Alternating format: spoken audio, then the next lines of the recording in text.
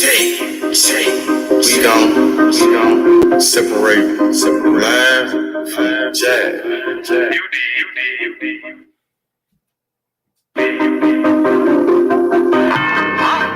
might understand me. Am is better than am. Hope is better than no me. Trap. I'm on my motherfucking trap shit. I'm on my motherfucking trap shit. I'm on my trap shit. NBA, I'm the number one in trap. 57, nigga on his ass down quick. Nigga came at me about a fucking bitch. 57, I laid his ass down quick. Blah, boom. Yeah, all that shit. Niggas talking shit. On with all that shit. 20, 50s, 100 shit, I want it all. First round drought, pick that's how I ball. Bitch, she bad, but I put that hoe on pause. Trap. I'm on my trap shit. I'm on my motherfucking trap shit. NBA baller, I'm that drought pick. 57, lay his ass down quick. Body found in the bag, laying in the ditch. I'm on my trap shit. For 48 a bitch. Nigga playing with the G shit.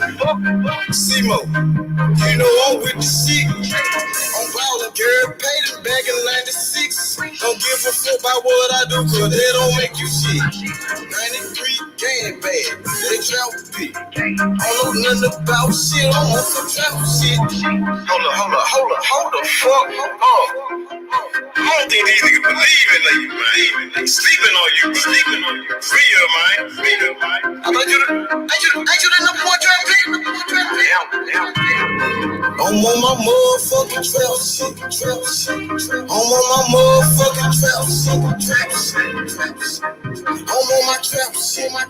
Yeah, I'm the number one in drought pick. Don't turn off the phone. It's time for this beat. Had to grind for the shine is all the way on me. I'm on some trap shit. You niggas somewhere out there sleeping. Trap like a drive-through. They know I keep going mad, cause I keep on firing up that reefer. I told them flex, got it, hold it down for my people. Ballin' like a motherfucking trap pick. D57, nigga gon' lay his ass down quick. These scared of sound was bad, that's all a nigga need. In my trap house, no sticks, stems, or no seeds. NBA drought pick, that's how I ball. 20, 50, 100 shit, I want it all. I'm on my motherfucking trap shit. I'm on my motherfucking trap shit. I'm on my trap shit. Yeah, I'm the number one in drought pick.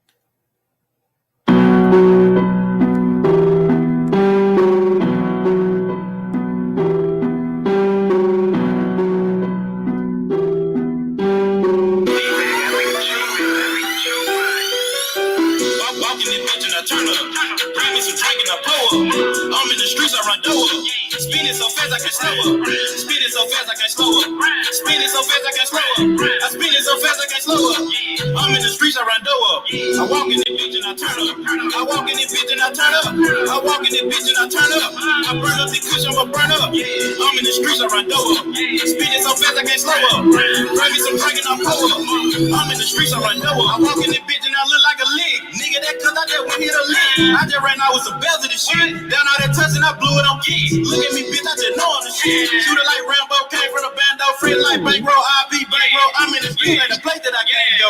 I walk in this bitch with a silly sweat. I walk out this bitch and hopped in the jet. I blow out this shit like a silly bang. I'm trying to give me a ditty bang. I'm trying to give me a ditty bang. Ride around selling plenty grand. I done ran up plenty cash. I just rolled up a zipper gang. Burn up. Pop me some beats and I turn up. My brother can keep up with time. Pop on the nigga for dropping the dime. Red Ben Frank's on my mind. I'm in the streets on my grind. I gotta sleep with that ass. Oh, the streets came inside. I'm walking this bitch and I turn up. Grab me some drink and I blow up. I'm in the streets, I run door up. Speeding so fast I can slow up. Speeding so fast. Pure roll, let's go. Undisputed champion, Canelo Alvarez. Pound for pound, #1.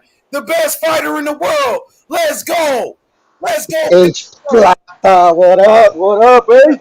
We celebrating, baby. Let's celebrate. Undisputed. It feels good, brother. It feels good. Yes, sir. It does, brother. It does, man. It does, man. Hell yeah. Shout out to everybody in the chat. We did it. The real boxing fans. We did it, yo. Canelo Alvarez makes history in boxing, becomes the first undisputed super middleweight champion in the history of boxing. Congratulations to Canelo Alvarez. Let's go. How does it feel, my brother? After all the hard work, all of the dedication, it pays off. It pays off, my brother. It pays off. You know what I mean? All of the hard work from Canelo, turning professional at only 16 years old, 15 years old. Now the man is the biggest name in boxing, the undisputed champion, the #1 pound for pound. He deserved everything he got, man. He worked hard on everything. Go ahead, yes, sir, man. Yes, sir, man. It feels good, especially all the shit talking, fucking all the people that get triggered over a fucking picture, man. This how sweet it is, bro. How sweet it is. That's the same thing Marvin Hagler said when he knocked out Thomas Hearns. He said, how sweet it is. It feels you good. caught that, right? You caught that. Yes, sir. You know what I mean? Just like that Modelo you was sipping on yesterday. You said that motherfucker tastes good, didn't it? It was fucking delicious, bro. It was the best fucking Modelo I ever had in my life, man. Absolutely, brother. You know what I mean? Canelo Alvarez knocks out another undefeated champion. Back-to-back undefeated champions. From Billy Joe, Caleb Plant. Oh, they say Caleb Plant was better than Billy Joe. Well, Canelo knocked him out too. You know what I mean? Unbelievable. What a performance by Canelo. Caleb Plant, he came to fight, no doubt about it. But like Canelo told him, when he met up with him at the face-off, he said, there's different levels to this shit, bro. I'm on a different level. He told him to his face, Coco the Don. We did it, Coco. Undisputed, Coco the Don. It feels good. It feels good.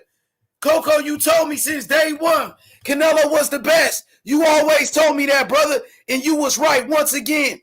Just like when you picked Teofimo Lopez to beat Lomachenko. You was right then. You was right again. Coco the Don is undefeated in undisputed fights. Undefeated. And Castaño beat Charlo in that motherfucking fight too. Now, Brian Castaño should be undisputed.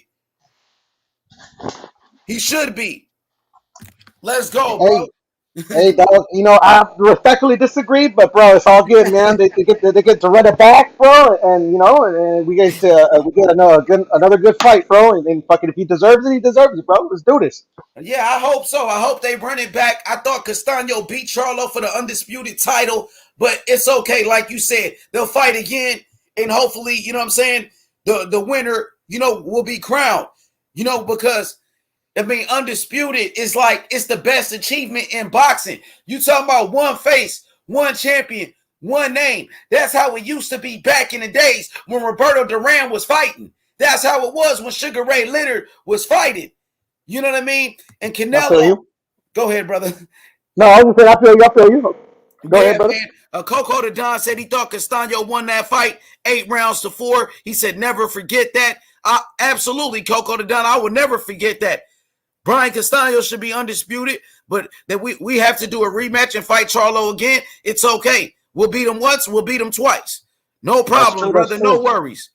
I definitely got to watch that fight again though, because like yeah, the Don is like and I hear a lot of people are confident in that Castaño won that fight. So I need to watch it again. You know, maybe I missed something. Yeah, we can watch it again for sure. Shout out to everybody in the chat. Mad Chad Boxing. We celebrating the new undisputed super middleweight champion of the world, Canelo Alvarez, #1 pound for pound, the best fighter in the world. Let's go. Celebration. Celebration. You know what I mean? And guess what, TY, where you at, bro? Where the fuck you at? You talked all that shit, disrespecting my Mexican people, homie? You got to pay for it, bro. What you got to say now? Caleb Plant got knocked out. He got knocked out. You said Caleb Plant was so good. He was the best. Now guess what? You got to give Canelo all of the fucking credit, bro. I don't want to hear shit about Canelo being a cheater, bro. He's not a fucking cheater. Don't tell me shit about, oh, Canelo ducked this guy, Canelo ducked that guy. Man, fuck that. Canelo, 4-division world champion, undisputed champion, #1 pound for pound, bro. What y'all got to say now? Fucking haters. What you got to say? Racist. All you gotta do is recognize. Oh, you don't even have to like the brother, man. Just recognize that he worked hard to get where he's at.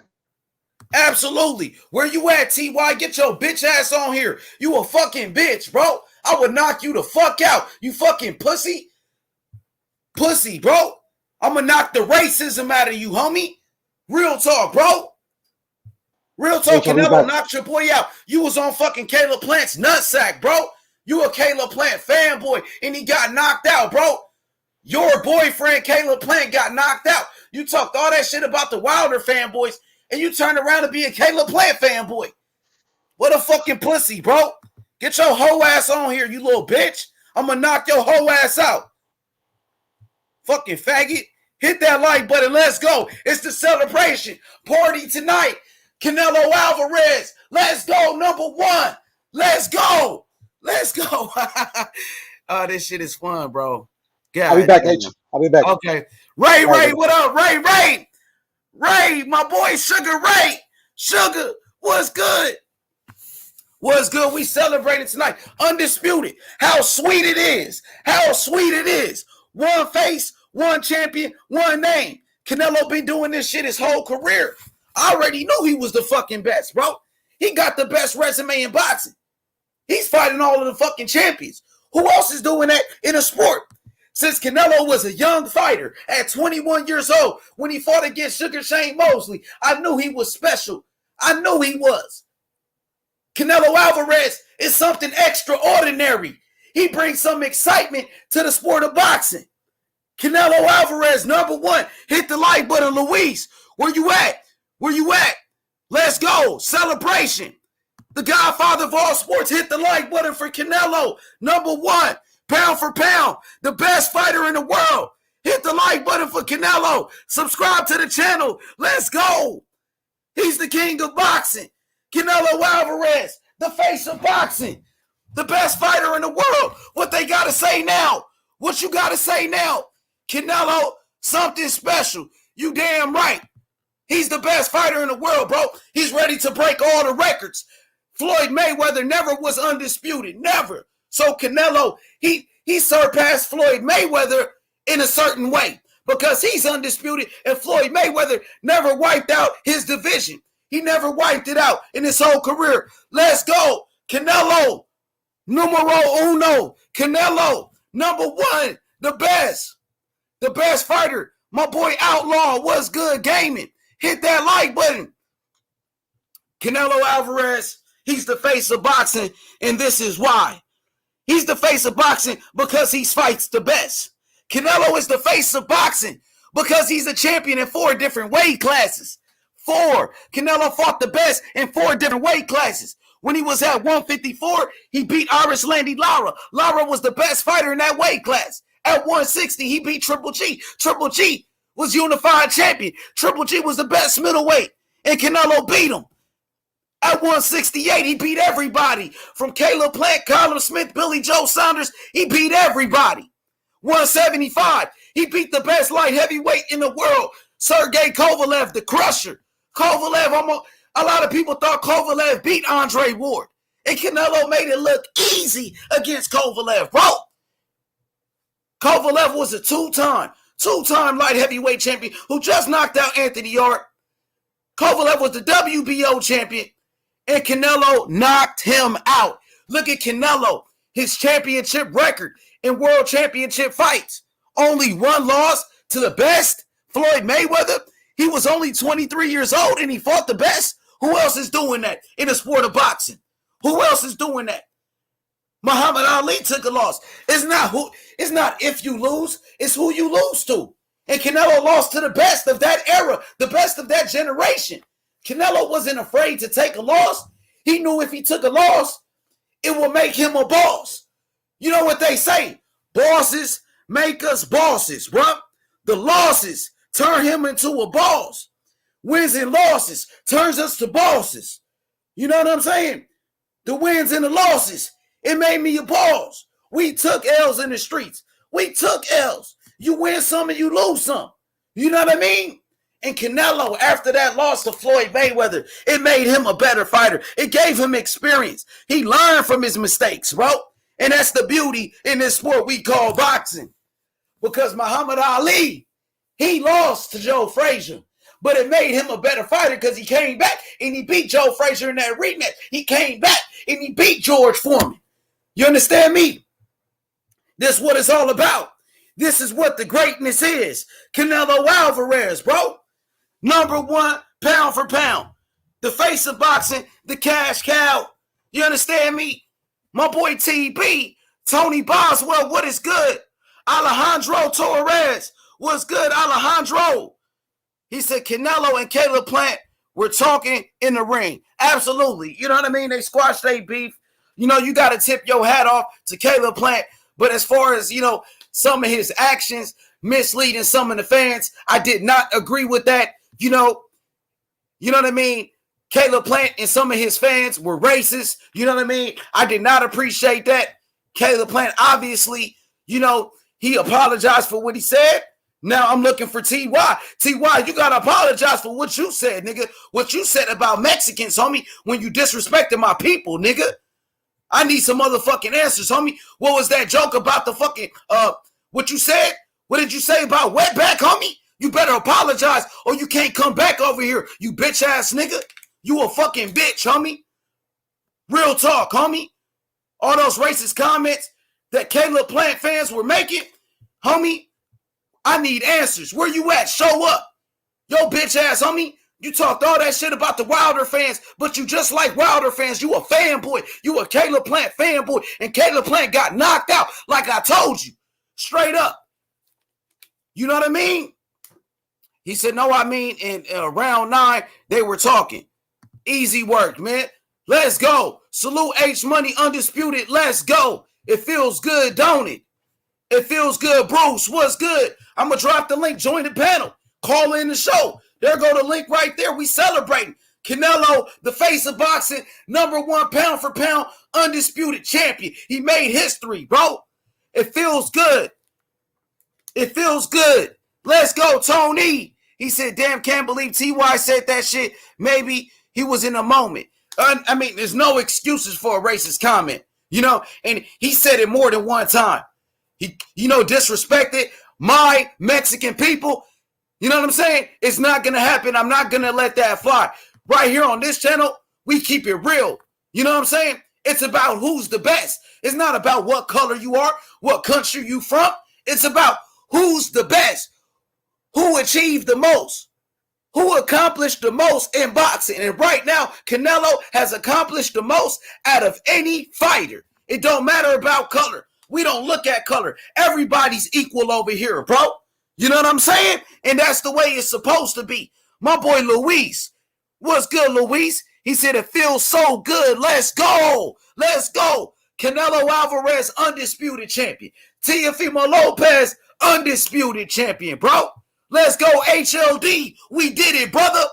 We did it. Another undisputed champion. Canelo Alvarez, who deserves it. Fought the best his whole career, bro. Since a young fighter. I remember when he beat Shane Mosley. I remember when Canelo Alvarez, he knocked out Kermit Citron. I remember when Canelo, he knocked out, you know, my boy Jose Cito Lopez, when he beat Austin Trout, when he beat all of these champions, when he moved up in weight and he challenged the toughest guy, Iris Landy Lara, when he moved up to 160 and he fought the best, Triple G, when Triple G was pound for pound, when Triple G was the boogeyman, when Triple G was the most feared man in boxing, Canelo beat his ass, bro. And now he beats another undefeated fighter, Caleb Plant. You know what I mean? The accolades speak for itself. 4-division champion, undisputed champion. We breaking records out here, man. We're breaking records, honestly. Toughest in the building. Coco to Don, let's go. He said H Money is the truth.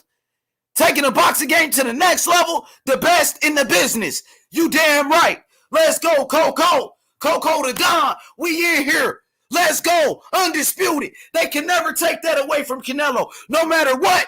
No matter what. You try to discredit this man. Talk about the man's family. Talk about the man's people, his race. But guess what? You can never take away that he's an undisputed champion. And the first man to do it at 168 pounds. Now cry me a river. You know what I'm saying? Let's go. Cry about it. All you racist motherfuckers out there, bow down to the motherfucking king. Bow down to the motherfucking king, Canelo Alvarez, undisputed champion. Let's go. All you racist bitches out there, what you got to say now? Let's go, homie. We in the building. We in the building. Undisputed gang. We the undisputed gang. Teofimo Lopez, Canelo, undisputed champions. Undisputed, bitches. What you got to say about that? Let's go. Now what y'all gonna hate on Canelo because he's undisputed? The same way they hate on Tio when Tio was undisputed? You tell me.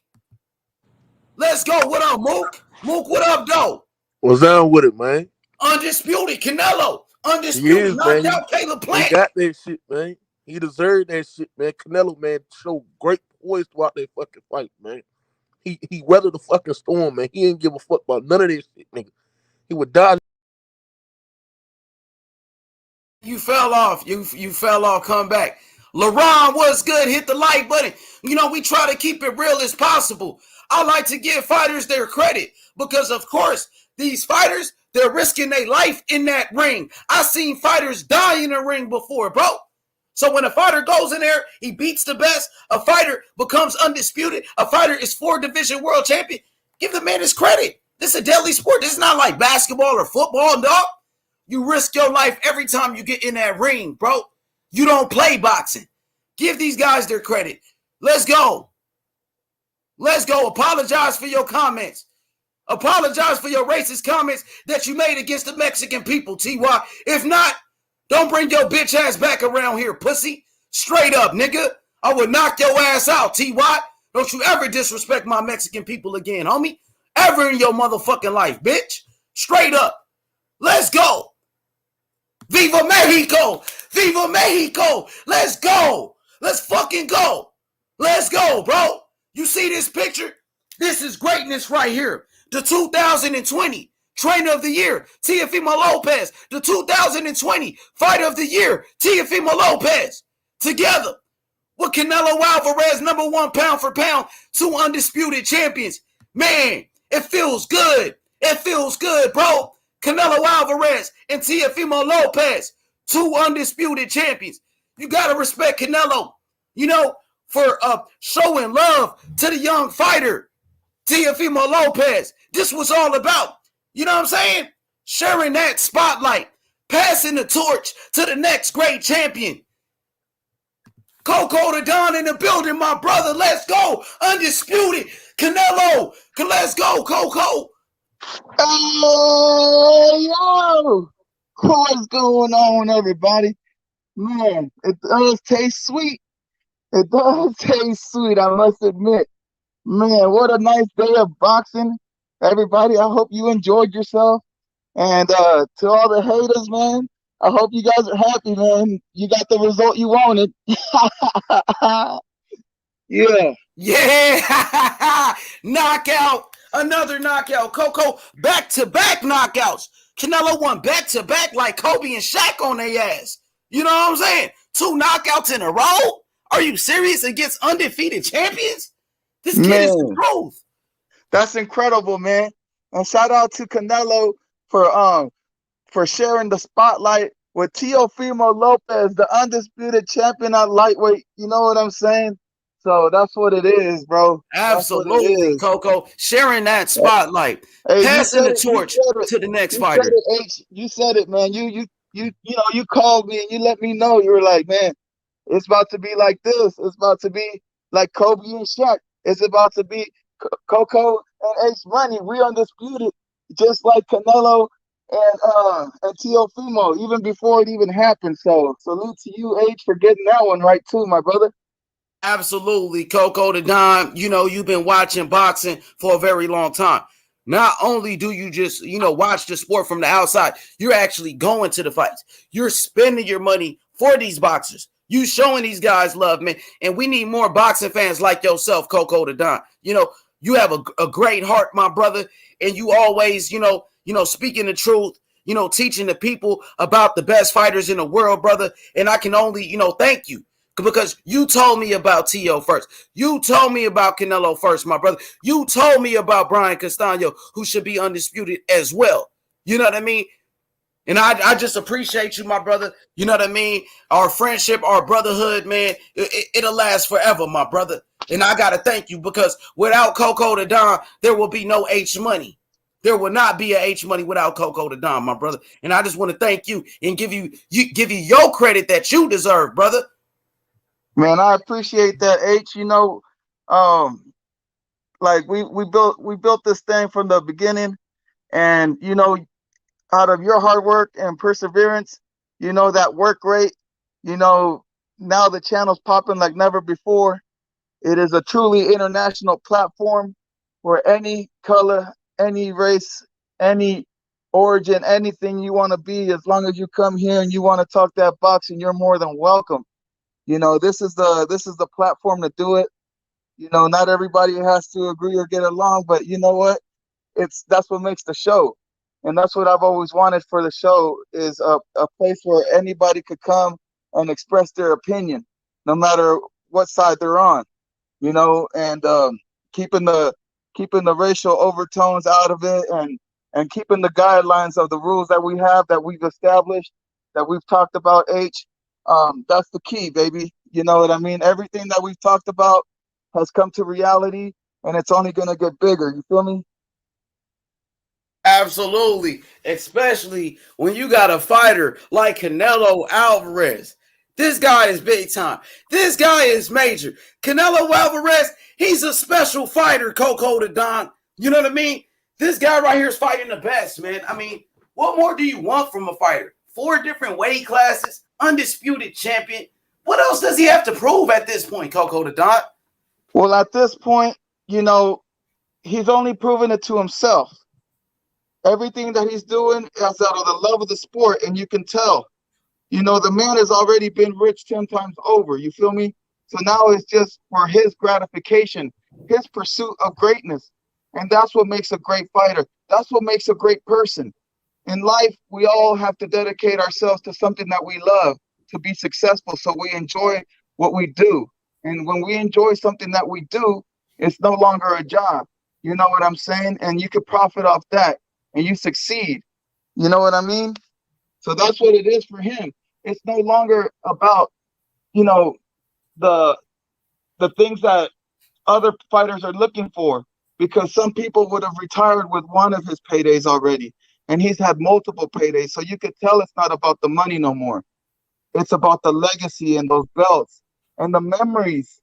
All these fights that are happening right now, and in 20 years, people are going to look back, and even when we're long gone, his name will live forever in the history books as the first undisputed champion from Mexico, which is huge with the legacy and all the great fighters that have come out of Mexico. You know what I'm saying? So this is bigger than us, and this is bigger than boxing. This is legendary stuff. Absolutely, Coco the Don. Like you said, this man right here, he's made so much money in the sport of boxing. Of course, he signed the biggest contract in the history of boxing when he signed with the Zone 11 fight deal, $365 million. You know what I mean? He's made plenty of money, but he's still hungry, Coco the Don. He's only 31 years old. He has, he has a bright future as well. If he retired right now, Canelo will be in the Hall of Fame, first ballot Hall of Famer. He's already Yes, sir. accomplished more than most fighters. Go ahead, continue. Yes, sir. Yes, sir. No, I just wanted to. I got to step out real quick again, but I just wanted to thank both of you guys, man. You know, for the platform, man. You know how I do, man. You know, at the end of the day, man, just put respect on the fighters, man, and everything will work itself out. For sure. And you Absolutely. know, now that it's an international platform, I'm going to have to say this in Spanish for all our Spanish listeners out there. Muchas gracias por poner atención a nuestra plataforma que estamos aquí dedicando para el boxeo. Ayer fue una experiencia maravillosa ver a Canelo y recibir los títulos que se le mereció, que lo hizo en menos de un año. Y ahora fue el primer peso, el mejor, ahora es el primer Undisputed Champion que ha tenido México. Y no hay ninguna debuta de eso. Y yo solo quiero aplaudir a toda mi gente y toda la gente del mundo. Y gracias por todo. Y vámonos para arriba, mi gente. For sure, Coco. Appreciate that, bro. You know what I mean? Like you said, the channel is growing every day. It's international right now. And man, that's what it's all about. Boxing is a worldwide sport, Coco the Don. People love boxing everywhere, all across the world, in the UK, in Japan. You know what I'm saying? In Mexico, of course, bro. In Puerto Rico, boxing is worldwide, my brother. It's international. And we got to make boxing great again, my brother. I think Canelo, that's what he's doing. That's what he's doing, Coco, by fighting the best and staying active, right? And staying active. Most definitely, H. And another great thing about Canelo is that he's trying to pass on the knowledge. You know, I think he sees potential in Ryan Garcia, and he wants to, he knows what it takes to be great. So he's trying to push him in the right direction and have him motivated to fight. Now, another thing that I want to say is that, you know, you mentioned anybody that's great in life. You could just say a name and you already affiliate that person to their greatness. You could say Jordan, you already know. You could say Michael, you already know. You could say Madonna, you already know. You know what I'm saying? All the great ones is just like a name that is known worldwide. It's universal. You go anywhere in this planet and you say Canelo, and they know. Absolutely. Worldwide, Coco. In America, they know Canelo. They know him in Mexico. They know him in the UK. This guy is worldwide. He's the cash cow. He's the face of boxing. He's the face of boxing. And he got it the hard way, Coco the Don. You know what I mean? When he turned professional, I believe, was he 16 years old or 15 when he became a professional? He was 16. 16 years old. You know, in Mexico, you know, he had to fight for everything. He had to fight for food, everything, bro. It wasn't easy. He deserved everything that he got, Coco the Don. The hard work and the dedication definitely pays off. It always does, bro. And one thing about Canelo, you know, he's only 31 years old, Coco the Don. He's still got a long way to go in his career, you know. H, you know, he could have been complacent and been already satisfied after he fought Mayweather when he was in his 20s, in his early 20s. A lot of guys would have taken that and would have, you know, called it a career. But no, he still took that loss and decided to improve on it. And every fight, he's dissecting them, and he's actually focusing so much on his skill set that he's improving every fight. Every fight he's getting better. So, man, he's dangerous till this day. I don't see anybody doing anything to him anytime soon. And I think he loves the sport so much that he's going to stay for a very long time. He's going to be one of those guys. And I hope that, you know, he gets out of it. But I'm saying he's going to be out there when hopefully he's going to be like, man, a little bit too old when we start saying, like, please don't fight no more. But, you know, some guys just have that passion where you just can't take it away. Absolutely, Coco the Don. Right now, Canelo's pound for pound, you know, the best fighter in boxing. He got all of the accolades. At this point, man, Canelo just shut up all the fucking haters. So now, Coco the Don, I want to talk to you about, you know, Canelo, his legacy.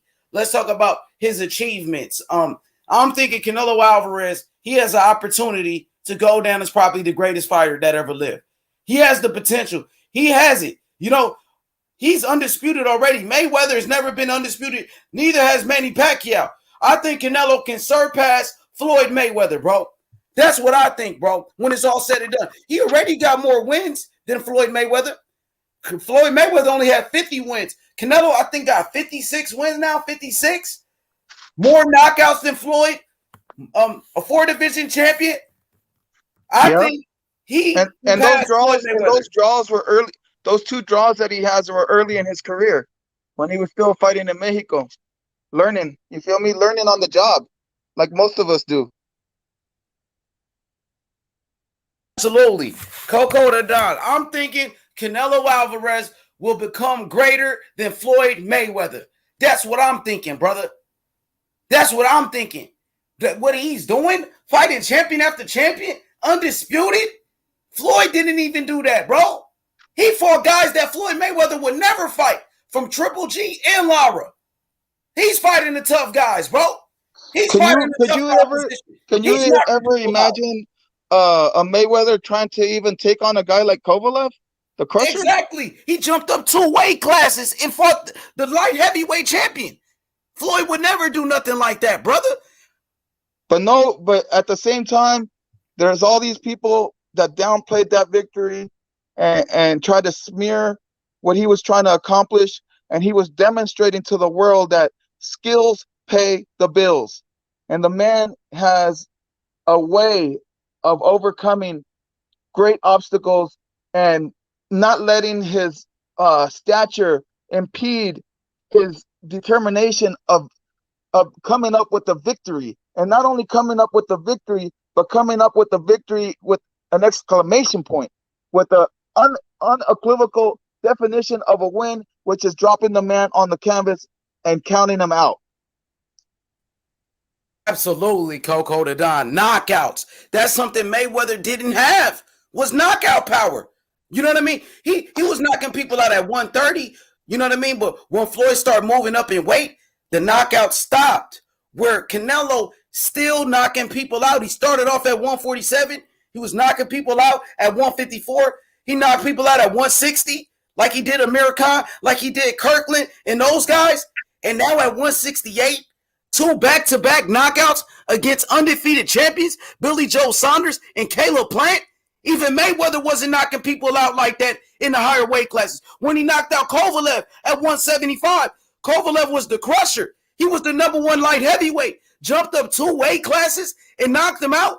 When Adrian Broner moved up 2 weight classes to welterweight from lightweight, he didn't knock out Paulo Malignaggi. When Bernard Hopkins moved up to light heavyweight from middleweight, he didn't knock out Antonio Tarver, but Canelo knocked out Kovalev. And not to mention the way that he even beat Rocky, he folded him. The way that he beat on his only, and I'm only talking about recent history here. The way that he beat Billy Joe, he broke his face. The way that he beat what's his name, the Crusher, straight up cracked him and put him to sleep. I mean, what he's doing is incredible. His power's for real. His footwork is probably one of the most underrated parts of his game. The way he closes distance, his subtle feints, the way he's able to avoid punches and parry shots. At the end of the fights, he looks clean as a whistle. He's ready to go to a restaurant and eat a steak. You know what I'm saying? The man is just the epitome of boxing. Boxing, no life, man. It definitely, you could see it in the ring, man. You know, every time I watch Canelo, I'm just impressed all over again. I mean, I was impressed last. I couldn't believe what I was watching. He dominated. He did great. And at the same time, I'm like so grateful to be able to watch something so beautiful. You know what I mean? Absolutely, Coco the Don. And like you always tell me, people love knockouts, right? Knockouts is what sells. What's going on, That's bro? what the people spend their money for. They want to see excitement. You know what I'm saying? And going on, what's good, brother boxing? Coco the Don told me that people want to see knockouts. People don't want to see you running around the ring for fucking 12 rings. I got for 12 rounds, right, Coco the Don? People, give me a second, brother boxing. People want to see knockouts. This is why we spending our money for these fights, $100 for a pay-per-view. And Canelo delivered another knockout performance, bro. Fan-friendly fights. Hey, did y'all hear about hold on, brother boxing. Let Coco answer the question. What'd you say, Coco? Fan-friendly fights. We want to see knockouts because they're fan-friendly. We want to see guys get destroyed. We want to see them on the canvas. That's what we want to see. The people want to see knockouts. We don't want to go to the decision. We don't want to see 12 rounds. We ain't got that time. And if we do, we want to see actually somebody trying to engage. We want to see action. We want fan-friendly fights at the end of the day. And knockouts come with the territory. Yes, yeah. Coco the Don. People spend their hard-earned money to watch these fights. We want to see a knockout at least. We want to see excitement. We want to see entertainment. Now, Mayweather, his style was to go 12 rounds and not take any chances. Where Canelo, he's going out there to go for the knockout, Coco the Don. I think that's the difference between Mayweather and Canelo, where Canelo has the knockout power. Canelo is giving us knockouts, and Mayweather wasn't. What do you think about the Coco? What do you think about that? And Canelo's breaking you down. Canelo is a computer inside there, and he's breaking you down from the beginning of the bell all the way until he finally gets you to break down, and he outwills you. And he outpowers you. So whatever you thought you was coming with, by the end, you're depleted. You don't want no more. You need to get out of there. You want to go home. Hey, what's going on, bro? What's good, brother boxing? We celebrating. This is the celebration of the new. I'm gonna holler at y'all. Hey, Coco the Don, love you, bro. Everybody hit that like button right now. Subscribe to the channel. We celebrating the new undisputed super middleweight champion of the world, Canelo Alvarez. Let's go. Hit the like button. Subscribe right now. Brother boxing, what a fight. Congratulations, Canelo Alvarez. We got a full panel. It was a fight that broke out, bro, between Jared Hurd and bro, fuck all of that, bro. Nobody cares about that, bro. We talking about Canelo, undisputed champion, bro. That's what it's all about, bro. It's Canelo. Let's talk about Canelo. Listen, we got 125 people in the chat. Only 47 likes. 138 people watching the show.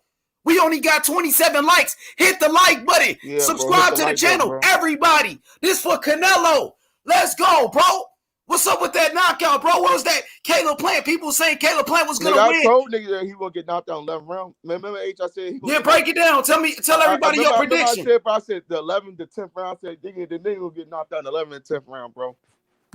For sure. And it happened, bro. How does it feel to call it out? Canelo delivered. You knew he was going to do it, and he knocked him out. How does it feel, bro? Well, I'm going to be honest. Caleb Plant was getting him some problems. I got to be honest. Caleb Plant with the first round, there was no problems, bro. Yeah, bro, we got to be honest. He was giving Canelo problems. What problems you talking about? I didn't see any problems. Come on, bro. We had one good round. If you have one good round, that means you're giving somebody problems. I doubt that, bro. I saw, right? What I saw, right, was Canelo not really being rocked. Power, like when Canelo hits, there's a power, right? There's a power to it. He hits with mean intentions every single time, right? Early on in the fight, Canelo was getting into position. All the people talking about the movement of Caleb Plant, you know, him going to be able to avoid Canelo. Early on, he was getting into position. The only thing was he wasn't pulling the trigger. That's the only thing. He was not pulling the trigger, Canelo, early in the fight. And if he did, it would have been a different fight. He wasn't pulling the trigger. And once he started going to the body and ripping to the body, you can see Caleb slowing down. You can literally see him slow down. And right, when he was getting into the position around 5th, 6th, 7th round, he was pulling the trigger. And that continued, and he got more active around 8, round 9. He was more active. Round 10, he completely dominated. There was a point, I think it was down to round 9 or 10, where Caleb let 5 or 6 punches go. About 5 of them hit the glove and a right hand landed. Bar that there was really no problems, right? Canelo was in control of that fight, right? The only reason Caleb got what he wanted from that fight was because Canelo refused to pull the trigger early, and that's it. That's it. Because he was getting into positions. He just refused to pull the trigger. You talking All about this. Caleb Plant? No, I'm talking about Canelo. No, it was all about timing. You know what I Yeah. mean? Canelo had to adjust to Yeah, the but what I'm speed of saying, the Caleb Plant. Let me finish. Canelo had to make his adjustments. Caleb yeah, Plant was very fast. So Canelo had to adjust to that speed and get yeah. that But timing what down. I'm saying, Once what he I'm did saying, that, what I'm saying, once he figured him out, once he got that timing down and yeah. he got adjusted What to I'm his saying, speed, it was over. It was yeah. over. What I'm saying was he was getting into position, right? Oh yeah, he was Like walking he him was down, getting, finding his like range. he Caleb was Plant seeing is something. 6'1". Listen. Caleb Plant is 6'1" with a 74-inch reach. So Canelo had to find the range and close the distance. And that's exactly what he did. Yeah, and what did I say? I think I was on yesterday before the fight. What did I say? And I was on Friday or Thursday with you, right? And I said, you're going to have to put respect on his name, right? Which means when you hit Canelo, you're going to have to hurt him. And I didn't see Caleb doing that. I don't think he would. I don't think he could put respect on Canelo to make him second guess attacking him would be a bad idea. And he didn't do that because, Canelo is just, when it comes to a chin, he's a freak chin. He's just one of them guys. He will, you know, your punches, Yeah, Marvin Hagner, your punches will bounce off, you know, absolutely. so yeah. I don't know if it me cut it or pitch money.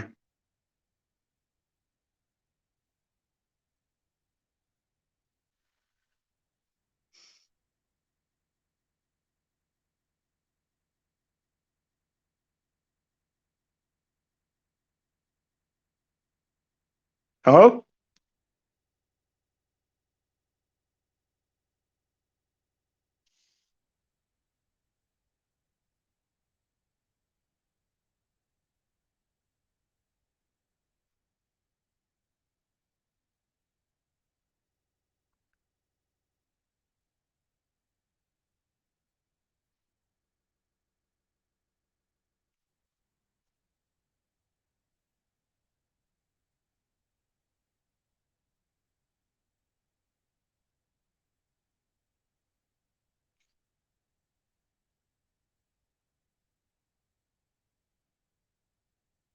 Hello?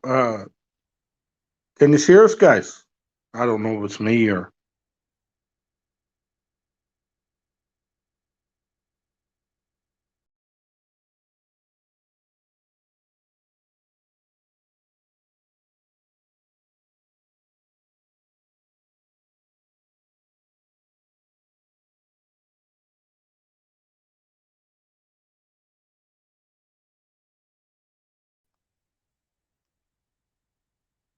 Yo, Brian, you win, Brian. Keep cooking, Brian.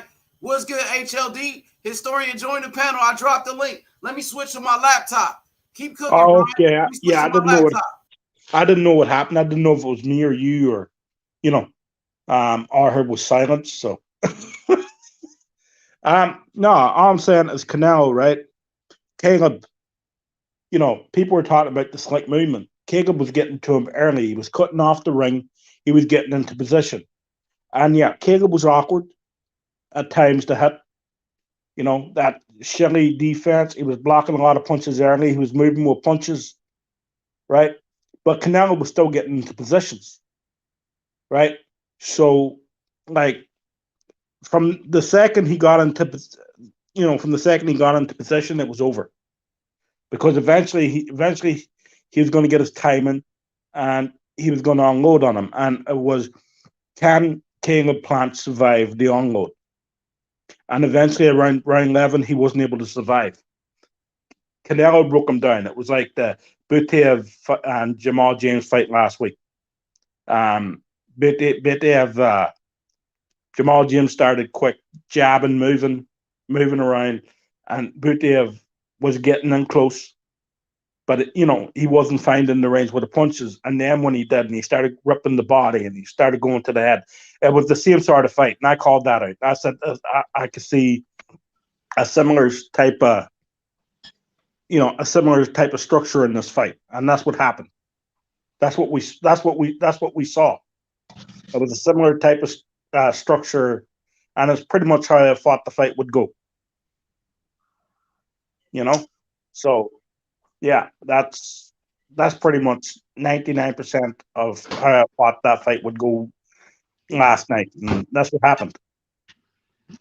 So that's boxing. We are in the prediction business, but I saw this coming a mile. I saw this coming a mile away. I've been saying for the longest time I didn't think King of Plant would beat Canelo. Probably now for about 2 years I've been saying this. So when it first came up that, King of Plant, I believe King of Plant called him out 2 years ago. And that's what happened, right? I said, I don't think he beats him. So, it is what it is. And I called that strategy out 2 years ago. I can see it being very tight early. Canelo getting into range early on, not really pulling the trigger, finding his range, finding his distance with his punches. And once Canelo does, and he starts ripping them to the body, Caleb slows down. I called that 2 years ago. So, as it wasn't what I saw yesterday, really wasn't a surprise. Absolutely. Canelo dominated the fight, bro. Caleb Plant, I think in the first 3 rounds, the first 4 rounds were doing pretty good. Yeah. I thought the first 2 rounds was 2-2. I had it 2-2. Out of the first 4 rounds, I gave 2 to Canelo, 2 to Caleb Plant. Where Canelo had to adjust. He had to make his adjustments because Caleb Plant was fast. Caleb Plant was tall. You know what I mean? And once Canelo adapted to the speed of a Caleb Plant, it was over just like that. It was over. And Caleb Plant hit Canelo with some hard shots too. Caleb Plant hit him with a hard punch, and Canelo just ate it. You know what I mean? Caleb Plant hit him with everything he got, and Canelo took it, and he walked him down. He walked through all of his punches, bro. Yeah, freak chin, right? He's got a Canelo. I think everyone on the panel and in the chat will agree. Canelo has a freak chin.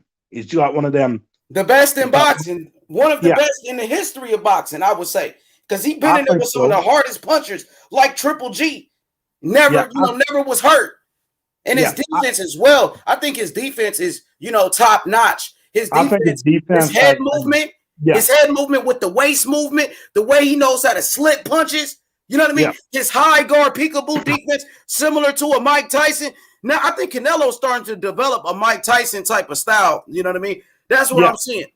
Yeah. Man, Canelo's, let me say something about that. Canelo's head, look, as far as his chin goes, I've noticed this since going back to his early fights, man. Like, this motherfucker got a very granite chin.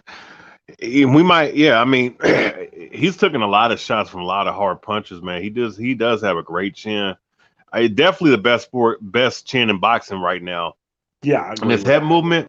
I'm gonna say this: his head movement. I don't see too many other guys with that kind of head movement, man. Because he was slipping Caleb Plant's jab after like the 3rd or 4th round, bro. Like he got really good reflex. He's a bigger version of Chocolatito. Right? Chocolatito? He's a bigger version of Chocolatito. That's he kind of, you know what I mean, like a smaller version of a Mike Tyson. That's what I'm thinking. I'm thinking Tyson when I see Canelo with that high guard peekaboo and that punching power. Devastating punching power. It's similar to a young Mike Tyson. I'm talking about Mike Tyson that knocked out Trevor Berbick. The Mike Tyson that fought Tony Tucker. That's what I see in Canelo right now. The Mike Tyson, that knocked out Larry Holmes. He reminds me of a young Mike Tyson type of style. What do you think about that? No, I agree 100%. I agree with that also, right? I just put Chocolatito as a fighter today. You know, Okay. he's just a bigger version. But yeah, that's something But his he has. defense is way better than Chocolatito.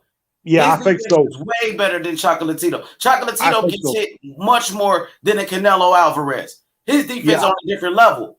Yeah, no, I think so, right? But I'm just saying, right? A fighter's today an attacking, aggressive fighter with a high guard, with a peekaboo, because Chocolatito does have Yes, a decent I peekaboo. got you. You know, I understand what you're saying, but Canelo is much more elusive than a Yeah. Chocolatito, where And that's Chocolatito gets hit with a lot of punches, and Canelo Yeah. doesn't get hit. yeah, and we His can opponents, listen, Canelo's opponents, they only average seven punches landed around against Canelo. I heard that. They only average seven landed punches against Canelo Alvarez each round. Only Yeah. 7. Yeah, and think of it this way, right? And I'm gonna say this, then I'm gonna pop off the panel because I have somewhere to be very soon. So Undisputed, bro. Undisputed. Undisputed. Let the world know Canelo's number 1 pound for pound. Let the whole world know that we got a new undisputed champion. The first in the super middleweight division in the history of boxing. Canelo Alvarez. He's the best fighter in the world by far. It's not even close. He's number 1. Not Usyk. Not Usyk. Canelo is number 1. Not Terrence Crawford. Canelo is the best fighter in the world. And you make sure you tell everybody. Well, one thing before I go, he is the most improved defensive fighter, and absolutely in the sport of boxing, right? Like I saw a young Canelo get hit too much. This guy has improved his defense, and that's hard work, guys. That's the best defense in boxing. He has the best defense in boxing. At this moment, yes. At this moment, yes, he has the best defense in boxing. I do agree. And here's the thing: in his youth, he wasn't the best defensive fighter. So that shows you what hard work can do for you guys. Hard work, determination, and willing to work on your mistakes.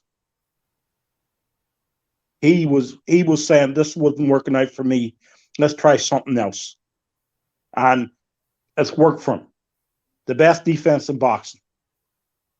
And when he was younger, he didn't have the best defense in boxing. He was a lot easier hit. And that's a lot of respect to that guy there. That's a guy improving. He's getting better, and that's scary. Staying active. He fought 4 times in 11 months. And that's what happens when you in the gym and you training and you put it in the hard work and you're dedicated to your craft.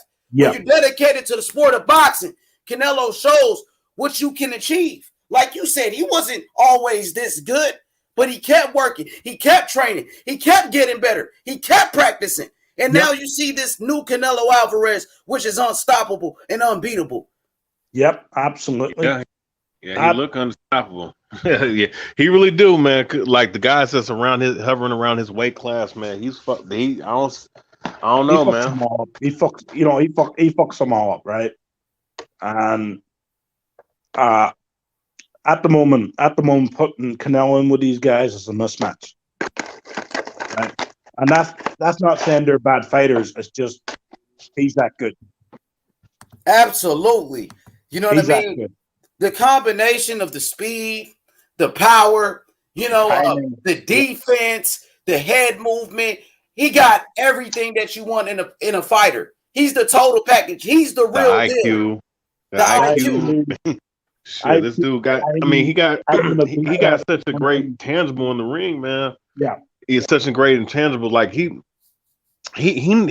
mastered how to pace himself within the round, man, and like be methodical. Like cerebral-rise, man. He's way better than what he used to be, man. And it's like, bro, you can't hate, bro.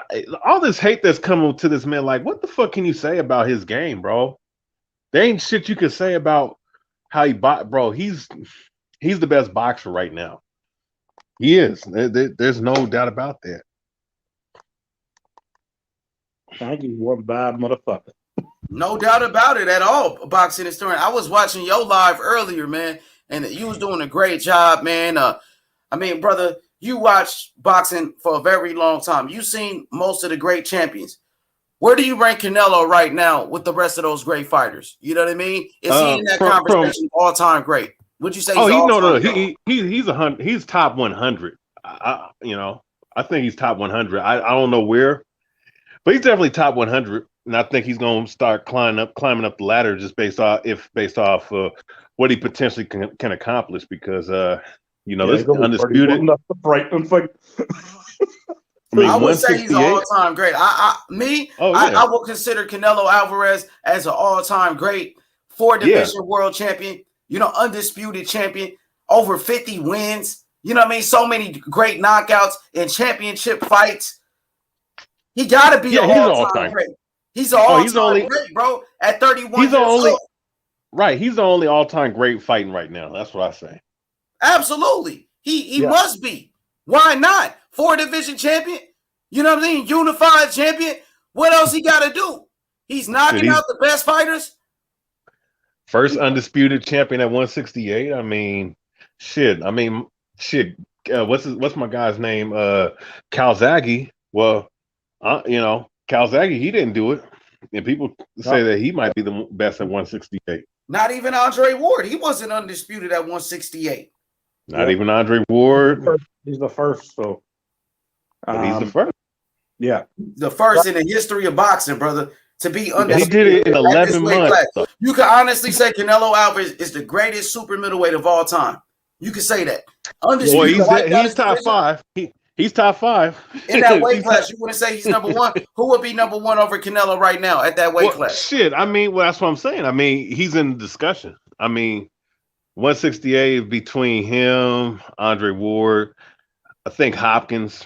Hopkins never fought at 168. Okay, not Hopkins. I'm trying to. What about Joe Calzaghe? Calzaghe. Calzaghe. Yeah. A lot of people consider him the best 168er, but I'm willing to put Canelo over him in that regard at 168. If you ask me.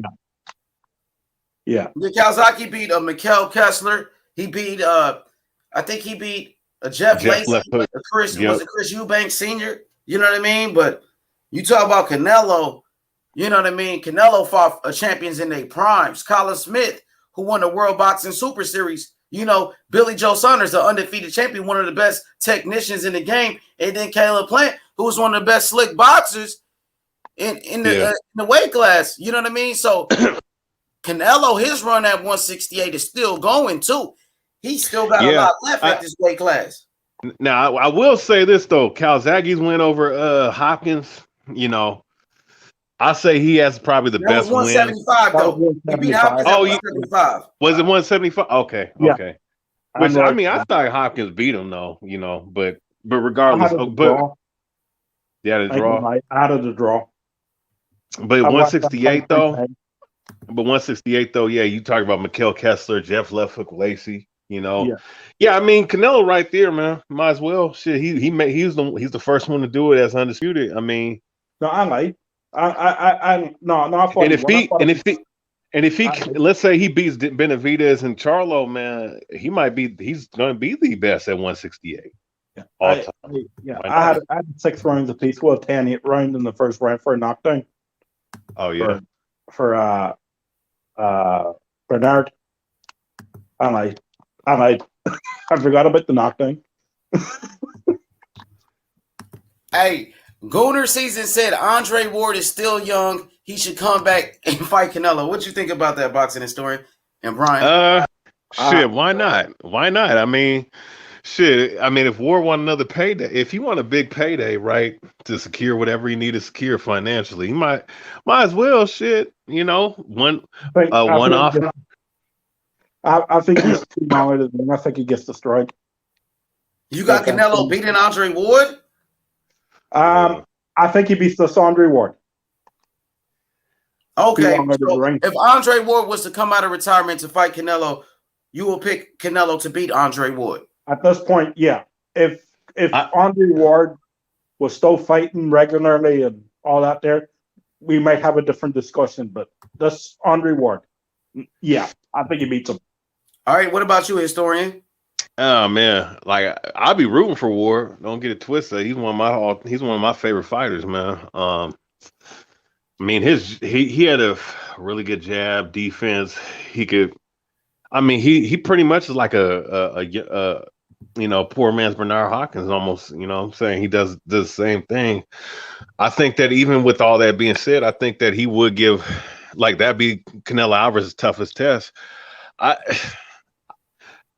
I mean, it's hard to pick against Canelo right now because he's such at a high level and he's been there consistently fighting guys. And, Ward's been retired for since 2018, 17. To come back in and fight something like Canelo Alvarez at his run right now. He's the one guy that could do it, but it's going to be an uphill battle. I think he probably need to take one or two tune-up fights before that happens. But I think he could do it, but I think Canelo will beat him too. Yeah, if he was still fighting, we might have a different discussion. But seeming as he hasn't fought in a few years, like rustiness, not being in the gym, like I don't know what level he's sparring at. Even sparring won't prepare you for someone like Canelo. You got to be working and you got to be fighting. So. What is Ward? Is he 37? He's 38. He's 38. He hasn't fought in like 4 years. Yeah. So, like, if he was still fighting, I might be more, up in the air about that. But the fact he's not, that makes it an easy thing for me. So that fight would have to be at 175 because that's where Ward. Yeah. That's no disrespect to Andre Ward, though. That's you know what I mean? For sure. So I want to talk to you guys about that win against Caleb Plant. Where would you rank this as far as Canelo's best wins? Of course, Canelo beat Triple G. He beat Lara. He beat Daniel Jacobs. He beat Miguel Cotto. Shane Mosley, Sergey Kovalev, and now, of course, Caleb Plant. He knocked out Billy Joe Saunders. Would you say this is probably his best performance so far of his career? Would you say this is the greatest achievement, the greatest moment in the career of a Canelo Alvarez? What would you rank this amongst his wins, historian? Is this the best win so far in his career? Yeah. I mean, shit, you can't get no better than Undisputed and being the first guy at that weight division. Now, I think it's Undisputed. Undisputedly his best. I think best win of his career. Yeah, I think the fact that Josh Taylor became undisputed at 140 and Bud Crawford did it before him, I think that sort of took away from that victory. But being the first guy in a weight class to do that, yeah, I think it's I don't think it's the best one. I think it's the best achievement of his career. So what's the best one? Would you still say it's the Triple G win? The Triple G or Cotto. Okay. Triple G and Cotto. Yeah, Triple G was a great win. Triple G was considered one of the greatest middleweights of all time. Triple G was undefeated. Triple G was the most feared man in boxing, and Canelo moved up to his weight class and beat him. You know what I mean? I think the Triple G win is obviously one of his greats, but this win right here, man, was the knockout victory, undisputed history was on the line. You know what I mean? I think it's the biggest achievement of his career. If you know what I mean, like for undisputed. Hey, look, I've been trying to. I already knew Canelo was gonna get this shit done, man. Can't nobody, bro. Nobody ain't got this nigga swag right now, bro. The way that this nigga defense, the way that he can dodge punch, slip punches and shit like that, and he can take it on and then put pressure on the other fighters, man. This dude is unbelievable, man. He has grown a lot, man, since that Mayweather fight, man. And I told y'all before this fight was gonna come, I said in the comments that Canelo was gonna knock his ass out, man. Yeah, I know this shit, man. This dude, he moved up, and I agree with y'all, man. I think this is one of that Triple G though. I don't know. I gotta slightly go with that because he went on this weight class and people didn't really want to fuck with Triple G. But this right here, man, the way that he finished this out, man, I don't know. It's up there, man. It's up there, man. The biggest accomplishment, man. All respect to Canelo, man. Real talk. It's the biggest accomplishment of his career. I don't think it's the best one, but it's the biggest. You know what I mean? Yeah. Like I think he's been in the ring with better fighters. Caleb Plant was a very good fighter. He was an undefeated champion for a reason. Yeah. And No, then no, I with the agree. Undisputed on the line, this is more on the line. Like, this was history in the sport of boxing. This was history. He made history by becoming the first super middleweight undisputed champion, the first Mexican to become undisputed. History, man. History. I gotta pop off, H, but thanks for having me on. Yeah, anytime, bro. You know what's up, bro. Appreciate you, bro. Thank you, bro. No worries, man. Everyone have a good one in the chat and on the panel. For sure. Have a good one, guys. Take it easy, Brian. Peace. Heroes back. IB, what's good, IB? IB, Canelo with the what knockout, IB, what up, bro? IB, Canelo with the knockout. Puro H, historian. What's good with the pedal in the chat, man? What's happening? What's happening, Puro? What's happening, IB? Historian. What's up, man? Man, that shit was crazy, bro. Man, Canelo came up big in this one, bro. What a great performance by Canelo Alvarez. He knocks out undefeated champion Caleb Plant. He knocks out 2 undefeated champions back to back, bro. That's what it's all about. Fighting the best, and he's knocking them out, bro.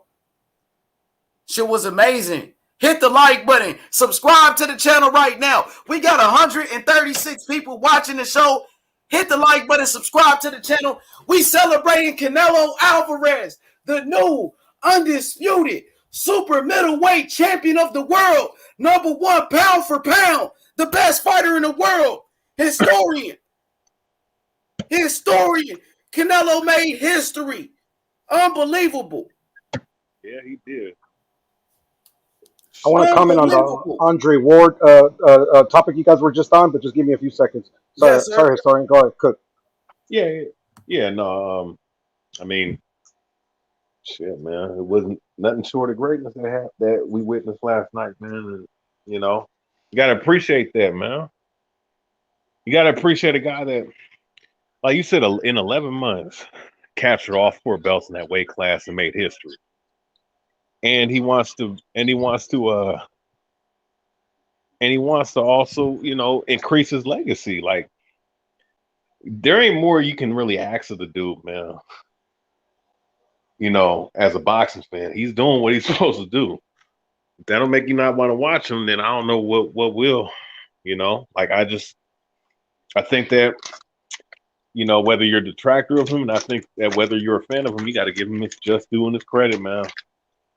He's doing great things. I mean, he's not doing the shit that Tank Davis is doing. I'm gonna fight for a regular belt and call myself a 3-division champion with a paper belt or he doing everything email belt that's respectable. Exactly. He doing everything that's commendable.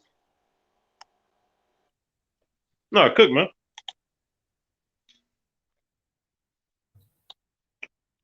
No, go ahead. No, I was just saying Canelo doing everything that's commendable, respectable to the boxing eye, the boxing fans. Am I breaking up? No, you're perfect. You good? You good?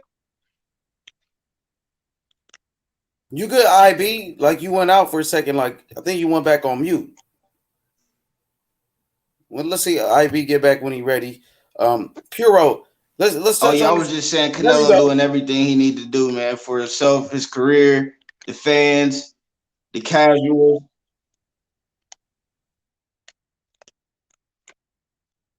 Like, you stopping in the middle of what you're saying, IB. I'm not sure why he's doing that. Puro, what you think? You said you wanted to talk about Andre Ward and Canelo. You wanted to touch on that real quick? Yeah, just real quick. If you put up my avatar, I got a picture of Dre. So the people know what I'm talking about. I got you. I just think that it's a fight that it would have been nice to see. I think at this point it's kind of lose on both ends.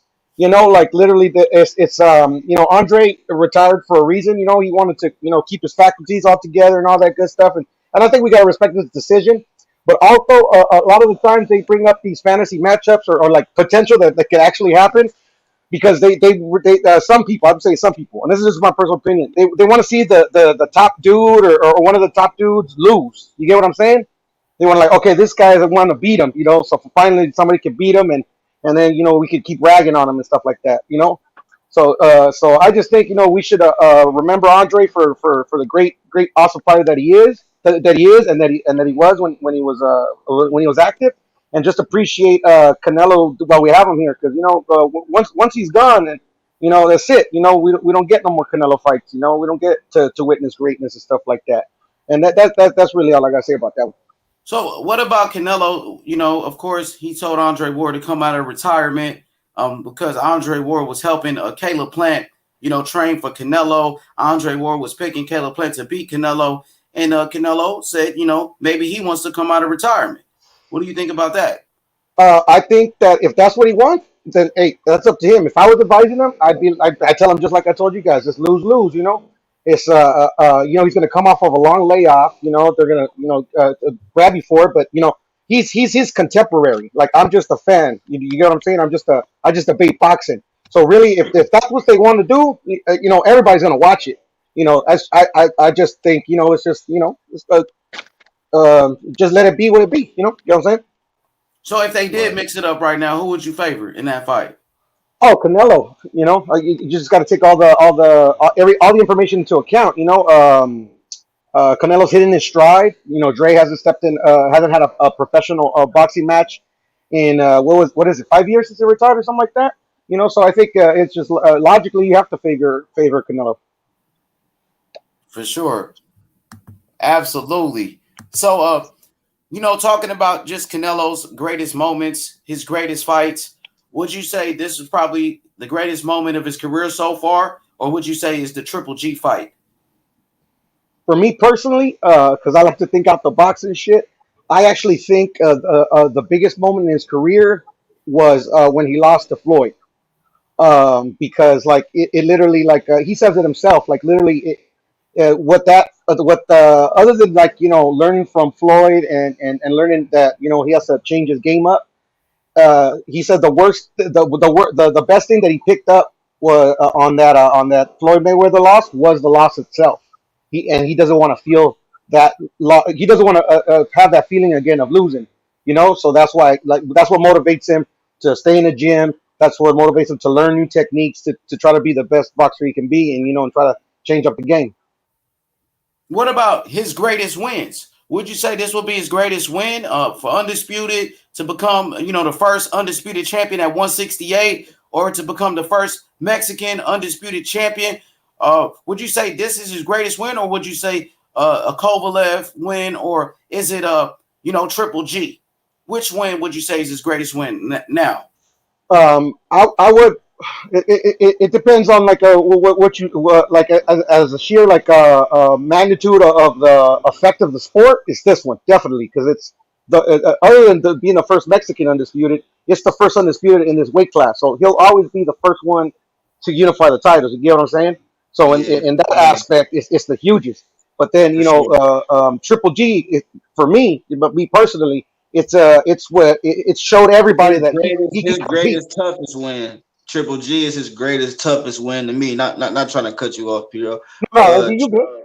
Triple G is his greatest toughest win, but this Caleb Plant fight for Undisputed was his greatest historic win, and should be the most self-gratifying win to a Canelo. But his toughest win to me is Triple G for sure, because that was a great fight. Triple G gave him the best run for his money, if you ask me, H. But this right here should be his best historic win right here. He made history. So hands down, this to me is his best, legacy win. It stamped his legacy and could possibly put him, side by side with a Floyd Mayweather right now. And he only getting better. For sure. And he can surpass this win by unifying at 175, in my opinion. So that's what you're looking at next for Canelo? You think I think he can clean that shit out. I think he can clean that shit out.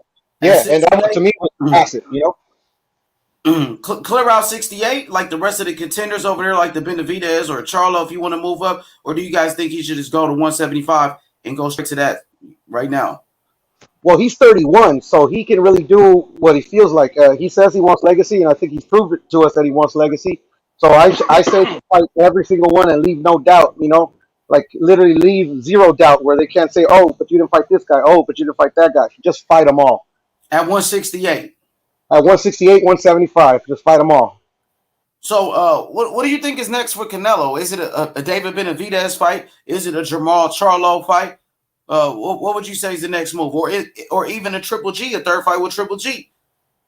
Me personally, I don't want to see it, but I know that a lot of people, I would say the general consensus is they want to see the third one, since the first one, you know, is a highly well, they're both, well, to me the second one's not debatable, but the first one is highly debatable, you know, even in my own head. But so like I wouldn't want to see it, me personally, because you know Triple G is getting long in the tooth. But will I watch it? Hell yeah, you know, Triple G, Canelo, man, that the second fight, even the first fight, man, those were wars, you know. So, what about a Benavidez fight? You think that's the most the fight that should happen next, or is it Charlo? If you had to pick between Charlo and Benavidez, what would be next? If I had to pick, I would pick Charlo. But it all depends on if the belts that he holds at that division mandates him to fight the winner of Kyron Davis and David Benavidez. Okay, so that might be a title. That is a title eliminator. It is. It is. Okay, and Benavidez fight, you know, this Saturday coming up. And it's this Saturday, brother? Oh, yeah, it's this Saturday. You know, a week after Canelo. Go ahead, IB. I agree with Piero. I do want that Jamal Charlo fight next. You know, Maul been proving himself and he's been waiting. And I feel like Canelo don't even have to move down. Jamal will come up to 168 to get that undisputed shot. He'll move up. He'll basically make Jamal move up. And I don't see, you know, why Canelo wouldn't want to defend, you know, a couple times, like Piero said, to leave no doubt. But I feel like Jamal will move up to 168. H, what you feel about that? No, I like that idea, man. You know, Charlo said he will move up to fight Canelo in the past. It's a fight that Charlo been calling for. You know, I know Canelo said he will fight Charlo any day, any time, any place. So, yeah, I think that fight makes sense. I feel like the PBC, they've been building up Jamal Charlo for this fight right here. They've been waiting for this moment. I think it's a good fight. I got Canelo beating Charlo. I think Canelo can knock him out. That's what I think. I seen Charlo. I got him beating him too. Yep, I seen his last fight against Montiel. I seen Charlo get hit with a lot of punches, and Canelo is levels above a Montiel. Canelo's the best in the world at this point. So yeah, I would love to see it. I got Canelo beating Charlo, or even Benavidez for that matter. If Benavidez won it next, like Piero said, Benavidez fighting in a title eliminator, fuck it. Why not? Let's do Canelo Benavidez. You know what I'm saying? Mexican versus Mexican. Let's do it. Hey, now watch this though. Wouldn't it would make sense for him to fight Benavidez on Cinco de Mayo, because that's what he said. Oh yeah, that's his next fight. He said it was going to be in May. Yeah, so I think it would make sense for him to do it with Benavidez at that time, man. Yeah, Mexico City, too. Mexico City, man. Azteca Stadium, that'd be dope. Hell yeah, that shit gonna be big. You know, Piero, you think that's a huge fight? You know, of course, we seen you know, fighters from Mexico fight each other, and it was epic. You know, Marco Antonio Barrera versus Eric Morales. You know what I'm saying? You talk about fighters like Rafael Marquez versus Israel Vasquez, which was a war. Yep. You talking about? Yeah. Hell of a fight. I was at those fights too. Wow.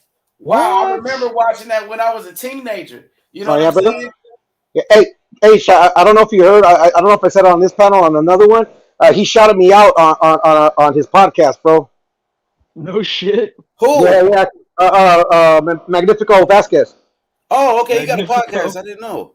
No, well, he does have his own podcast, but he still has his own. I haven't seen. Well, I haven't got it in my subscriptions, and he put out a new one. But he partners up with No Puedes Jugar Boxeo. It's the Spanish language podcast that from Ernesto Amador. For sure. That's what's up. Shout out to the legend, Israel Vasquez. He had some great fights with Rafael Marquez, Marco Antonio Barrera, Eric Morales. So many great wars between Mexican fighters, bro. And I think this could be the new rivalry between Canelo and Benavidez. Possible trilogy, man. That'd be dope. I'll be honest with you. He is at 168 because of the power. Because he's a power puncher. And he's a big dude, mind you. And he has a decent jab. I think he's gonna give Canelo a lot of problems, man, in that fight. I think Canelo's too fast for him, bro. The speed of Canelo and then his ring IQ, his boxing skills. I think Canelo will pick him apart. I like Benavidez, but I got Canelo winning that fight. I like Canelo winning it as well. That's why, like, from the get, like me personally, I would wait a couple years to fight David, and then it'll be a 50-50 fight, you know, to be able to make it an exciting fight. But, you know, hey, if it happens next, or if it happens after Jamal, or if it happens, as long as it happens, man, I'm happy. I don't know. I'll say 60-40 Canelo in that fight. Yeah, right now, What do you guys think the last person to really... Oh, go ahead. Sorry. What up, Sly? What's good, Sly? What's up, guys? My brother. Yeah, man. What's going on? How's everybody doing? Man, I'm excited. Tonight, Canelo, man? brother. Undisputed champion. I was going to say, man, you know Plant was going to win that fight, man, but his fucking walkout costume was too heavy. Ah, somebody spiked his water. No. They're already making excuses over there, man. They ain't gonna give man no credit, punk ass motherfucker. But anyway, these motherfuckers. These motherfuckers tried to say that this motherfucker sold like this is WWE. Come on, bro. This motherfucker took a hard uppercut followed by a left hook. Of course, he was fucking crouching and shit. You gonna fucking drop, man. He was in the ropes. Like he made a really bad mistake, Plant. I think he got rocked, but where he made the mistake was that he got up and he started running. He didn't start running. He was running probably because he didn't have his balance, but he should have took a second. Like one of the things that I love about Tyson Fury is that he's real smart when he gets hurt, because when he goes down, like except when he got, when he woke up at the last second of the 12th round against Wilder, but he's smart. He'll give himself a little bit of time to get on his feet and shake it out. And I think that was just kind of Plant's lack of experience as far as fighting, like, getting hurt and top level competition and all that shit. But not only that, like he got tied up in the ropes, and when he went down the second time, the ref had to help him get back up. And they were saying, "Oh, he stopped it too early." Caleb didn't complain. Like he was still out of it when he was talking to him after the fight. You can see in his eyes. Slide tendencies. How can you beat a Canelo? Because like you said, you didn't like how Caleb Plant got up and he went right back to the back foot. But how can you beat a Canelo on a back foot all night? I was thinking, so it's just my opinion. If I'm full of shit, just tell me. But I think the best way, the only way you can really get after him is if you go at him the way Derek Chisora won at Usyk. And Usyk won that fight, of course, but he didn't look good winning. You know what I'm saying? Because he wasn't afraid. I think people, they feel a little bit of power and they're just like, fuck, man. Like I'm gonna hang back Lara style and try to pick him off and all that. But the other thing I noticed too is that Canelo didn't, he laughed off everything he was getting hit with. And when you look at one of the fights I always look back at is when Iran Barkley knocked out Thomas Hearns. He fought against Duran after, and Duran, everybody was like, man, Duran's going to get body bagged and all this stuff. Duran said years later that he said, why do you think he was able to really get inside Iran's head? How was you able to get to him? He said, I knew the second that I signed that fight that if I got to hurt him as quick as I can, because if I don't hurt him, then he's gonna walk me down all night and tear me up. And I think a lot of these guys, man, I don't know what it is, if it's a mystique or not, but they think they're gonna get hurt, so they're just gonna play it safe, and you can't do that though. You can't fight that way. Like Billy Joe Saunders, same thing. Like Benavidez, other dudes, bigger dudes that came at him, they had better results, but he still beat them. So I don't know, man. You just got to go in there a little bit reckless. Yeah, no doubt about it. No doubt. So, Sly, where would you rank this victory on the resume of Canelo Alvarez? Would you say this is his best win so far? Because You know, it was for history. It was for Undisputed to become the first undisputed Mexican champion. Was, you know, do you think it was this win or is it the Triple G win? Which was his best win so far, you think? You know, honestly, man, I think it was his best win because in the Triple G fight, like in their first fight, G could have won that easily. In the second fight, I thought Canelo could have won it. But in this fight, there's no controversy. He walked him down. And on top of that, he's undisputed. There's no franchise thing like there was before at middleweight. This is legit. Like, he beat everybody that had the belts. He's got all the belts. And not only that, he knocked out Plant. And whether people, you know, I'm hearing people kind of downplaying Plant's resume.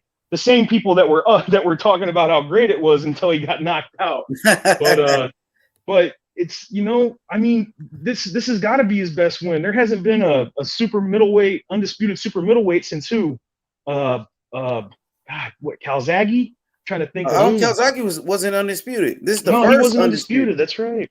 Exactly. There hasn't been, like, this is got to be his best win for sure. And there's no controversy. There was no early stoppage or anything. He won in. Do you think Plant got a good resume slide tendencies? Because I don't care for the resume. I don't think he does. Here's the thing, though. Let me be fair here. I don't think he has the best resume. I think that when he fought Uzcategui, I think Uzcategui was just trying to, like, I think it was just kind of a money defense. Like, I'm gonna make, you know how they get the belt and they fight a couple people that you haven't really heard of, but they're trying to build up their championship resume. I think Uzcategui underestimated him, but the problem is, though, man, Uzcategui, to me, like, he was never somebody that I thought was going to be like a world beater. You know, I didn't think he was ever going to be like even a unified champ. But nah, his resume wasn't great. But he made it, but he made a good account of himself last night, though, Caleb. He hung on as long as he could, and he looked okay he looked pretty good for a few rounds. He's got good defense and good head movement. He's just, there's levels, man. There's just levels to this. And Canelo, so how many rounds did you give Caleb Plant? I gave him 4. Which rounds were they, my brother? I gave him, well, you have to remember, too, that Canelo's a really slow starter. But Plant, I thought he took the first 3 rounds, and then he got the 5th round. And then from there on, I don't know if I said it. I thought I said it, but I figured he was going to gas out. Like, you can't keep up, like, like, it's like a matador dodging a bull, you know? You pull the curtain. You can't do that for 12 rounds unless you're Pernell Whitaker. You can't do that, especially when someone like Canelo. Plus, you could see the body work that Canelo was putting on him. So I thought he got 4 rounds, though. I thought that was fair. I heard people saying he didn't win 1 round. I was like, come on, man. I gave him a few rounds, like, strictly on boxing, but I didn't think he was going to win, though. How many rounds you gave him? 1 and 3. 1 and 3. That's it for me. Yeah, I think me and IB had the same score. You gave him 2 rounds. We only gave him 2 rounds. I thought he did better than what people, because I remember he's gonna get knocked out, and like people were going in. And I don't blame him for feeling that way. Canelo's that fucking dominant. He's dominant. Like, he doesn't just beat people like scrape by in most of the fights. He's had a couple of controversial ones, but I thought he won those too. So he did this one right, and there's no excuses, and there's no, oh, well, he was injured, he was this, none of that shit. What's going on, everybody? What's going on, man? Yo, what's good? Every fighter had a controversial win, right? Exactly. Every fighter. Mayweather had controversy with Maidana. But let me finish. Yeah, Floyd Mayweather had controversy with Maidana and Jose Luis Castillo fights, right? And yeah, exactly. And he proved it. You know, it's like when Andre Ward, when he got the decision against Kovalev, but he came back. He came back and proved and knocked him out. And so it's all right, man. People are just gonna hate. People are gonna hate on him regardless of what he does. So it's good for boxing. I don't know how you can though. It's just like this is how you're supposed to do it. Like, what the fuck? No, Nah, you What got does he got to guys like, do? Yeah, but you what know does the he got to chance do to to be get hating on some Canelo respect? though. You know the chance to be hating on Canelo, bro. Like, and that shit is like Yeah. they talking about like the nigga. I'm a cock of TV talking about Plant was handpicked and shit like that. Like, bro, what the Oh, come on. Who the fuck said? I'm like, No, who? Yeah. he talking about the nigga was handpicked. Bro, I laughed at that shit. I'm like, Hey, bro, what the hey, Oh, you hey, talking about brother fight boxing, doctor? brother Fight boxing. Yeah, doctor. fight doctor's fucking Hey, crazy. brother boxing. Who else could Canelo unify against at 168? That's all I'm trying. They trying Yeah, to show like he went exactly. under the division for all the white fighters. I'm like, bro, what are you talking about, bro? What are you talking about? Bro, he had the other belt and the other weight. Like, what the fuck? Like, these guys. Bro, you don't even understand these dudes. When they be talking, they just be hating talking, bro. Real quick, too, people were saying like he should move up. You know what though, man? There's so many good fights he could do at 168, and you also got. I want to see him fight Boo Boo. I'm not saying he would win. I just think that would be a great fight. Like I Who, want to Canelo, see. bro? Yeah, I want to see Canelo fight him. I want to Yeah. see. There's so many. Like if he does go up though, I want to see him fight Better Biev. Oh, Better Biev. Charlo want that smoke, bro. Yeah, That's Charlo. third, I can't believe I forget. Yeah, Charlo. I think, and those are money fights too. He can make money off of that. Those people got followings. Like, not that Plant, Plant didn't really have a lot of steam going into this because he was coming off of some pretty, fucking what Feigen butts or whatever, the German guy. He fought the last fight he fought was Truex. Even still, though, Truex is. I don't want to say he was washed, but it wasn't like he was a spring chicken either. Yeah, it was not the Truex, bro. That fought James McGill. Yeah, I wouldn't say washed either, but yeah, it just wasn't the one that beat the Gale. Yeah. The Gale, yeah. Yeah, I don't understand like the Canelo thing. I get, bro, what people I understand if you gonna say like I understand like, bro, if you know what I'm saying, Canelo hurt your feelings, bro. But Canelo's the best fighter in the world. Canelo's the best fighter in the world. What's gonna be I just got banned right before I came in here on the Boxing Voice because he's on there. He's got a bunch of people on there talking shit about Canelo, and I was like, "Look, like Dante, I said, Boxing Nation, and all these. Yeah, man, that dude's a fucking retard, man. That dude's a moron. I said, you know what the funny Canelo thing, ain't gonna. Hold up, bro. You know what the funny thing? This guy said when he fights Charlo, he fought Charlo out of his prime. He should have fought Charlo for. God. What the fuck is you? Get the fuck! What is this dude smoking? What do you mean? Charlo is in his prime. What the fuck is he talking about? Charlo's not. He's not even fought 4 or 5 years ago. Charlo came up with his worst performance, bro. Canelo always fights dudes come up with his worst performances. Come on, man. But I thought the excuse was not giving Canelo. He doesn't fight the undefeated black fight. I thought that was the excuse. I told dude, I said, hating Canelo. I told dude, I said, dude, hating Canelo ain't gonna make your fucking hair grow back, dude. Yeah. Let it and hating him is not gonna make the fight happen that much faster, you know. Yeah. You got controversy makes money, man. That's all these motherfuckers do. Like they get clicks, they get people, they tribalism. Oh, look, he's black. He don't want to fight no white people. And I mean, they do. This is how they make a living, man. And it's sad, but that's what we're here for. We're the antidote to that shit. But these dudes, they got big fucking followings, though, bro. They be lying and shit like that, bro. If the Billy Joe Saunders and the Liam Smiths and the Yildirims can get a Canelo fight, Jamal Charlo definitely deserving of a Canelo fight. Bro, I love Canelo. I agree. Right? That makes sense to me. He did turn down one of them, though. Nah, yeah, his own brother said that. Charlo turned down Andrade for $7 million. He turned down the Canelo too. The last minute. Turned down the Canelo fight too. He had a chance. Yeah, he turned down a Canelo. That was in what mag? Can't remember the name of the magazine. It was in there though. He said they're just not doing that yet. Some shit like that. I know his brother yelled at him on a live for saying, "Why'd you turn down the Canelo fight?" Like $8 million or something like that. Was it like $8 million or something? Yeah, but they forget about that though. They forget about that real quick. Well, and on top of that, people need to remember too that Plant he made like $10 million last night, and he's getting some pay-per-view points. He made life-changing money. He getting a little he getting proceeds too, right? Mm-hmm. Yeah, he'll get. It ain't gonna be big, but will he also get pay-per-view backings? Will he also get pay-per-view backings?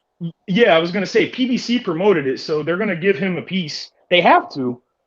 He's got the IBF belt, and Al Heyman, he did Caleb. Caleb's biggest bag he ever got was like what, 750,000? Yep. We might not ever see him again now. He robbed the bank for sure.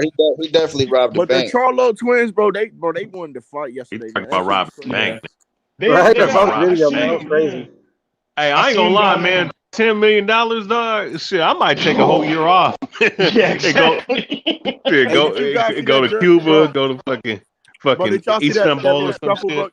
bro? These other fighters do it for free. Historian shit. They'll do that Did shit you for see that free. scuffle, bro? Yeah. Yeah, I saw it. Hey, That shit was I'm gonna crazy, tell you bro. like this, Them niggas thought they were gonna punch my boy Jared Hurd like that, bro.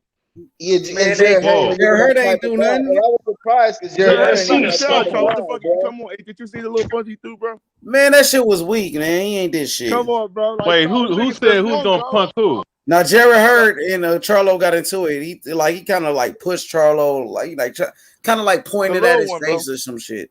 Yeah, it wasn't like he connected with a power. Fans was saying that Charlo was wasted though. He was. Yeah, he was fucking trash. No, if you look at no. The which one was Jermel? It was the smaller one that was going back and forth. The smaller one, yeah. He was if you look at the fuck. reactions last night, someone did a reaction video real quick of all the fighters' reactions. And he was in front of everybody like, get out of the way. He looked like he was going to fucking buy the farm. It was funny as hell. Yeah, bro. Them niggas were drunk though, man. That's not good. You know what I'm saying? After these last two bum ass performances, he's trying to get back in there with Jamel and get his name back out there. I still feel like he's gonna lose though. He might get done. Hurd is done. Charlo knocked the fuck out of Hurd. Hurd got probably about 3 fights left, man. He's done. Yeah, he's getting to the end of the road. But y'all got to remember too with Charlo. I'm not trying to defend the last performance at all because I thought that if anything, he looked like shit. But I was gonna say that he just started training with Mark Breland. No, Coach K Roma, bro. He trained with Coach K Roma. Oh shit! I thought he got Mark. I thought he had Mark Breland. Who's training with Coach Karoma? Hurd. Jared No, Hurd? not Hurd. I'm talking about Charlo. Oh yeah, Charlo. I said he looked like shit in his last fight, but I know he just started. He don't train with Mark Breland. Nah, Ronnie, you talking about Jamal, right? Jamal Charlo. Jamel trains with Derek James, right? Earl Smith. Yeah. And Jamal trained with Ronnie Shields. I could have sworn I saw that he just added him to the. Bro, Ronnie Shields is cool. See, the thing is, Ronnie Shields is real cool with Mark Breland. You know what I mean? Oh, okay, Yeah, Ronnie Shields used to train Mark Breland back in the day with Lou Duva and my boy Georgie Benton, right? Georgie Benton from Philly, who created that Philly show. But Ronnie Shields used to always be around. He was a part of that team back then. Yeah, gotcha. So they real close. They real close. That's what it is. And sometimes Mark Breland goes to the gym with Charlo and those guys for sure. Mm-hmm. That's good though, man. Hey, but shit, you go to fucking learn, man. But if Charlo not gonna give the rematch to Castano, he should fight Jared Hurd though. Why not give a rematch to Castano? That's what I give a rematch. No, we gotta see that rematch, man. That's Hell yeah, bro. November now, bro. And I ain't hear nothing about the fucking fight. Let's be honest. Hey, you know what? And that's a shame because Charlo talking about he want to be undisputed. You got to. That's what I was gonna say. He said he did a whole Instagram post about it, saying he's gonna train and come back, and we're gonna get undisputed and all this shit. Oh, bro, that's a fucking lie. We should have heard something by now, bro. Yeah, it's been a long time. That's for sure. I mean, we haven't heard anything from Castano's side either, you know. So I don't know what's going on there. We ain't heard nothing from Charlo. We ain't heard nothing, bro. They're supposed to be running this shit back, man. I ain't heard nothing. Yeah, and that was weird to me, man. Like literally, like that shit'll make money too, man. It's another undisputed match. Like, what the fuck's going on? Nah, yeah, bro. That's a fucking Yep. Fucking bullshit, man. Yeah, because that fight gotta happen next, bro. I thought Castano won that fight, and Castano was robbed from being undisputed, bro. Yeah, you know Castano won that fight by 3. He won that fight by 3 rounds on my scorecard. I had a split decision, bro. I had a split decision. That shit can suck the life out of you too. Losing, like getting that close and losing that. A lot of times when that happens to dudes, they don't come back. Yeah, and if they do come back, they're never the same. Did he ever get like an interview to somebody? Like I ain't hear on nothing which fight, dude, man. He was like, bro, they're probably not gonna give me the match, man. I had Castaño edging it out a little bit too, but I wasn't mad at the draw neither because I don't feel like neither of them did enough to like really, you know what I mean, beat the champion like that. It was just too close to really call, too controversial. So I wasn't mad at the draw, but I edged it to Castaño by like 2 rounds, 7-5 type. I actually had a draw ID, but I thought Castaño.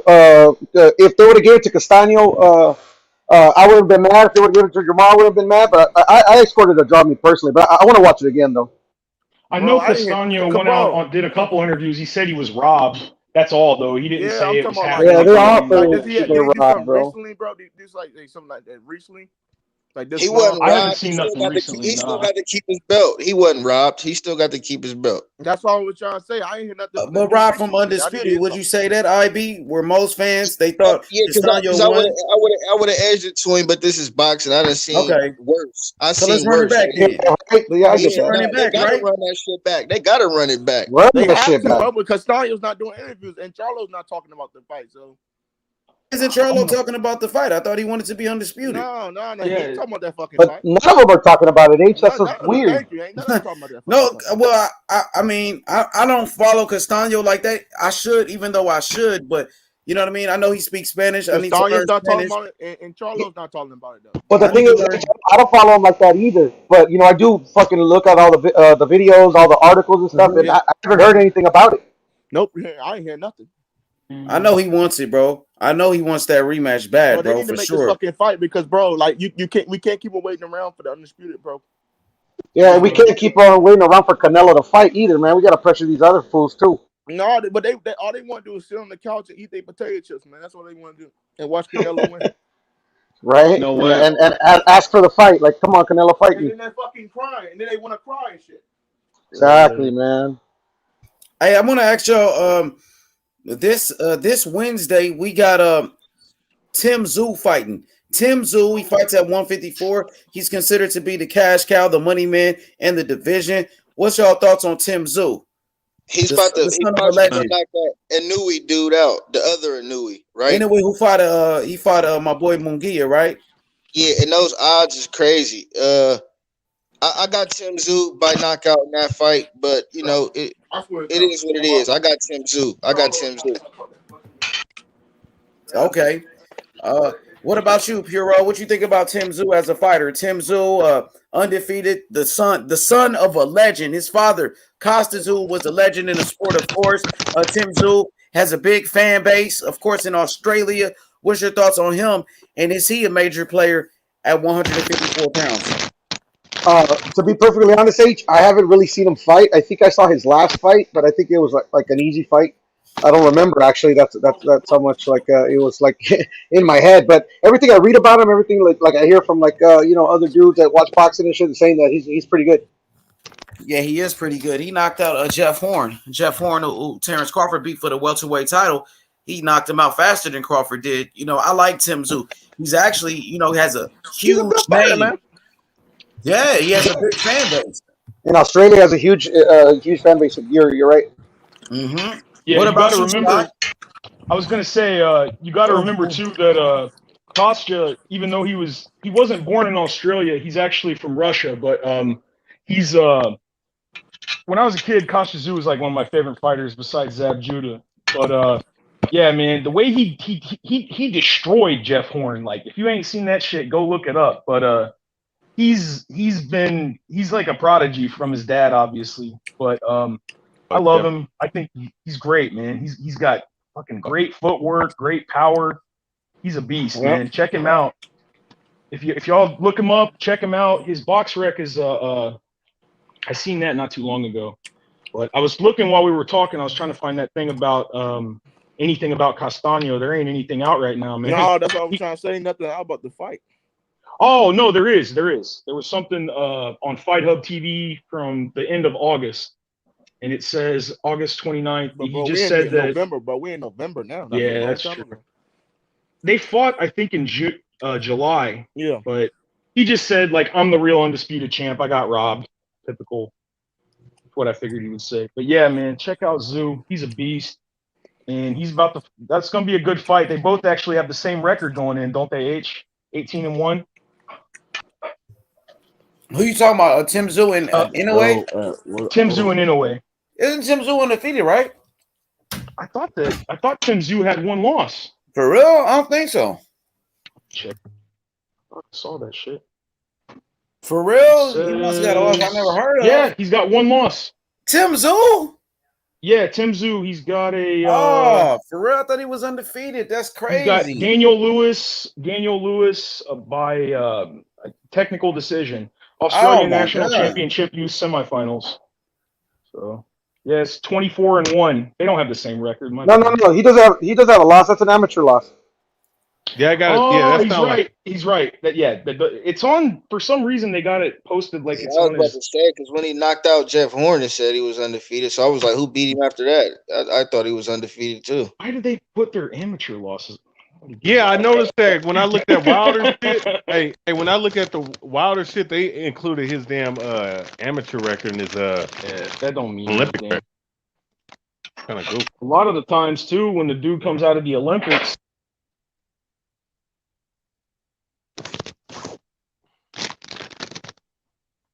What did you say? Did you say, Sly? You stopped. You said something about somebody coming out the Olympics? I said being sometimes. Well, I don't know what the percentage would be, but when you come out of the Olympics, a lot of the times that doesn't mean you're going to do well in the pros, though. And there's a few people here and there, but some people haven't. They'll get a gold medal, they'll have a great amateur record, then they'll go pro, and it's just different.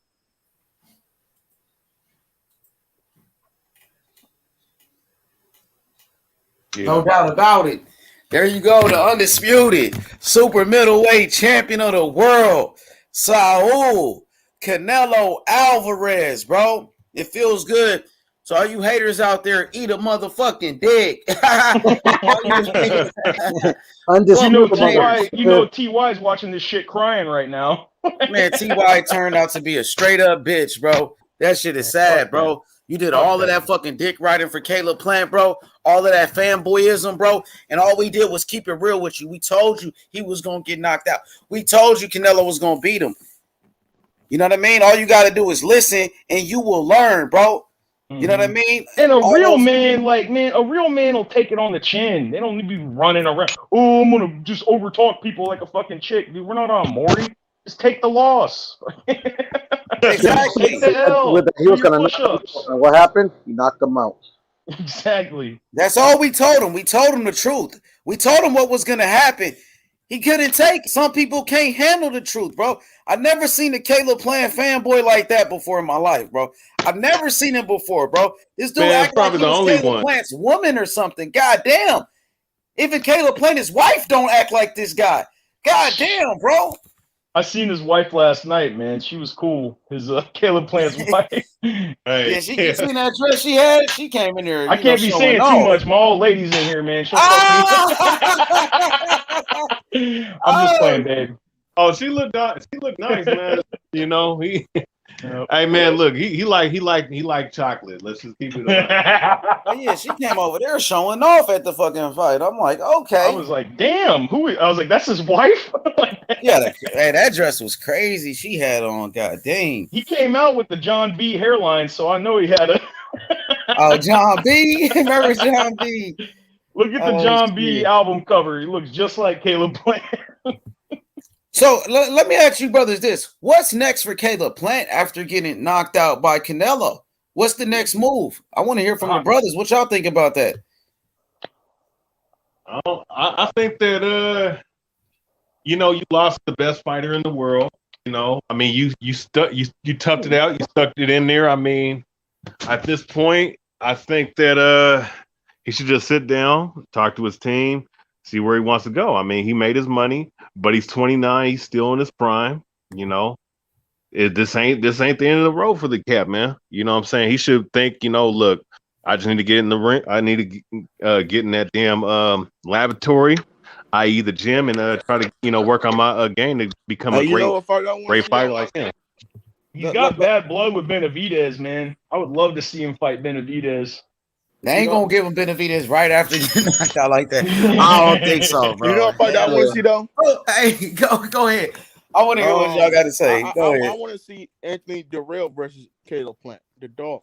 That's actually That's a a good one. solid That's a comeback good fight. one. That's a That's good a pretty one. good comeback fight. Darrell coming off a nice knockout victory on the undercard, you know. So after watching Caleb Plant slide tendencies, that was his first, we will say his real test right there. He looked pretty good at first, but how would you think Caleb Plant would do against a Benavidez after watching him against Canelo? I don't know, man. I kind of have this like theory. I'll make it real short, but I think Benavidez tested positive for coke or something when they were going to fight the first time, and Plant was talking shit to him on Twitter and all this stuff, saying, "Oh, I ain't never fighting him." And I don't know, man. Like people can say what they want to say, but when you say shit like "I don't ever want to fight," it sounds like you just don't want the smoke. And if you look at who Plant picked, I mean, because he's the champion. Like they can say, "Oh, it was mandatory" and all this shit, but nah, man. Like nobody even heard of half the dudes that he was fighting. So I don't think he really wants to fight him. But to be honest, though, like with that bullshit aside, I really think Benavidez would get him, man. He just hits, man. He hits like he can pop. Benavidez don't got no defense though, bro. That's true. That's very true. Yeah, but you know what? That shit may not matter because the motherfucker hits so fucking hard, bro. He takes risk, and that's the thing I noticed about Benavidez. If you don't hurt him, he'll fucking jump in on you, man. He ain't scared.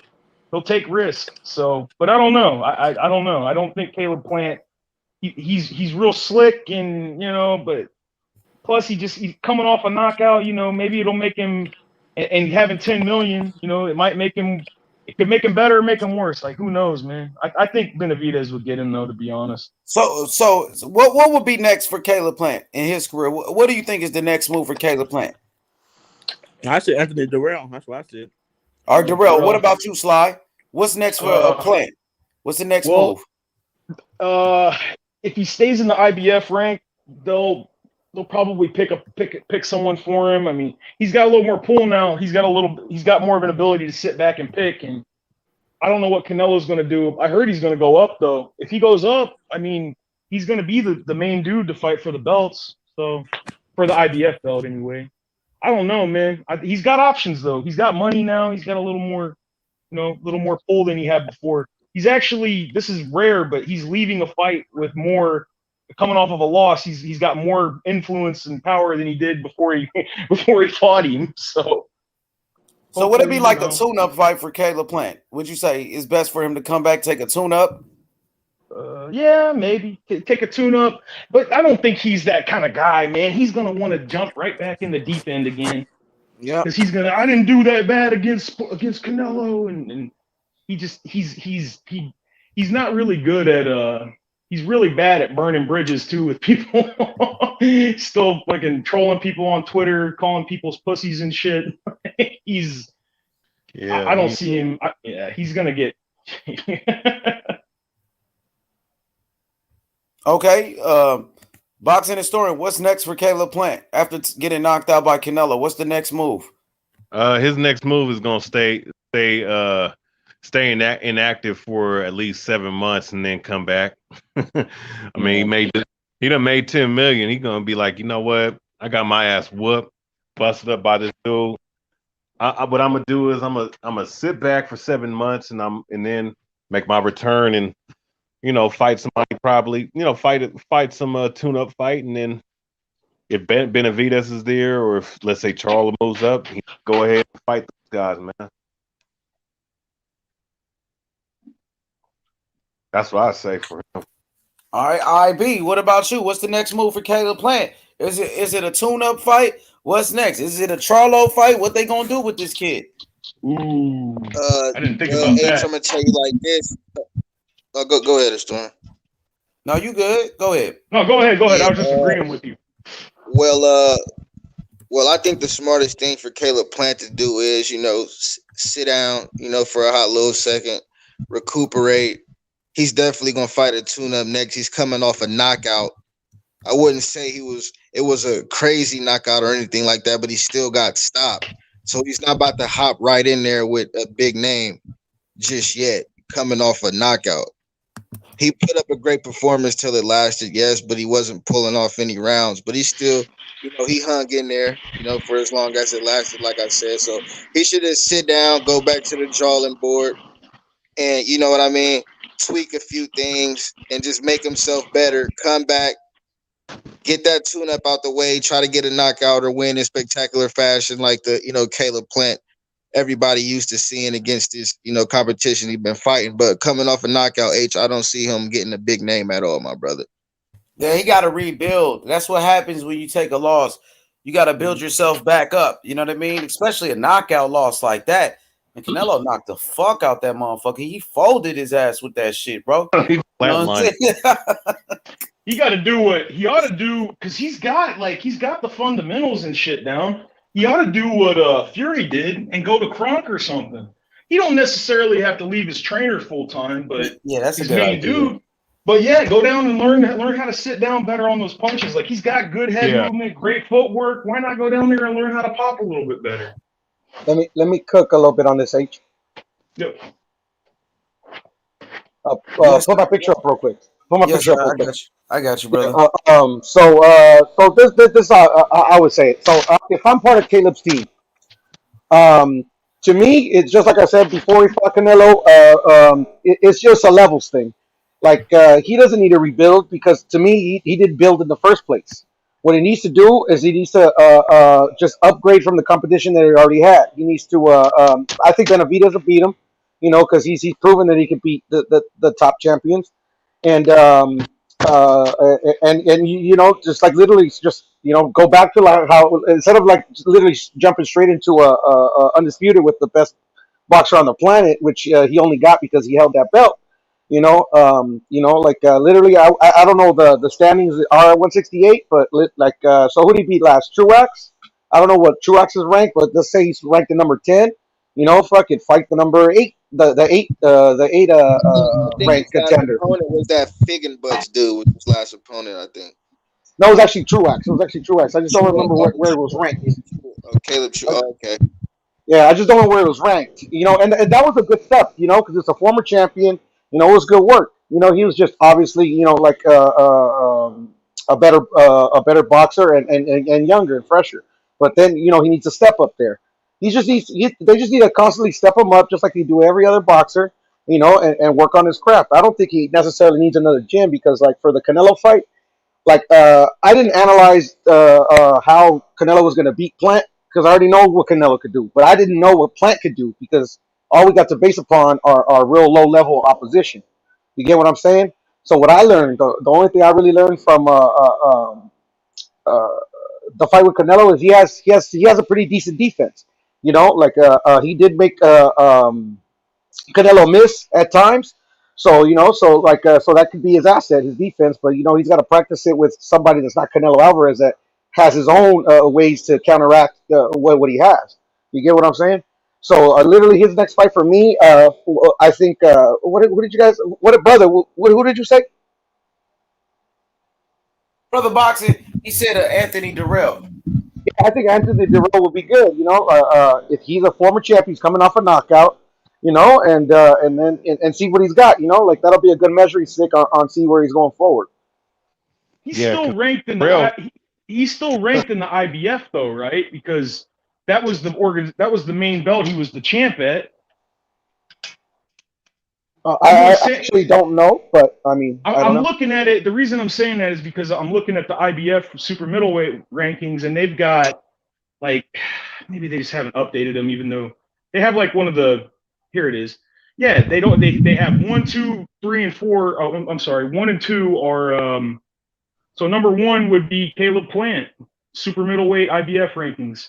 The champ is obviously Canelo, but there's I see a couple of Russian dudes. I can't even say they're Yursabata Nully or whatever. Number 5 is Uzkateki. 6 is Benavidez.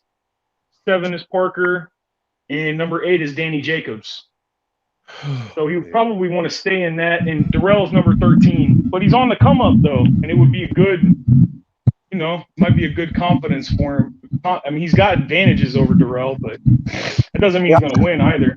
yeah, no, it doesn't. And I like the Durrell fight, like the Charlo fight. Yeah, like to me, no, that I think Charlo would mark him. Me personally, Yeah. just with his experience. That's just me personally. I mean, but Mhm. yeah, I think Durrell would be a good comeback fight to see where he's at. You know. I got Caleb against Durrell, but that is a great fight though. Like Brother Boxer said, that's a nice comeback fight for him for sure. Me personally, I think it's 50-50 because Durrell does have that power and he has that experience.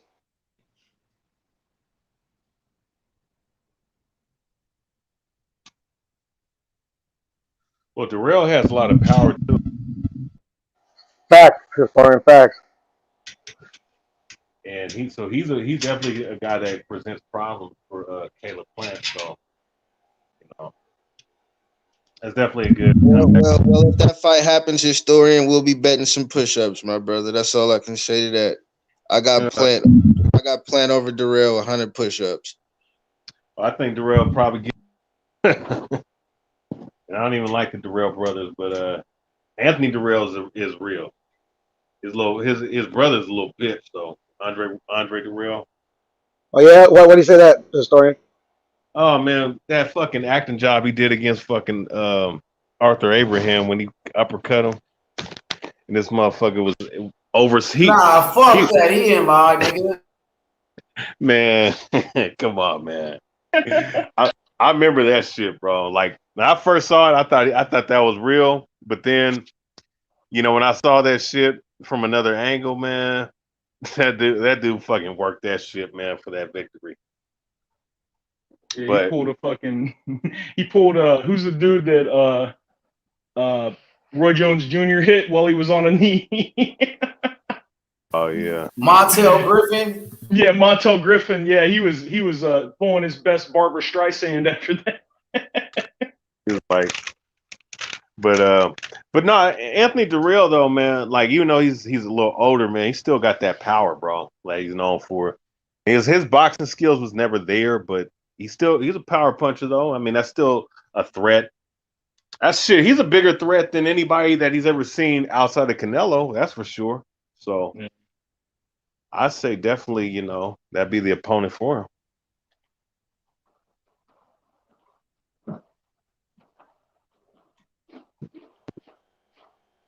Also wanted to say too, like in the Canelo fight, Caleb didn't help himself a lot either. Like you could tell that the power, he was worried about Canelo's power because Canelo literally went to the ropes, put his back on the ropes, baited him to hit him, and he did not throw out one shot. No, he did Yep. not. Yeah, Canelo was just he just put him in a pressure cooker. He Mm-hmm. just he would not. I was even getting like, man, he's gonna get caught, like pushing up. Nope. He was I mean, he's a tough dude, man. I Yeah. remember I was watching the UFC press conference last night, and what's his name? Kamaru Usman said like, I want to have a boxing match with Canelo, and Dana White started laughing and was like, let's just stick to MMA, man. Carl Usman, you a very good wrestler, nigga, but you're not no fucking boxer, bro. Yeah, stay in your lane. You ain't no, Right? you ain't no Sometimes boxer. it's all about the win. They'll try to be something you're not. Yeah, that's what he said. But I mean, even Dana White was like, "Yeah, I don't think that's a good idea." He said that dude. He said he bet 100,000 on Canelo to knock out Caleb Plant too. Said he made good money. And check this out too, real quick. BH, just a real quick comment. Look at Canelo's face. He don't have a mark on him. Yeah, I know. But how many fights do you see where Canelo's face is fucked up though, man? That's the question. Yeah, And Triple G is the last time I really seen him like with anything on his face. Yeah, I agree. Yeah. I haven't seen him even with a mark since Triple G. Yep. And so I see the appeal why people want that Triple G fight, the third fight so much. So what was the main reason they didn't take that? Is because is it because the zone wouldn't pay out or? No, Prob- Canelo didn't want it. Canelo to this day still doesn't want the What third belt fight. is that gray belt I right heard a there? I bunch of never people at seen that once. I'm belt. sorry. It's called that Chihuahua. It's one of those belts that he started giving. It's just like it's a trophy. That's all it is. It doesn't mean nothing. Oh, okay. That motherfucker Yeah. nice. No, it is. Bro. I saw it on a couple of podcasts when they had it like right there presented. That shit looks fucking badass, dude. With that undisputed belt they gave him. No, it's called the Chiclan belt or something like that. It's literally just a commemorative belt for this bout. Oh, okay. I thought it was the one that Hagler had. Nah. It's just literally a trophy. Like they Okay. for Jamal Charlo's defense against Montiel, they make the I think what they call it the Black Lives Matter belt. You know, Yeah, I got you. but it's just a trophy. You know, to commemorate Juneteenth. I got you. Juneteenth. That's what Juneteenth is WB. That's what the WBC said. That's what it was for because it was on Juneteenth, right? yeah. Yes, sir. Yes, Juneteenth sir. It is was, and that was the Juneteenth belt. Remember when Roy Yes, Jones sir. fought Mike Tyson? They had one of those belts too. I think the Black Lives Matter belt, right? yep. No. Oh yeah, that was the Black Lives Matter belt. You're right. You're Yeah. right. Correct. And you talking about the Juneteenth belt? That's the one you talking about, right? Yes, sir. The Juneteenth belt. Excuse me. I'm still mad about that. About what? Fuck Benny Pazienza. He's a fucking What the Tasmanian devil do? that motherfucker. His score was the main score that made it a draw. And the reason they're saying that, like, he even admitted after the fact, I can't vote against another. He's like, I can't vote against a guy in my weight class against a heavyweight. Da, da, da, da, da. Like, man, fuck that shit. You mean in the Tyson Roy Jones fight? Yeah, the Tyson Roy Jones fight. He Oh, tried to say I thought they didn't score that one. But I may be mistaken. they had it was three dudes. They Oh scored yeah, it. you're right. It was supposed to be like they were trying to like make it like light and shit. Like they were saying it was an exhibition too, but everybody knew that if Mike got a chance to knock his head off, he would have. And he did. Though. He did rocked have him a many bunch of chances. times. No, he And didn't knock him at all. He pulled like you could no, hear it not out. knock him out, but he hurt Yeah, him. You know. I don't think you heard him. Me personally though. If you think you heard him, Yeah. that's cool. But like, I just saw like because I remember watching it because I love Mike Tyson. I'm a big Mike Tyson fan, and like I I remember. like Vinny. I just thought I was like, come on, man, Yeah, why you gonna be like I feel you on that one. that? I feel you on that one. Literally, I thought it was going to be like an actual fight, especially how they built it up and stuff. And then they said they were going to Yeah. judge it and this and the third. But I still bought it, and to this day, that's the only Jake Paul fight I've seen and the only reason that's because I bought that Mike Tyson Roy Jones. Yep. I wasn't gonna bring. I'll wait. We'll wait till next time. H. I was gonna. Is Mike Tyson really fighting Logan Paul? Like, I mean, I can't hate on him though. He's gonna make the most money. Yeah, let him make his money, man. You know. Hey, you see Yeah, that I ain't shit? hating on him. Yeah. Hey, motherfucking what's his name? Tommy Fury about to fight Jake Paul. They had a press conference. Did y'all see that? Yeah, I saw that shit. But Sugar Hill was there. What'd you say? Who was there? Sugar Hill was there. Tommy Oh, had who's to go Sugar Hill home. training? He's training Tommy. He's training Tommy. Yeah, he said that. I got Tommy Fury in that fight. Yeah, I hope he wins. I don't like Jake Paul. He's out here cherry picking fucking dudes that don't even box, trying to act like he's some tough guy. Cherry picking basketball players and shit. Yeah, fucking. That's like beating up that's like being a Mike Tyson fighting Hannah Montana. Like the dude, I mean, he fought Tyron Woodley. You know, Tyron Woodley was UFC welterweight champ, but it's not the same thing. Like if it was in a cage, Jake Paul would get fucking dunked on his head and choked out in 10 seconds. So, and you'll never see them try to cross over. I mean, the only one that had the balls to do it was, I mean, one of the best fighters in history, in my opinion. But he got his ass, he got choked out and James Toney. Yeah, James Toney got ankle picked and choked out, but at least he had the balls to do it. I got a trivia for you guys. Who's the only boxer to ever win a UFC match? Well, I mean, Ray Mercer. Oh, okay. Ray Mercer. Ray Mercer knocked out Tim Sylvia. That shit was funny as fuck. Tim Sylvia, it was funny too. Do you know why? Do you know why Ray knocked his ass out like that? Why? There's a little story behind it. It's real quick, but they agreed because they were at the press conference. Tim Sylvia was saying like, "I'll knock this dude out. He's a bum." Blah blah blah. And he said, "You know what?" He goes, "I won't even throw any leg kicks this fight." He's like, "I'm gonna knock him out with just my hands." and they shook on it on stage. And as soon as the fucking fight started, Tim kicked him in the leg. Oh no, he tried to. He tried to. Yeah, he tried to kick him, this and dude, fucking Ray.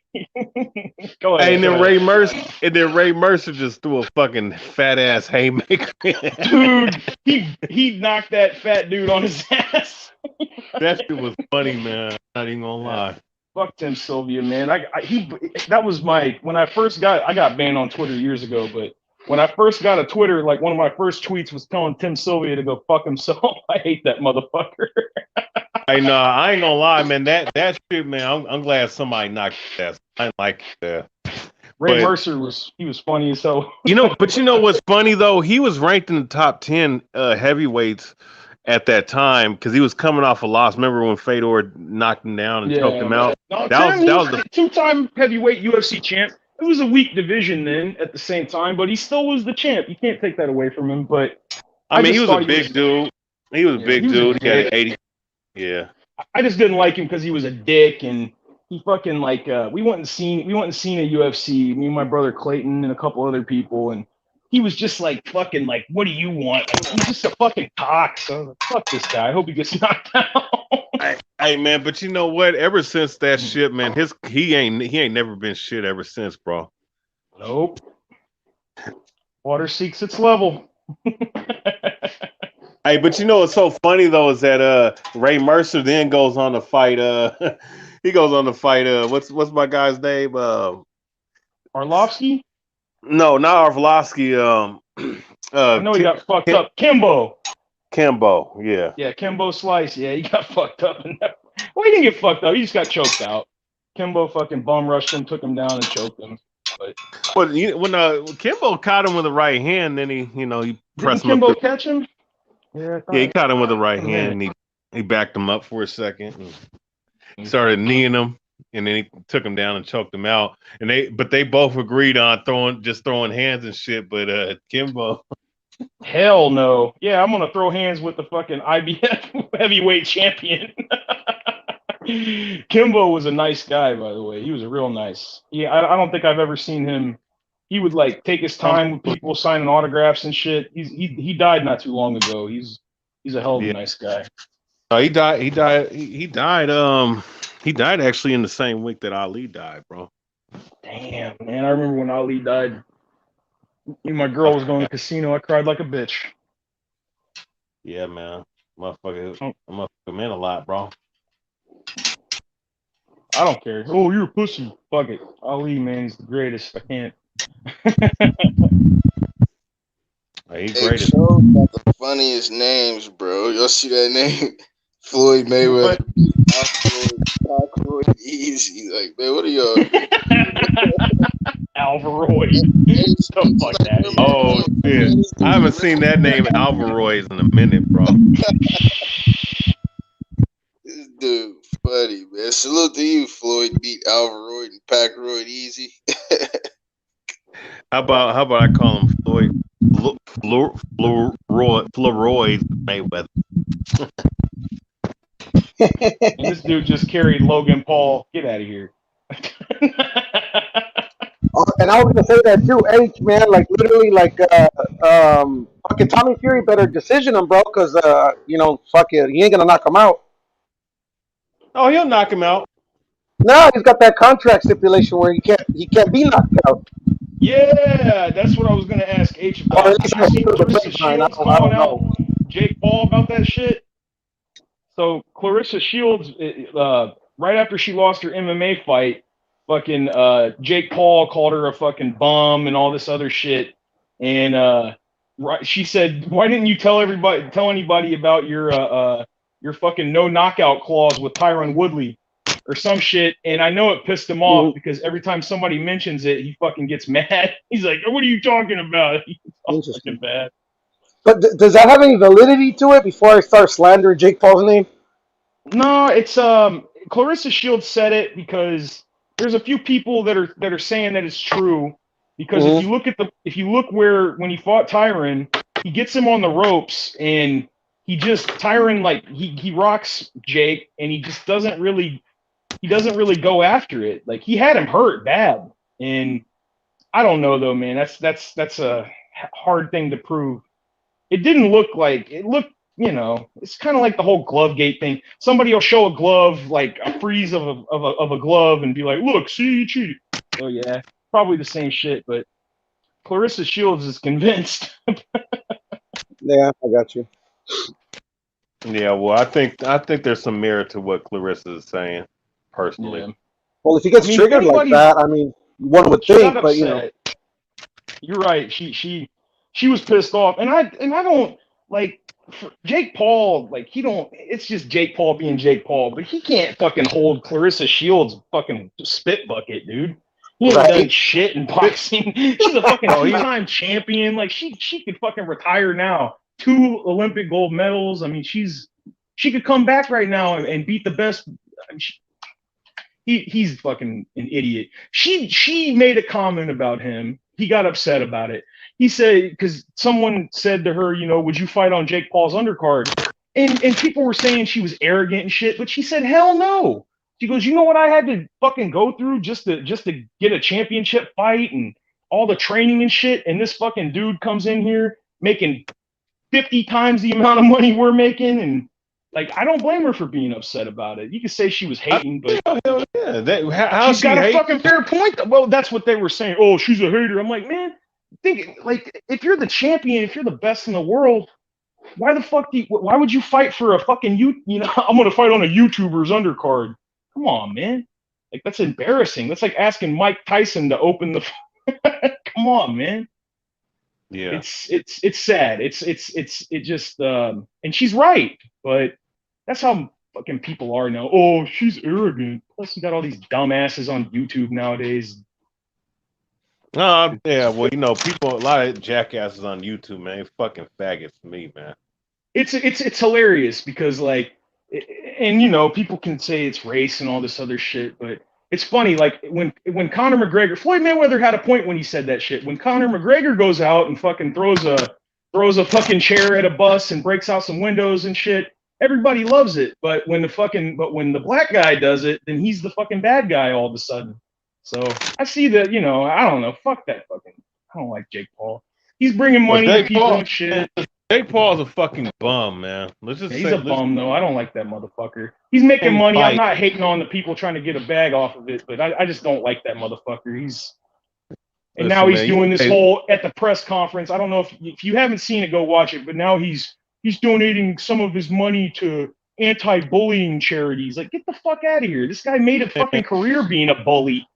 He made a career beating up my guy Nate Robinson and shit, man. Yeah, I felt fucking bad for Nate, man.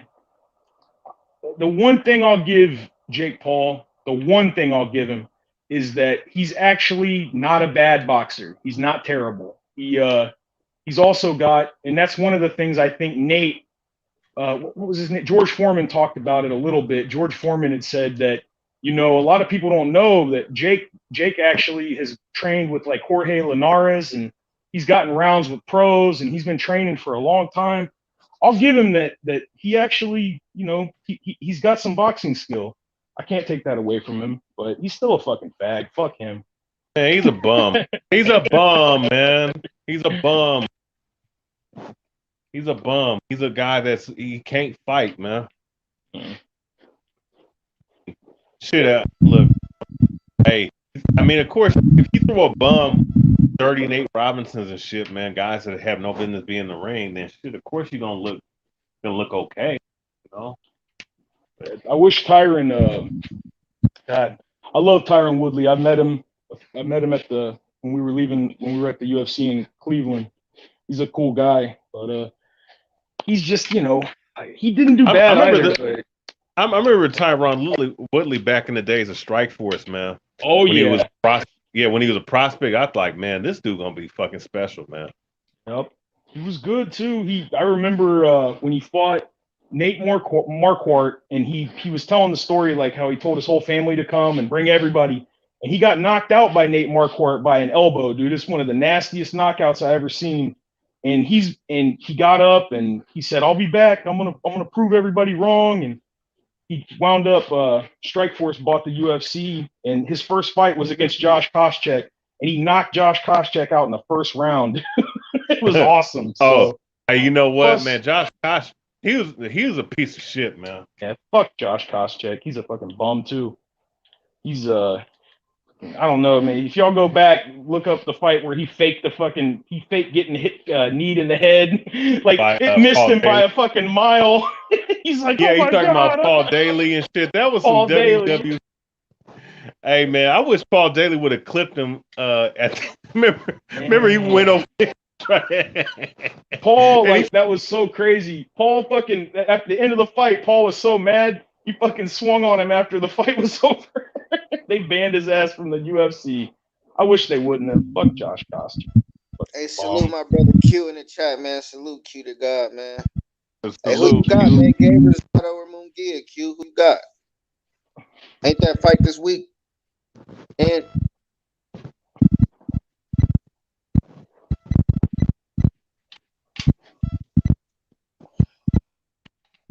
Did we lose him? you said what? What you say? Oh, I said, did we lose him?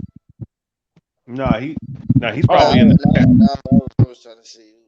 But ain't that fight this weekend? Gabriel Rosado, Jaime Munguia? I think so. Shit, I probably got Jaime Munguia, you know. Yeah, I got Jaime. Munguia's coming off a loss, ain't he?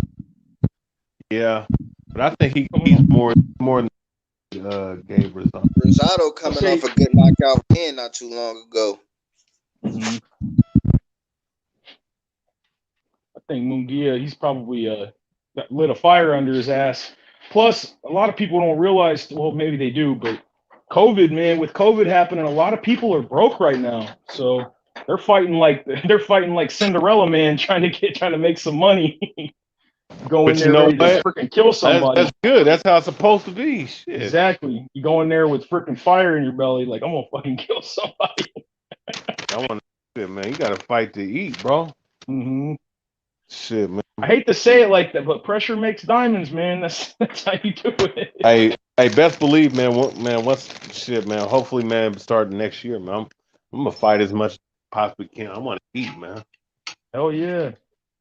They're doing it for a better life, and that's the cool thing about like the whole Caleb Plant Canelo thing. Like, look, Canelo, he's set 10 times over, but he just fought a dude and changed his life forever with a loss. So yeah. I'm happy for Caleb in that respect, but yeah, man, it's about the bag, bro. It's prize fight. It's about the bag at the end of the day, you know. Mm-hmm.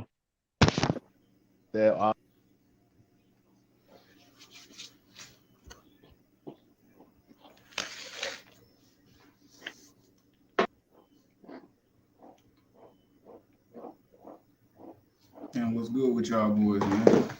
What up? You. Damn, y'all hear me? God, what you sipping, boy? Man, what's good, bro? Shit. What we talking about, man? What y'all guys got going, man? My boy Q, what up? Man, what's popping with y'all, man? What we talking about? Shit, we're talking about versus Rosado. Oh, that's what we're talking about right now? Oh, yeah, Munguia. Shit, man, I got Munguia, dog. I ain't gonna lie, that motherfucker got a little power. He got a little power. To watch. Rosario. Nah, I ain't gonna lie. I mean, he a good fighter. I know he gonna come to fight, but then again,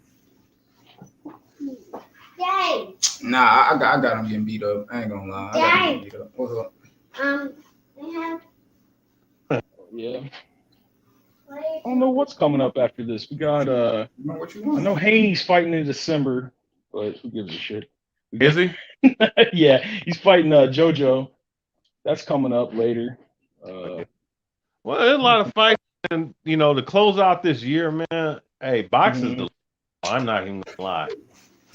We've been starving for good fights lately, man. It's been so long since there's been like we got spoiled a little bit this year with Wilder Fury and shit.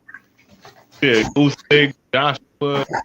Yep, Usyk, Joshua. That rematch ain't till like next May, I think. But there's that one. Ivy, leave it alone. Yeah. Be quiet, Ivy.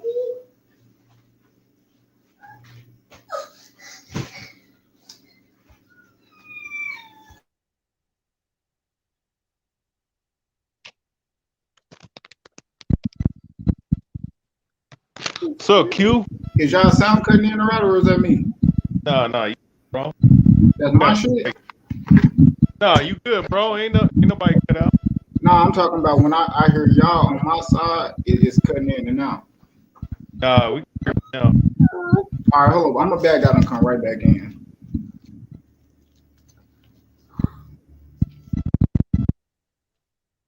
But yeah, man. And then we got Ford and Figueroa, the week after next, Really? I believe so. Yeah, Ford and Figueroa. Then a week after that, we got Cambosis Tio. Then a week after that is when we supposed to get Devin Haney and JoJo, and we supposed to get Tank versus who the fuck is Tank fighting? Oh yeah, Isaac Cruz. He's fighting. That's the same week as the Devin Haney fight, right? That's the same weekend. The Devin Haney fight. Yeah, right. Really? Oh yeah, because they're fighting on Sunday. Yeah, that's gonna be on the Zone, and then the Tank fight gonna be on pay-per-view, Showtime. And I'm gonna be at then, the fight, IB. we got Loma Komei after that. So it's some good smoke set up, man. It's some good smoke lined up. Dude, they fucking they hooked us up, man. Like literally, I remember at one point we were like, "Shit, man, these motherfuckers aren't fighting, man." Now they're all fighting, bro. I can't wait. Yeah, it's some smoke, Pierre. I definitely been geeked these past Who's 3 months. Andrade fighting? Well, Boo Boo, Jason fighting Jason. Jason Quigley, okay. He's fighting Quigley, man. And I know that Triple G's going to Japan, but that's not Yes, sir. Murata, so yeah. unification. Okay. Triple G's gonna kill that dude, though, bro. I think it's gonna be a tough fight, bro. I don't think so, man.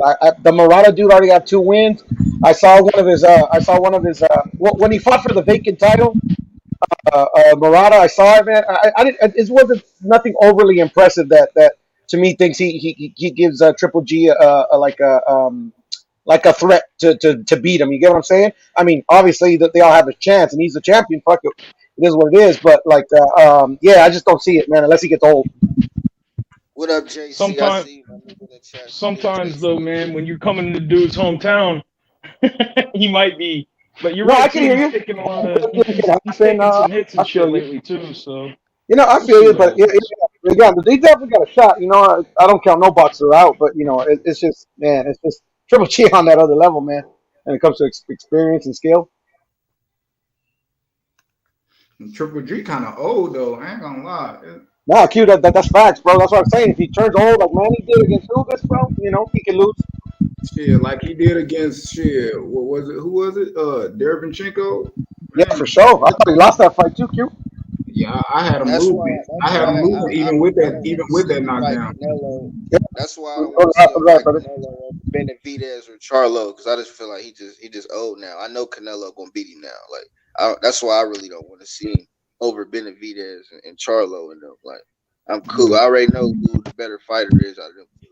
Shit, the bad thing about it though, like none of them are proven, and it's like, and to me it's like mostly talk. It's just a lot of talk with them. I mean, I say I'll probably cut Boo Boo a little bit more slack. I probably won't just talk as bad about him, because he started off with a fucked up career with how we signed with the management, and then with it actually being good right now, and him actually being able to pay for opponents, and nobody want to fight him. You know what I mean? Charlo don't want to fight him. Triple G don't want to fight him. Munguia don't want to fight him. You know what I mean? Like, and then it's like all of those people, the Triple G, Charlo, Munguia, like they act like this nigga don't even exist. are we blackballing Andrade?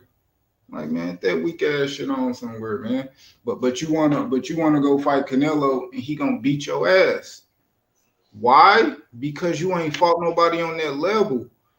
Like niggas, niggas love you. You can run track and you can be dusting all these niggas, but then when you take your ass to state and your ass racing the nigga in the next fastest motherfucker in this town and he dust your motherfucking ass, you gonna be crying in the car like Canelo gonna do.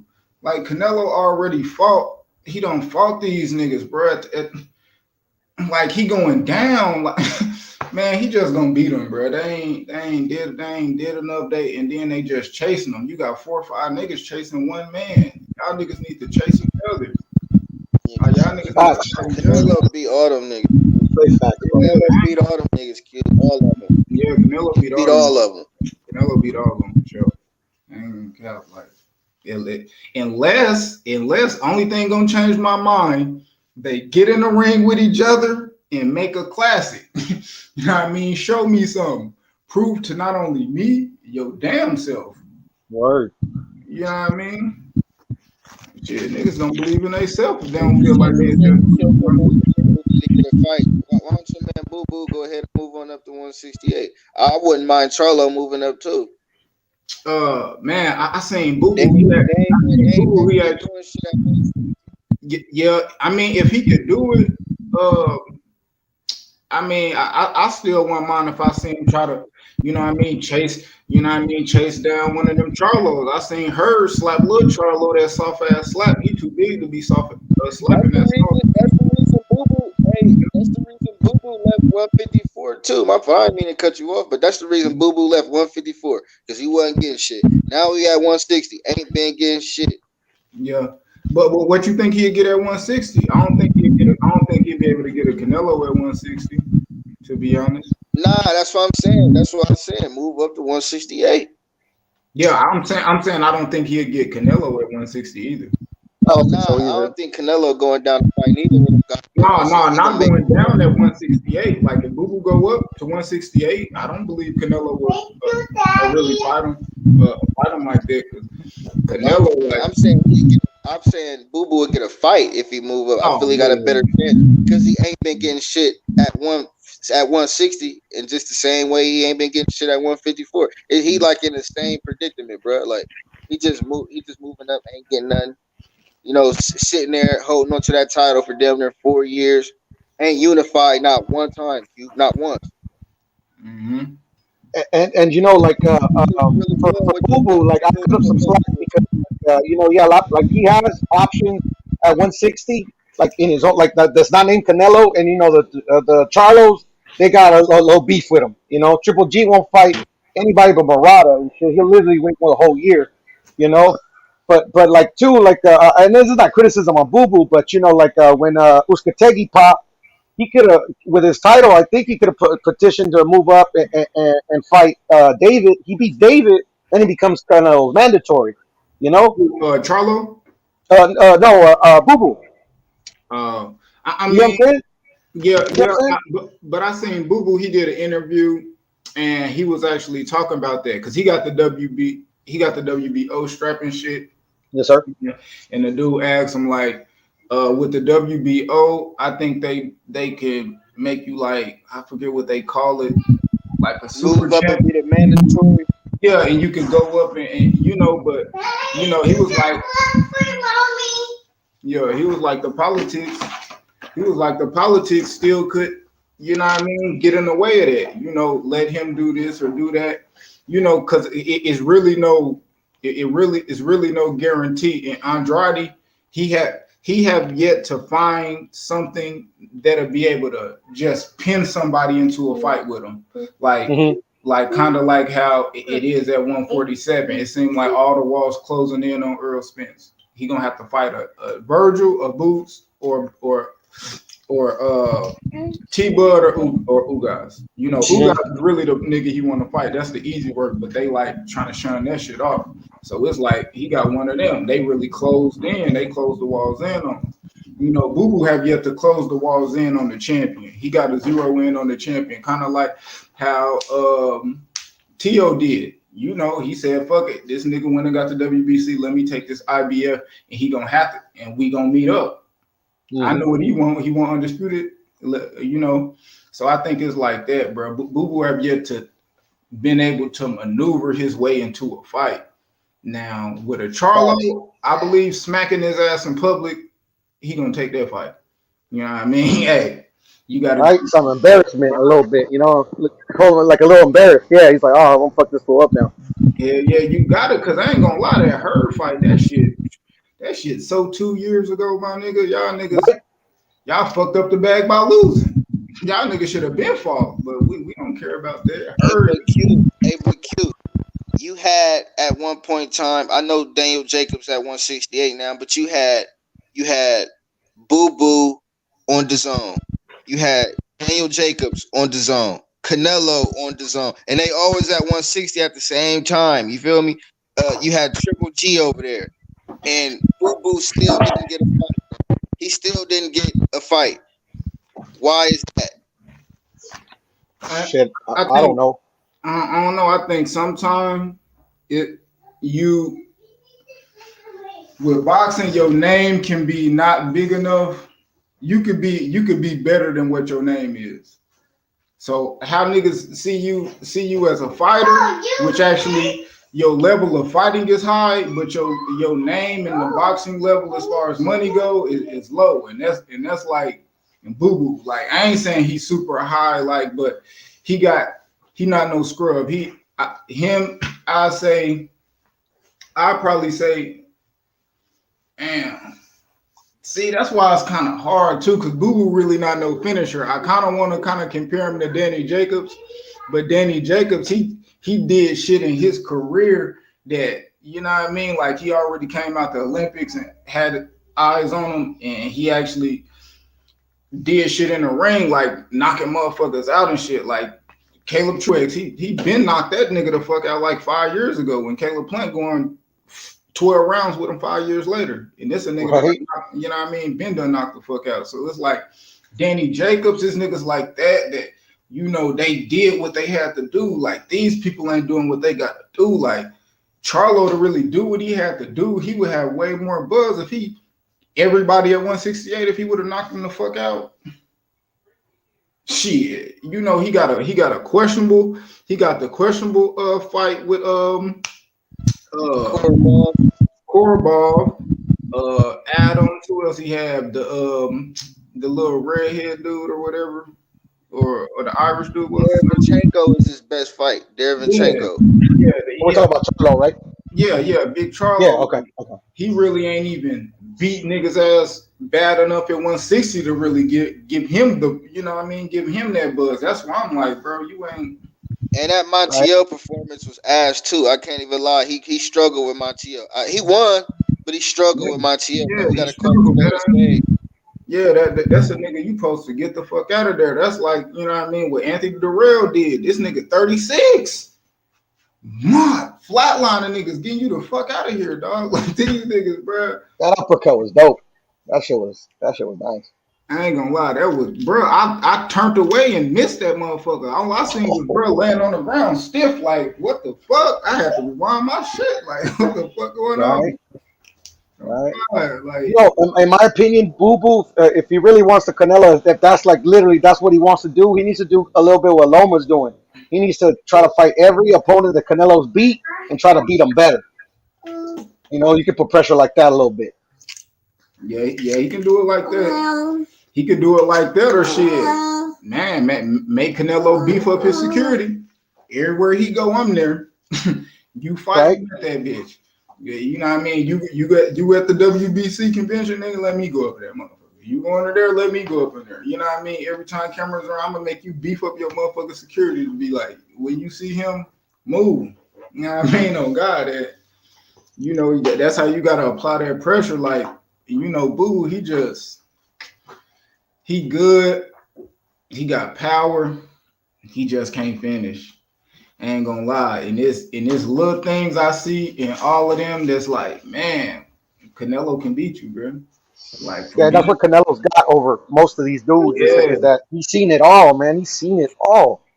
Yeah, like even Benavidez, like Benavidez with him, I got him being the biggest puncher out of all them, but bro, you leaving yourself wide open to get dropped. Like, I still, think it might, but man, I still think Canelo might. Yeah, no, Canelo's a tough out, but he ain't the perfect fighter. You can make a miss, obviously. You can hit him. If you got fast enough hands and you got the game plan.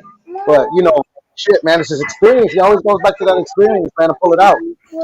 Facts. Oh yeah, y'all remember last night when I came on after the fight, and I remember I came and I told y'all, I said, man, y'all know what Canelo knocking Plant out like that actually remind me of, and I called Tank Little Canelo, and then I wake up and y'all see what Tank said. What did he say? Oh yeah. I saw what he said. Yeah. Yep. I'm the guru, bro. I'm the guru of this shit, bro. I see it. I know this shit, bro. Like, No, that's true, man. Trust me, man, because I love Tank. He's my favorite fighter, man. And I've been saying that too, man. He reminds me a lot of Canelo. Yeah, that nigga Tank, he like, yeah. I'm little Canelo. And I seen it, I'm like, damn, because how he lined him up, like, he did that shit, bro. Like, Caleb Plant, Caleb Plant was making Canelo miss a lot, Yeah. And you can make him miss. Billy Joe made him miss. You can make him miss. It's just, can you beat him? At the end of the 12th round is your hang gonna get raised. That's the thing.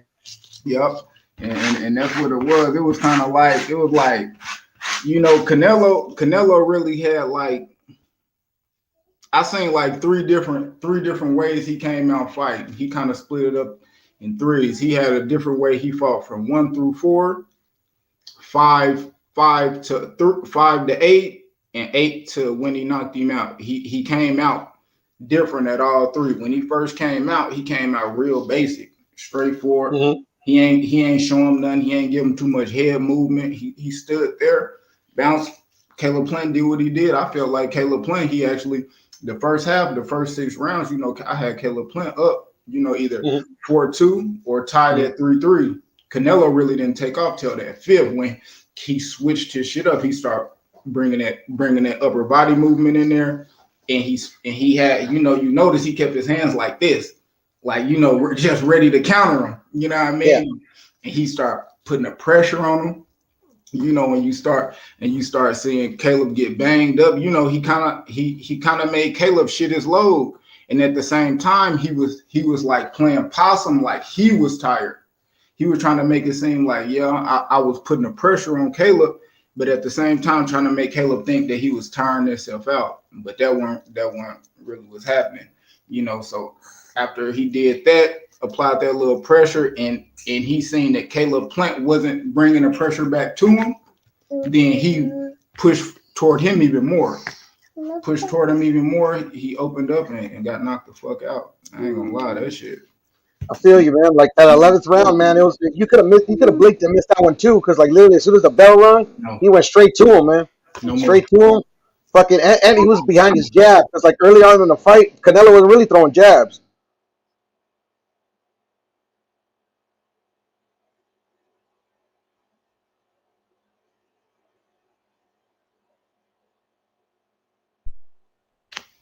Oh yeah, but did you watch that fight yesterday, Q? You said what fight? The pay-per-view. Canelo. Oh yeah, I watched it. Yeah. How many rounds did you give Plant, and which rounds was they? I gave Plant round 1, 2, 3. The fourth round was a toss-up. I gave Canelo 5 and 6. I gave Plant 7. I gave Canelo 8, 9, 10 knockout. So you gave him 3, 4 tops. Yeah, hold up. 1. No, I had Caleb at like 6 rounds. Damn. Yeah, I gave his ass 2 rounds. The first and the third.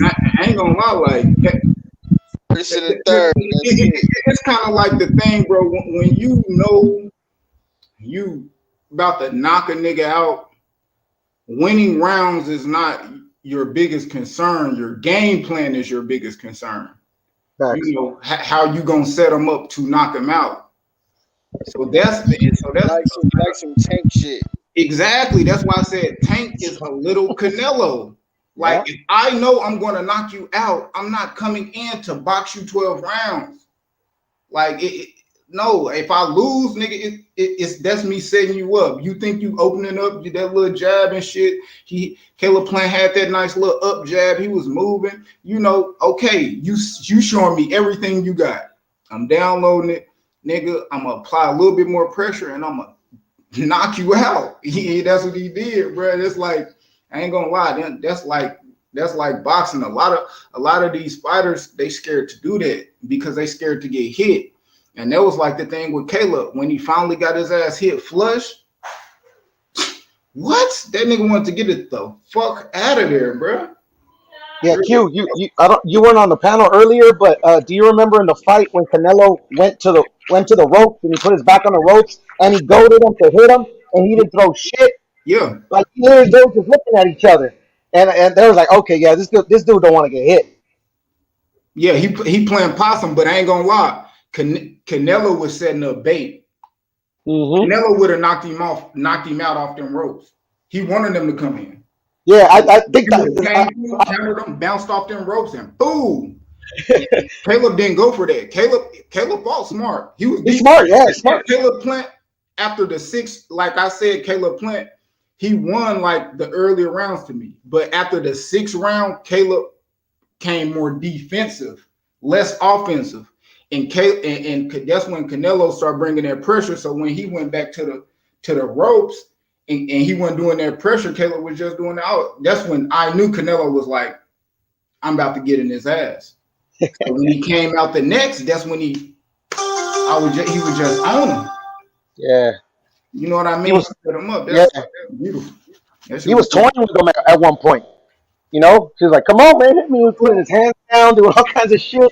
Hey, but Caleb Plant hit Canelo with 2 body shots that changed Canelo's face.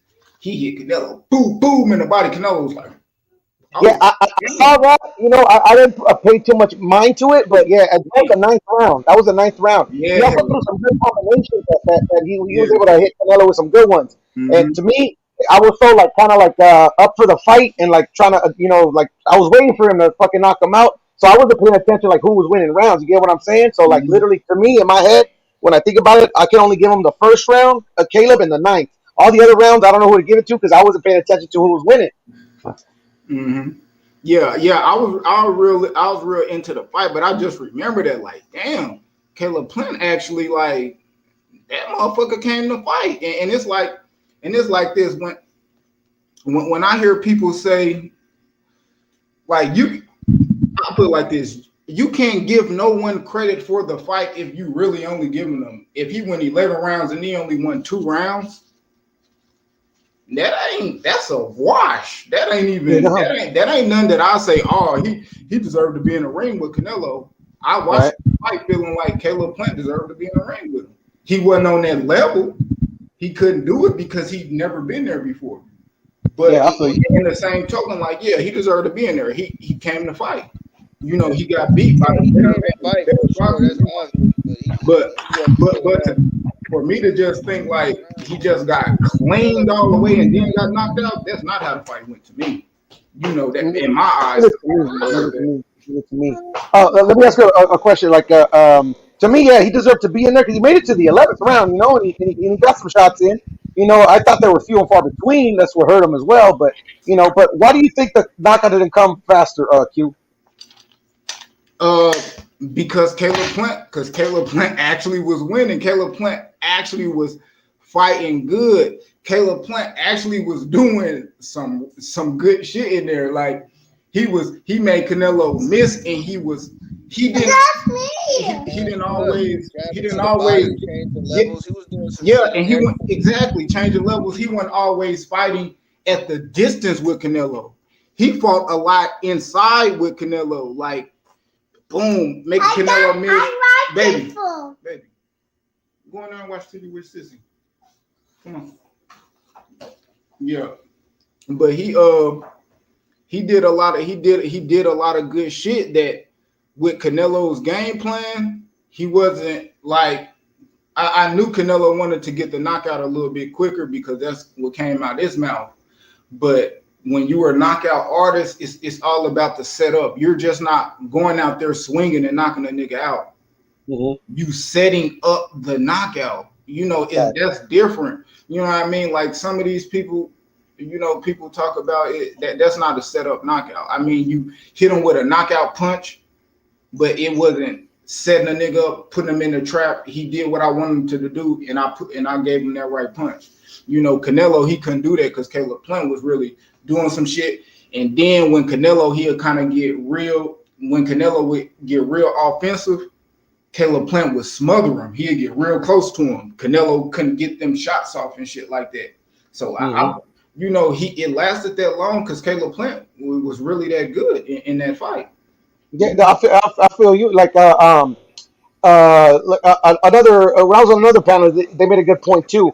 Is that and I think Eddie even told him in the corner is like I think he came to his game plan was to literally try to knock him out as quickly as possible, and I think that was to his detriment. And then you made some good points too that you saw that Canelo fought three. His game plan was like threefold, like 1, 2, and 3. He fought one way. 4, 5, and 6, he fought another, and then you know the rest of the fight he fought another. You know, which to me, you know, like, and then also I was just thinking right now is that Canelo don't got that one shot knockout power. So and then the unknowns of Caleb of how he was going to fight was also up in the air too. So like, because I picked Canelo in the 5th. Now in retrospect, you know, I think that was a bad pick because Canelo don't go all there fucking just throwing all kinds of crazy punches and shit. He literally will take his time, set you up, break you down. Yeah. So shit, whoever takes 11th round. I seen Plant frustrated against the ropes, and Canelo saw it too. Plant was low key. He was more gassed than what motherfuckers think too. I'm telling you, he was frustrated. He couldn't really do shit with Canelo. You can't fight Canelo on the back foot all night and beat him. You can't. And that was from round 1, in my opinion. Man, he was coming off the ring beautifully since the first round, man. Yeah, he cut the ring off good, and that's why I was like, that's what he do. He cut that motherfucker off great. Yeah, he was doing it. I ain't gonna say he was just doing it real good. But he did it. He did it good enough. Like it wasn't bad at all. It wasn't no time where I'm like, damn, he can't catch Caleb Plant. It was like both of them did good, bro. You know, Caleb Plant, he's slick. He's a slick boxer. I gave him all his credit before the fight, after the fight. I still stand behind that first and the third. That's it. 2 rounds won by Caleb Plant. I stand behind that shit. Yeah, but it really don't matter because he got knocked out, so it don't really matter. Yeah, at the end of the day, right? I feel you. I definitely feel what you're saying. Like if that was, you know, Canelo wanted to stop him earlier. We all know that. You feel me? And he executed his game plan. But we got to give Caleb Plant, you know, his just dues too, because we can see that he is a slick boxer. We know he, you know, got good movement and shit. And I did like how he started off the fight. He was jabbing to the body. He just did it better in the beginning, and he fell short in the middle of the, you know, fight to the point where Canelo saw that and he started basically breaking him down. Like I said, cutting off the ring a little bit better. You know what I mean? He wasn't trying to leave no questions that he wanted to fight if it did go the whole fight. You feel what I'm saying? I totally feel what you're saying. And also, I think the huge key was for the Canelo knockout and stuff, and his victory is like you remember how we were saying that he was missing a lot when he was throwing his punches, but he always landed a body shot. Like he always landed one of his like say he threw like a 4-punch combination or whatever, and 3 of them missed. Like especially when he was in that fucking Mayweather shoulder roll stance, he would fucking whack him in the body strong, and that takes a lot of energy out of a fighter. At least that's what I saw. Yeah. I mean, I ain't gonna. I say this, Canelo, he fought a little dirty in that fight to keep Caleb Plant still. Facts. Caleb Plant was doing a lot of movement. He got to trying to push Caleb Plant head down and shit when he was in there. You know what I mean? And I like when fighters I like fighters that never look for the referee. When they go in the clinch or they get locked up, whatever, they still punching. They using the other hand and they doing their shit. I like fighters that do that. That's just me. So when Canelo That's was old school doing it, tactics. yeah. So even though Canelo was doing it, I know that was somewhat dirty. It's like, you know. But then that's when I seen Caleb Plant kind of looking for the referee, and I don't like that. When you looking for somebody to help you out, that's showing, you know what I mean. You can't. That's kind of like getting hit and showing that it hurt. You know, Exactly. somebody It's doing something. inexperience too, Q. It's inexperience. Like literally, like you shouldn't look to a referee to help you out. You should help yourself out and figure out a way to adjust to that tactic. Facts. Yeah, and that's what I feel like, man. Caleb Plant did good, and man, he might be the one that probably would do the best against Canelo. I mean, I ain't gonna sit here and lie and say I feel like I think Charlo would Charlo would make, got enough power to just make Canelo not want to fight how we fight. I don't think none of them got that. I don't think none of them. Yeah, I mean David Benavidez might. He got fast hands, but I hope Charlo comes forward and apply a I little bit feel more you. pressure. Be smart with the pressure. I hope Charlo come, with some smart pressure and a good game plan. You feel what I'm saying? I don't think he as slick as Caleb Plant, so he gotta, do what he do, but just be smart with it, Canelo. You feel what I'm saying? Don't try to fight, Canelo's fight. Just have a good game plan. If that shit don't work, have a smart backup plan and just try to execute. Because Canelo the real deal, man. I ain't even gonna lie to you, Killer. I already knew that, but just him making history. I feel like he got the best IQ in the business. I ain't even gonna lie to you, Q. IQ. Shit, I think that's hard. I mean, the only reason why, shit, hey, he number one pound for pound. So hey, shit. Only nigga I could debate him with is Terrence Crawford. And Terrence Crawford, But he number yeah, two. he above Terrence Crawford. But I feel you though, like Terrence Crawford's IQ, like he can do the same shit Canelo can do. You feel what I'm saying? But if we got to break it down to like accolades and shit, and then that's where we lean towards, Canelo. You feel what I'm saying? Like Canelo. Yeah, I wouldn't say. Yeah, I gotta say accolades. But me, I just look at it in the sport of boxing. What you did, Canelo did more in the sport of boxing. Terrence Crawford, I ain't gonna lie, he set the tone. He was the first one to be undisputed, and everybody else is coming after. Terrence Facts. Crawford set the tone for this undisputed shit. Everybody else is coming after. I'm not saying that make Terrence Crawford better or no shit like that. I'm just simply saying that No, not kind three division of put it up champion, there. undisputed at 140, three division champ. I mean that, Terrence Crawford definitely, that nigga and shit. But I Yeah, just got, yeah, Canelo I number got one. Canelo ahead for the same reasons you said. You watch boxing. Yeah, That's and Q, why you don't gotta tell us. I give You got the Canelo the receipts, best bro. IQ. You know what you're talking about. Yeah, for sure. And I ain't gonna lie, bro. Canelo, I'm cutting Canelo slack.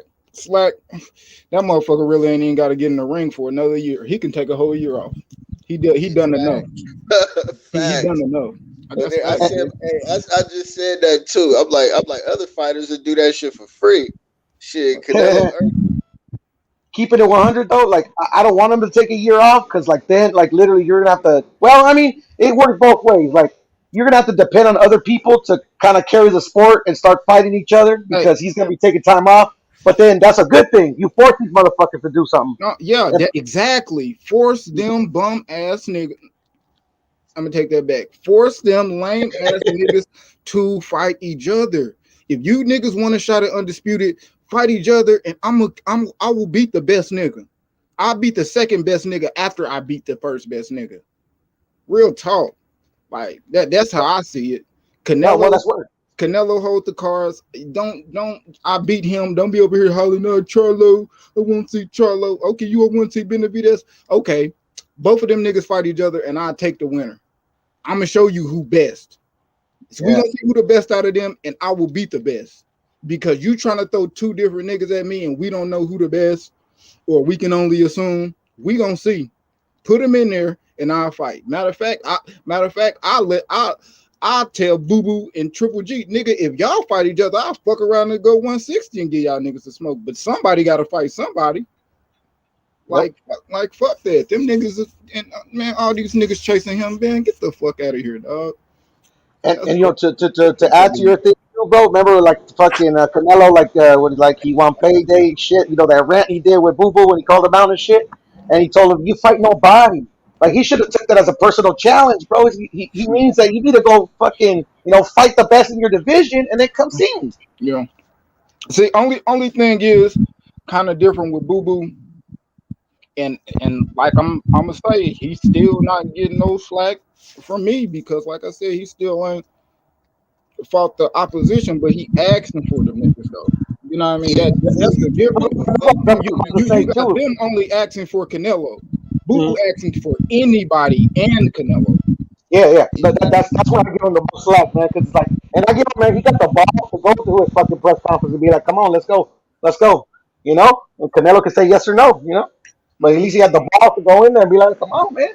Wearing his shirt saying that fucking Charlo and Canelo are avoiding me. That shit was gangster to me.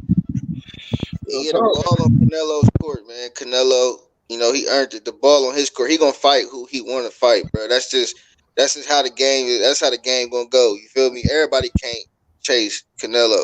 Everybody not gonna get the fight with Canelo. That's what's in the comments too. I'd be like, literally, you can't fight all these motherfuckers in one day. Like, exactly. So in the meantime, who are you gonna fight? That's fan friendly. That we gonna really be like, okay, that's free smoke. Hey, I'm gonna tell you this. Them not fighting each other and then trying to go to Canelo, make it look worse for Canelo, because again, I can say just like last night, I just said, bro, he ain't past Mayweather because the champions that he fought aren't as proven as the champions Mayweather fought, and that's what I'm saying. To make them proven. Make them fight each other, and we will know who is the best out of at least them. We know Canelo the best. Them fighting Canelo, that don't mean y'all the best. It don't mean you one of the best. That just mean he feel like you just, you know what I mean? He gonna make more money before he beat your ass. You know what I mean? Like, right. But fight each other, y'all will boost your name, your legacy, and then when you fight Canelo, you just beat the dude everybody else was lining up for Canelo. Bro, you are going to get more money. If you worth 10 right now, if you unify or beat the next top dude, nigga, you gonna get 15. Like, so come on, man. Hey, I know if Charlo move up and fight, at 168, and he could get that Canelo fight, he definitely getting 15. They already offered the nigga 8. He could have motherfucking, you know what I'm saying? How much he could have entertained the offer, and that motherfucker gonna go up from there. You feel what I'm saying? Eddie Hearn would have gave him that bread. They started out, you feel me? Mm-hmm. And check it out. This is the way I see it too. Terrence Crawford and Canelo, the best fighters in the game right now. Facts. But take away, they're both undisputed, but take away those belts, and they're still the best fighters in the game. You get what I'm saying? Terrence, because of the skills they possesses, you can argue that, he won from this guy, he won from that guy, but still, he got them skills. He got the way he can switch up, man. He got that high ring IQ. But Canelo, he's a little different. He got the skills too, but he's got the skills and the resume to back that up. Like if the belts go away, those big high quality wins don't go away. Mm-hmm. Yep. Yeah, because even though a fighter got a belt, that's just designer shit. That's a fighter with a Rolex. You know what I mean? It's to market the fighters. That's it. That makes the fight make sense though too. You know what I'm saying? Like regardless of their resume, that's why the fight makes sense. Because like you said, they got that belt. You feel me? Mm-hmm. I feel you. But like that's where I kind of feel that like with too many belts, and the way they rank motherfuckers, it gets muddy. Because like literally, the belts are supposed to signify that you beat the best. You get what I'm saying? Yeah, But exactly. like Canelo didn't just beat the best. He just beat the IBF belt, bro. You get what I'm saying? Yeah. Mm-hmm. Yeah, because I feel like if the consensus of people, whether people say if he got a bet or not, if the consensus of people say he the best, then that's just how they gonna look at it. It been plenty of times that Mayweather didn't have a belt, and he got to fight a person with a belt because the consensus is Mayweather the best. Yeah, you show us you the best. You got that belt, okay, but you still haven't beat Mayweather. I feel. Mm-hmm. So, and a lot of people got fights just because they had that. You know, Hey, we just Maidana saw and one. all. We just saw one. Yeah. So, I just hope, I just really hope one of them, man, just fight each other, bro. And I don't even think they understand how big that fight will be, because it's like that's how Caleb Plant fight even got bigger. Nobody really was watching Caleb Plant fight, but when Caleb Plant beat, I mean when Canelo beat fuck, I forgot, damn, his name slipped my mind, but everybody knew Caleb Plant was next. Everybody watched that Caleb Plant and Truex fight because they knew he was fighting Canelo next. Not because Facts. everybody liked you. Nigga, that's the highest viewership Caleb Plant ever had, because we knew you were fighting him next. So if y'all two fight and we know the winner is fighting Canelo next, that's gonna be a big ass fight simply because we know you the next nigga fight. We want to check you out. Fucking I don't Q think they not, I is don't think they knowledge. understand that shit, bro. I don't think they understand it. It sounds like it, huh? Like literally, like we wanted to see what Caleb had. That's why we watched the Truex fight. We're like, let's see what this boy got. Oh, me highest. That was like the highest view Fox fight. Yeah, You know, that whole year. two Yeah, million viewers or some shit like that. 2 point something viewership. Yeah, yeah. for sure. That's fact. Just because we knew you was fighting Canelo, not because nothing else, bro. Nothing else. If it wasn't for That's that, it wasn't for that. He probably has 600,000. You know what I mean? Maybe 500. You know what I mean? because I'm gonna keep it 100, man. Like until Canelo got to the 168 division, I didn't know who the fuck Caleb Plant was, bro. I never heard of him, and that's because the Yeah, most 168 people I the knew didn't who he know division was, that but he yeah. stopped to keep in fight the until United States, it's after the been Usman. dominated by Europeans, bro. We don't give a fuck about 168 until a Mexican or an American fighter fights there. Facts. Hey, Piro, a lot of people only knew Caleb Plant after that Uskatiki fight. And I didn't know Uzcategui actually until he fought Burrell, bro. That's me keeping it totally honest. Me too. Like shit. You know, I knew who Caleb Plant was. Like it's only a few fighters that's up and coming right now that I just plugged in because I knew they was cold. Like Jerron Ennis, uh, Bam, a little Bam. Yeah, yeah, for Uh, sure. shit, a new way he got the hype. You know, I didn't know who he was till shit. So the Uh, hype train came. yeah, you know what I mean. Like Fulton, Stephen Fulton. I knew who he was. I knew he was a banger. You know, it's certain fighters that's young with no name, and then they end up being somebody, that you know before. But a lot of these motherfuckers, like you're nobody till somebody kills you or about to kill you. You know what I'm talking? Or you kill, you know? Mm-hmm. For real. Shit, but shit, right now we lining up this Mungia. Shit, my baby fighting too. Alicia Bumgardner fighting Terry Harper. Lightweight unification women's. Yep. I can't wait to see that. I hope she don't go out like Mary did.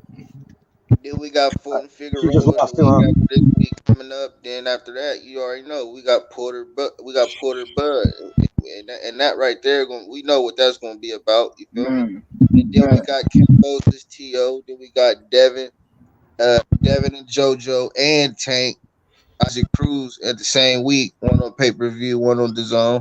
So that's gonna be a lit ass weekend right there. Then after that, you know, we got Comey Loma. That's gonna be a good fight, Q. That's gonna be a better fight than, you know what I'm saying? Like, cause we know what T.O. just did to Comey and what T.O. just did to Loma. So both of these niggas trying to prove themselves, you know what I mean? And Comey trying to get back, you feel me? And Loma trying to, you know what I mean, do his thing and prove that, you know what I mean? So I feel like that's gonna be a better fight than what people think too. And after that, shit, I know that the rematch for Usyk and Joshua was supposed to be set for December 31st, but I ain't really seen too much of nothing. Only the betting sites I be on and shit show that, but you know that ain't really that ain't you know what I mean, 100% at all. But I know that's what it was scheduled for. You feel me? Shit, I can't wait, man. I don't know, man. Man, We got a box, bro. Yeah, ain't no telling somebody fuck around and pop some shit like that. Ain't no telling. It's just happening right now. I think. Oh yeah, David. Yeah, David Benavidez. Who is he fighting? Do they got? He was supposed to fight with Stagiki, but he offered a REPO, and now he's fighting Tyron Davis. You said now he fighting who? Who? Kyron Davis. Yeah, the brother. Yeah. Yes, sir. You know, I ain't gonna lie. Business. I ain't gonna lie. This shit ended. I ain't gonna lie. I'm ready for all these fights. The fight I'm most ready for, shit. Man, that Crawford, yeah, that Bud Porter. Yeah, me too. I ain't gonna lie. Shit, probably fuck around and have a little few people over at the crib, man. Shit, to watch that shit too. Man, then it's just after that fight, it's just gonna have my mind on what's popping next year, man. Oh God, you know, I think Bob, man, Shakur gonna be a star next year, bro. Bob said after whoever went out of him and Burchell, you know, he either gonna get the winner of Valdez, but he actually said he want to see him fight Lomachenko. So after that Burchell, so shit, I'm like, shit. We're at 130. Man, wherever they want to meet you, you know, Loma can make 130. So. And you know, Valdez recently, when he responded to Shakur saying like that first time that like he ain't scared, you know, like blah blah blah with the whoop, and you know he wants that fight. They interviewed him again at the Canelo fight. He's like, nah, I want Shakur. He's pushing for that fight, man. So hopefully they can make it. I think Bob said he want him and Navarrete to fight. I think he want Navarrete to knock him off. He does want Valdez and them to fight, yeah, for sure. Yeah. I think he want Navarrete to beat Valdez. You think so? Yeah, it's funny, huh? It's funny. Yeah, I think Cobra fight somebody, man. I think Cobra the hype job. I ain't even gonna lie. Respect the Cobra. I want him to be the best he could be, but I don't think he ready for them Shakurs and them type of guys at all, bro. Like me either. I think so. I wouldn't say if he's ready or not. You know, I don't think he's ready. No, yeah, I would have to see. Well, I mean, his last fight he looked impressive.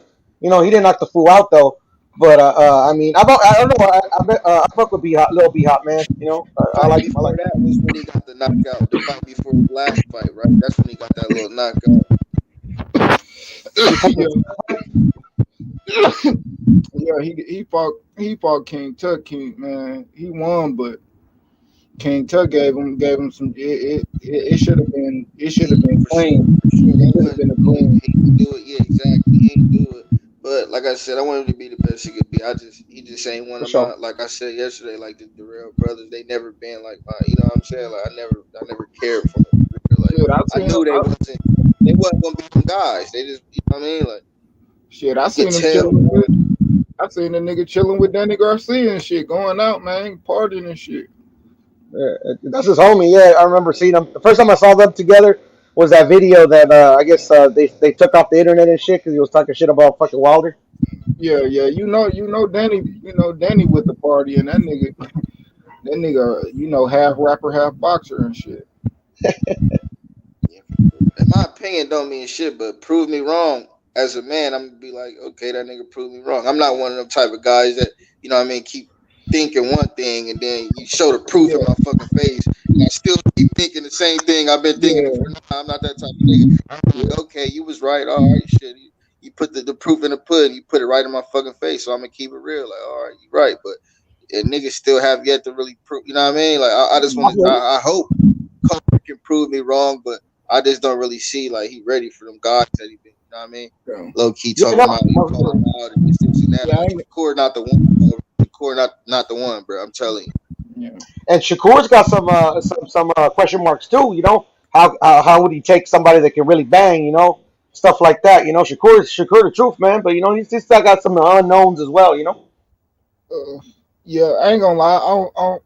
I ain't gonna lie. I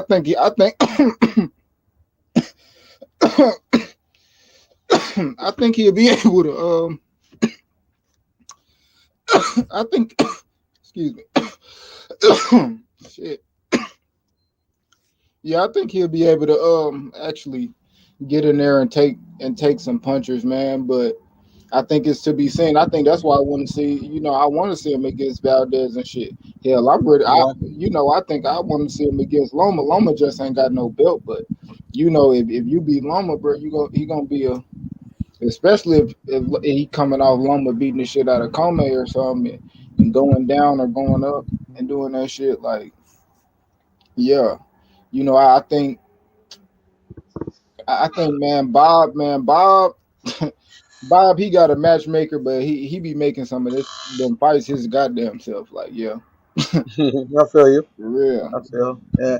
And the thing about Shakur, man, is like he doesn't have a lot of knockouts. You know, he's got like 9 knockouts. So you know, so I don't know if that has to do because you know he's a real slick boxer. You know, he likes to box more than sit down on his punches. You know, but sometimes you know can't truly gauge the power of a fighter if he fights in that style. You know, because he just don't sit down in those punches. Usually, he gets those knockouts by accumulation of punishment. You know, so that's kind of like an unknown as well. You know. Yeah, he about to start knocking shit out though, Puro. You think so? You think so? Yeah, I think he ain't got a strong man strength yet. He's still young, Piro. Yeah, no, that's what I say too. He's real young. He's still real young. Yeah, he getting bigger and he fucking with. I look at it like this. A lot of these, especially nowadays, really shit like always. Who you train with and who trains you, you end up fighting like that person. It could have been me, or I was seeing like a lot of Terrence Crawford and like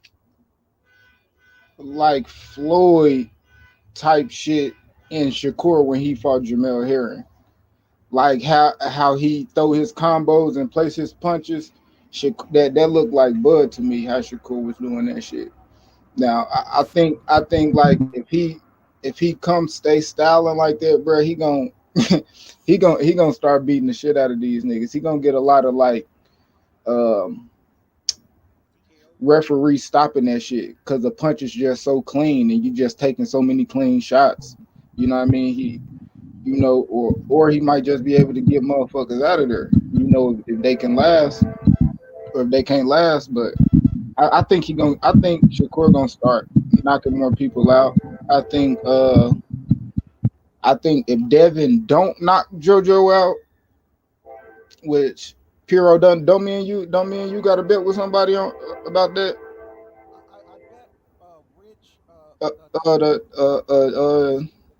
What's it called? Devin not stopping JoJo. Yeah. Can you hear me? You low as hell, Piro, brother. You low as hell. Damn, he was talking. I hear you. Oh yeah, but headphones ran down. Let me get some other headphones. Hold on.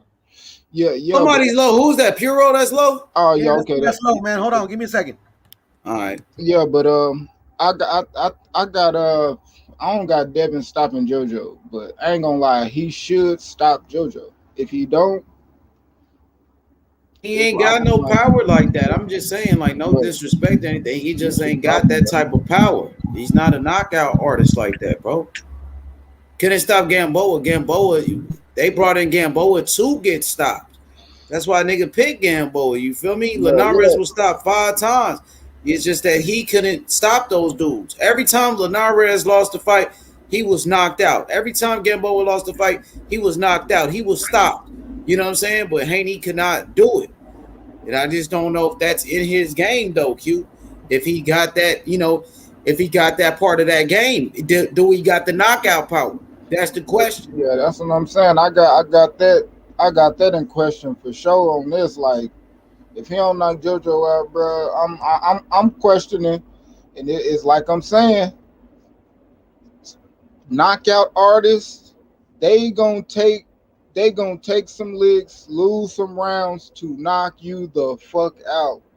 It ain't too many people nowadays that's coming like how Lomachenko coming with the motherfucking, you know what I mean, being so accurate.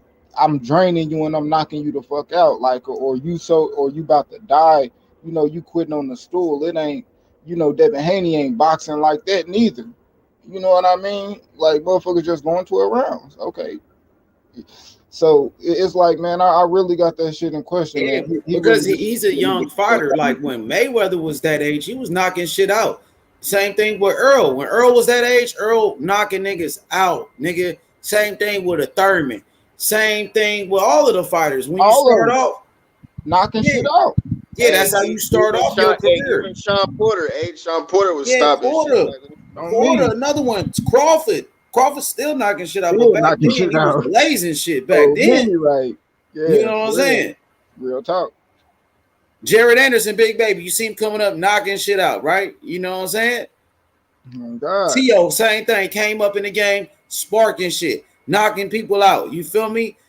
That's just how it is. And we can see, we've been watching boxing long enough to see, like, he just ain't got that power like that. You know what I'm saying? Anybody can see that if you know boxing. But I remember his first fight with the Zone when he did knock somebody out. Then it was like, oh, okay, he got some pop a little bit. You know what I'm saying? So that answered that question when he knocked out Antonio Moran. But ever since then, he ain't got a knockout. Ever since then. Yeah, that crazy ass overhand, that motherfucker was crazy though. Oh, that shit was nasty. And then when he knocked him out, man, that shit had everybody talking. Oh, Devin Haney, he could be the next great champion. You know what I'm saying? But ever since then, Santiago, no knockout. You know what I'm saying? Gamboa, no knockout. Linares, no knockout. And now JoJo, a guy who's never been dropped before, you know what I'm saying? Like, it's going to be hard to knock out JoJo. And Bill Haney said they going to knock him out. That's what Bill Haney said. Oh, we going to knock out JoJo. We going to do this and that. All right. You know what I'm saying? Just show me. Talk is cheap. Show me. We waiting. I need that knockout. I need that bitch. You know what I mean? If you don't get it, bro, I'm already like that because just take it as a little early boxing Christmas present, man. Because that's gonna line up. That's the talks. Because I know T.O. I got T.O. knocking Kambosos out. Like I think T.O. gonna stop Kambosos. But hell if yeah, they knock out JoJo Diaz, man, bro, listen, it's really gonna be hype. This fight gotta happen next year, bro. I don't give a fuck what time, what date, what month. Just make that shit happen, bro. Haney gonna have to beat the fuck out of JoJo. Even if he win, that's good. If he win, that's good. But if you beat the fuck out of JoJo, knock him out, or make him quit or something like that, then people really gonna be calling for that shit. Like, motherfucker. Yeah, you gotta make a statement, bro. Like, if you think you want to fight T.O., what's better than knocking motherfucking JoJo out? You hear me? You know what I mean? To try to get in the ring, like, oh shit, okay, he coming off a knockout. But if you go in there just outboxing JoJo, you know what I mean? Really not trying to get in that bitch, take some shots, knock him out, bro. I'm like, man, you know what I mean? Because I've been saying he should have knocked out Gamboa and Linares, bro. Like, they came in there too late down. You ain't even lay them down, bro. So. What's good, HLD? What's good? What's going on, H1? What's going on, guys, on the panel? How we doing? Yeah, what's good? I'm hearing the topic, man. Yeah, we just saying Haney, needs to get a knockout. You know what I'm saying? Well, it's about that time. A little bit that goes on and that I see is, and it's unfortunate. I don't, and some regards, it's not all Devin's fault, but really, Bill Haney be writing checks that his son can cash. You know what I mean? And what I say by that is, I'm watching the videos earlier today, and it's Bill talking about knocking out JoJo. When they're talking to Devin Haney, he's talking about skills pays the bills and that type of talk. So in other words, he's not fronting doing the knockout. So I hope Bill takes a step back from that because you start putting that undue pressure publicly on the kid, and the next thing you know, you got him looking silly, asking his opponents if he hits hard and shit. You know what I mean? So they need to stop that. But as far as JoJo with JoJo, man, Devin, it's gonna be a good. I think it's gonna be a good fight, man. Uh, I got Devin Haney edging out a decision. You know what I mean? Unanimous or split? I got unanimous. You got unanimous.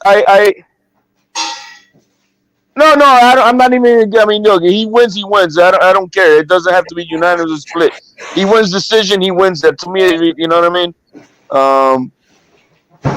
Can y'all hear me? Yeah, we can hear you. Okay, cool. Go ahead.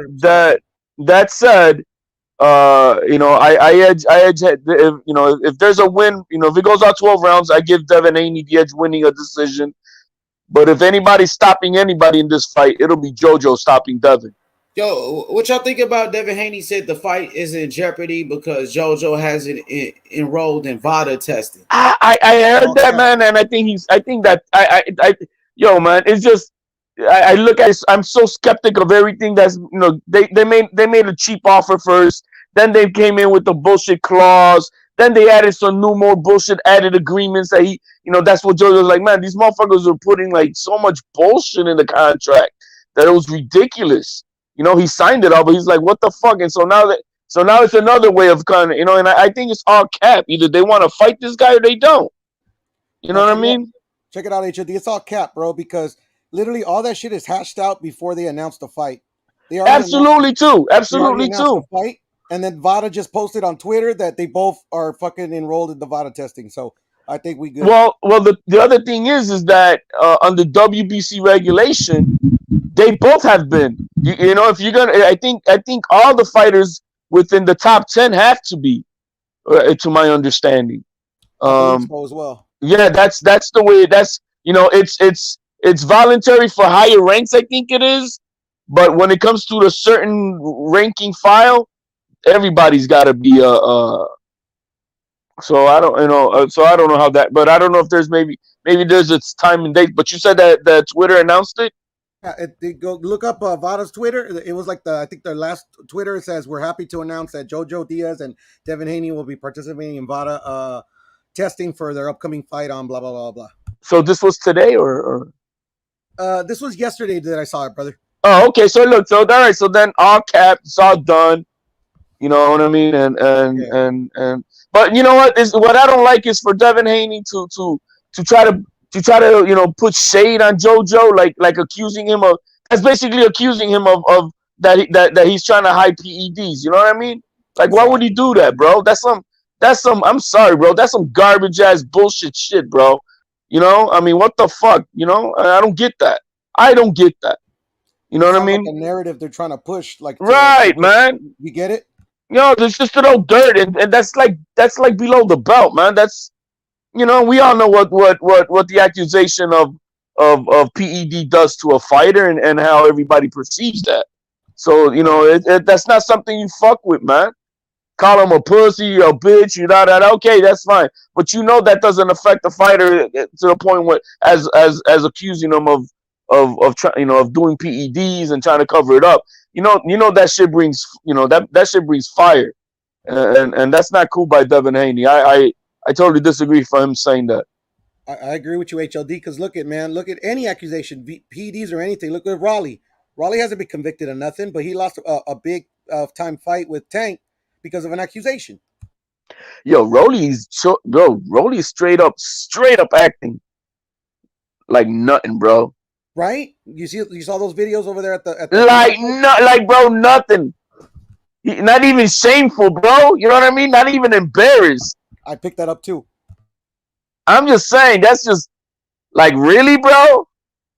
He's not embarrassed. Oh, you got caught. None of that shit, bro. It's funny, bro. This shit is super funny to me. At least to me. It's actually frustrating to me, bro, because it's just like, it's more fucking narratives that are out there that fucking, yeah, that's more what we need is narratives. I'm gonna say this, man. I respect that. If this case is real, then it is what it is, and whatever comes with it is what comes with it. To my understanding, nothing that I read was forceful. You know what I mean? It was just more like lewd behavior. You know what I mean? He whipped that out. Yo, bitch, suck it. You know what I mean? That type of shit. I feel. But that so it's lewd behavior. Yeah, it is what it is. But it was it wasn't like he was trying to to my understanding like trying to rape somebody or anything like that. But uh but if it comes out this is all bullshit, bro. I think this happened right after the press conference. I think the way Rolly conducted himself on at the press conference rubbed Showtime the wrong way. Mm-hmm. You know what I mean? He's talking about dick and this and that, and it Yeah, no, was for a, sure. you know what I mean? Like it was a little bit too like crazy Mike Tyson old days talk, Yeah, right. and I don't think that rubbed Showtime and and those business people the right way. You know what I mean? They didn't Yeah, like that, it and can't. who and that was and that's after that. The next day is when all this shit came about. So who And then knows? too, if it is fake, like, and it literally didn't come from like the promotion side, like that type of accusation, bro. That like literally like any accusation, like people don't care if you're innocent or guilty, bro. That ruins your reputation pretty much. It's gonna be fucking a cloud over your career, over your personal life for the rest of your life. Let's say the only way I would support them removing it is if like some substantiated evidence comes about. You know what I mean? There's a video and of him, acting stupid like that. You know what I mean? Mhm.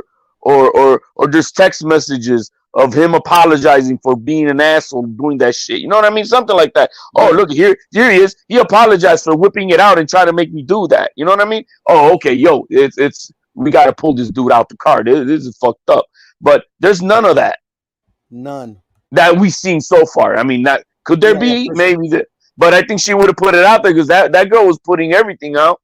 So why didn't it's just kind of weird to me. That's all I'm saying. It's messy, bro. It's fucking messy, bro. But anyways, back to the topic with Devin Haney, man. I think Cool. it'll be I think he has a great opportunity. I don't know if he understands it.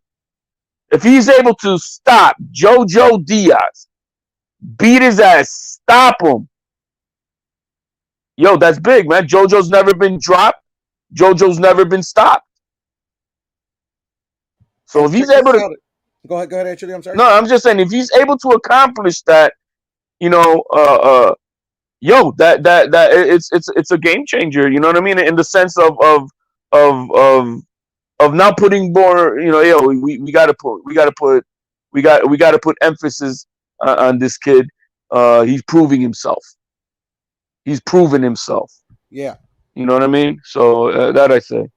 This is the way I see it. I had Devin Haney by decision at the beginning, but I've been watching videos of his interviews, situations that you know of, and H Money knows of, stuff like that. You know, not have to be said. Everybody knows. I'm actually changing my pick to JoJo by a split decision because like all the other stuff, it could be promotion, it could be this, it could be that. But like in my head, as long as like Devin stays focused, he doesn't like buy into a like narratives or like thinks he's somebody that he's not. Okay, you just go by the skill. You get what I'm saying? But then, like, to me, I saw the video when Sean Zeitel was interviewing him, and to me, I could be wrong. He's implying to me it feels like he's implied like he won the belt that he has from Lomachenko. Like he said, like you see that belt right here, Lomachenko gave me this belt, or I got this belt from Lomachenko. So I could be totally wrong. I could be reading into it too much. You get what I'm saying? No, no, no, no. Let's get this right. He actually believes he's a bona fide champion. And no, I'm And sorry, yeah, you didn't and earn see it in the ring. that Even bothers me. Cambosos, I got a video clip that I put up on my Twitter, and somehow Cambosos like, no man, this guy, I don't. He wants to he wants to go, parading himself like that, like he didn't earn that shit. You didn't get, Yeah, what is that about? and in that same So, interview, bro, I thought of you, bro, because they brought up the petition. hello. Can you hear me, HOD? I think he's on the phone.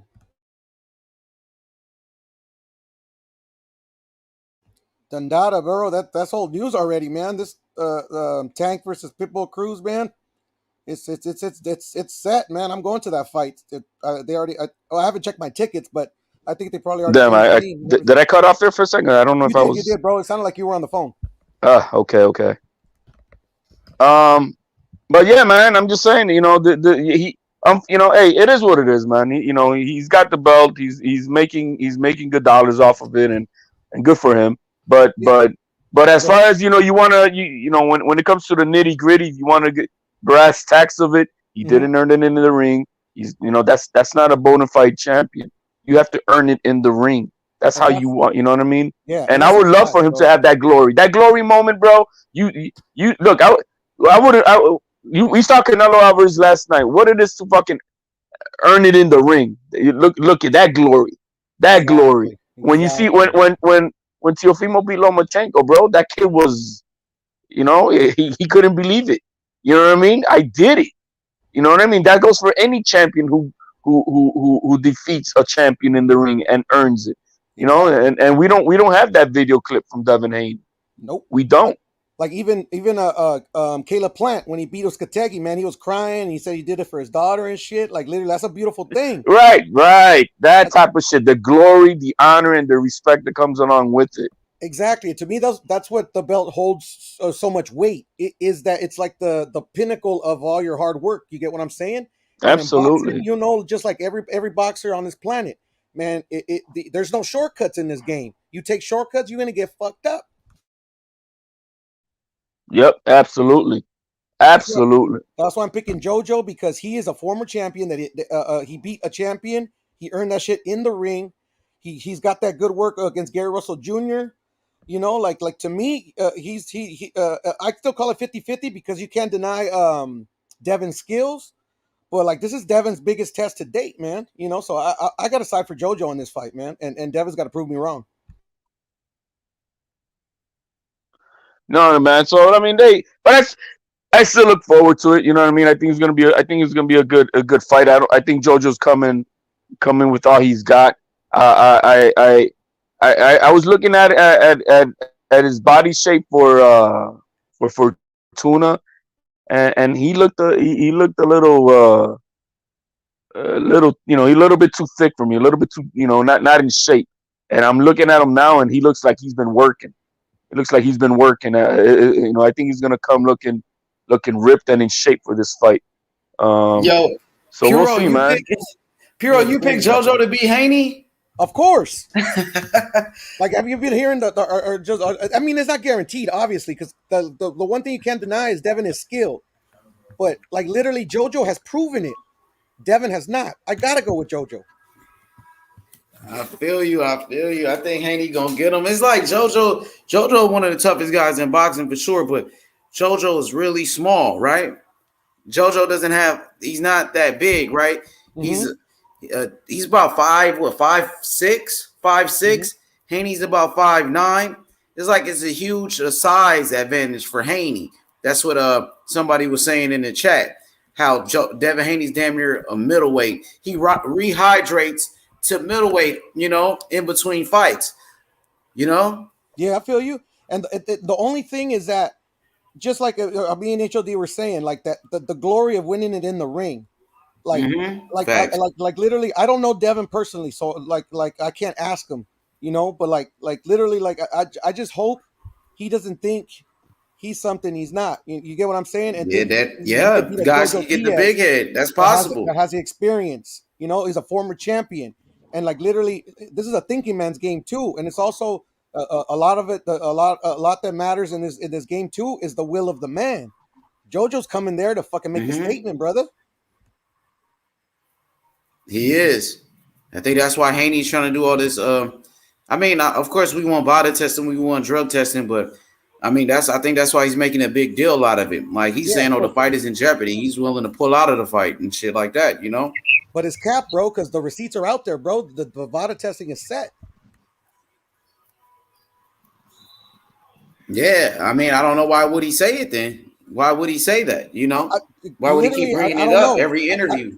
That's why, to me, I don't think I don't know if it's him that said it, it could be a content creator fucking coming out with that narrative. You get what I'm Oh, saying? he said it. I saw it. Oh yeah.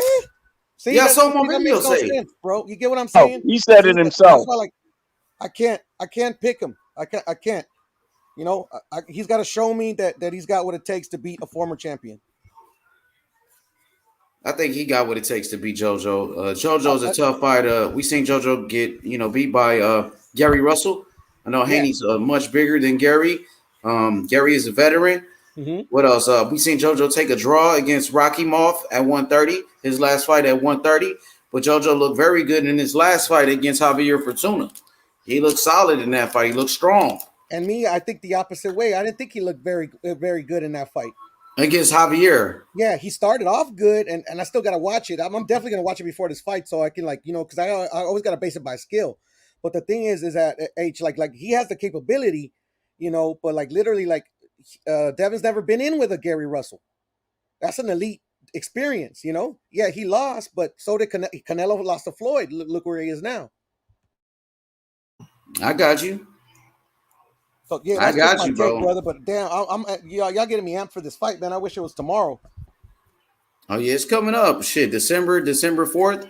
That's if the fight happens, because according to Devin Haney, the fight is in jeopardy because JoJo is not enrolled in VADA testing. So we got to wait and see what happens. Because obviously Maxie Hughes is still the plan B, like HOD said. Maxie Hughes is now, I believe, top 15 and with the WBC. So Maxie Hughes is just waiting in case the fight falls apart. I hope it doesn't. Brother. All cap, man. The VADA already came out. But that's what he was just saying right now, that they I'm gonna look it up on the website. You said VADA on VADA Twitter? VADA Twitter, or go on the VADA website. It's there, bro. Like literally, you want me to pull it up, H? Yeah, go ahead, screen share it. All right, let's do it. Let's do it.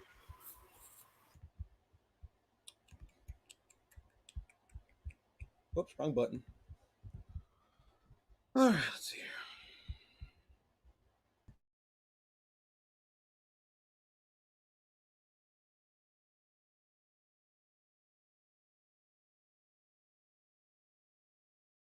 To your point, pure.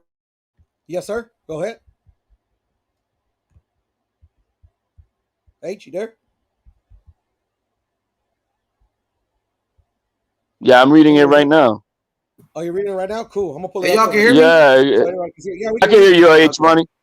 Yeah, I just found it. They posted it like a day ago. VADA testing welcomes Joseph Diaz Jr. and Devin Haney to our program for their December 4th, 2020 bout in Las Vegas.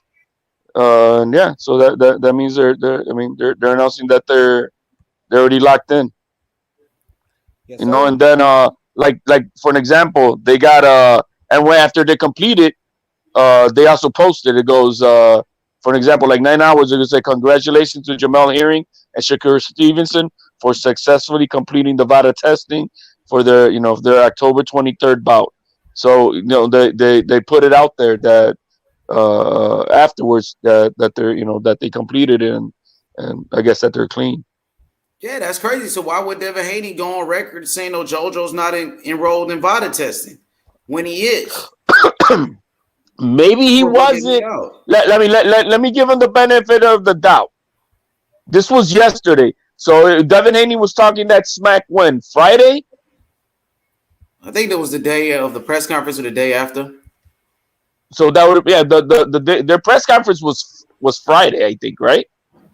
The same day of the weigh-ins for Canelo and Caleb. And Caleb. So yeah, that was Friday. So maybe they signed up yesterday.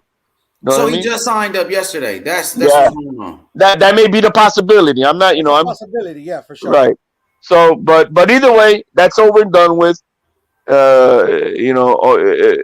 Anyone comes out dirty, it's their fault anyhow. You know what I mean? But I'm not gonna throw salt on somebody saying that they're trying to avoid it when you know what I mean. We have no history or evidence of saying such. I was just making sure. I know that's what Devin Haney said. The fight is in jeopardy. No, he did say it. I saw him say it himself.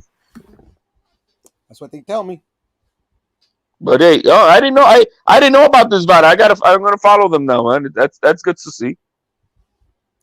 feel you, man. I just thought I be checking. You know, I got my Twitter and stuff. You know, on my breaks and stuff, I be checking, man, because I try to like come here, you know, correct. You know, come with receipts. Well, you know that's the only way to stand on your square. I think, you know what I mean. Yeah.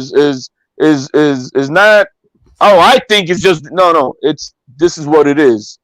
You know what I mean? Like right now, I'm not gonna say that Jojo Diaz was signed up or wasn't signed up exact, but we do know that they are now. Maybe they weren't on Friday when Devin Haney said that. You know what I mean? To me, the way I understood it, all the top 15 fighters, I think from WBC, have to be signed up to it. But maybe I'm wrong about it. But I thought that's the way it is for the top 15, and then for everybody else it's kind of voluntary. But it's not voluntary for championship fights. It's mandatory. There you go. You know, so that's good, man. So we got this fight going on, man. That's going to be good to know. Yeah, that's good. That's good, bro. That's what I want to hear, man. But I do got Devin Haney winning this fight. I think Devin Haney will outbox Jojo Diaz. I think Devin is too big, too fast for Jojo. You know, I think unanimous decision. I don't see no knockout like Bill Haney's talking about. Do you think he's gonna be able to treat Jojo the way he treated Linares in the first 10 rounds? If he does, he you know, that probably won't be to his benefit. That's what Jojo wants. Facts. No, but I'm saying, you think that he's gonna be because he out in the first 10 rounds, he outboxed Linares, I think like 7-3 rounds. I agree. You know, I think it was like 3 rounds to Linares, 7 to Haney, in those 10 rounds, and then after that, the last 2 rounds I gave them to Jojo, the 11th and 12th. But that said, are we gonna see Devin Haney pretty much outbox him, you know, that much and against Jojo? That's what I would like to know. Well, he hasn't. Yeah, I think he would try to do it, actually, to be honest. I don't think Haney's going to go out there just trying to run. I think he's going to go try to bang with him. You know what I mean? I think that's a new style that Bill Haney been working on, walking people down, you know. But I think that's what Jojo wants. If he does that, he falls into Jojo's trap. Jojo wants to make it a rough and tough, dirty fight. Yes, sir. So, yeah, I think he would try, though. Eventually, he'll try to walk him down, though. Try to make a statement. Try to beat him up, you know? Well, the way I see it, I mean, I don't know why everybody, you know, Linares is one of the hardest hitting. Dude, he's got like, I think he's got like maybe a 50% ratio. So I don't see where everybody says he's one of the hardest hitting punchers in the division for Linares, when he's, you know, his record speaks for itself. He's like a 50%. I feel you on that one, HLD. I think it is because it's because when he was in his like prime, and he went, because isn't he like a three division champion? Yeah. You know, I think like the top contenders that he faced and the champions that he beat, I think he beat them most of them by knockout, like brutal knockout. And let me see here. His percentage has gone down. Yeah. You know, he's got 47 wins.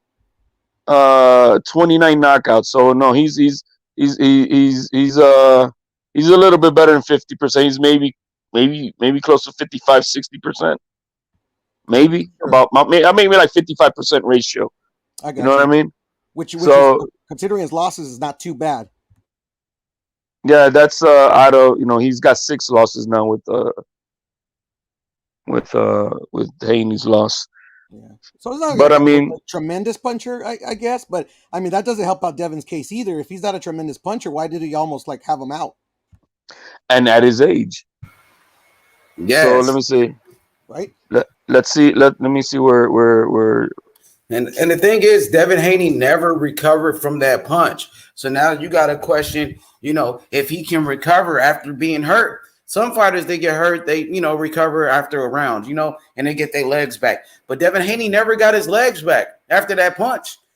No, bro. In that last round, he did that run and hug, bro. That was crazy.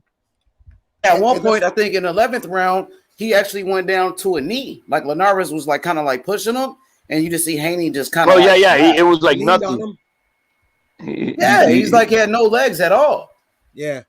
And That's the not thing a good is, sign, brother. H2, people call Ryan Garcia chinny because Luke Campbell dropped him once, but I saw him pop up and attack him like he didn't even get dropped. Yeah, JoJo's like a 48% knockout ratio. 32 wins, 15 knockouts. He's not a big puncher at all, bro. No, he's not. He's not. So he's moving up in weight. That's why I'm kind of surprised you said if anybody gets a knockout, it's JoJo. Where JoJo's not known for his power either. Yeah, but JoJo's not been knocked out. Yeah, true. Haney. So I don't see it, and I saw Haney. And that you go. Hey, Devin Haney gave some, man. You saw there was some punches where he gave it everything he fucking had, and Linares just kept on coming forward, bro. That's a dangerous man too, a guy with a chin. And Linares is not is we all know he's chinny, bro. All his losses were by knockouts against nobodies. Very good point. Except for the only guy that really knocked out, it was Lomachenko. The other four guys, I don't know who they are. So that's why I'm saying that if there's anybody who's gonna knock somebody out after what I saw in the last fight, and knowing that JoJo has never been dropped fighting tougher competition than Devin Haney, I don't see him getting knocked out, but I could see JoJo stopping Devin Haney if he gets in trouble. Maybe not knocking him out, but maybe stopping him. I feel you. Yeah, right. Stoppages. Yeah, accumulation of punishment, whatever. No, if he gets buzzed, because if he gets buzzed, Linares only needed like 10 more seconds, bro, in that round. 10 more seconds, and he would have. Devin Haney would have been in super trouble. Yeah, and that's what I remember. I remember watching it, and that's what Coco the Don said.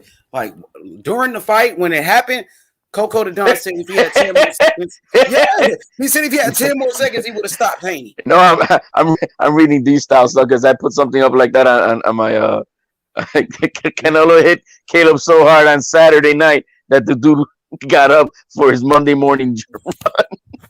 God damn. Man, he ran to the corner, bro. He didn't stop until he ran into the corner. Like, I don't know if he even knew where he was at. He said, yo, man, the guy got hit so hard, he started running like Forrest Gump home, bro.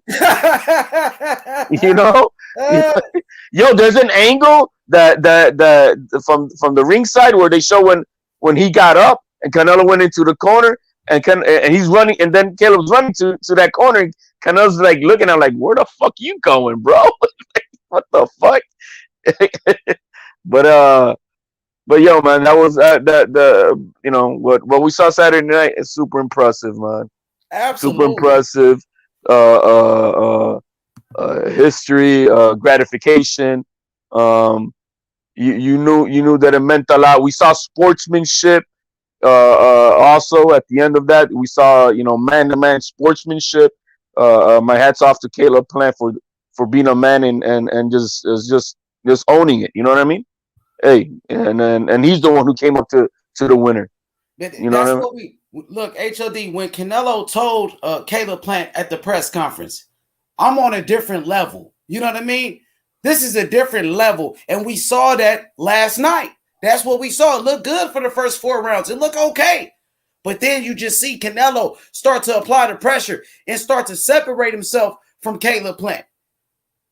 And people say, Absolutely. It don't mean nothing. It don't mean nothing. Well, you see last night the difference between a proven fighter and a guy that people are really just hyping up. Even though Caleb Plant is a good fighter, but you see the difference between a great fighter and a good fighter.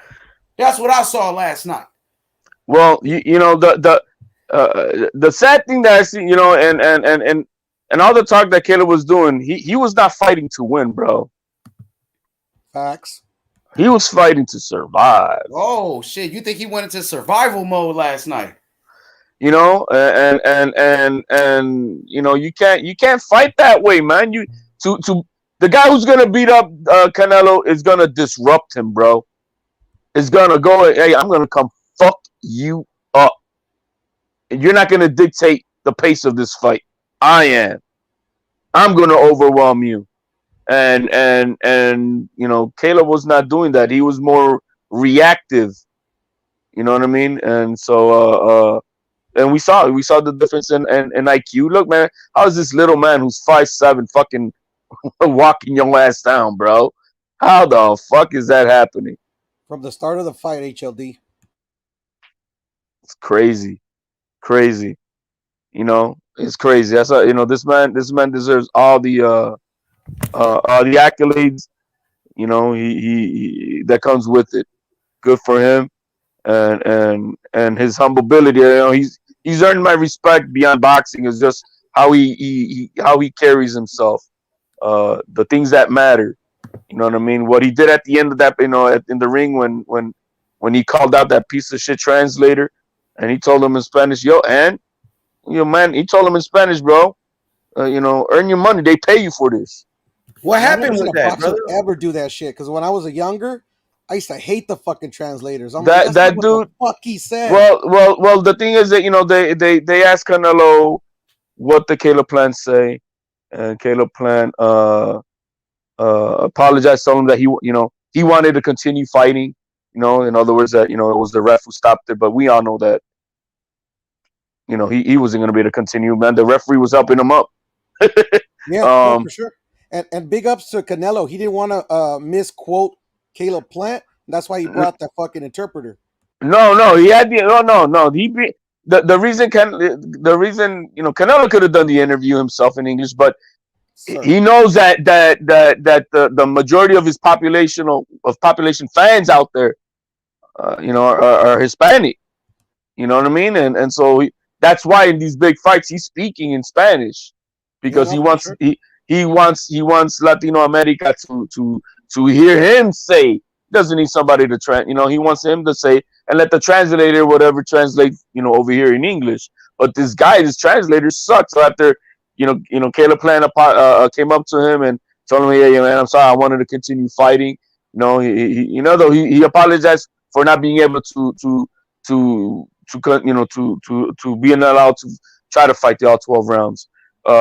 That said, then he apologized, you know, about the motherfucker comment that it was not directed towards his mother or anything like that. You know that his mother passed away and he would never do such a thing. And Canelo accepted his apology and just squashed it right there. You know what I mean? And Canelo gave him his gratitude, you know, for the fight and whatnot. And so the the interpreter only interpreted. Oh, he said he wanted to continue fighting. That he apologized for that and thank you for that. You know, and that's it. And then that's when Canelo said, Yeah, right. No, for sure. Because and like, they want to show the you world better that they tell him what squashed he this want to make shit. sure that That plant. is squashed. No, that is squashed and that plant got his merits for his sportsmanship in the matter. You know what I mean? And so yeah, I do that dude is in trouble. I don't know if they're gonna keep him around, but hey, I've been disliking. I think his name is Felix de Jesus, and I have not been a fan. I have not been a fan of him for forever because he's a shitty interpreter, bro. He puts in whatever he wants. You know what I mean? And that's not the way it is. Exactly. That's why, like, Canelo didn't even say the word motherfucker. He just said for what he said to his, for using the word that was not, towards him. That's what was said in Spanish. yeah, And the guy himself is the one say, "Oh, about the mother." No, you don't. That means you don't know how to interpret shit, bro. exactly. Or you want to fucking sell a fight that's already over, One of the two. right? No, the No, but interpreters to this day still piss me off. But yeah, but that's why anyway, but when the guy that was on the panel that spoke Spanish, I asked the chat, how did I do in the translation? Because I ain't trying to fuck up this. I ain't trying to misrepresent this dude, you know? no, el cago, bro. He took a shit, bro. But that said, man, hey, does anybody know if there's any injury report from Caleb Plant? Because my understanding, he went directly to the hospital. I think it was just No, for I didn't hear observation, but anything I haven't about it. heard I haven't anything. heard anything about no injuries. But those body shots, man, take your legs away. Those left hooks to the body, man. And Canelo hurt him early in the fight. I don't think the people noticed that. But Canelo hit him with a body shot, and Caleb Plant, his legs were gone. You know what I mean? And that's what the great trainer of Bernard Hopkins, Nazim Richardson, rest in peace. He used to always say that. Make that investment. Go to the body. And you see it paid off. You know, it paid off, bro. Canelo's the best body puncher in the game by far. Well, I heard three things. I mean, and like I said, they're not official, but what I heard was he has the left side cracked ribs or cracked rib. God damn. He has he may have injured his hand in the 6th round, I think it was. I heard of that one. And a busted eardrum. Shit, yeah, he was fucking him up on the side of right there on the ear. Boom, boom. You know, but I'm looking at the picture in that dude. Who knows if he also has a cracked bone, bro, in his face, bro. I wouldn't be surprised. You see that? Those left hooks to the body he was hitting Caleb Plant with all night, bro. That left hook to the body is a dangerous weapon. I remember Mikhail Cotto had a great left hook to the body. You know what I'm saying? I think that's one of the best punches in the game. The left hook to the body. Mike Tyson used to love it, man. HCP. You know, HCP. Body shot and yeah. I don't know if you heard us cooking, H, me and Q and IB. We were talking about how, like, you know, Caleb Plant, like for me, Caleb Plant, what he showed me in that fight, that he has pretty good defense, and he was making Canelo miss some shots. But on every time, like, he threw a combination and he missed some shots, he made sure to throw a hook to the body, and he made sure that it landed. Well, yeah, the guy that had some defense, but I think mostly it was just having Canelo having to adjust the timing to this guy's height, and you know what I mean. It's his size to connect. I think that's what that to me that's what it mostly was Canelo being able, because when he missed, it wasn't like Caleb Plant was doing something drastically, you know, doing the matrix up there trying to, you know, it was more that Canelo was outright missing. You know what I mean? And I know exactly what you mean. Yeah. Kind of like when you're hitting a baseball and yeah, you're swinging, but you're not swinging at the right time, and so to connect. Yeah. But anyways, man. That said, bro, I think Canelo put a massive teaser on everybody. Oh, he's gonna make it to decision. He's gonna make it to decision. And everybody who put money up on that, you know what I mean, and thinking that Caleb was ahead on the cards, they're sour milk, bro. All the channels you hear, bro. I mean, instead of Ivy, what he said? What do you think is next for Plant? Yo, man, he's still viable, man. He is still viable, and I think at the 168 division, is he gonna be able to claim a rematch eventually, like working his way back into a rematch? I don't think so. I think that with the knockout, that ship has sailed. You know, but maybe going down to 160. I think he could. I think he has a career at 160 if he could make 160. I mean, he made weight at 167, so he was lighter than Canelo. Yep. So can he fight at 160? Maybe he has a career at 160. Get a very good nutritionist and everything, and see if he could cut down to 160 and fight at 160. Because while Canelo's at 168, I don't think he's gonna. For now, he's not gonna fight. He's not gonna fight Caleb Plant. I think Benavidez could. The two good fights that could happen is Benavidez and Charlo. Those are the two fights that I think he could do at 168 next year, and then after that, Canelo could decide if he wants to go to 175 and clean out that division. Which, if he does that, I mean, that's the next challenge. I don't know what other challenge is there. Yeah, that's what I think, and I think he's gonna do all those things because, like, literally, this guy didn't even have to go on this run. He could have retired after the Triple G fight. He's already a first ballot Hall of Famer. all the the fucking accolades that he has that he had before. But to me, is that I think he already conquered America.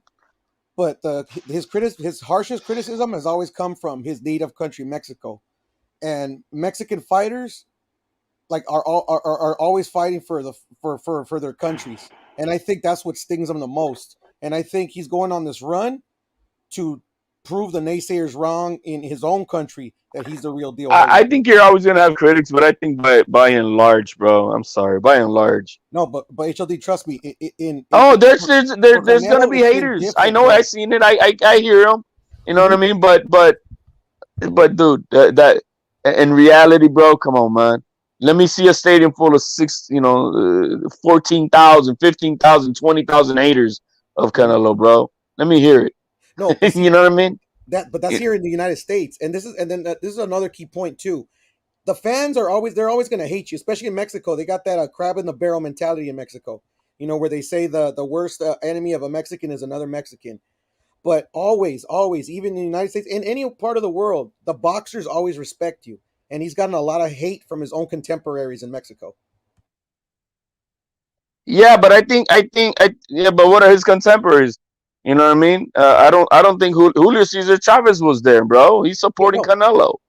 Chavez has always never really criticized him. Actually, Chavez has already given him the title for just in his perspective of the best Mexican to ever do it. That's But it, Lupe bro. So I mean, Pintor, who are his um, contemporaries? Who's second? Who's second to Julio Cesar Chavez that has anything to say to talk shit? Lupe Pintor, even though he's starting to come around with his Who like the fuck literally, is he? You know what I mean? you don't know who Lupe Pintor is? No. Oh, bro, look these up. Like literally, Nacho no, well, Nacho, he said that somebody hacked his account and that he'll criticize him because What weight class? know What he's weight class open. is this dude? Which one, Lupe Pintor? Let me Yeah. tell you, I believe he's a fuck. I believe he's a featherweight. Yeah, exactly. Yeah, no, but like What? literally, like the boxers, like literally from doesn't matter if it's a champion that's like a journeyman or Chavez level, like literally, like They're they gonna get hate, man. He doesn't even earn their respect. Their respect no. means nothing. That's exactly what they're trying to do is hate. But I'm telling you, for Mexican fighters, they that the what another boxer thinks of them, it gets to them. Not all, bro. I think Canelo is such at a height level, bro. The people that matter are there, and the rest, who cares, man? And I You feel know, you. I totally get their point of view. I just I'm thinking that's why I'm thinking he will go for all those challenges. no, I don't. If he's gonna do it, he's just gonna do it for him. So plus, bro, let's put it this way, man. He made $40 million yesterday, and Mhm. tell me, were they really 11 hard rounds to earn $40 million for Canelo? Nope. Dang. And then with the pay-per-view, he gets pay-per-view money. You So know what I mean? so let me. That's what I'm saying. So if he's gonna fight more, bro, yo, is what he says, bro. Like what he said to Eddie Hearn. I told you, my friend, easy money. Right? It is what You it know, is. dude, bro. Just like D Style said, bro. Caleb Plant went to the hospital. He went to the club, bro. He was hanging out with Nas, bro. For real, man. Everybody love Canelo right now. Besides these haters on YouTube, these fucking racist channels. Yo, man, Dana White was watching the Canelo fight during while his guys were fighting. Yeah, I saw the video. I saw it. You know what I mean? And he said it. He came out with it because somebody asked him about after Usman does. He like, no, look, man, I watched the Canelo fight. Usman does not want none of that. Usman does not want none of that. Hell, you know what I mean? I'm sorry, what y'all think about this comment? Shout outs to my brother Luis. He said, first put Charlo and Benavidez first. Then the winner gets Canelo. What do you guys think about that? Charlo versus Benavidez. The winner fights Canelo. I don't have a problem with Canelo beating going to, well, I mean, I'm assuming he's going to beat Benavidez and then go Charlo, man. Why not see him beat both of those guys so that we don't have no say, oh, if I would have fought you, no, I fought you both and I whoop both your asses. Get that out the way. Then Boo Boo is I think is never going to get a Canelo fight. He's a non-factor for him at all. So I think if he's able to beat those two guys, why not? That'll be next year, May 5th. Benavidez, September whatever. Charlo. H. What's good, my brother? You didn't hear Q and IB and me cooking earlier? I had stepped away for a second, but I got right back, man. I put the show back on. What I missed, brother? Tell me. Well, check it out, because we were actually making some good points, man, about what's next for Canelo and shit. We were talking about Caleb as well. And Luis, thank you for bringing up that comment, because I was gonna mention you to Q, because Q convinced me. I think Charlo versus Benavidez is the way to go. Because check this out. So all these guys are chasing Canelo, right? But say Canelo fights one of these dudes. Like literally, it's. I don't think that. I think I've always said Charlo gives them the like Charlo has the best shot to beat him, but I still pick Canelo because a lot of these guys like they they're not like the Caleb Plant level where they've only fought those type of opponents, but like the experience level is I don't want to say super duper vast, but it's vast enough where like Canelo could literally adjust to anything they could bring. You get what I'm saying? But how does Canelo look then that he's fighting these dudes that don't have the experience to beat him? You get what I'm saying? Or to plausibly to give him like a 50-50 shot. You get what I'm saying? But if Benavidez and Charlo fight, and then Canelo fights the winner of that adds to the possible Canelo win. And if Benavidez or Charlo wins, it adds to that win as well. You get what I'm saying? So Q like made up a good point. For sure. Shout out to my I brother just, Q. in my opinion, in my opinion, I'm here to eat my crow real quick. H Money, that's why I hopped on. I ain't gonna be on too long or long winded. I'm here to eat my crow. Know what I'm saying? I was rocking with Plant all the way since the fight was announced. You were going for white chocolate, bro. You were going for white Yeah, chocolate. I did because I don't like Canelo. I don't care. I don't even like. I'm not even a Plant fan. I wanted to see Canelo lose. I'm not gonna lie. Canelo is the new. Why did you want to see Canelo lose so bad though? Canelo That's is what I want to know. because Canelo's the new Floyd Mayweather. Facts. Sometimes Thank you. There you go. The new Mayweather. Yeah, we pay to see. We better pay than to see Mayweather. you. Better. No, we pay you to see you lose. I didn't watch the fight, but I was listening to it the whole time, and I was so happy. All the commentators was giving Plant like, look at Plant, yeah, Plant, and then round 11, Canelo knocked him out. I said, get the fuck out of here! I gotta. Because I couldn't watch it, I ain't gonna lie. I couldn't afford no $80. I'm a broke nigga, so I couldn't watch it. But it's like I was happy with the commentating. I forgot what channel I was watching it on, but they was commentating good, and I'm like, word. And then all they said is, "Oh, Canelo knocked him out." I said, "Oh my God, how did that happen? He was winning, but." It's boxing, so I had I'm so not much fun, man. I'm not a Canelo fan, like I'm not a Fury fan, but I give them their props. They beat my Plant and my Wilder. Wilder, I really cried about because I'm a Wilder fan. But who's they beat your Wilder? Well, hold on. How does Canelo beating Plant has anything to do with Wilder?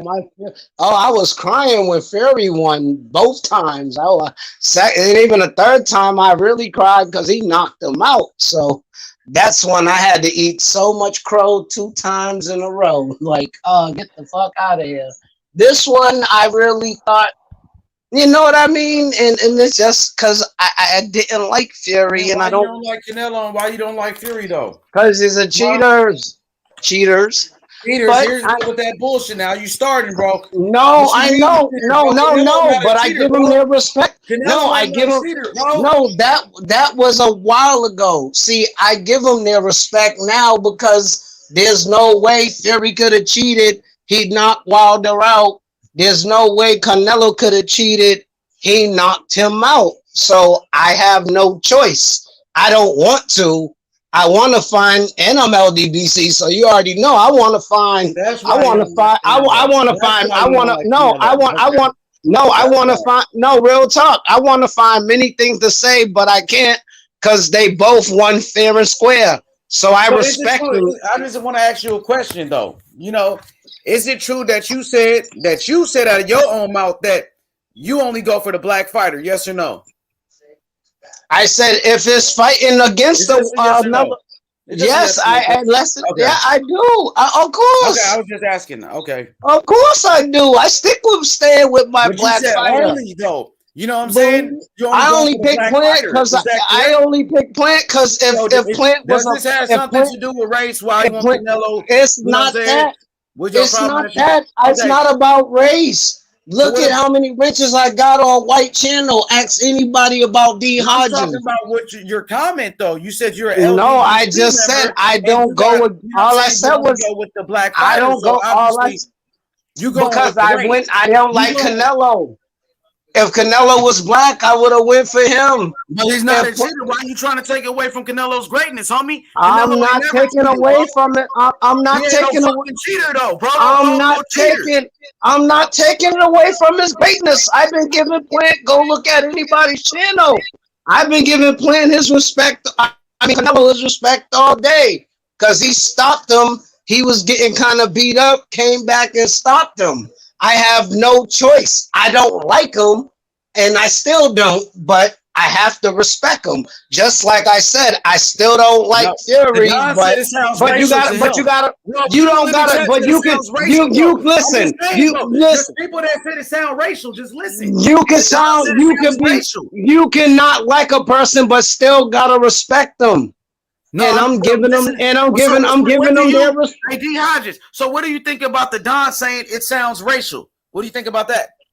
I don't know, because it's not racial. I picked the white guy, so how the fuck am I racist? I would have picked the if I was racist, I would have picked the Mexican. Hold on. Just shut the fuck up and listen, bro. You know what I'm saying? So is it true that if a black guy fights a Mexican fighter or a white fighter, you're going with the black guy every time? Is that true? I'm going. Yes, I am, and they lost. I went with Jacobs. He lost. Nigga, I went with. It's not. I don't go. I go. Why you just can't go by who's the better fighter and who's gonna win rather than color? It's not that because I can't be in a room full of my peers cheering for the other race. I can't. My peers don't. My boxing peers don't play that. My boxing peers don't play that. I'm just saying. I cheer for my black man and I cheer for my black man. I cheer the only time is if it's two black people. I cheer for black people. So what? So you go against your black people? So you go against your black people? That's why I don't like coming on this panel, dude. You're a fucking racist. Bitch. Don't come here then, bro. It's not racist. Fucking LDBC piece of shit. You racist motherfucker. It's not racist. If I was racist, I wouldn't have picked Plant. If I was a racist nigga, I wouldn't have picked Plant, nigga. Why did I pick Plant? Why did I pick the white boy if I'm racist? Why do I pick other people? I'm not a racist. I support my black fighters. That's all the fuck I said. And you're bugging, nigga. Plant's white, nigga. What the fuck is your problem? Plant is white, nigga. Plant is white. Why the fuck, nigga? You're a flip-flopping ass nigga. You're a bitch ass nigga. You racist piece of shit. You a racist motherfucker, bro. He racist as fuck. My nigga, this nigga say he go by color. I go by skills, nigga.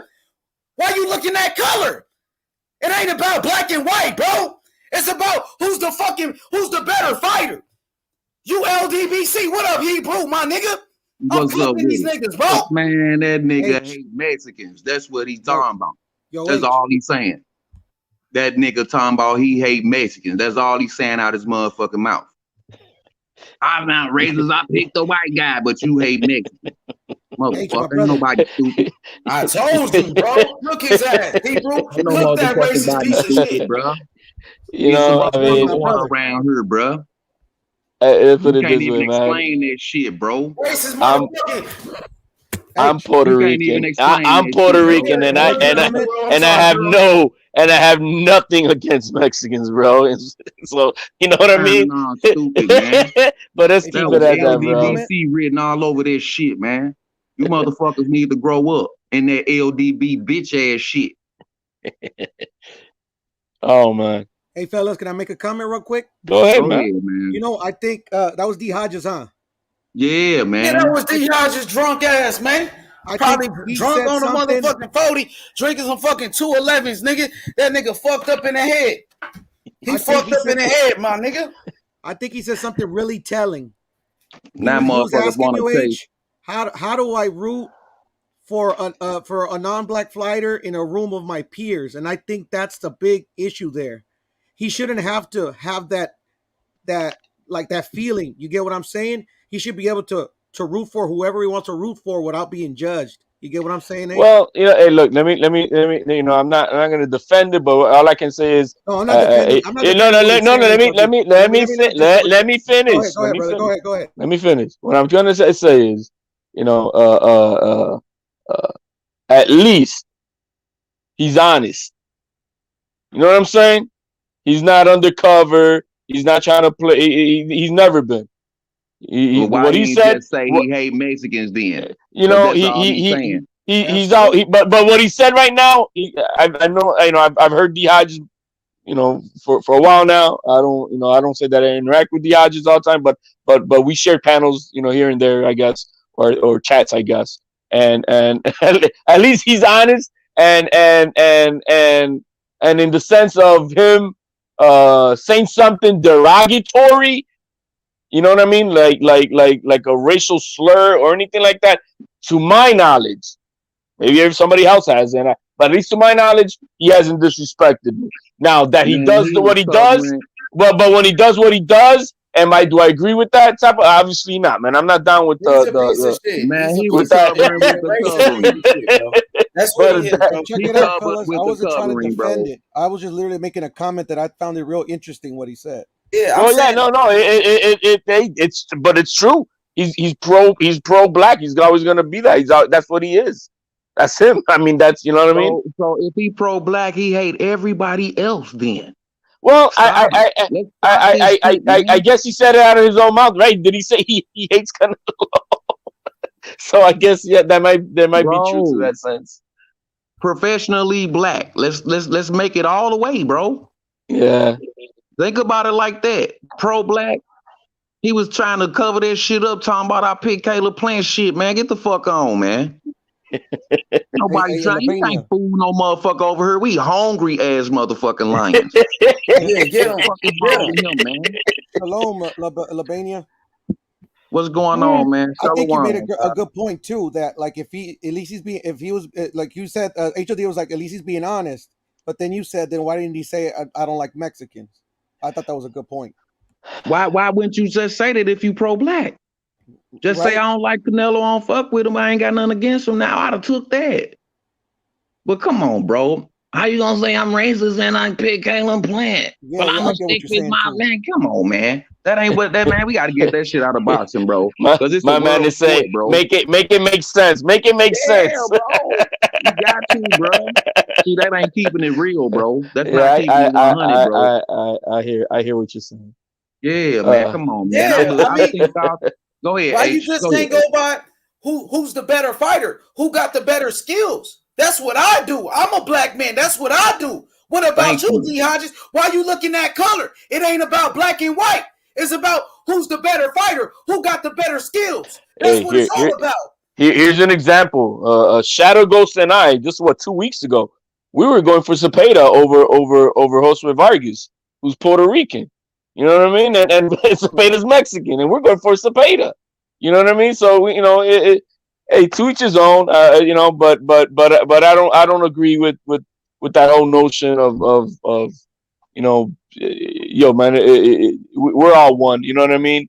We at least here in America, we don't live in the old. I'm talking about old century days when everybody was countries against countries and shit like that. You know, we are a melting pot and we have a social code, and we, you know, none of us, you know, for the most part, we're not from this land. We're all from other, the only native people here are the Indians. You know what I mean? Listen So here, man. Listen here, man. Man, they is on some motherfucking medieval inquisitor shit, man, with that bullshit. We look here in America, and for the most part, we have to know it's just that, man, we're one, bro. We all bleed the same, bro. Like H1 was pointing out the other day, we all bleed the same. So let's stop that nonsense of hating on others, and that we don't need to be hating on others just based on anything like that. You want to hate somebody on their character, you want to hate on somebody on something like that, I can, 100%. Which is probably the reason why Shadow Ghost and I were going for Zepeda over our native boy Josue Vargas, because we didn't like his character. We didn't like that bullshit that he was pulling. You are boxing fans, not boxer fans. That's no. It was not only boxing fans. Is that we didn't like the character of our own guy, the way he was behaving, man. I'm not down with that bullshit. You know what I mean? Let go with it. You know what I mean? Hey, no, man. I'm not into that. Yo, there's nothing wrong with you being prideful of where you're from. There ain't nothing wrong with that. It's when you try to shit on the other side to make yourself grandeur. No, there's no need for that. Oh, I'm better than you because you're a piece of shit. No. Yeah, I'm a proud Puerto Rican because of my culture, because of my history, and that's where I'm proud of, 100%. But I don't have to be proud to have to say I have to shit on you because you're Mexican, because you're black. No, there's no need for none of that shit. Man, I'm getting so tired of this race stuff, man. Me too, Hebrew. That's what I'm saying. I'm so tired, and y'all just don't know, man. Y'all really don't know, man. Y'all so sleep on that, man. Let them know. All this argument and fighting and all that. Let me tell y'all this. Jacob's kids, those are the Negroes, Hispanics, and natives of stolen America. All y'all ass some kin. All y'all got the same forefather. Why the fuck y'all arguing and doing all this dumbass racist shit, bro? Y'all all kin.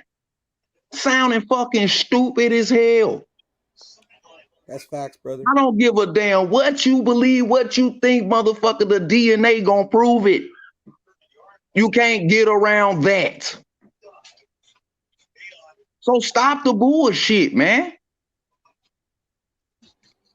I think sounds stupid as hell. We all one, we all bleed the same. How is that? And we got different blood types. No, we don't all bleed the same. Let's get it together, man. Let's stop this bullshit, man. For real.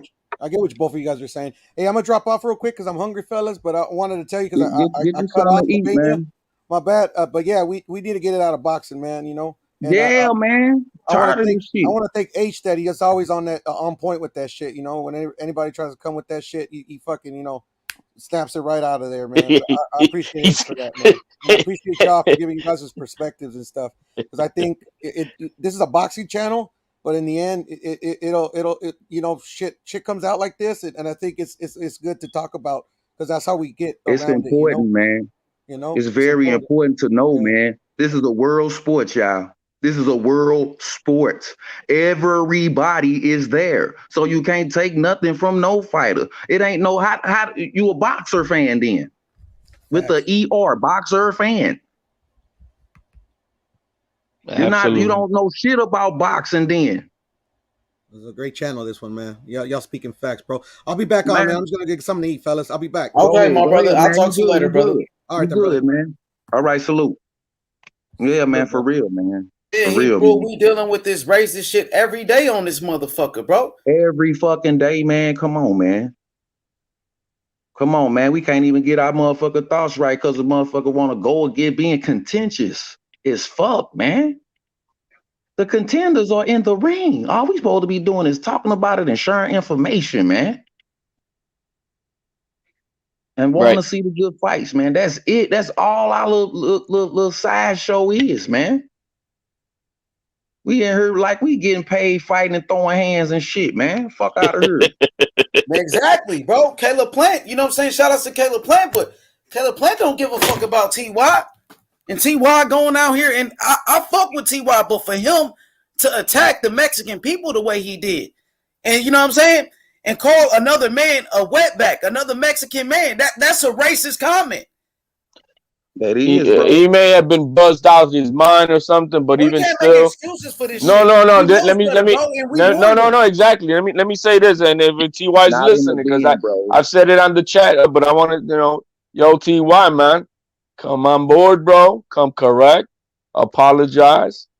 Make sure Let's that move you on. say you're gonna you were wrong, and that shit won't slide again, because we all fuck with you, bro. So I expect better from you.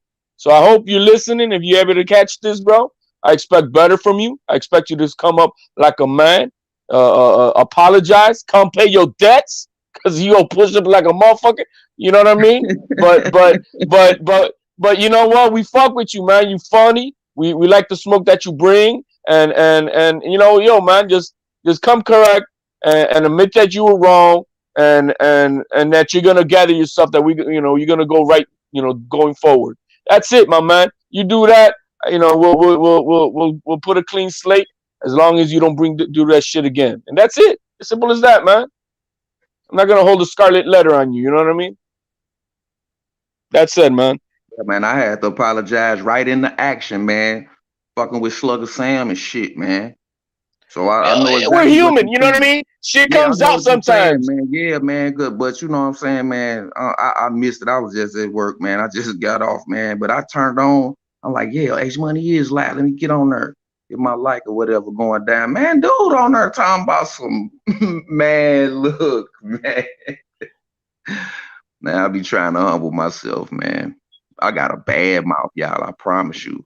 And No, I'm we, working on it. everybody's infallible, and nobody's perfect, and Right, and right. Not and yet. and Not yet. no, exactly. So all you can, but on this topic, we know, when you're about to say, you're gonna say something stupid, bro. When you're gonna call another man a bitch, for an example. You're trying to irk him, above and beyond. You know what I mean? So when you're gonna say something, ignorantly, racist. You're Man. saying it. Yes, man. It hit your brain and then it comes to the smallest member on your body, your tongue, and that motherfucker get your ass in trouble the most. And so all you got to do is correct yourself, man. That's it, man.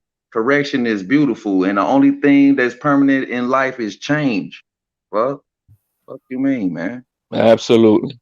Straight up, man. We gotta get it together on this, dude. Hey, man. Facts of food. Yeah, I couldn't even stand to hear it no more. I was searching for the link. Like, what? I said, what about 10 times? What? Looking for it now, bro. I just want to talk to people, man. I just want to hear, get my questions off, man. They ass burn the fuck out. I ain't no motherfucking body special. I'm just like everybody else. No, ain't nobody here special, man. You know what I mean? Yeah, but I Everybody ain't else, gonna man. be. I just can't allow it, man. I didn't join the team, man. I ain't allowing none of that shit. We gonna keep some order around this motherfucker. Yes, chin smoke gonna be there, but when that other shit come, man, fuck that. Keep that off the channel, bro. You can go to anybody else channel, but right here, Keep the it Lions on Den. subject. You know what I mean? You want to battle and have the smoke on the topic on hand and what it is, and it's Free smoke, boxing, and let's bring it. man. Bring it. What the fuck They do you say know that I don't know that I'm gonna teach you that I know? You know what I mean? And go at it. There's nothing wrong with none of that. I love the banter, bro. hey, I'm willing to learn, but man, fuck you though. You heard me? That's good shit. You heard me? That's the sportsmanship part of it, man. Like, fuck you, man. That Exactly. was some good shit, though. You heard me? All right, I learned something, man. Motherfuckers be in they motherfucking feeling so bad, like they ready to take a motherfucking journey down to the Delta. Old Stella got his groove back ass nigga. Fuck out of here, man. We talking about boxing and shit, man. Motherfuckers be all in their feelings, man. Just say what you gotta say. Yo, man, You all I can know is respect your opinion, bro. If you, I mean, how motherfucker gonna say, man, that was fucked up what you said, man? That's that man opinion. But when you straight going hard with the racist stuff, we can hear it. We feel it, bro. Fuck is you talking about, man? Should yeah, nobody be on when this it don't make motherfucker no doing that? sense, when it don't make no sense that your opinion is not it's not about boxing, motherfucker. You can tell. Yo, man, I had fun today, man. Just watching a lot of the channels that that were doing their live reactions during the fight, and that was fun, bro. especially the ones that were, they were going for Plant, bro. I You work see them nice, talking all man. this shit, and then all of a sudden, oh, and your boy got Hey face man, he planted, gave bro. That that was man a funny. 5-piece to the floor, man. That is crazy, man. I saw the highlights. He gave him a 1, 2, 3. That boy arm was up on the row. He 1, 2, 3, 4, 5. Where was he at? He just was Dude. looked like he was throwing punches at nobody. That man was gone already. Yeah, Canelo killed him in the man. Yo, he did a teaser, man. Canelo dragged that man to the 11th round, and a lot of people thinking it's gonna go to decision. You know what I mean? All right, one more round. No, it's Hey over. man, all of the decision bets, man. I know they was like motherfucker. Yeah, so because a lot of these people that were betting on decision for Plant to win, bro, they thought that Plant was winning the fight. All they had one more round. Yeah, that's Going fucked on, up. You know fellas? what I mean? That's One fucked more. up. Remember that movie Ghost? When he Yeah. wanted to drag, one more drag. That's how they would say. One more round. Who sent you, Canelo? Who sent you? Yo, man, that's like playing the lottery, and you think you're getting the numbers, and the last one, That you, last number. you didn't get it, motherfucker. And it's one number off. It's one number off. Yeah, What's going on, Hey, fellas? man. What's Yo, what's going good, on? What's Jonathan? going on? Hey, HLD. I want to talk to you about Canelo and Teofimo Lopez. Now, in boxing, we always are looking for that next guy to carry the torch of boxing, the next great champion. Who will take over boxing after Canelo Alvarez? And I think it's going to be Teofimo Lopez to take over. This kid is special. Only 24 years old. Undisputed champion at 23 when he beat the number one pound for pound, Vasily Lomachenko. I think Teofimo Lopez will take over the sport of boxing. He will become the face of boxing after Canelo Alvarez. You know what I'm saying? Every time we compare fighters to each other, when I see Teofimo Lopez, I see the next Canelo Alvarez. Even better, maybe. You know what I'm saying? He got the potential with the body punching. Canelo left hooks to the body. The way Teofimo was going to Lomachenko's body gave him those barbecue ribs, like you say. You know what I'm saying? So, my brother, I'm thinking T.O. is the guy. You know what I'm saying? And Canelo knows it as well. That's why Canelo, he brought him to take pictures with him. You know what I mean? Canelo respects him. You know, this is great for boxing. That's what I think, my brother. Like you said, being two of the best fighters in the world, undisputed champions, Teofimo Lopez and Canelo Alvarez, pound for pound, two of the best fighters in boxing. Teofimo Lopez has the potential to take over boxing after Canelo Alvarez, my brother. I think T.O. is the closest thing to Canelo. T.O., he got what it takes, and Canelo knows it. He knows it. That's why he respects him like that. That's why he respects him like that, brother. That's why he brought him to the stage, to the podium. You know what I mean? And Teofimo Lopez, he wants to be great. You can see it on his face. He was there yesterday. He felt it. You can see it. He wants it. He wants to be the next guy. You know what I mean? And what do you think about that, brother? I think Canelo sees a young, hardworking young man who is putting in the work to take the next level. To say that he's there, no, I'm not gonna say that Tio's there. He's not. He's not in the same breath as Canelo yet, but he sure is on his way, and has a possibility of continuing his greatness to become a next level of great. But it comes down to being humble, and I think in that sense, I think Canelo sees that in him. That this young man, even though he's he's got all the straps, he sees he's working still in the gym hard, and he does see a future.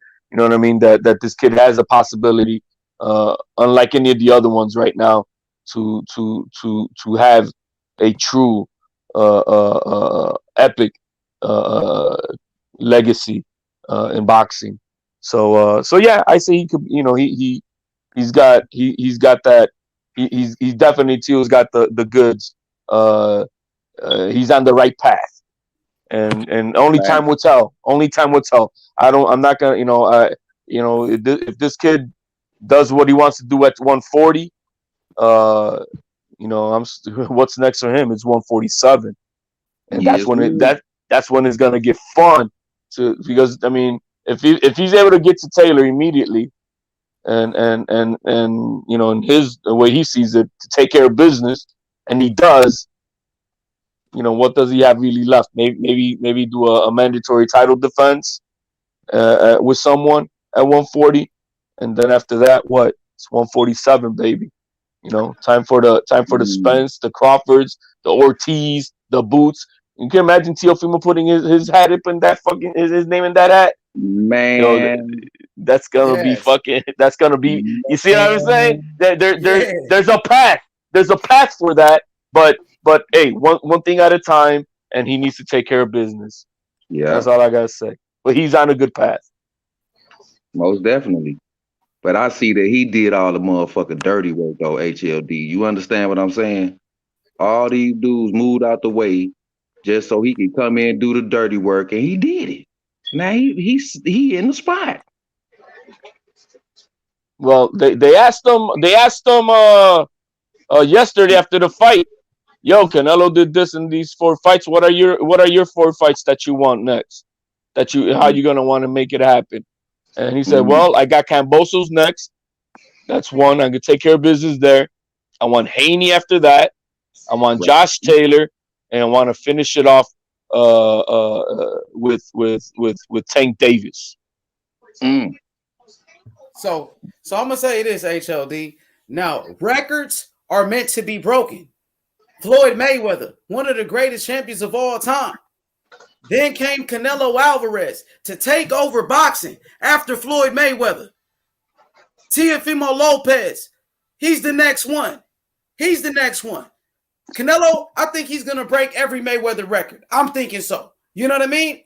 And I think Teofimo Lopez, he will be the one to break Canelo records. That's what I'm thinking, brother. Man, it's called generations, H. Generations. The thing is that Teofimo, if on the pace that he's on, does he have to reach 50 fights? Because he's already at 16, and if he goes to 140 and next year and has the opportunity to take over Taylor, that'll be in less than 20 fights, having cleaned out 2 divisions, undisputed. So what is he gonna do by 30, 35 fights? He probably done, man. You don't need to do nothing else. Guys, I have a question for all 3 of you. Do you guys think it's harder to compare a unified champion in the 3-belt era to a guy with in the 4-belt era? Because I've heard people comparing Canelo to some of these 3-belt era unified champions. Is it hard to do that because they didn't have the 4th champion, the 4th sanctioning body? The other sanctioning body was around, but they weren't considered part of the unified. Is what I'm saying. Is it hard to compare a fighter like Canelo to a 3-belt era unified champion and stuff like that, because they didn't have the 4th unified body? The other unified body wasn't considered a major unified body back then. Well, this is what it comes down to. They're different. They're both different and difficult in each own right. Back then, with only 3 belts, the competition then was more stiffer, right? Because they all had to then more of the bigger fights were being made. But now that you have 4 titles, logistically, it's harder to attain all 4 of them because everybody's in a different promotional company and everybody's running their own way, and so you got to chase this shit to try to make it happen. You know what I mean? So it's more difficult in that sense to attain 4 titles. You know what I mean? So it takes longer. It can take longer to do it. Is what I'm trying to say. But and I disagree with you guys. I understand why you're saying Tio is probably going to be the one replacing. He is the one. He's the only one. Undisputed champion in 16 fights. He's on the pound for pound list. Not Tank Davis, not Devin Haney, not Ryan Garcia. He's the only young fighter. Accomplished. Could I say what I'm yeah, absolutely. Yeah, but what I'm saying, for me, being that he's going to be in his camp, I think Virgil might be the one that Reynoso trains to be the replacement for Canelo, to be the next superstar in the stable, or what you mean in the stable, or we talking about in boxing? Not in no particular stable. Now, let me finish. Now, when you talk about in the sport of boxing, Teofimo Lopez is an undisputed champion. Virgil Ortiz is older than Tio, and Tio has accomplished way more. And Tio got less fights than Virgil Ortiz. Yeah, Virgil Ortiz is not. You know what? Let me finish. Virgil Ortiz, he's not on the level of a Teofimo Lopez. Teofimo Lopez is pound for pound, not Virgil Ortiz. I blame Oscar for that. Coulda, shoulda, whatever, coulda. All that stuff is nicer, but the bottom line is, you know, at this point in time, when is this kid even going to have a title shot? When is it going to happen? Can I say something? Okay, you said you wanted, that was to all 3 of us. A picture tells 1,000 words.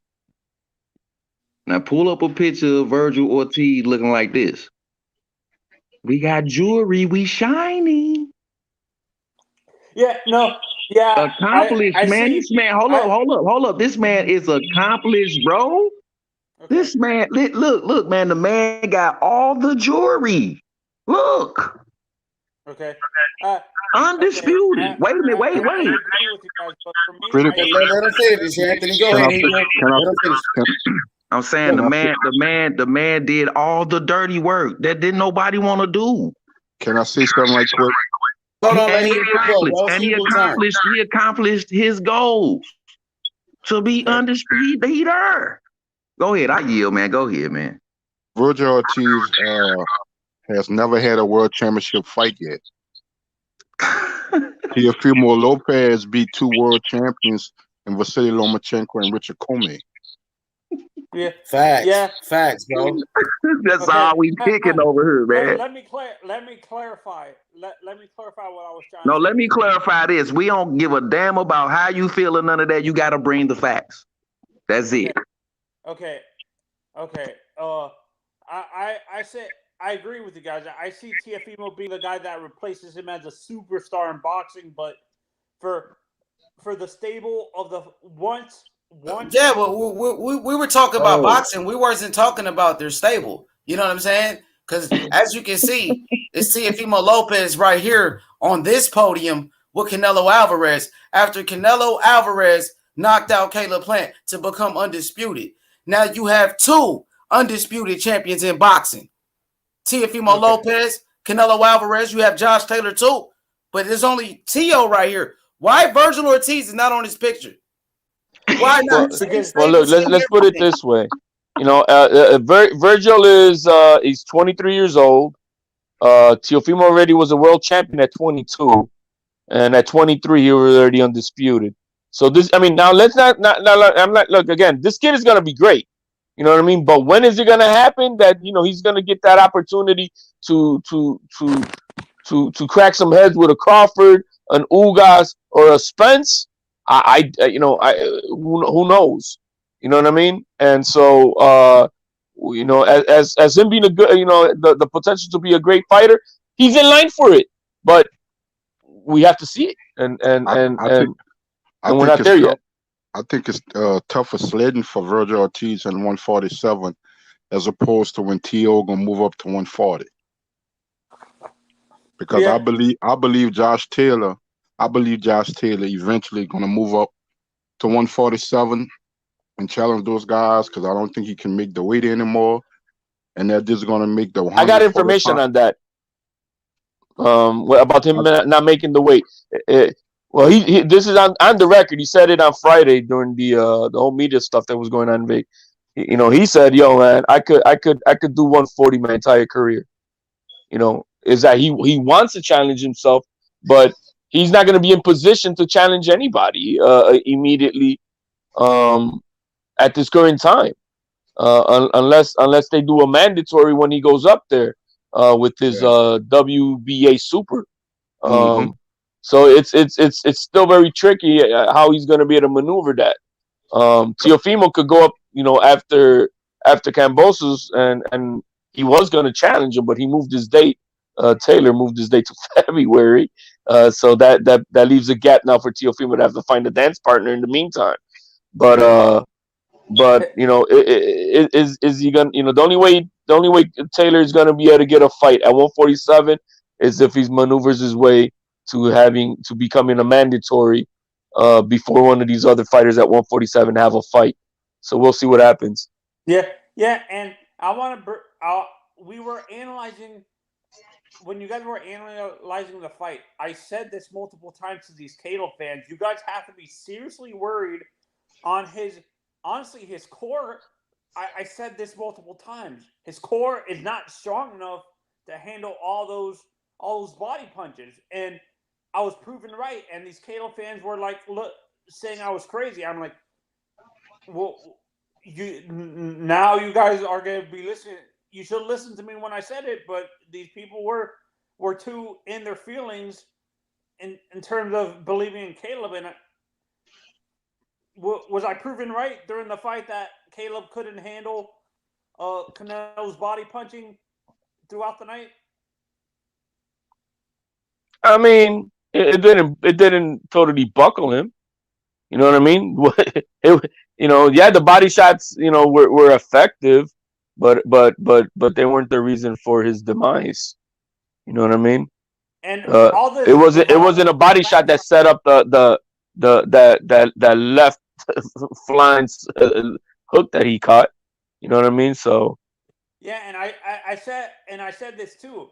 His bravado was going to backfire on him. To be honest, his bravado backfire, like all this bravado he had during the promotion. Well, the bravado is a mindset that to a point I understand, why he has to do that. He knows he's facing the Mount Everest, and he's got to come at it with all he got and whatever he got. He got to get in his head. He's going to want to piss him off. He's going to want to. He wants to disrupt him and whatever. You know what I mean? Unfortunately, none of that stuff, matters to a seasoned fighter like Canelo Alvarez. You know what I mean? Yeah. But he was trying to do what he had to do. I don't blame him. Yeah, I'm gonna kick your motherfucking ass. That's what you're supposed to say. I'm gonna come. Look, I mean, you saw Joseph Diaz and Devin Haney, and like, I'm gonna smack your lip, bro. I'm gonna fuck you up. I saw his face. I saw his face during the later rounds of the fight, and he's like, "Oh my god, I feel like I'm in over my like." His face looked like he was in over his head against Canelo. That's what I'm saying. All the I just think after this fight with Canelo, I think this is gonna make Caleb Plant a whole lot more dangerous a fighter towards everybody else in the division outside of Canelo.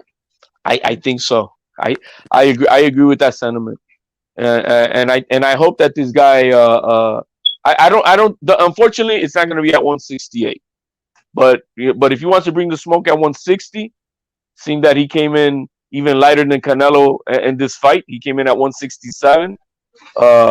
Maybe he can make 160 and make some noise at 160. You know what I mean? I think now with this experience, so as long as he doesn't have no fucked up detrimental health issues out of it. Let me ask you a question. How would a fight? I know you're gonna probably take some time and reevaluate himself because remember, Caleb Plant is only 28 years old. He's not 30, so he's still pretty young.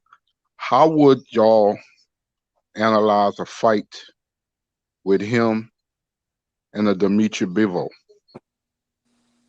Oh, at 175? Because Bivol, like they've been saying for years, he's not really a big 175.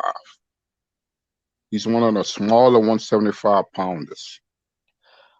Well, if it might work in his favor, because let's say for an example, next year Canelo decides to defend the all the belts twice next year. Maybe next year's a time for Plant to put himself in that position of getting a belt at 175. Yeah. And if Canelo wants to go back up there 175 in 2023, to want to clean out the division, he sets himself for another rematch type of fight and another big payday versus Canelo. Because Canelo kind of has a mindset of Mayweather. He moves a different way. And I think after him being the first undisputed super middleweight champion of the world, Canelo was never really a fighter that really paid attention to doing a lot of title defenses, because he's always was moving a different way. Either he's going up in weight and fight, either he's going down in weight and fight. I think after this fight that passed Saturday night, I think he's gonna give himself some time, reevaluate what's next. I think his mission is to do the same thing he did Saturday night at 175. I think Canelo, his goals are different from everybody else. Canelo is more about history and legacy because he know the money is going to always be there. I think he want to be a double division undisputed champion, and I think it's going to be at 175. I agree with that. I think I agree that, because what's really left for his for his thing. So that's why I think he'll collect the 2 paychecks next year to defend his title twice. He said he wants to come back in May, so he's gonna take a little bit more extra time than he's done lately, and come back in May.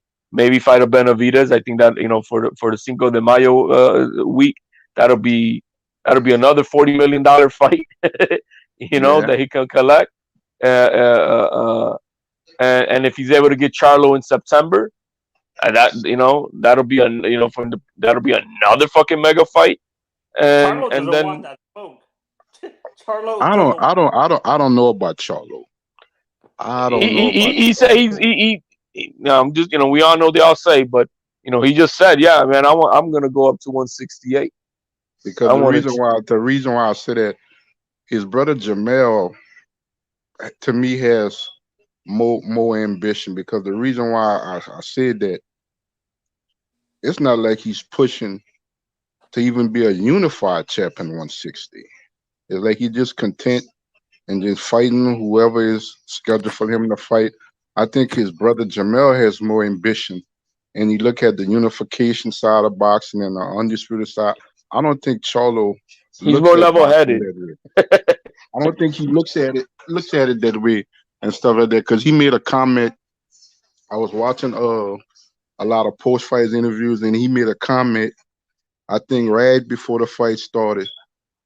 How the hell a Caleb Plant gets a shot at Canelo Alvarez before me? And the first thing that came to mind was you're not pushing for it.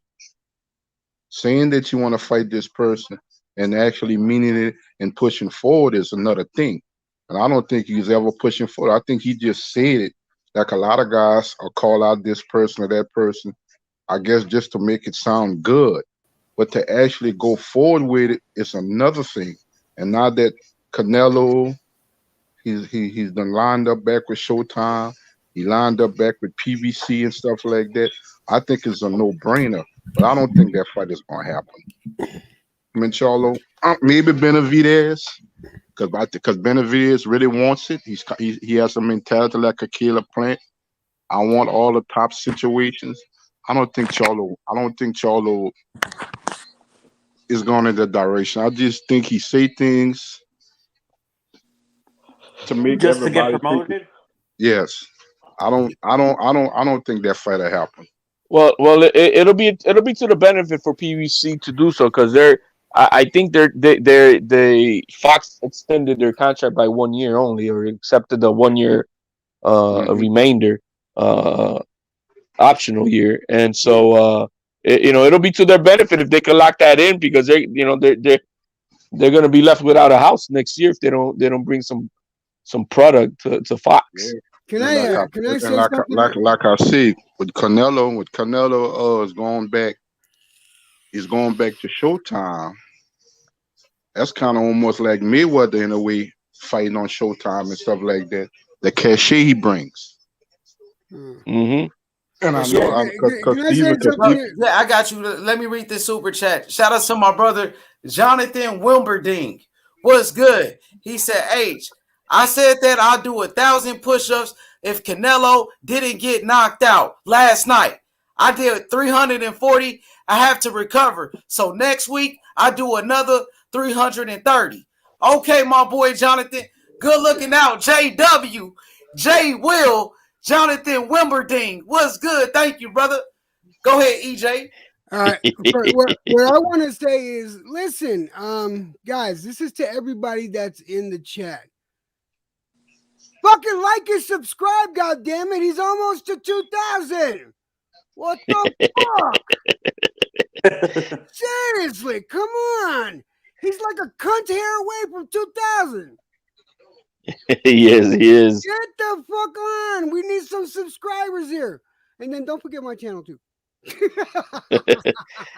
Yo, I heard you betting your beer going for Plant. Did you shave, bro? What do you mean? Hold on a second. No, I didn't shave because I didn't bet for Plant. All right? You didn't take the dummy bet, huh?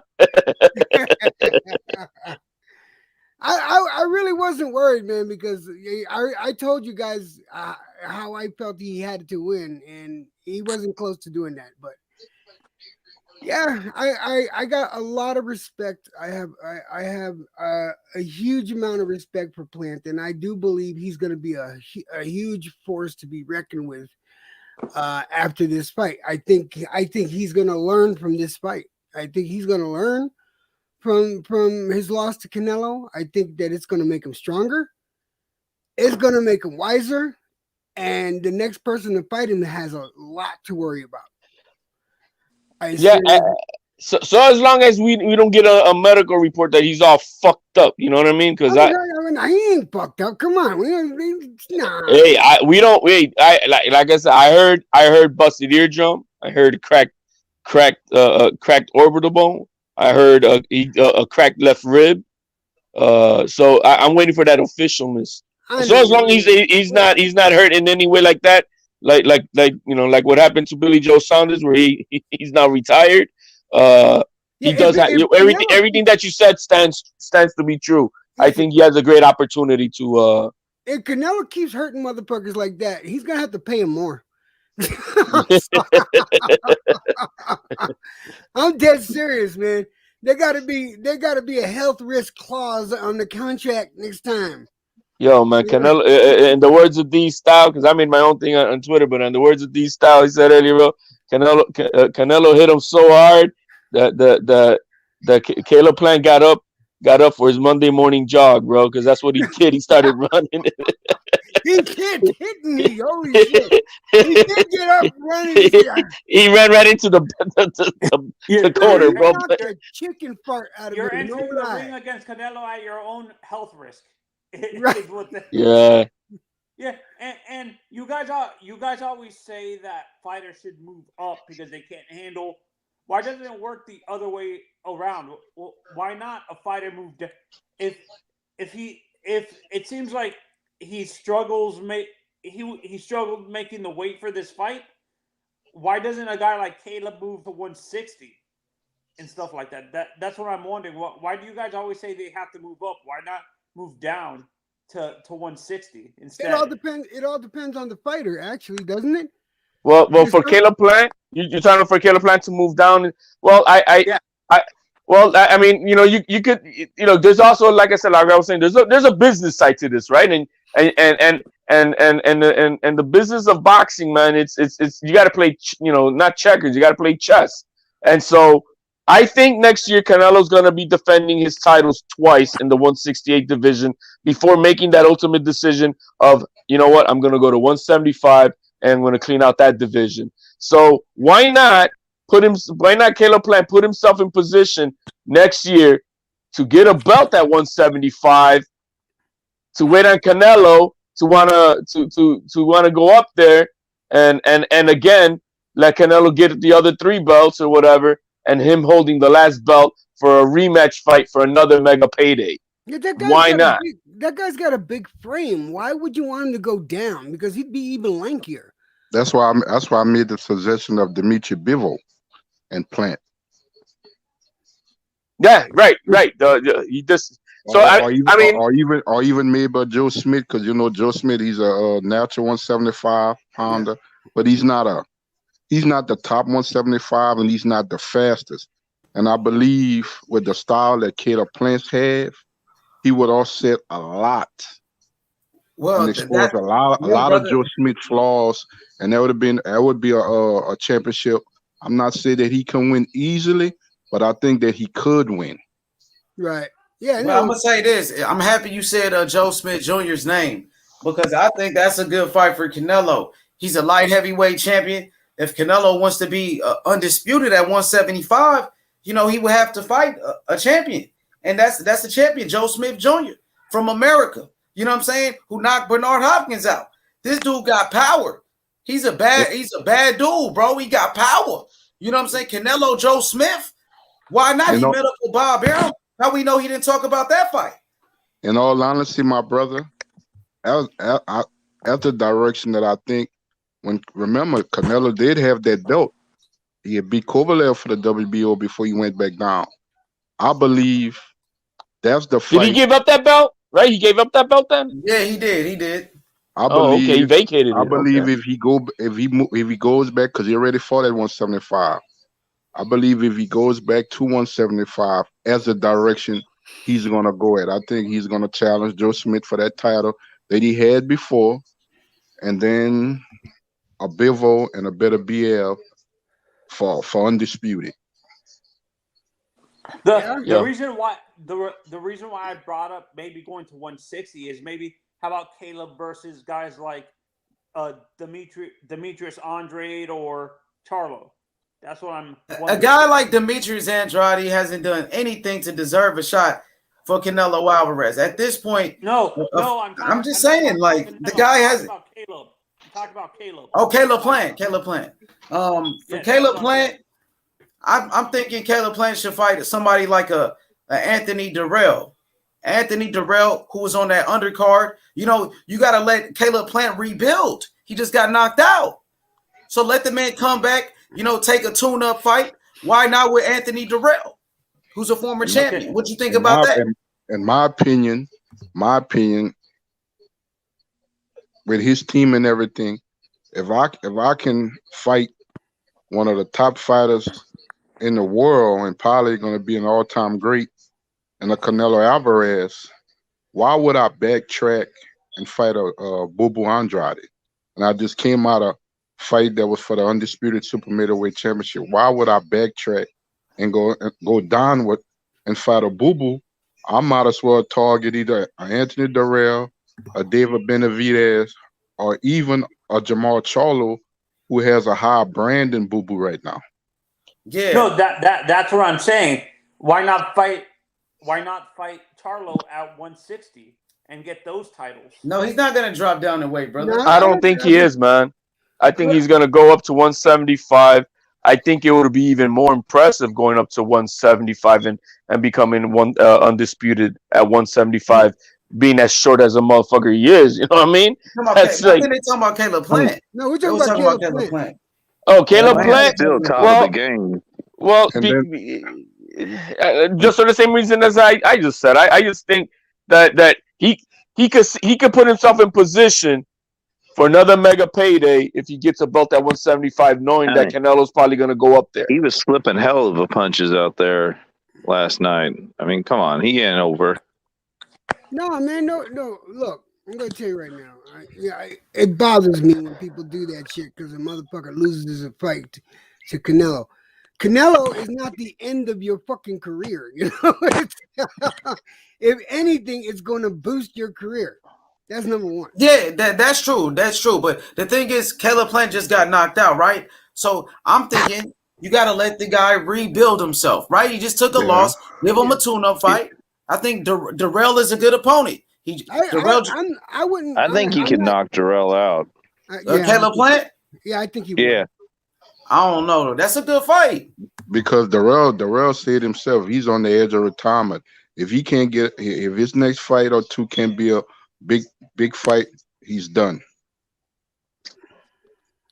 How about David versus Caleb? Yeah, Caleb is not ready for that fight right away, bro. I ain't do no 1,000 push-ups. Caleb just got knocked out, bro. You trying to get him knocked out again, back to back?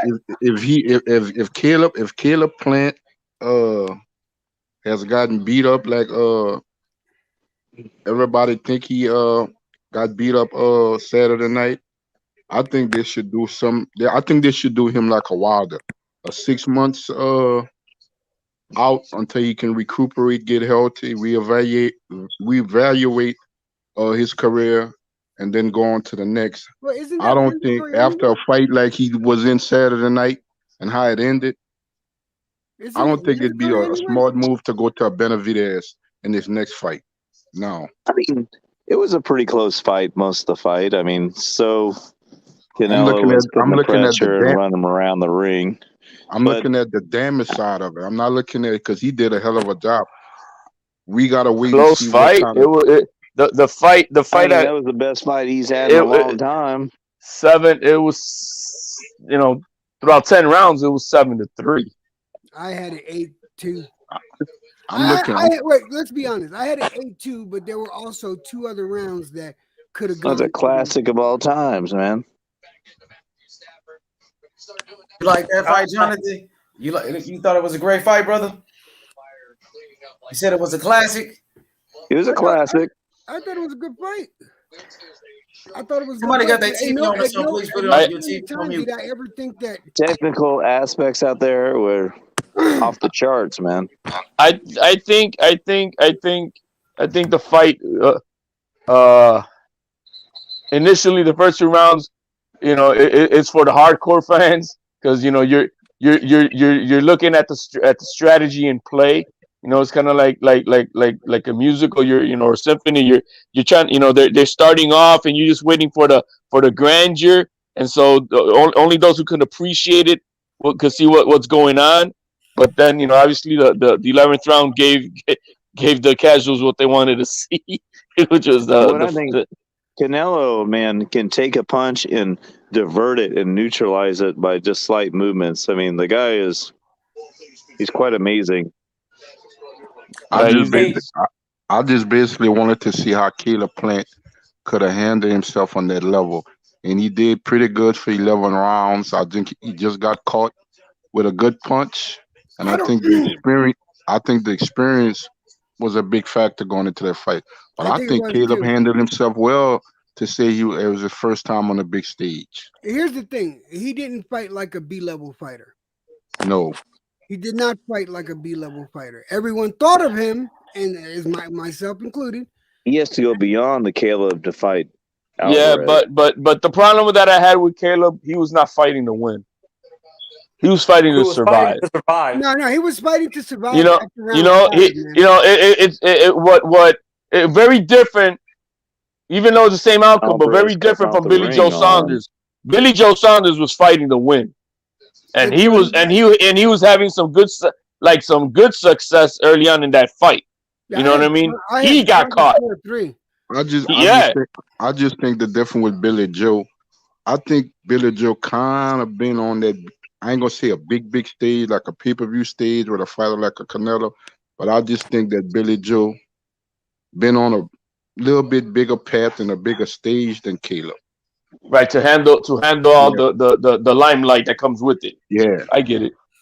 Yeah, no, and Billy Joe to me, I think wasn't he selling out pay-per-views in England? Like, Yeah, I think he was a moneymaker in England. Yeah, in the. Now I think that could have been an outstanding fight. A Billy Joe Saunders and a Caleb Plant. I said that already. Yeah, I thought that would be a good fight I too. think that could have been an outstanding fight. What? Why is everybody against me when I say Anderson Silva and Canelo? I'm telling you, I don't care about the weight difference. I think just who you let say? the guys fight. Just let them fight. No belt. Who you talking Let them about? fight. I know Anderson will probably lose, but I think it'll be close, man. It'll be No, entertaining, man. That's not. It will fucking be lit. It'll be big money, and he won't knock him out. I think Anderson will use that defense to get him through. No, man, you're not understanding. He's good at the level where he's doing it at. It's not the he same. fought Julio Cesar Chavez that went all 12 rounds with Alvarez. So why can't he go all 12 rounds with Canelo? Because look at his age. 1, 2. That is not his elite skill. It is not. His elite you know what I mean? He was Let's put it this way: on that Kamaru Usman, who is probably right now the number one guy. He don't get a damn chance, man. He's the number one guy at the UFC right now, and they don't want to say Usman don't want none of that. he don't want none of that Canelo business, bro. So if this young lion, because he's a young alpha lion, he's the best right now, I think, in the UFC. I don't think Anderson has got a remote chance. I think he'll use that slip in and doing that. He's gonna slip into a left kind of hook. like exactly, George bro. Foreman kind of blocking and just get him through the rounds, and he'll get a few strikes and he'll lose the decision. But that's a parody fight, bro. I really do. That's a joke. But I mean, to actually see one is no, it's not. Dude, it's not. I don't see, Jonathan. I don't know if you're actually trolling and just fucking around, but I'm not fucking around. I'm telling you, you can. I think Anderson Silva should concentrate on former retired fighters, not a current active, young, undisputed boxing champion right now. Yeah, I don't think he needs to get into the ring with a bull right now. Nope. Honestly, I think the only guy who's older that's still pretty good, that might give Canelo a serious, like, let's say he does a fight like what Floyd did with Conor, would be Fader. How about Fader versus Canelo? No, man. There's no MMA fighter worthy stepping in the ring with Canelo Alvarez. Let me just say this clear now. There's not one fighter in the UFC now or ever in their prime worthy to get in the ring with the prime Canelo Alvarez today. Not one. Ever. So I mean, that's the way I. Let me make sure that we get this one across. Facts. And boxing. Facts. And he boxing. got the experience to last. No, he's gonna get broken. He's gonna get broken. Ain't gonna slip that stuff. Ain't gonna be smiling back there in the corner, man. He's gonna like.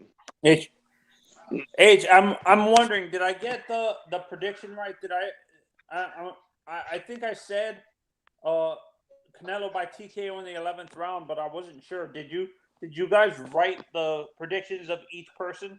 No, you go and check out the video. I was off, I think, by I want to say by 3 rounds. I thought Canelo would stop him by the 8th. Yeah, I was off by 5 fucking rounds. No, 6. I was off by 6 rounds. I said round 5. But I have to be truthful. But I have to be truthful though. In round 5, he had Cabell. I had Canelo fucking him up in round 5. But in round 5 is where I saw for sure that I had Cabell Santos. That's where I saw for sure that Plant was definitely going to lose. You can see it in his eyes. His hesitance on hitting Canelo while he was on the ropes. The Go fact that watch. he didn't throw a fucking. The fact that Go. he didn't even throw a fucking jab. Go watch the very moment before they started the 11th round, and there was something that happened between Reynoso and Canelo, like right before they rang the bell for the 11th round. That is said. Oh, the switch is turned on now. Now it He is. said no. I think he said something Turn to the the effect key that on stop the playing with belly your button. fucking food, dude. That was it. It was it. Like I saw it, and you saw like, yeah, all right, this is yeah, we're gonna. This is, dude. It was not even what like 30 seconds or 40 seconds into the 11th round and crack. So I thought the only punch that looked better than that that night was the what was it? Guys, Dylan? I'm so sore, man. I can't even lift my arms, man. I try to put my phone up to my head. I can't do it, man. What was the fight before the Canelo fight? It was Dylan, the older guy, the 38-year-old guy that uppercutted the Freddy Krueger. And I was watching I put some, I was watching both fights, bro. I was watching UFC and I was watching but I decided to watch UFC. I was watching Thug Rose. UFC was lit, man. That was some lit shit. Yeah, that was good. Cheating bastards, man. I had to watch both, man. It was fuck. It was a lot of, shit. That's why I wasn't on the panels, man. I'm like, nah, man, I'm spending this much money. I ain't gonna miss anything by chatting. They tricked me to buy that with Justin Gaethje, fucking. Yo, that was Michael an awesome Chandler, fight. Man. Like that the was first an awesome fight of fight. the night, man. Come on, what do you draw me in, man? I can't even fucking resist. Yeah, I had to. You know what pissed me off about the pay-per-view, the boxing match last night is that I paid $80 to watch the fight and the prelims and everything like that, right? But they don't give you access to watch it again later. I paid $80 to see it once. Yeah, I want to watch right, that thing like and you 100 can't times, record it. You can't none of that shit. I know. I want to watch that thing like 100 times, man. That sucks. They're gonna show they're gonna show the replay next weekend. They probably do something like that on put it on Showtime. Yeah, but I ain't that's what they'll do. They'll put it on Showtime, and then you can watch the fight on Showtime. Yeah, I ain't giving Showtime no more money. Fuck that. I looked on the man, and they already have the epilogue for next weekend. Hey guys, I'm gonna peel back, guys. It's been a long weekend, but wish everybody the best. Good night. God bless. H Money, man. HLD, sorry I missed you yesterday. I know that you said you weren't on any panels, but it's always good to see you, brother. And, no, absolutely, guys. No, I came in afterwards. It's just I could during the fights I couldn't spend my time on the chats, man, because I didn't want to miss anything. You were being a greedy bastard, wanting to see all kinds of fighting. All right, my guys. Yeah, peace out, guys. Peace, brother. Yeah, but my big thing here is I really think when it comes to Plant, I think Plant should go up to 175 because he has that frame of a 175 fighter. Don't you guys? Hey, he's a big 168. I know the difference. I know the difference. Man, I think last night 175. I think he'd be more natural at 175. He'll get a chance to bulk up and increase his power. What he might be able to have that punching power at 175 because you gotta understand at the lower weights, especially if you're having trouble hitting the weight, you're at a deficiency when it comes to power. But if you can get to a weight that you are naturally comfortable at, fuck, you could have power all day. I think Saturday night was perfect for both fights. For one, Caleb was finally able to experience being on that top level, And I think it's been a while that Canelo fought someone with the technical skills and the technical skills like a Mayweather or Laura. So it bodes well for both fighters. Right. Excuse me. Yeah, I agree. But Caleb's stock rose in my book, so I'm gonna be watching for him, and I'm gonna be rooting for him. Honestly, Yeah, me too. I'm gonna be rooting for him in his next fight. I just want him to get some rest But and if he ever fights recuperate. Triple G, I'm gonna hope he gets slapped. Triple G. Listen, I've been telling everybody I want Canelo to fight Triple G one more time, just because that man deserves the shot, And what kind? I mean, if he took the belts off, just think about it. If he took the belts away from fucking Canelo, and in the third fight between the two of them, he would have to be. He'd have to. That would shut a bunch of people up that were doubters about him being a pound for pounder. That's why I was saying I don't know about Charlo. I think that could be a possible fight that would get Triple D to move up to 160.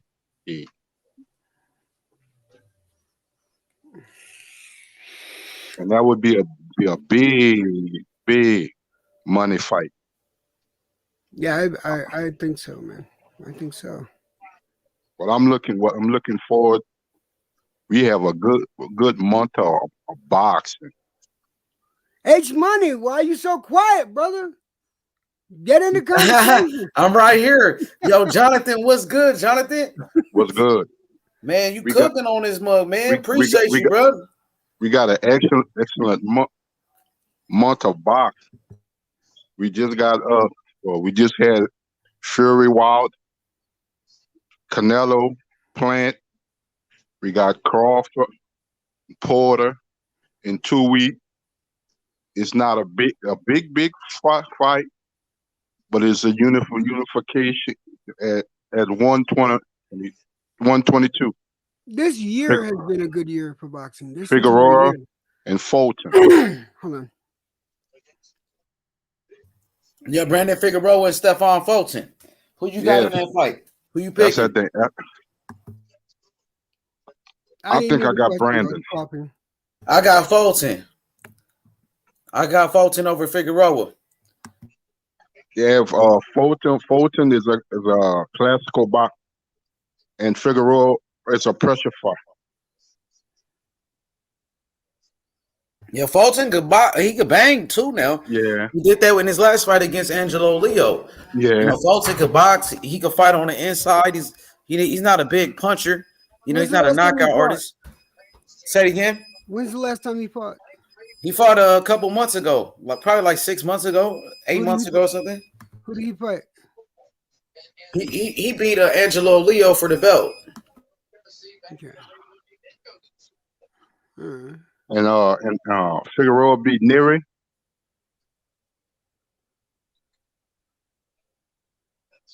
Yeah, Figueroa, he beat Neri. Somebody got a TV on or something? You got to turn that down. That's probably me. I was watching a football game. Yeah, but my wife is watching TV and I got the door shut. I can't do anything else about turning shit down. Yo, so that's a big fight right there. You got to look out for that fight when EJ. Yeah, I'm versus gonna Figueroa. have to look it up because these are unfamiliar names. That's a good fight. Fulton, he from Philadelphia. He from the hometown of the great Bernard Hopkins, Jerron Ennis, David Reed. You know what I'm saying? Tyrell Biggs. So many champions that came from Philly, like Joe Frazier. Look, all you got to tell me when you say somebody came from Philly, all you got to do is mention the Philly Melcher Taylor sandwich, and I'm good. Oh, the sandwich, Philly cheesesteak sandwich. Yeah. Yeah. Not to get off the subject, man. The Titans just spanked the Rams. Oh, the Titans beat the Rams 28-16. for sure. But And yeah, I like that fight. Adrian Peterson had a touchdown. Oh, Adrian Peterson? Yeah, they picked him up. Who what picked you him should up? do, H Money? You should do Titans. the tail of the tape. One of those real? tail of the tape streams that you do where you put their where Yeah. people vote on what they think. Yep. Because I like that when you did that with Caleb Plant and Shakur Canelo. and Henning. Oh yeah, yep. Shakur and Jamel Herring. Herring. Why did I say? Which one you want? Which fight you looking for? No, I mean Crazy this way I could suggestion, get H. familiar. What's up, Jonathan? What's good? Nate Diaz versus Canelo Alvarez, the craziest beatdown of all times, man. What about this? This sell some big fights, man. Yeah, like a what's that? An exhibition type of fight? No, man, just throw down kind of fights, man. That would be big though if they did that. Yeah, like, man, that'd be like 2 million pay-per-views. They'd have to do it bare knuckle. Like do it like McGregor and Mayweather did it. McGregor and Mayweather style. Man, but it'd be a lot more real than that shit. Bare knuckle. No, bare knuckle. Yeah, that'd be a good little scrap though, like a little exhibition. Why not? Mayweather did it with what's his name, Conor McGregor. So Canelo, he can do it with Diaz. Why not? What's wrong with that? I pay for it, man. I pay $100 for that shit. Me too. You know, and Diaz beat McGregor. Matter of fact, right? Yeah, but Canelo. Yeah, he whooped his ass both times. They had to give me like a triple G, fucking first fight. Yeah, but Canelo ain't go carry Nate Diaz. No, yeah, but Nate ain't gonna carry Canelo either, man. He's gonna throw down on him, man. It'll probably just be a bloodbath, mostly Nate's blood, but. Nate's gonna get knocked out like James Kirk. He may not get knocked out. He don't like that. He can probably just get bloody. Oh, he get knocked out. It's gonna be bloody and a knockout. What if he did the Stockton slap left hook on him, man? Yeah. I'll tell you, we need to get Canelo into the big money fights. Fuck this shit, man. He's an icon. He's an icon, man. The guy is top of the food chain. He is the best. He needs to make big money now. Big money. 30, 40, $50 million a fight. Jonathan is right. Jonathan is right about that. But Canelo made 40 million this last fight. Yeah, but more. He can make more, right? You know what I mean? Jonathan is right. Canelo is an icon. It's time to start thinking outside the box. And Diaz will throw down with him 100%, like all the way. I mean, he may lose, but he'll hit him with a bunch of shit when he's losing. What do you and mean? who knows, man? He may get him with the old Stockton slap, left hook, and it may be some kind of iconic shit, man. Even if Nate does lose. I mean, who do y'all think? I don't know if you saw the fight that I saw, but when Canelo saw an inkling of weakness on Plant, he charged him like a torn bull. All right, he was like scratching his feet, and that was it. I don't like looking this back right now. It's making Nate's ribs hurt. I don't like it anymore. Exactly. One broken, two broken, three broken ribs. What fight in boxing? What fight in boxing would be a Pacquiao type of fight for Canelo? Oh, Pacquiao would be big money for Canelo, but Pacquiao's a little bit small. But no, I'm talking about currently, because it was always sitting there for Mayweather and Pacquiao to fight. Who would be that fighter for him? Right now, I think it would be Benavidez. I've been weighing it out, and I think Benavidez would be the fight for Canelo. I just want the ultimate Mexican champ, man. I want Zurdo to fight this guy because I know he's bigger How do you But think who the gives a community shit would? about the weight, man? This is bigger than weight, man. I How do mean, you think? Oh, sorry. Go ahead. I thought you stopped. Okay, you stopped. How do you think the Mexican community would react to a Canelo Benavidez fight?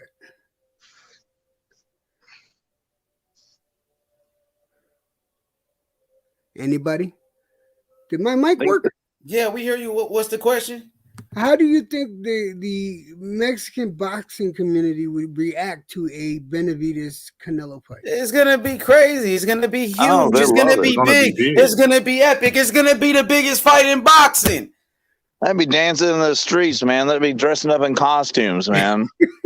Everybody, bro, that'd be a huge fight. And if you do it on Cinco de Mayo, you know what I'm saying, on a Mexican holiday, it's gonna break records. It's gonna break records, bro. It's gonna be the biggest fight in boxing. You can do a fight like that either in Vegas or California. You see how big David's torso is? I don't even think Canelo can hurt that torso, man. It's a freak of nature, man. It looks like each rib is like an inch around, man. It's like I got Canelo knocking out Benavidez. Canelo will knock him out, bro. He'll knock him the fuck out, bro. You think he can penetrate that rib cage? Yes. I'm gonna yes, say he got a lot of baby fat right there too. I think that boy Benavidez kind of fat, a little bit, kind of chubby. Yeah, knowing what I know, and which is not much, trust me.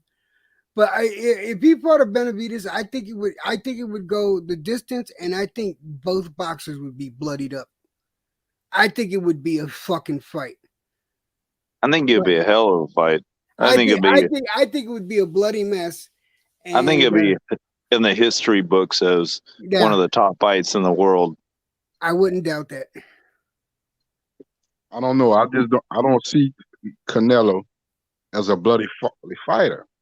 You don't get too many abrasions. Yeah, but the thing is, Canelo may not get bloody. Even if he does get cut up, he won't stop, because remember that time that he got his eye all fucking like, Jesus Christ, it looked like his eyeball was gonna come out because he had the brow cut open.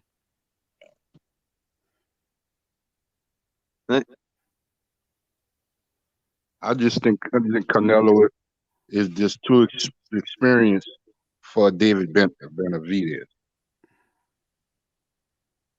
What impresses me about Canelo is how well he is able to neutralize a punch. Man, somebody hits him in the head and he just slightly turns where it doesn't really hurt him.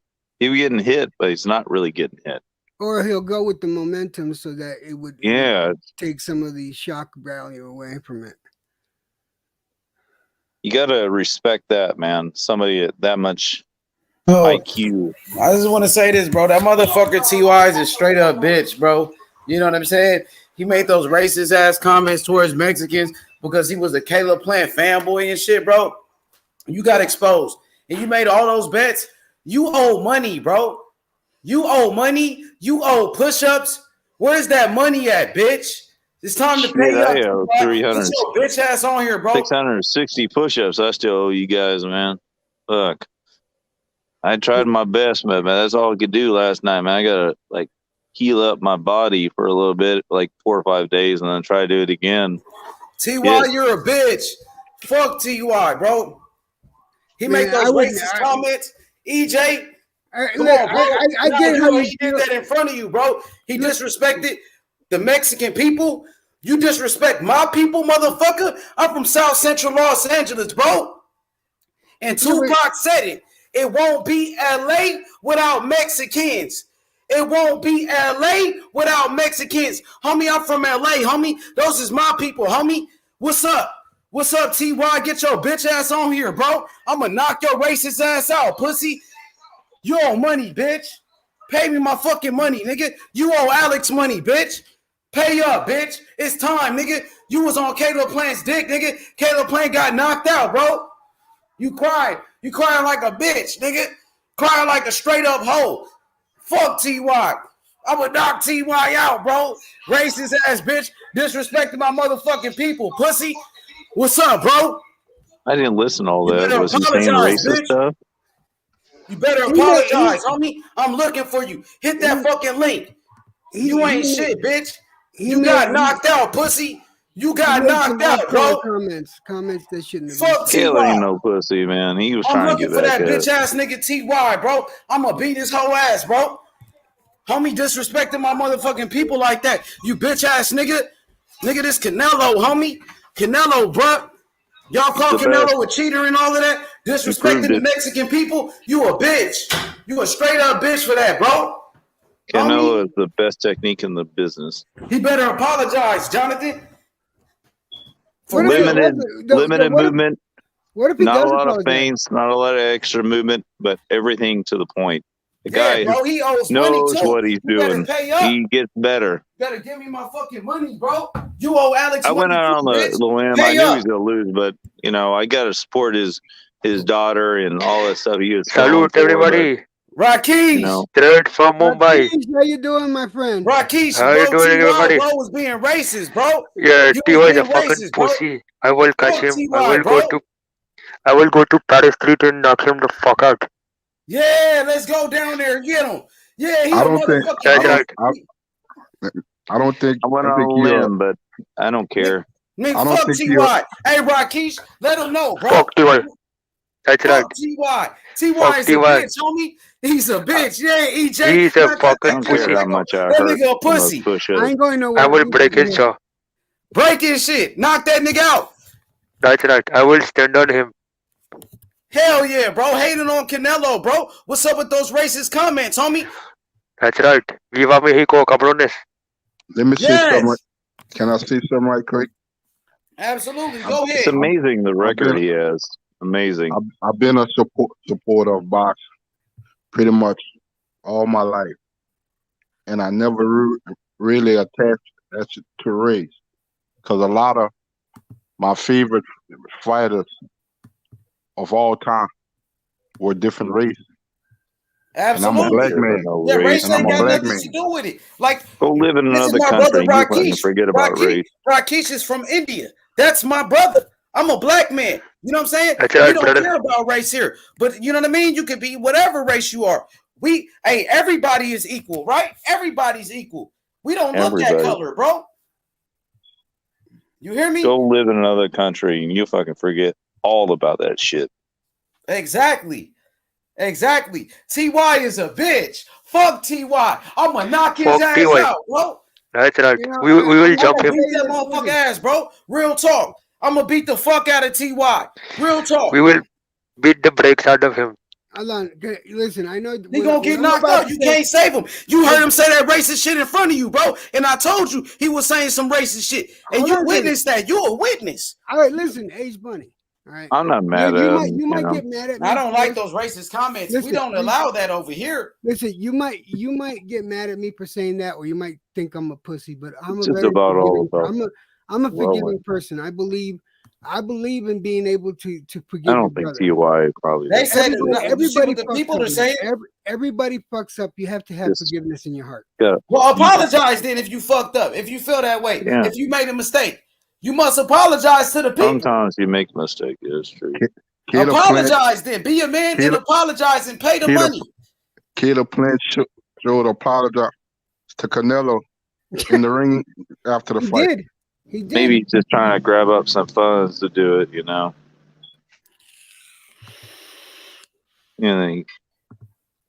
Doing his best at it, maybe. Bro, fuck TY. TY is a bitch, bro. Real talk. I will put TY in a harikuti, in a headlock, in man gonna fuck him up, man.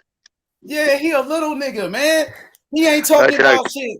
TY can't fight. That nigga can't fight, man. TY slow motherfucker, bro. Real talk, I'll beat that motherfucker ass, nigga. I'll beat the fuck out of him. Real talk. He a ducker. He a ducker. Soon as fucking Caleb Plant lost the fight, he disappeared, bro. Come on, man. You disappeared? Fuck Paris Street. Yeah, you I heard went on a limb fuck your hood, nigga. Fuck your hood, nigga. You hear me? I come to Paris Street and I own Paris Street. Canelo probably had the edge, but whatever. Apologize. Be a man for once, nigga. Real talk. You disrespected the Mexican people because you don't like Canelo? Because you don't like Canelo? So you say a racist comment towards the Mexican people, talking about burritos and tacos and all of that shit. Bro, what that's supposed to mean? What you got against Mexicans, homie? What you got against Mexican fighters, homie? What you got against Canelo, homie? Let me check your temperature, nigga. Real talk. I'm on your bitch ass, T-Rod. Real talk, my nigga. You call my brother Alex. What you call him? You call him a wetback, nigga? What's up with that racist ass shit? You a fucking bitch. What you got against Mexicans, nigga? Those are my people, homie. I'm from South Central LA, nigga. You gonna pay for that shit, bitch. Hit that fucking link, nigga. Where you at? Good on. Where you at, nigga? I'ma knock T.Y. out, nigga. I'ma knock his bitch ass out, nigga. Straight up. That's he right. was racist towards Canelo and the Mexican people, my nigga.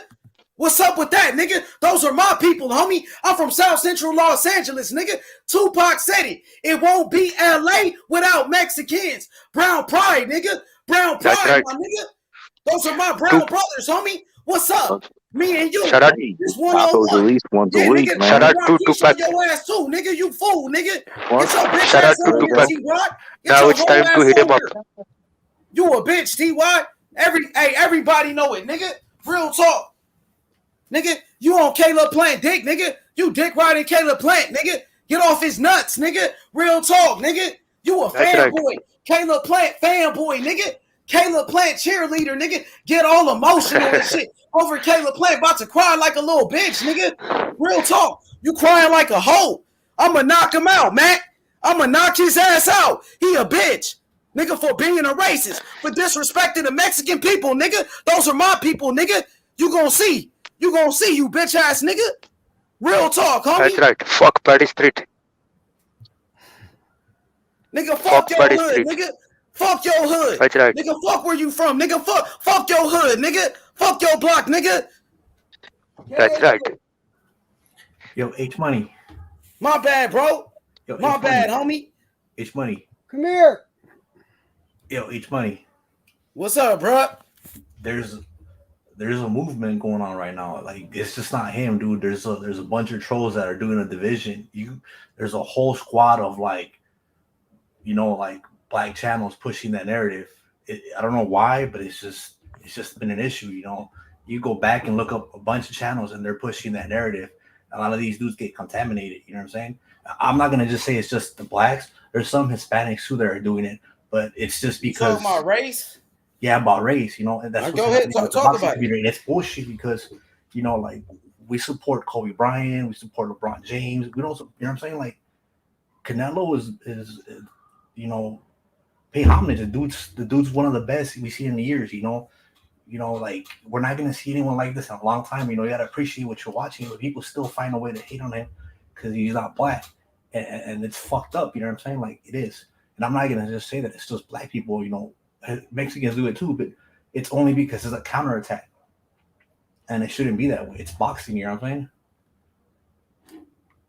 saying? And no doubt, that's some real shit, man. Like for real, bro.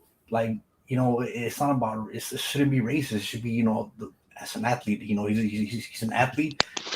Dude busts his ass. He you know what I'm saying? He fucks with everybody. It's not like he's out there. Disrespecting the black community or nothing like that. He ain't. Canelo's is himself. He's an athlete. You feel me? And even when Floyd beat him, he even said it himself. Yeah, he beat me. Yeah, he's better than me. So like, why keep bringing up that issue? And that's what's going on right now. Facts. Rakesh, what you think about that, brother? Man, I think he's a fucking racist soul loser, man. He need to come back, do his push-ups, pay the money. Yeah. I'd like to pay that money, right, Rakesh? He better do those push-ups, ain't it, bro? I'd like to say something on that. You better do those push-ups and pay that money that he owes. He was getting on rich. He was getting on rich for doing the push-up. Now he can do the push-up. Call his bitch ass out. Call him out on that shit, bro. That's some whole shit, ain't it, Rakesh? That's some bitch ass shit, huh? Rich was right, man. He's a fucking racist. Rakesh, bro. Facts, bro. You know what I'm saying? Cook that nigga, man. But if What's up, bro? Coming to Paris Street. If you keep focusing yeah. on it, Wait, no, go ahead, Rakesh. Nah, bro. I was waiting for you, bro. Keep going. That's right.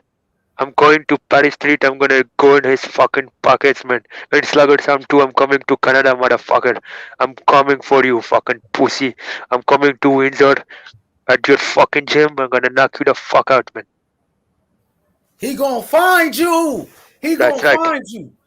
To his house. It's just a Pull lot of up, these nigga. people, like, It's I'm the from pull LA. up, Like nigga. I'm from LA, and I know how we get along with the black community. Like we Yeah, fuck me with each too, other. We bro. fuck with each other. You feel me? Yeah, And it's like facts. you come out here on YouTube and you see these dudes from Mississippi. I'm not hating or nothing like that, but they start bashing. It's like, dude, out here in LA, it's like we fucks with each other. You feel me?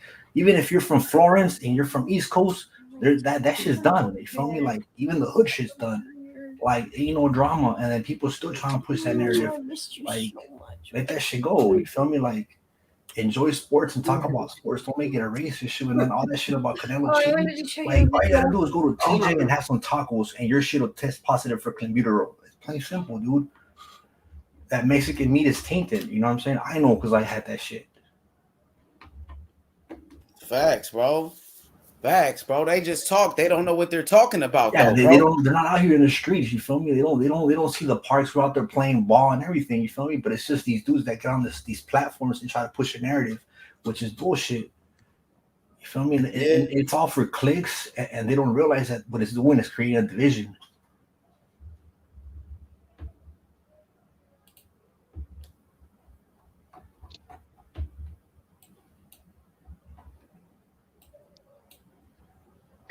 Slugger Sam, November 17. Remember, I'm in Canada. I will see about you. Mm-hmm. You know that. You know that, bro.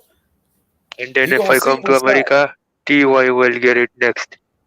TY, you next, bitch. I You will next put for my that paws on racist him. shit. What you said about Mexicans, you pussy, homie. That's a racist comment, bro. You better apologize, homie, and you better pay that money. You owe me some money. You owe the platform money. You bet on Caleb Plant. You made a bet. That's You right. made a bet on my channel. Where that money at?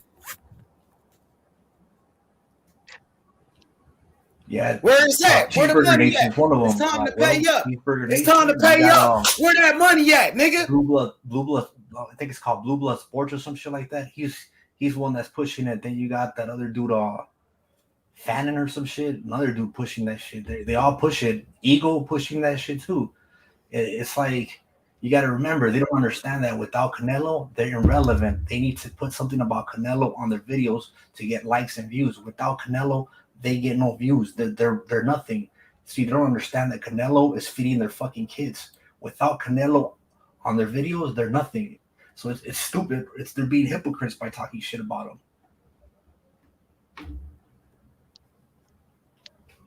I mean, I'm just keeping it 100. You know what I'm saying? I know I ain't gotta name them, but it is what it is. I call a spade a spade.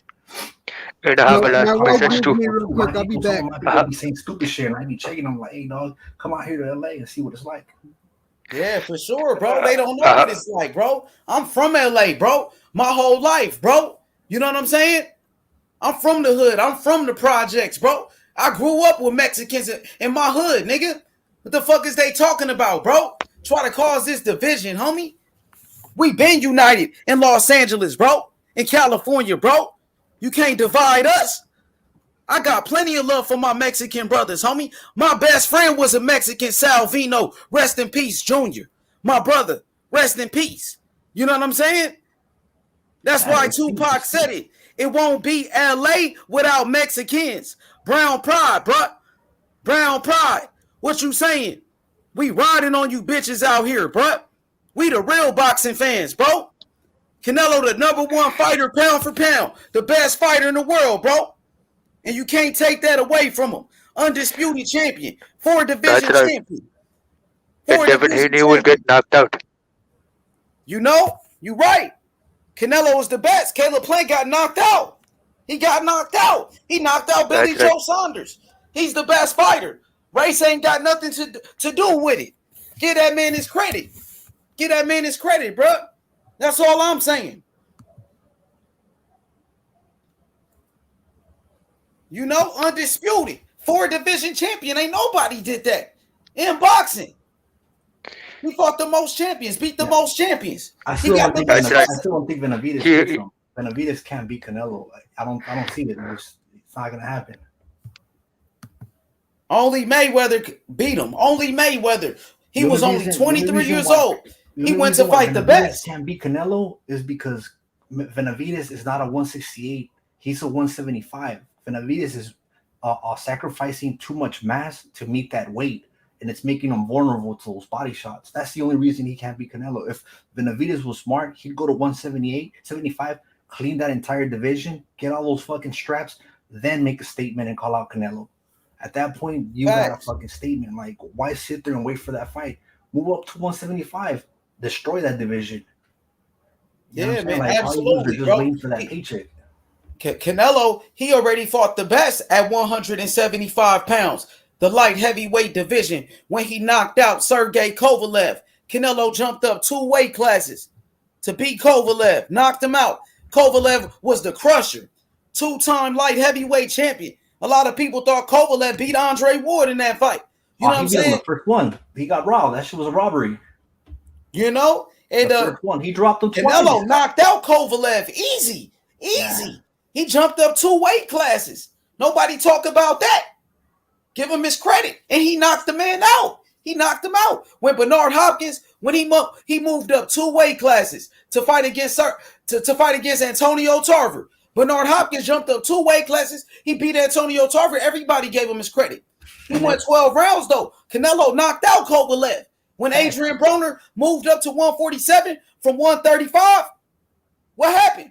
He didn't knock out Paulo Malignaggi. Here's another thing, too, that people don't talk about. Canelo jumping up and down in different weight classes, knocking out the champions, beating the champions. What's up with that? What's good, bro? Canelo's asked about Floyd. Like, every time they ask Canelo about Floyd, he says nothing bad about him. He's always giving him his flowers and praising him. He's always saying, "Hey, it was an honor fighting with you," because Canelo exposed him. He you know what I'm saying? He brought him down to reality, and you know what I'm saying? Send him back to the lab and made him better. If it wouldn't have been for Floyd, he wouldn't be where he's at. That's a fact, and I can say that. You know what I'm saying? That Floyd fight was a win for Canelo, because look at all the opponents that Floyd has fought. Where's Ortiz after the Floyd fight? Nowhere to be found. What happened to Maidana after the Floyd fight? Nowhere to be found. And so on and so on. What happened to Canelo after the Floyd fight? Dude bounced back and came back better than ever. So you gotta give the dude his props. People don't see that shit. Facts. What up, YB? What's good? My boy YB. What's good? You know what's up, man? Canelo, undisputed champion, #1 pound for pound. Come on. Give Canelo his credit, bro. Straight up, he can fight. He can box. He knocking people out. He give you everything you want. He got skills. He got power. He got speed. You know what I'm saying? His defense, his head movement. Come on, bro. It's on a different level. Who doing it like that? Canelo got the best defense in the game. The best defense in the game. Yep, that's right. Not like Devin Haney. Not like Devin Haney. Exactly. You don't see Canelo. Who will get knocked out. Yup. Facts. What you say, brother? Devin Haney be half-stepping. He was talking shit about Canelo camp. What was it, like a month ago, talking about everybody in that camp juicing, and then yesterday Canelo's the best boxer ever. I mean, come on, dude. How you gonna? He said that. Now we say Canelo's the best ever. Yeah, go look at his Twitter shit. Dang, come on, man. Devin Haney be consistent. I thought you were saying Canelo, his whole team is on steroids and all of that shit, right? Yeah, and now you a Canelo fan. Come on, bro. Stop playing, bro. I guess when Linares hit you with that right hand, you never recovered, bro. You still don't know where you at, my nigga. Come on, bro. And then Ortiz He's still dizzy. Virgil Ortiz just went to Canelo camp. He's still dizzy. And Bill Haney, I will knock you the fuck out, man. Bill Haney, what you say, I will knock Bill Haney the fuck out, man. If I see him, man, I will headbutt him.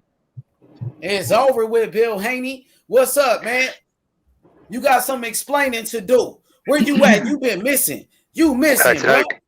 Missing. Come on, bro. He got exposed on this motherfucker, man. What happened to the meeting with Bob? Yeah. What you say, Rakesh? What happened to the meeting with Bob? Yeah, exactly. They don't want to fight Teofimo Lopez. Devin Haney ducking Teofimo Lopez, bro. He ducking him. He know Teofimo Lopez gonna knock him out, bro. It's the takeover. Did you see the picture with Teofimo and Canelo next with their belts? Yeah, I got you. I got the picture right here. Here it go. Yeah, that's a beautiful picture, man. Yes. That's nice, exactly. Man. Yeah. You like that right there. Undisputed champion. Yeah. That's greatness, man. Let's go. The takeover. Teofimo Lopez. I like Teofimo, but I don't know. He's still a suspect. I still need to. I need to. Nah, he's the undisputed champion in only 16 fights. The takeover. Number one performer with the next king. Yeah, the next one, the next king, right? What you say? The present. He needs to make a statement on this next fight. If he doesn't, the present and the future. The present and the future. You know what I'm saying? Come on, Canelo and Teofimo, two undisputed champions. The undisputed gang. Gang. Undisputed. Teofimo and Canelo. Let's go to takeover. The takeover. Teofimo Sr. with the golden chain, he will take anybody's pitch. You know it. You better know it. You know that. Yeah. That's right. You know what's up. The undisputed gang. You know what I'm saying? Come on now. What's good? We got the straps. We got the belts. We got the legacy. The legacy. Let's go. Yeah. Talk to him, Rakesh. That's right, man. The future and the present, man. Devin Haney is not in the conversation anymore because he missed the meeting with Bob. He missed the meeting with Bob. What happened? I thought you were going to fight. What happened, bro? Bill Haney lied. He came to the show. He said there never was a meeting with Bob Arum. You know what I'm saying? But he lied. He lied to the people, bro. We got the video. We got the evidence. Bill Haney got exposed. That's right. He got exposed. For real. Come on, man. We know what's up, Rakesh. Teofimo Lopez, he gonna knock out Devin Haney. He gonna knock his ass out. I promise you that. He gonna knock out Devin Haney. Where you at, Bill Haney? Stop ducking the smoke. Teofimo Lopez gonna knock him out. That's right. Come see me, Bill. Come see me, Bill Haney. I'm ready for you. You know what I mean? He ready. Rakesh. You know what I'm saying? Let's go. You feel me? That's what I'm saying. Come on, Havoc. We looking for the knockout. Devin Haney gonna get knocked out. What's up with it, Bill Haney? Let's make the fight happen. I thought you want to fight Teofimo Lopez. Y'all calling up Virgil Hunter and shit, Andre Ward and them niggas. That's what Caleb Plant did. You see what happened to Caleb Plant? He got knocked out. So the same thing gonna happen to you. You know what I mean? Come on now. Devin Haney, like who his name? Caleb Plant, nigga. He fight like Caleb Plant. And we saw what happened to Caleb Plant. And Caleb Plant called up Andre Ward, Virgil Hunter, all of that shit. It didn't work. It did not work. So you could try to do the same shit. That's right. You're gonna get knocked out too. For real. You can't buy a chin. You can't buy a chin, my nigga. You know what I'm saying? You have it or not. You heard what he said. Either you got it or you don't, man. That's what we want to know. What's up with Devin Haney? Just like What's up with that petition? What's up, Bill Haney? We on your ass, Bill Haney. Stop ducking and hiding. They ducking and hiding, bro. They ducking and hiding. They know what's up. Teofimo Lopez gonna knock out Devin Haney. He gonna knock his ass out. He gonna knock out Devin Haney. On God. I promise you that, bro. He gonna knock his ass out, bro. I promise you that, bro. That's right. The fuck out, man. You would knock him the fuck out. Facts. What up, YB? What's good? YB, my boy. What's good? Yo, boxing culture. Yeah, I got T.O. knocking out Devin Haney. And I'm betting. That's right. I'm looking for all bets. For real. Because Devin is a silver spoon. Theo is a real fighter, man. He's a real fighter. Facts. Devin Haney talking about Instagram followers and shit. I got more followers than you. All of that whole ass shit. Come on, man. What's up, He's man? He's the OnlyFans model. What's up with him, bro? What's up with He's him? a OnlyFans stud. Yeah, he talking about I got more followers than you. Come on, Devin Haney. Who you beat? Who you beat, bro? Are you on the pound for pound list? No, you not. So why is you even talking like that, bro? Exactly. They don't want no smoke with the takeover. They don't want no heat with the takeover, bro. You know what I'm saying? Let's make it happen next. Sign that petition. That's all you got to do. That's all you got to do. Bill Haney, you running out of lies, bro. For real. You talk behind my back. I thought we was cool, bro. The WBC, they said Teofimo Lopez was undisputed champion. Who is you, nigga? You ain't running shit, nigga. You pay sanctioning fees to the WBC. You paying them. And they saying that shit. You know what I mean? ESPN say that shit. Everybody say that shit. DAZN said he was undisputed. Why is you crying like a little bitch about that shit, bro? They gave you a belt. You didn't even fight anybody for that fucking belt, bro. You should be happy with that shit. You make millions of dollars with that belt. So you don't say shit. You don't say shit when they say he was undisputed. Because you making money with them. But don't tell me shit on YouTube and shit on social media like you running some shit. You ain't running a motherfucking thing. Real talk. That's right. Indongo will knock out Devin Haney. He gonna knock out Devin Haney. Everybody Ask know about that. Indongo. Exactly. Devin Haney don't have the power. Devin Haney fight like Caleb Plant. Worse than Caleb Plant. That's exactly how Devin Haney fight. That's the way it's gonna go. When Teofimo Lopez fight Devin Haney, Teofimo Lopez gonna knock out Devin Haney. The same way Canelo knocked out Caleb Plant. The same way. The same thing that happened to Caleb Plant. Y'all both going to Virgil Hunter, Andre Ward for help and shit. Come on, bro. It ain't gonna help you. The same thing gonna happen. The same thing. Just like Canelo knocked out Caleb Plant. That's what's gonna happen to Devin Haney. The same shit. I promise you that. And Bill Haney know it. He know that shit. And you capping. You capping, bro. He's a You a fucking liar. You a motherfucking liar, bro. Everybody know that shit. Compulsive liar. That's all he do is lie. Lie to the people. You know what I'm saying? Come on, bro. You can't get away with that shit, bro. You got me fucked up all the way.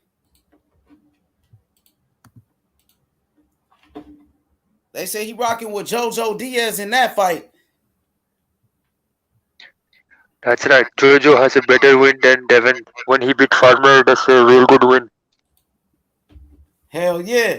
Yo, Rakesh, what you thought about Canelo's fight? What you thought about Canelo versus Caleb Plant? Canelo is a king, man. He was so patient. In the perfect moment, he knocked him the fuck out, man. Caleb Plant was scared to throw his right hand, man. He thought he was going to win only with the jab. Hell yeah. You think Canelo is the best right now? You think he's the best fighter in the world? Yeah, Canelo is the number one pound for pound. Number one. Undisputed. Absolutely, bro. Do you think Canelo can surpass Floyd Mayweather one day and be better than Mayweather one day? Yes, I think if he unified 175, I think he'll be the best. The best ever. Yes. Better than Mayweather. Think about it. Canelo is 31. He can break the money records too. For sure. Hey, what about you, boxing culture? You think Canelo can surpass Mayweather one day? Yeah, he's up there in the debate right now. He's gotta go to 175 and you know, do some damage out there. But he's up there. He's definitely, as far as the best Mexican fighter, he's probably the best one right now. For sure. I think he's better than Chavez. Yeah, man, me too. Me too, no doubt about it, bro. Because if you look at Chavez's first 50 fights, look up his resume. He really didn't fight anybody until like the later fights. But nothing against him, you know. He was still a fighter, you know. He's still a fighter, but just Canelo's taking more risks than most of them. Hell yeah, Canelo, he's a 4-division champion, undisputed champion. Now, Chavez was a great fighter for sure. Chavez, he knocked out Roger Mayweather. He beat Edwin Rosario from Puerto Rico. Of course, Chavez, he beat Jose Luis Ramirez. Chavez got some great wins. You know what I'm saying? He got some great wins, bro. Facts. But you got to remember, if Salvador Sanchez doesn't die at 23, there wouldn't be no Chavez. Well, that was the original. We know that Chavez he beat undefeated Hector Camacho, and Hector Camacho was one of the greatest champions. Chavez beat him down when Camacho was undefeated. So he beat Camacho as well, bro. That man got a great resume. You ever seen a Salvador Sanchez fight? Watch his highlights, bro. That is the GOAT. He's up there with God, man. They put him up there with what's his name? Wilfredo Gomez. Wilfredo Gomez, and he beat Azuma Nelson. To be the best Azuma Nelson as well. He knocked out Azuma Nelson. Salvador Sanchez was supposed to be the best welterweight in the world before he had that car accident. The dude, like, watch his fights. That dude is a fucking monster. The way he fights is like Floyd got the shell roll from him. That defense he got from Salvador Sanchez, because his dad and uncle were a fan of him. Like that roll, but the difference with Salvador Sanchez is he uses the elbow to do it. It's fucking sick, dog. The way he does it, it's fucking bad, dog. And that dude was, honestly, he was a GOAT, but shit happens. Hey, he passed away at 23. Yeah. So his career wasn't that long, but he did have some great wins. Of course, he knocked out Azuma Nelson. He was the only person to knock out Azuma Nelson like that. And Azuma Nelson was a great champion from Ghana, from Africa. Oh yeah, you know what I'm saying? He had a chin too, a chin. Yeah, and he knocked him out. And also he beat the great fighter from Puerto Rico, Wilfredo Gomez, and he beat him as well. So Sanchez was a great fighter, but his career was short, So now you look at somebody like a Canelo with over 50 wins, he got some great wins right there on his resume. He beat Triple G. Triple G was the most feared man in boxing. Triple G was the boogeyman, and Canelo beat him. I thought Canelo won the first fight too. You know what I'm saying? He won the second fight, but I thought he won the first fight as well. They gave him a draw. You know what I'm saying? But the first fight is debatable, and I'm okay with a draw. It could go either way. I thought he won that fight though. That's why. That's why he took that immediate rematch. He took the rematch and he beat him down. Yeah, you could say he won or you could say he lost, but regardless, it's still a draw because it could have gone either way, regardless of what you're looking for, the jab or the power punches. But the second fight, he won it. No one's ever put Triple G on a back foot. Who's put Triple G on his back foot? No one. You know what I'm saying? You called out Canelo. You wanted Mexican style fight. He brought it to you. You didn't step up, and that exposed Triple G. But before that, who has Triple G fought before Canelo? Who has he fought? Jacobs almost fucked him up. So, I mean, Triple G was just a heavy hitter. He wasn't a technical boxer because Daniel Jacobs. Good box. No, Triple G is. Well, let me finish. Triple G, he can box. Triple G was an Olympian, a silver medalist, silver. So Triple G can box. You damn right he can box, bro. He can box. Triple G was a silver medalist, and Canelo outboxed him. You know what I mean? And it just shows Canelo's greatness because nobody wanted to fight Triple G at that time. Daniel Jacobs had him. I honestly thought Daniel Jacobs was going to get him. Yeah, but I thought Triple G won that fight. You know what I'm saying? Yeah, I thought he did. He did win the fight. You know what I'm saying? Daniel Jacobs. Salute, Brandon. Daniel Jacobs gave Canelo a run for his money. That's the only. I think that's Daniel Jacobs. Yeah, I know. I heard people say that, but we know that Triple G got the win at the end of the day. So you know what I'm saying? Daniel Jacobs and Canelo. That was. Oh, Canelo whooped him. Yeah, he figured him out after, but you gotta. I mean, I still give him his props because Daniel Jacobs. Yeah, I thought Canelo whooped his ass. That's just me. Canelo was beating the hell out of Daniel Jacobs. He was beating his ass in there, bro. For real, really though. You know what I mean? Look at his last fights. He was the only one that went straight at him for the most part. He was the only one that was like, "Fuck it, I'm gonna go." But on top of that, you got to remember he took that on the scale. He didn't meet the weight, so he took that what was that, something, I don't know, like 8 mil loss or some shit like that. But he didn't give a fuck. He still went and fought him. But that's why I give props to Daniel Jacobs. He went at Canelo, but Canelo just had that head movement on lock. If you see those highlights, Canelo was dodging all that, but Jacobs went straight at him. He's the only one that's gone straight at him. Like, yeah, he got beat up too. He came straight at him and got his ass whooped. Exactly. For real. You got to beat Canelo. You need to be someone like Salvador Sanchez, just like that, or Mayweather, quick, fast, and somebody like a Mayweather type of guy. Yeah, Mayweather would beat Canelo at a 150, 154, but no way Mayweather touches Canelo at a 168.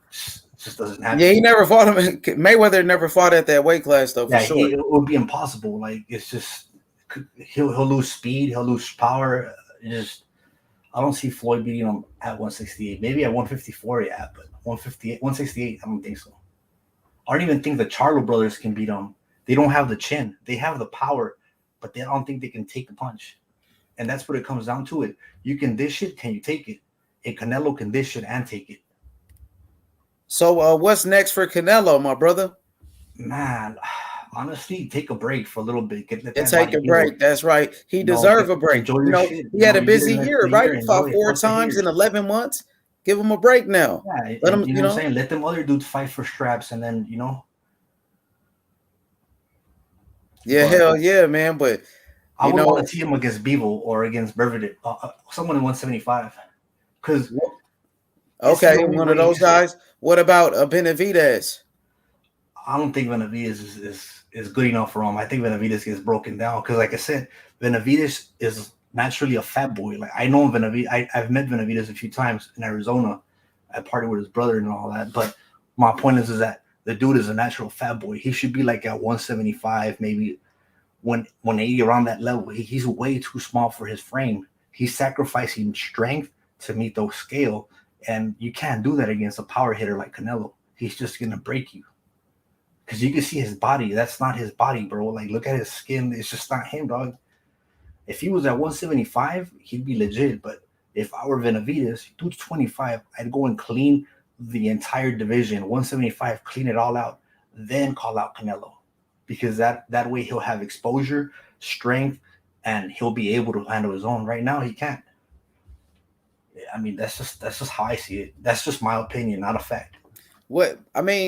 You wouldn't like to see that fight? Like Canelo versus Benavidez? That's a great fight.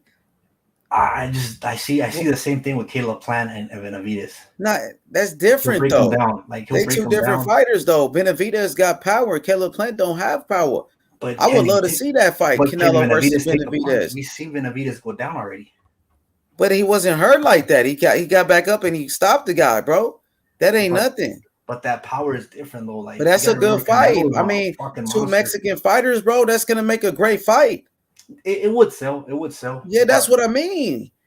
I mean, I'm surprised you don't want to see it. That's why not, though, bro. Benavidez is a good fighter. He got power. He's better than Caleb Plant. I got Benavidez stopping Caleb Plant, knocking Caleb Plant out. I think Benavidez is a monster. He's good, though. I can't deny it. But I think Canelo will beat him. You know what I'm saying? But I want to see that shit, though, I think Jacobs beats what's his name? Benavidez at 168. Say it again. If that's what I would want to see. I would want to see Benavidez one more time with someone like maybe Jacobs. He's fighting. Like that. He's fighting Saturday. Yeah, I know. Hopefully he wins this fight. He's gonna win. Come on, bro. You know he's gonna win. He gonna knock that dude out, bro. I promise you that. He gonna knock him out. Benavidez, he's a good fighter, bro. He's good. Though. He trains right there at 24-hour fitness, right there on North Hollywood. I see him all the time on the off Lancashire. You'll see him training at that gym, dog. So and back at 24-hour fitness, there's a boxing gym. He's there all the time. But Benavidez is fighting in a WBC title eliminator. You know, he's the number one contender for Canelo, the WBC belt at 168. Benavidez, that was his belt at one point. He won that WBC belt before. You know what I'm saying? He vacated it, and Canelo got it. But that dude was the champion. He's a 2-time champion in the super middleweight division. David Benavidez. The reason he lost it was because of the scale, dude. That was his problem. It's just that 168 is too much for him. He needs to go to 175.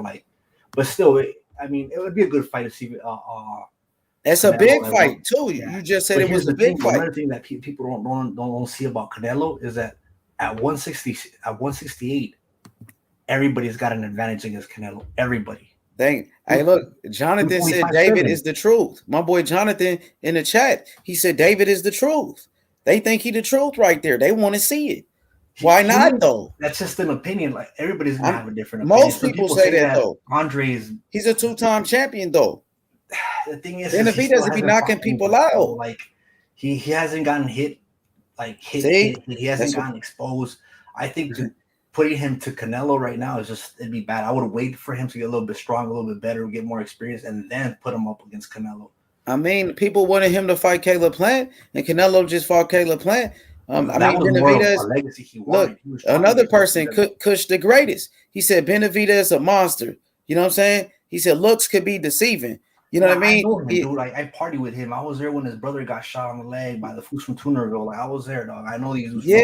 But what about the fighting though? As a boxer, they saying he's a great fighter. He's knocking everybody out. That's what they saying. It's just hype, dog. Look at his. I mean, his brother. If he weren't got shot, he'd be a top dog right now. But unfortunately, he got shot. I had more hopes for his brother, though. To be honest with you, his brother when he fought Crawford, I gave him props. That dude went in with one leg and still put up a fight. Hey, check this out. G-Ball in the chat, he said, nah, Benavidez is ready now. They ready right now, they said. They said, nah, no tune-ups. He want to go straight for Canelo. He been calling for Canelo, too. Him and his dad, they been talking shit. You know what I'm saying? I got Canelo beating him. Me too. I got Canelo knocking him out, though. He's going to break him down. But the thing I think Canelo knock him out. Canelo's going to, like, here's the thing. Canelo's trying to create a legacy. So it's like, if I'm Canelo, this dude ain't doing nothing for me. I'm trying to go to 175 and take a bigger challenge, dog. Like, this dude is nobody. I feel you. I'm going to go and knock out this Russian, considered the fucking deadliest man in the ring. Like, if you think that I'm dodging Benavidez because I'm fighting this dude, you're tripping, dog. Like, is that what they saying? The people are saying that he is? No, I'm just saying that if that's the opinion that is taken from that. Like, think of it this way, dog. It's like, you're gonna go fight someone that's 175 and it's known as a fucking heavy hitter, and you're gonna go and fight this. You're not gonna fight Benavidez. They shouldn't knock on you because of that. They should give you more props. You're going against a champion at his division, at his weight class. That's proven. You know what I'm saying? Like, that's what I would do. I would go straight to 175. Fuck that Benavidez fight straight up. I go Vivel, then I go for Verdevi and just take over that division. So you want Bivol first, Bivol next. That's the fight. Yeah, and if I get knocked out by one of them, fuck it. Give me my props because I still wouldn't. What about Joe Smith Jr.? Canelo versus Joe Smith Jr. That's a good one too. That would be a good fight. See, like, that's what I'm trying to say. Yeah, I like that fight, Joe Smith. Like, if Benavidez was smart, he'd be trying to go on that 175 and clean the division and park there like Caleb Plant did when he parked with that belt. Caleb Plant was holding that belt hostage because he knew Canelo was going to come for it. After he beat Smith, he's like, oh yeah, he's going to need this belt. Let me hold this shit real quick. Benavidez should go to 175. He sparred against Vivel already. Go and take that belt from him. Go and take that belt from the other Russian and park there and wait for Canelo. At that point, you've proven yourself. But right now, it's like, dude can't even beat the fucking scale. I mean, let's just call it how it is. Nothing against him. He's a good puncher and everything, but, you know, there's levels to this shit. You know what I'm saying? Like, put in your work. Okay, what about Canelo versus Charlo? That's what Alex said. Alex said he's going to fight Charlo. That one's more like, I feel that one's one that wants to get seen by a lot of people because they keep pushing this narrative that Canelo doesn't want to fight black fighters. I think that would be I would prioritize that fight before a Benavidez fight, just because. So, okay, you rather do Charlo before Benavidez? Yeah, definitely. So it looks like Charlo, he's the front runner. Look like Charlo might be next. Yeah, I will go with Charlo, and then after Charlo, maybe consider 175. Benavidez? Charlo, then Benavidez. Yeah, that's how I would do it. If I were to stay in that division. Okay. But if not, I go to 175 and just go get Bivol. Because come on, bro. So let's talk 168. So we staying at 168. Let's act like Canelo gonna stay at 168. So first Charlo. Because Charlo's. I mean, come on. What does Charlo do at every Canelo fight? Shows up, throws a little tantrum, and blah blah blah. You know what? Bring him up. All right, Charlo. Okay. So then after Charlo, say he beat Charlo. Benavidez. Perfect. That sounds good. I'm with that. After that, take the vacation for the whole year. That would be 2 fights in 1 year. He fights in May, beats Charlo or whatever happens with Charlo, then he goes after Benavidez and Independence Day. Then the next year 175. That's doable too. But see, the point is, haters will still hate on him. Okay, so Canelo versus Charlo next. So Yeah, what about 175? Like you were saying, go to 175. So yeah, after he if he said, let's just say he has to stay at 165, right, and defend the titles, take Charlo out, then go after Benavidez, shut them up. Or say if he don't do that, say for example he don't do that. You know what I mean? Say he. Go ahead. My bad. Go ahead. Go fight at 175. But here's the thing. I don't know if he'll do a catch weight. I mean, even if he does a catch weight, you still got to give him his props, dude. Dude's 5'7", dog. He's 5'7".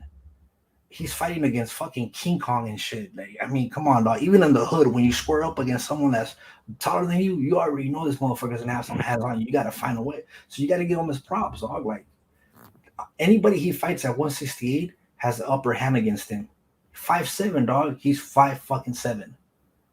You know what I'm saying? Like that's off the gate. He's already at a loss based on that. So that alone, people should give him props for. You know, a lot of boxers don't even want to take that chance. This dude's trying to go to 175, fighting fucking monsters and shit, Russian fucking killers. You know, so you got to give him his props. Whether he goes up or down, me personally, I would rather have him go to 175, and if he gets knocked out, fuck it, he's still a badass motherfucker because he went up to 175 and fought them.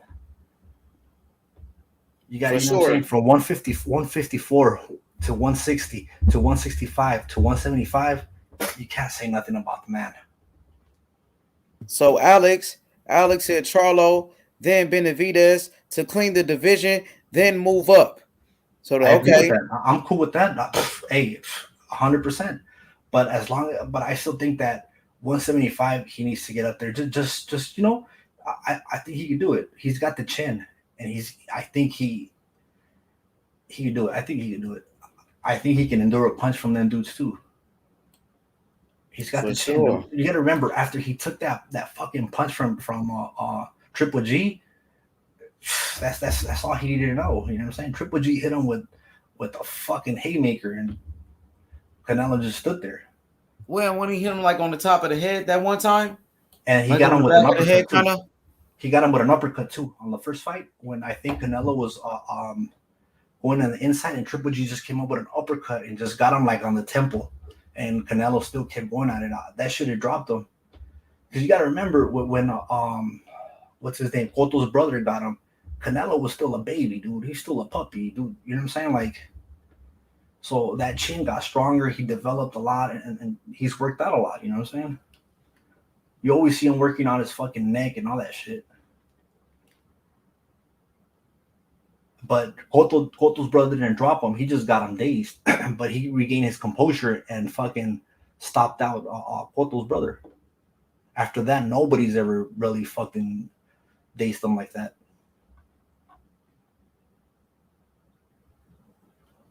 Hell yeah, but you said, you know, you want him to go to 175 straight away.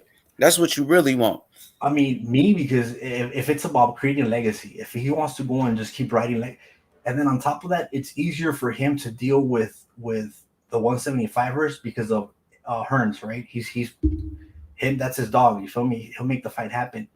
I feel like going the other way, you got to deal with all these dudes. You feel me? PVC, and that's just a headache. Because Al Heyman is a fucking cancer to that fucking company. He's holding all these boxers hostage, dude. Like, come on, he doesn't let them fight. They like Canelo though. You see that the way they was treating Canelo yesterday, bro? Yeah, bro. They give him that Mayweather treatment now. They treat him like Mayweather. Get him in, dog. They know that's the cash cow right now. They need Canelo, but at the same time, it's like they're wasting the talents of all the other boxers that they're fucking parking on the side, dude. Like, but not if they give him a Canelo fight. If they give him a Charlo, a Canelo fight, bro, that's good for Charlo. If they give Benavidez a Canelo fight, bro, that's good. That's good business. Good. There's nothing against that, but for him to sign up for like 3 or 4 fights with them, that's stupid. I wouldn't do that shit.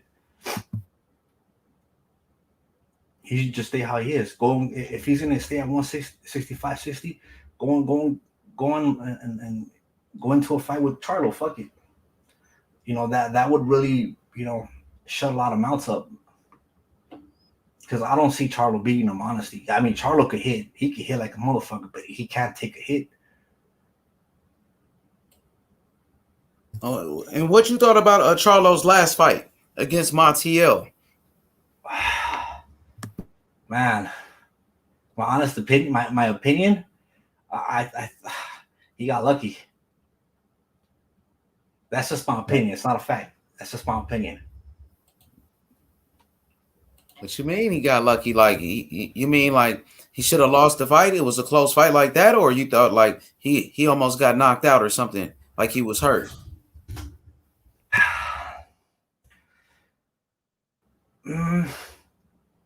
It's cool. You just keep it real. Tell me how you feel, bro. You know what I'm saying? He could have fought a better opponent. Raw, I think uncut. You got, you know what I'm saying? Hold on. I think. Yeah, how you really feel, bro? Tell me about his last fight with Montiel. That fight was not that. I think the other Charlo had a harder fight versus Castaño. I think that was a fight that really, really, you know what I'm saying? Like,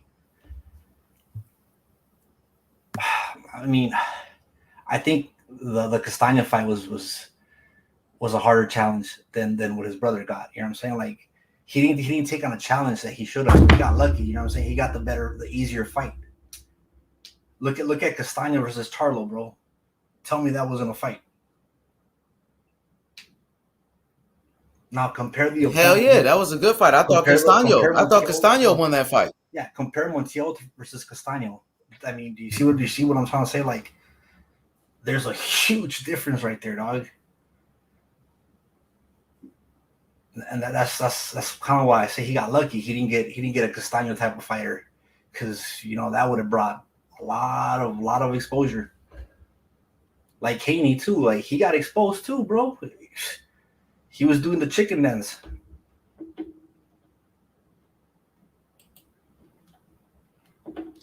But I still think Charlo and Canelo is a good fight though, regardless. I mean, I still see Canelo beating Charlo.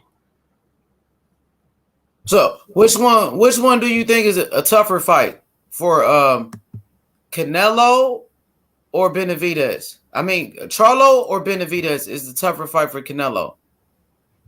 Man, damn, that's a good one, bro. It's a toss-up, I think, because Benavidez has been dropped already. I'm telling you, the dude's not built for that weight. So I think that Benavidez is an easier fight. It's just because the way Canelo fights, the body, the way he's gonna attack that body, it's gonna fucking take a toll on Benavidez.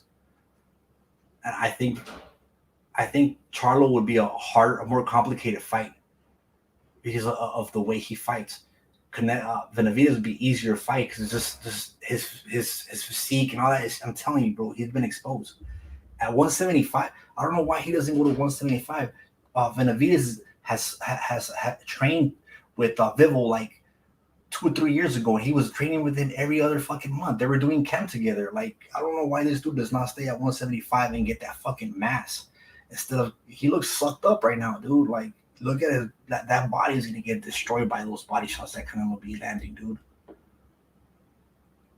He's sloppy. He's athletic. He's sloppy slim, dude. He don't got that strength, dude. He's not gonna be able to take that punch. He'll be able to dish it, but he's not gonna be able to take it. I know that for a fact, dude. An Uber driver dropped him, dog. Yeah, he got his body, he got himself back and got his composure, but he'll be able to dish it. But get hit by Canelo and get your composure. That's a different story. Yo, what's good? My bad. What's good, my brother Khalid? What's good? What's going on? How you doing? I'm good, man. What you think about what the brother, my brother is saying right here? He said he feels like, I believe he said Charlo is a tougher fight for Canelo than Benavidez. Do you agree with that? Or you got Benavidez being the harder fight? Yeah, I actually agree. A couple days ago, I would have disagreed, but I think Charlo, he has more. He moves a lot more. I think he's a little bit better defensively. Exactly that. Benavidez, he just throws a lot of punches. Like he be throwing 10, 20 punch combinations, which is good, but defensively, I don't see nothing from Benavidez. So I agree. Yeah, and look at the frames. Look at their frames. Just that alone, dog. That strength matters when you're getting hit on that body. If you ain't got arms, just look at his frame. If Benavidez was to build himself and not, dude, Benavidez is starving himself to make that weight, dog. He's struggling. He's let that shit go to 175 and terrorize that division. You know what I'm saying? Get your fucking man strength, your man body, and take over. Because out here, this dude's just struggling. He's sucking himself up, dog. He's got no strength. And like Homeboy was saying, he throws combinations. Of course he throws because he's got that stamina. But if you ain't got that strength to endure those punches that Canelo's gonna dish, it's pointless to be throwing those combinations against Canelo because he's gonna fucking walk you down. For sure. Also, and Charlo bangs. I'm not a hater. Yeah. He bangs. He can bang. He's got a fucking punch. He can punch. But I've never seen him get hit. I seen Benavidez get hit, and what happened? He got dropped. Yeah, he got back up. But get hit by Canelo and get back up. It's a different story.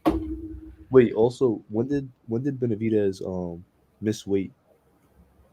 When they stripped him off the belt, he missed this. He didn't make 168. That's why they stripped him off the belt. Time? Was it just one time? Yeah, it was one time, but he's had he has a struggle with that shit. They fight him the time before that, so look at his pictures when he was like 16. Dude's got a big frame, bro. Yeah, he was fat. He lost a lot of weight. Yeah, if he was smart, I'd go to 175 and just make my own legacy, then call out Canelo and be like, "What's cracking, dog?" All right, but do you think he could actually handle 175 though? Like, you think he could handle Bivol and better BF? If he thinks he can handle Canelo, he should be able to handle those boys, right? I mean, yeah, you're right about that. But the thing is, Canelo's talking about Canelo not so long ago was talking about Bivol, right? So I mean, even if it was at 170, it's still Bivol, dog. It's only 5 pounds. So you know, I think honestly, it would help Benavidez at 175 because it'll allow him to put more mass on his body rather than fucking run 10, 20 miles like he's running right now, and he's not putting any muscle. You're gonna need that muscle against Canelo, boy. You're gonna need it. Yeah, but I mean, it's also a thing where, like, if he goes to 175, he's gonna have to. I don't know how many fights he'd have to do up there, because, I mean, the thing is, he might get Canelo next, so it's all about timing. It's all about timing for him, and like, when he could get Canelo, and like, you know, everyone wants either Canelo to fight Charlo, Benavidez next, so it's either one of them two. So it's a matter of like, when he could get Canelo. But I understand what you're saying, because like, you're saying that at 168 he's weaker, and he doesn't have a good chance at 168. I understand what you're saying. Yeah, it's just like exactly like when you fast for like weeks, you lose strength, you lose muscle, and when you go to the gym, you come out. You know, that shit takes. When you're getting hit, dog, in the body, that shit counts. You need that extra fat. You need that shit because that shit's gonna help you. All right, I got a question though. So, a lot of people say that if there's someone that could beat Canelo, it's Andre Ward. Do you think Andre Ward would beat Canelo if he came out of retirement? I don't think he would. I mean, I don't think he would, because by the time he would be ready to fight him, he'd be too old. I think, because he's definitely gonna need a warm up fight, 1 or 2 at the most. He's gonna want that. By then, you're talking about a year maybe, and then if he does beat him, people are gonna find a narrative to say, "Oh, he was old, washed up." Yeah, he was old. He was what? Yeah, exactly. Yeah. And you got to remember, it took 2 fights for Andre Ward to figure out Kovalev. The first one he should have lost, and you know. Yeah, I agree with that. And then there's a reason why Andre Ward keeps saying, Canelo, don't go look for Bivol, because if Canelo goes and beats Bivol, forget about Andre Ward's legacy. Canelo just surpassed him. Yeah. There's you know, subliminal shit that these dudes be throwing at each other low key. Yeah, I don't think Ward likes. I mean, I don't think he like dislikes him, but I don't think he favors Canelo. Don't get me wrong. Ward was good. I give him his props. He's good. He was a good fighter. That Kovalev fight, he lost. He got exposed, and it's fucked up to say this, but you can't. A Russian will never beat an American boxer in the states. Period. By the cards, it's just not gonna happen. They're not gonna give it to him. Kovalev beat him, dog. Kovalev fucking whooped him. He dropped him twice. He kept jabbing him, and the second fight, yeah, Ward got him, but you can't say that Ward beat him twice. It just doesn't add up, Yeah, for sure. It's like Castillo. Castillo, I mean, in my opinion, Castillo beat Floyd Mayweather. Castillo Floyd got saved by the bell on the 8th round. If that bell and that ref don't stop him, Floyd is down, out. But Floyd got his shit together, came back in the second fight and beat Castillo. Yeah. So, but it is what it is. I mean, that's just my opinion. That's not a fact. So, like I say, I don't use facts and opinions. I mean, but still, Floyd is a GOAT, regardless. Do you think Canelo beat Triple G the first fight? I'm cool with the draw. I think a draw is fair enough because it could have gone either way, depending if you're a jab, someone that looks into the jabs or someone that looks into the power punches. It just depends based on that. But I think a draw is fair to say that it should have been. That's the right call. People are going to argue because they're haters or whatever, but a draw is fair enough. But the second fight, you got to give Canelo that because he put his money where his mouth is. They told him, "Come bring me the fight." He brought it to him. Triple G didn't know what to do off that back foot. Yeah, it was he had Triple G for sure in that second fight. The second fight, the first fight, a draw is good. I'm good with that, dog. I can live with that because each round could have gone either way, bro. Each round could have gone this way or that way, and it wasn't like a blowout. People just say that because they don't know, but it was never a blowout. It was close, so I think a draw would have been fair. But part 3 Triple G would be pointless. Do you think a third fight would be good? Would you want to see a third fight? Nah, it's because if Canelo knocks him out, he's not gonna get any credit. It is pointless for Canelo to waste a training camp on Triple G. Like, what's his name? What's his name? Chenko? I forgot his name. Devryanchenko? Yeah, he exposed him. He beat him. He got him. He had him doing it. So it's like, if he got him, I'm not saying he's bad or he's whack or he can't fight. Canelo's gonna fucking just, and I don't want to see Triple G go out like that, dude. Like, Triple G's a GOAT, so Yeah, I don't want to see him go. I don't want to see him go out like that, straight out. Yeah, I don't think he would take it unless it's a lot of money. Yeah, it would just. I wouldn't like as a boxing fan. I wouldn't want to see it because I wouldn't want Triple G to just go out like that. Like, it would just fuck up his whole killer fucking and personality that he had. You know what I'm saying? Like, it would just. Yeah, it would make his career look a different way. Yeah, people use that. Oh, like nah, forget it. Just let him just sail off, and retire eventually. Oh, that's funny. But Triple G, what match was it? Did you watch the Charlo Devryanchenko fight? Yeah, that was a crazy one. Yeah, Charlo was throwing hands. It's crazy because Charlo, right? That fight he did really well, and then the next fight, it was just like he's just so inconsistent because against Montiel he was struggling. Yeah, the fight he was doing great. But he got lucky with that opponent. But the thing is that Derevchenko, everybody underestimates him. Everybody's like, this was nobody. But dude could bang. He's just, who he reminds me of that dude, Gabriel Rosado. Yeah, he reminds me of him. He's just that one fighter that you never know, dog. You can't think he's a fucking an Uber driver type of fighter. This dude could, on any given night, he could surprise you, and that's what Derevchenko and Gabriel Salazar. They're just like that. They could surprise you whenever you least expect it. You can't count them out.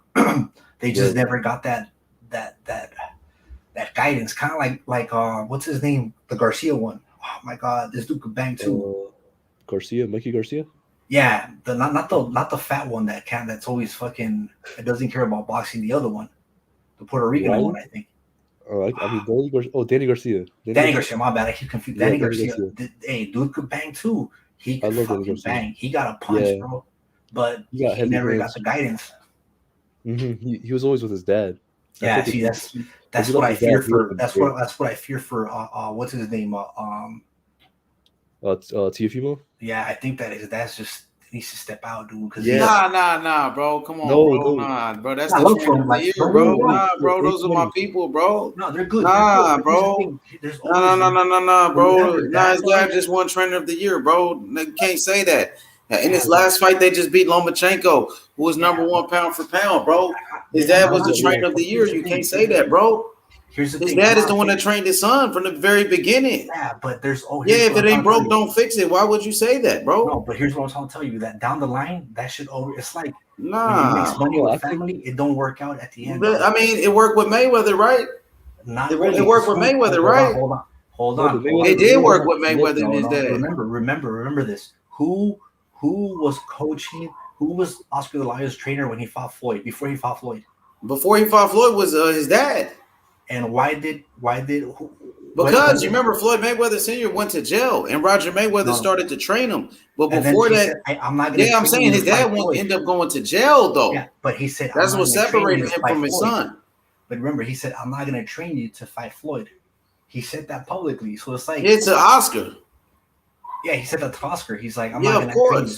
See, that's what I'm trying to get at. It's like there's always that issue. It's like what's his name? The dude that got signed by Jay Prince, the dude from Fresno, the Bulldog. What's his name? Who are you talking about? You talking about the dude from Fresno or Stockton, I think. Stockton. You talking about Gabriel Flores? Yeah, all right. Who's training? Like his dad left. That's his dad, but that's different than Tio and his dad, though, bro. Like Tio Senior's doing a great job. Look at Lomachenko and his dad, bro. That shit works, bro. You know what I'm saying? Tio Senior doing a great job, bro. I'm not, bro. People already talking about him training with somebody else. That's not cool. I'm cool with his dad. His dad is a friend of the show, bro. Nah, his dad is doing a great job. His dad is the trainer of the year. Nah, bro. Tio will never be the fighter that he is today without his dad, bro. No, I'm not. So we ain't gonna say that with Tio and his dad, bro. So let me ask you something. Like straight up, right here, straight across. Okay, Virgil Ortiz is with Eddie Reynoso now. Who do you take between Virgil Ortiz or Teofimo? Teofimo, of course. You really? Yeah, of course. He's the undisputed champion. What the fuck? He's the undisputed champion. Teofimo's on the pound for pound list, and he got less fights than Virgil Ortiz. Teofimo just beat Lomachenko, the number 1 pound for pound, bro. Are you serious? Fucking Virgil's not even on that level yet. Virgil haven't beat the Crawford or Earl Spence, bro. This motherfucker beat Lomachenko. He's a pound for pound champion. Virgil hasn't even beat a fucking. He's not a champion, Virgil Ortiz, bro. You can't even put him on that same level of a Teofimo. Teofimo got 16 fights and he's undisputed champion. Virgil Ortiz got more fights than Tio, bro. I get that. Now let me. I'm gonna answer that with something. Hear me out on this, okay? So you got Teofimo's dad talking. Teofimo's dad saying, "We did it first. Canelo did it. Okay, cool. You did it first. But here's the thing: you didn't do it like Canelo. Canelo collected belt after belt after belt after belt. Bro, he did it better though. It only took him 16 fights to do it, and he beat the number 1 pound for pound Lomachenko. Yeah, so none of those champions. None of the champions that Canelo beat was on the pound for pound list. Not Billy Joe, not Caleb Plant, not Colin Smith, but Lomachenko is the guy that Tio beat. He was the number 1 pound for pound in all of boxing. Yeah, it was just one fight. That's what I'm saying, bro. But that's the main guy. That was the number 1 pound for pound. That was the number 1 guy. I'm not knocking on Teofimo. Nobody was higher than Loma. How come he doesn't fight him again? Fight him again? What you mean? He just beat him. He could have put a fucking rematch clause. He didn't want no rematch clause, bro. Why Loma didn't put the rematch clause in there? He could have got a rematch. He didn't want the rematch. So if he would have beat Tio, he wouldn't give Tio a rematch. So fuck Loma. You know what I'm saying? And Tio Senior was a trainer of the year, my brother. I get that. The trainer of the year. Ain't nobody gonna replace the trainer of the year, Hell no. Ain't nobody Senior, gonna bro. replace him, bro. Hell no. Hell no, bro. Fuck no, bro. Nah, bro. Stop that, bro. I understand that what he's man knows saying. his boxing, bro. Listen, Nah, bro. Hell I understand what he's saying because that's Josh people, Taylor. bro. Josh Taylor, bro. he fought like the way he did it was like very difficult. I'm not gonna lie, but Teofimo, he did it good too because he fought He Richard. did it Coleman. better, bro. He beat fucking Loma, bro. Yeah, he Caleb beat Plant is not Loma, bro. Lomachenko. Loma was number one. Caleb Plant is not Lomachenko, brother. He's not What the Lomachenko, fuck? but here's what I'm trying to tell you. Canelo fought every champion one after another and took everybody's strap. I understand that, bro. We know that. We know that, but he didn't beat the number one guy pound for pound for the belt. Exactly. Right. Yeah, he didn't beat nobody on the pound for pound list, He bro. didn't pass his test, bro. This guy did already, bro. Yeah, he passed bro. his test against Loma, and look at his age, bro. He's just young. He's just starting, bro. Yeah, He 16 fights. He already made history. He made history that day. He won the belts too. The two-time division. He made history, bro. Come on now, man. Thank you, bro. We'll revisit this a year from now. Nah, bro. You gotta see the reality, we talking bro. right now, bro. Right now, Tio is on the pound for pound list. Virgil Ortiz not on the pound for pound list. I love Virgil Ortiz, but Teofimo's on a different level right now. Yup. He beat the top guy. Yup. That's true, bro. I think Virgil Ortiz would have beat the same dude that fucking Bro, he got to beat Terrence Crawford. He got to beat Earl Spence. Yeah, Those the are big people he test got to ahead of him, fight to bro. be And a I don't champion. even know. And I don't even know he's gonna pass it, bro. To be honest, That's what I'm saying. Come on, you know what I mean? he got to So beat I mean, Terrence we Crawford can't or be Earl you can't be Spence. talking You ahead, just said it bro. yourself. He got to beat those guys before. So let him beat those guys, then talk about it. But he ain't did that yet, brother. Yeah, bro. This guy already stepped up the play, bro. Look at Virgil Ortiz. How many fights he has already, bro? And he Yeah, hasn't but even he's fought not nobody getting like. them. They don't want to get on the fights. No, he has to earn it, bro. He has to fight for it, just like Teofimo, bro. He had to fight for a belt, and then he went for the other belt. Look, I think He didn't get nothing for free, bro. He didn't get nothing for free like Haney, bro. He's not Haney that he got something for free, bro. This guy had to fight for his belt. Look who Virgil Ortiz, who you're saying Virgil Ortiz has to go through, and look who Teofimo had to go through. Lomachenko was the number one pound for pound, brother. Bro. He was number one, Lomachenko. What is Terrence Crawford? Everybody had Lomachenko on top of Canelo, bro. What are you talking about? What is Terrence Crawford? Crawford is not number one. Canelo is. No, what is Terrence Crawford? He's on the pound for pound, but he's not number one. But and Virgil hasn't even fought that guy. Okay, he hasn't even fought him. But listen, you got to fight him and beat him. Okay, listen to what you're saying. You're saying he has to fight Terrence Crawford and he has to fight. Yeah, Tio fought Loma. Yeah. Why not? Tio fought Loma. What the fuck? He was number one. Hold on, why we even comparing? Hold on, H. What we comparing, bro? Like, what are we talking about? We talking about Virgil Ortiz. I guess he's saying Virgil Ortiz is better than Tio or what? I don't know. No, he's saying the path that Tio took wasn't that good, but he beat Nakatani. But he beat. Hold on. Go ahead, White. I'm just saying that Canelo. If we're talking about who's up there, like who had the hardest path, Canelo. Bro, Canelo didn't have to beat the number one pound for pound to become undisputed. Bro. Canelo didn't beat the number one pound for pound. Canelo was not the underdog, bro. Tio was the underdog against fucking Lomachenko. So how could you no say one that? gave him a chance. He was the underdog. Canelo was no underdog in none of the fights. He was the favorite in every fight, not Tio. He shocked the world. Hey, Tio was the underdog against Comey. People forget. People forget that Comey was a favorite against Loma. I mean, against Tio, bro. It's true. In 2 fights in a row, he won as an underdog, bro. Here's what I'm trying to say to you. You Got a belt. Look, Canelo had to go through 4 motherfuckers. All it takes is one night off. One night off. He didn't beat 4 champions to get at 168. That's what I'm trying to get at you. Here's another thing. Canelo was 5'7", going up against 6'1", 6'2". It don't matter who's favorite, dog. He's going up against fucking giants. Yo, it does matter who's the favorite. Teofimo was the underdog and he shocked the world. It does matter who's the favorite, bro. Yeah, it does matter, bro. Tio was the underdog and shocked the world against the number one pound for pound. Canelo didn't do that. Caleb Plant was a 8-1 underdog yesterday, bro. What the fuck? Cool. There's nobody knocking on that. There's no. Yo, you acting like it was a tough fight or something like that, bro. Yeah, bro, you're making it seem like Loma is like a Caleb Plant, bro. Hell no, you're tripping, bro. Yeah, don't take away from Tio what he did, bro. Everybody celebrating Canelo, but don't try to take away from Tio. Nah, yeah, I don't even know what we doing. He was the underdog. What Tio did was. I said this. This is what I said. Yeah, why we comparing the two? Why we can't celebrate both of them, bro? What Tio did was more impressive because he did it in 16 fights, bro. Canelo got 50-something fights, bro. Like, you know what I'm saying? Almost 60. Yesterday was his 60th fight, bro. Like, what Tio did to beat Loma at 16 fights and beat a Comey at 15 fights and beat that inexperienced and only had 3 12-round fights and beat Loma, that's different than what Canelo did. Canelo beat a motherfucker that had about 20. and Canelo, my guy, bro. Canelo's a great fighter, but to say his path was harder, fuck no, it was not harder. You got to do that. Billy Joe was inactive. No offense to Billy Joe. Caleb Smith. But you're still missing, like you're still missing the big picture. Canelo, Nah, hell no. Hey, but you know what? Going back to what you were saying, bro, got, Tio Senior, the truth, Canelo came homie. back after getting Tio fucking Senior, the schooled. truth, bro. That shit, it's like that shit speaks Nah, levels, bro. It's not. Those motherfuckers It's get not. fucked Nah, up, bro. back, Hell dog. no, bro. I don't even know what you're comparing Tio and Canelo, bro, it's man. not I don't even even close, know, bro. bro. To be honest, straight up, bro. Tio, the truth, bro. I don't even know what you're talking about, my boy. I Straight get it up. that Teofimo's a friend of the show, but I call it how I see it. It's not about the friend, bro. He's the truth, no matter what. However you want to see it, bro. He's the undisputed, bro, and less fights than Canelo. So if I was you, bro, I don't even know what you're talking about. Like, bro, if anything, if he beats, what's this guy's name? The guy from Scotland. What's his name? 147. Josh Taylor. If he beats Josh Taylor, he's gonna make more history than Canelo, bro. He's already walking for Hall of Famer, and he's barely 15 fights, bro.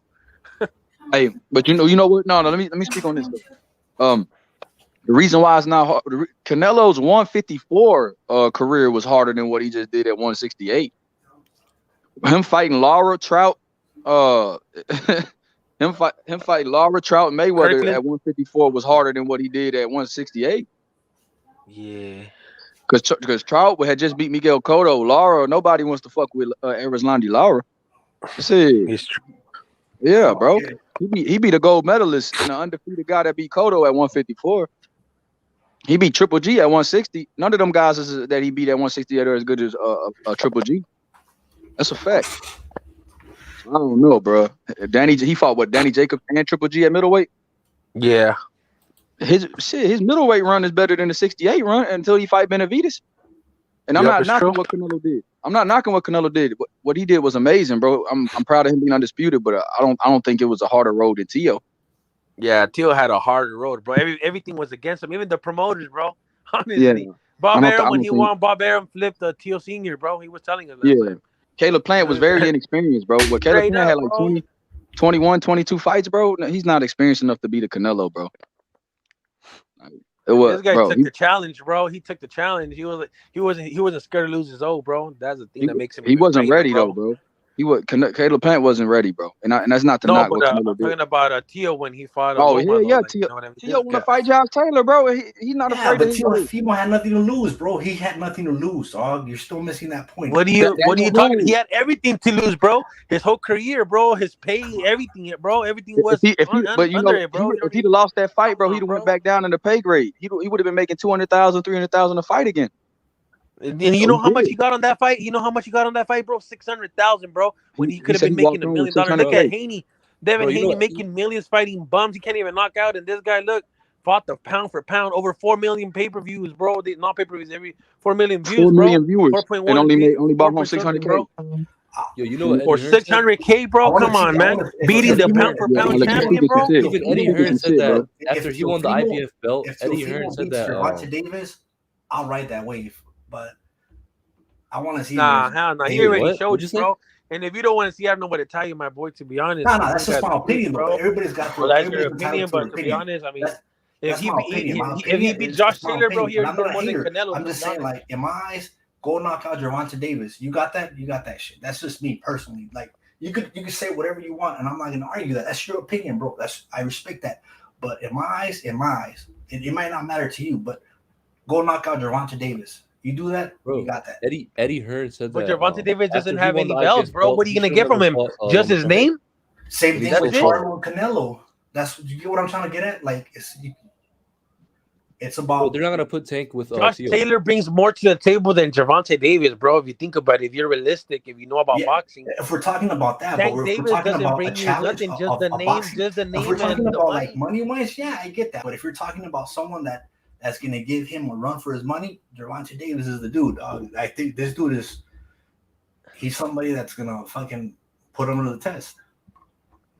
And I'm not hating on Teofimo. I'm not. Believe me, I'm not, dog. I was critical of Canelo too after he lost versus Floyd, and what he did after he lost against Floyd was like incredible, dude. This dude fucking got his shit together, and he didn't fucking sell out. He came back and fucking finessed his game and fucking schooled everybody. Most boxers don't ever do that, dog. It's only a handful. It's only a handful that come after getting knocked out or getting exposed or getting schooled like Canelo did. He went back, he got his shit together, and that's what I'm saying. Tio took the risk and he beat the pound for pound, bro. Canelo didn't do it. So if anything, I don't even know what we're comparing him at the end of the day, bro. You know what I mean? Canelo lost, bro. He took his ass whooping and he took his out. Tio didn't take shit, bro. He took W, bro. He won. Yeah, how are you gonna compare Floyd against this? Come on, dog. There's no comparison, dog. There's no comparison. Oh my God, this guy was the best amateur. He was Olympic gold medalist. What are you talking about, bro? Oh my God! Lead division champion, bro. Oh Come on, bro. God! Stop Look playing. at this guy. Come on, bro. I'm not hating. I'm just speaking the facts. You don't have to argue. It's my opinion, dog. I'm not saying facts. I'm just saying it's an opinion. You're just My speaking out of opinion- your ass now, homie. To be honest. dog. Chakas, fucking what's his Daddy, name? I could just smell it, bro. That's why I came to the panel. Come on, Hey, boy. I'm not getting it though, bro. I'm not getting where we going with this, man. Like he look, it's trip out because he went from Tio should fire. He should go with Canelo then till not to what he's. No, the only reason I brought him up is because come on, bro. his dad Tio was Senior, like- Tio Senior is a truth, homie.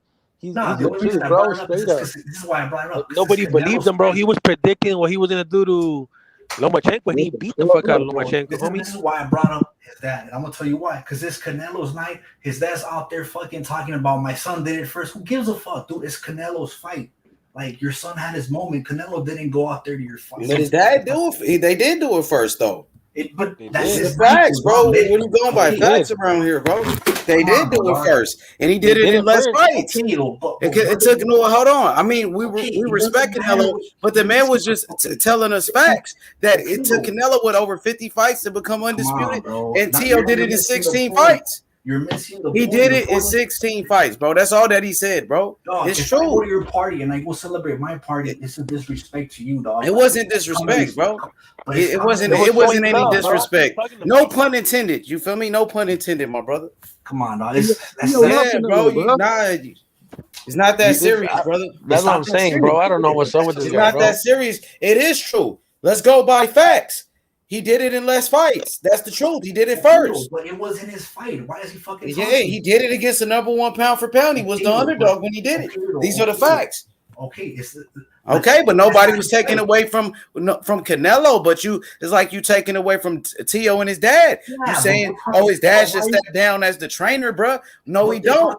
Nah, his dad is doing a great job. Then it goes Joe Kawasaki and his dad did it, bro. Joe Kawasaki and his dad did it, bro. So why not Tio and his dad can't do it, bro?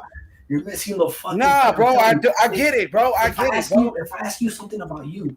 I get it, bro. They doing a great job. No doubt about it. They just beat Lomachenko in the last fight. That's all that matters, bro. It's Canelo's night, bro. Don't like. Yeah, nobody taking away from Canelo night. They asked the man a question, he answered, bro. They asked the man a question. Yeah.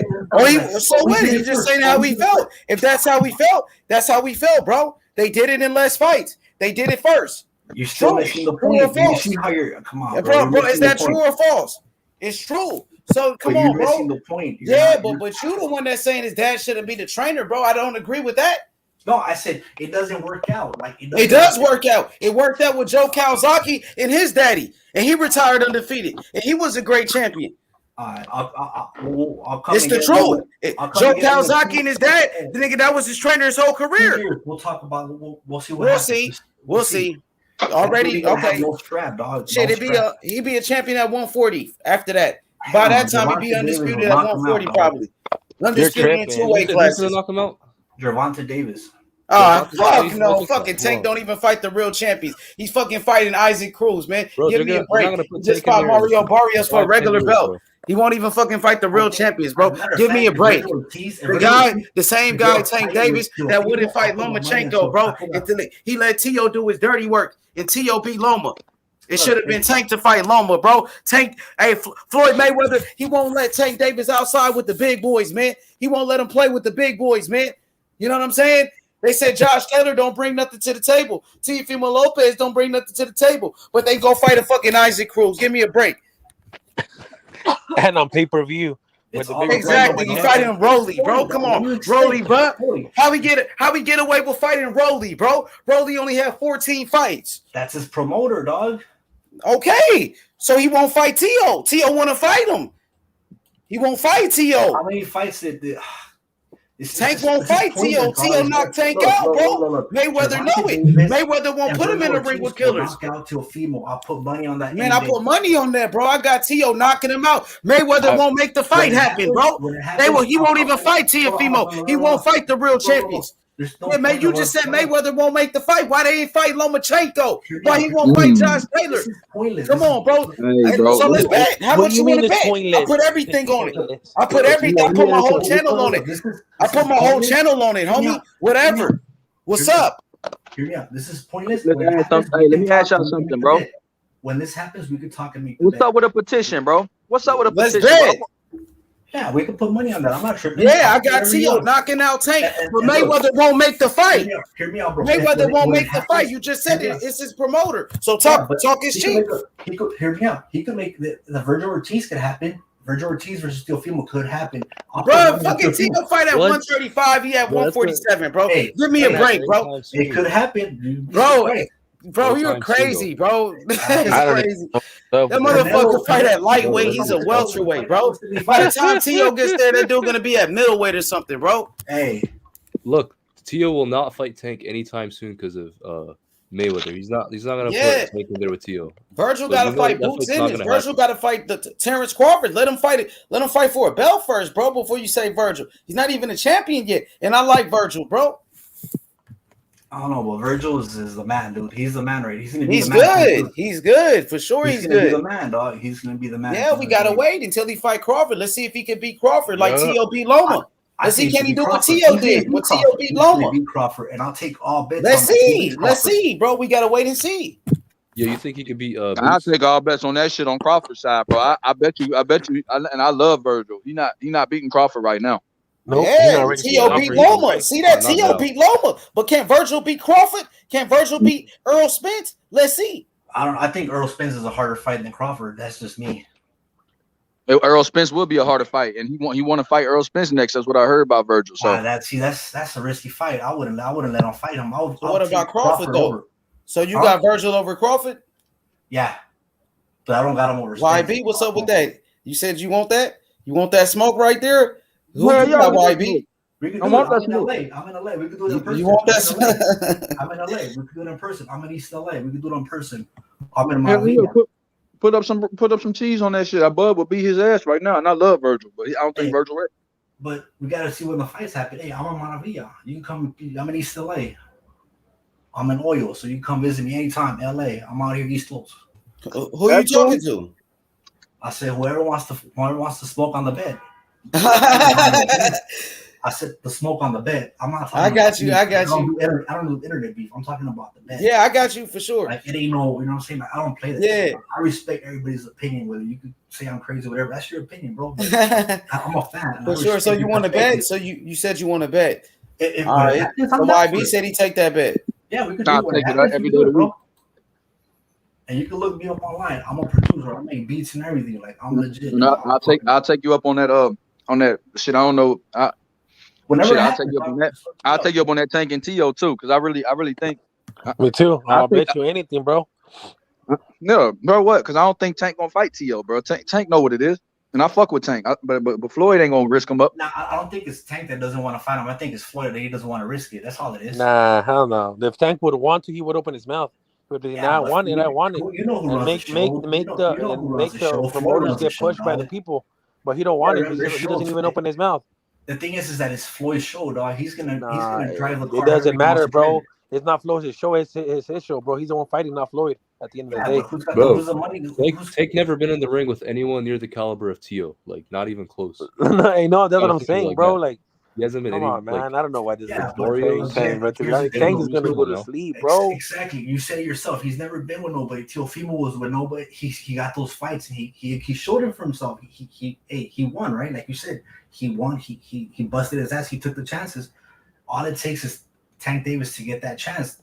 You know, whether it's his promoter or the fight's not being happening because doesn't have the fan base, which is one thing that could be true, dog.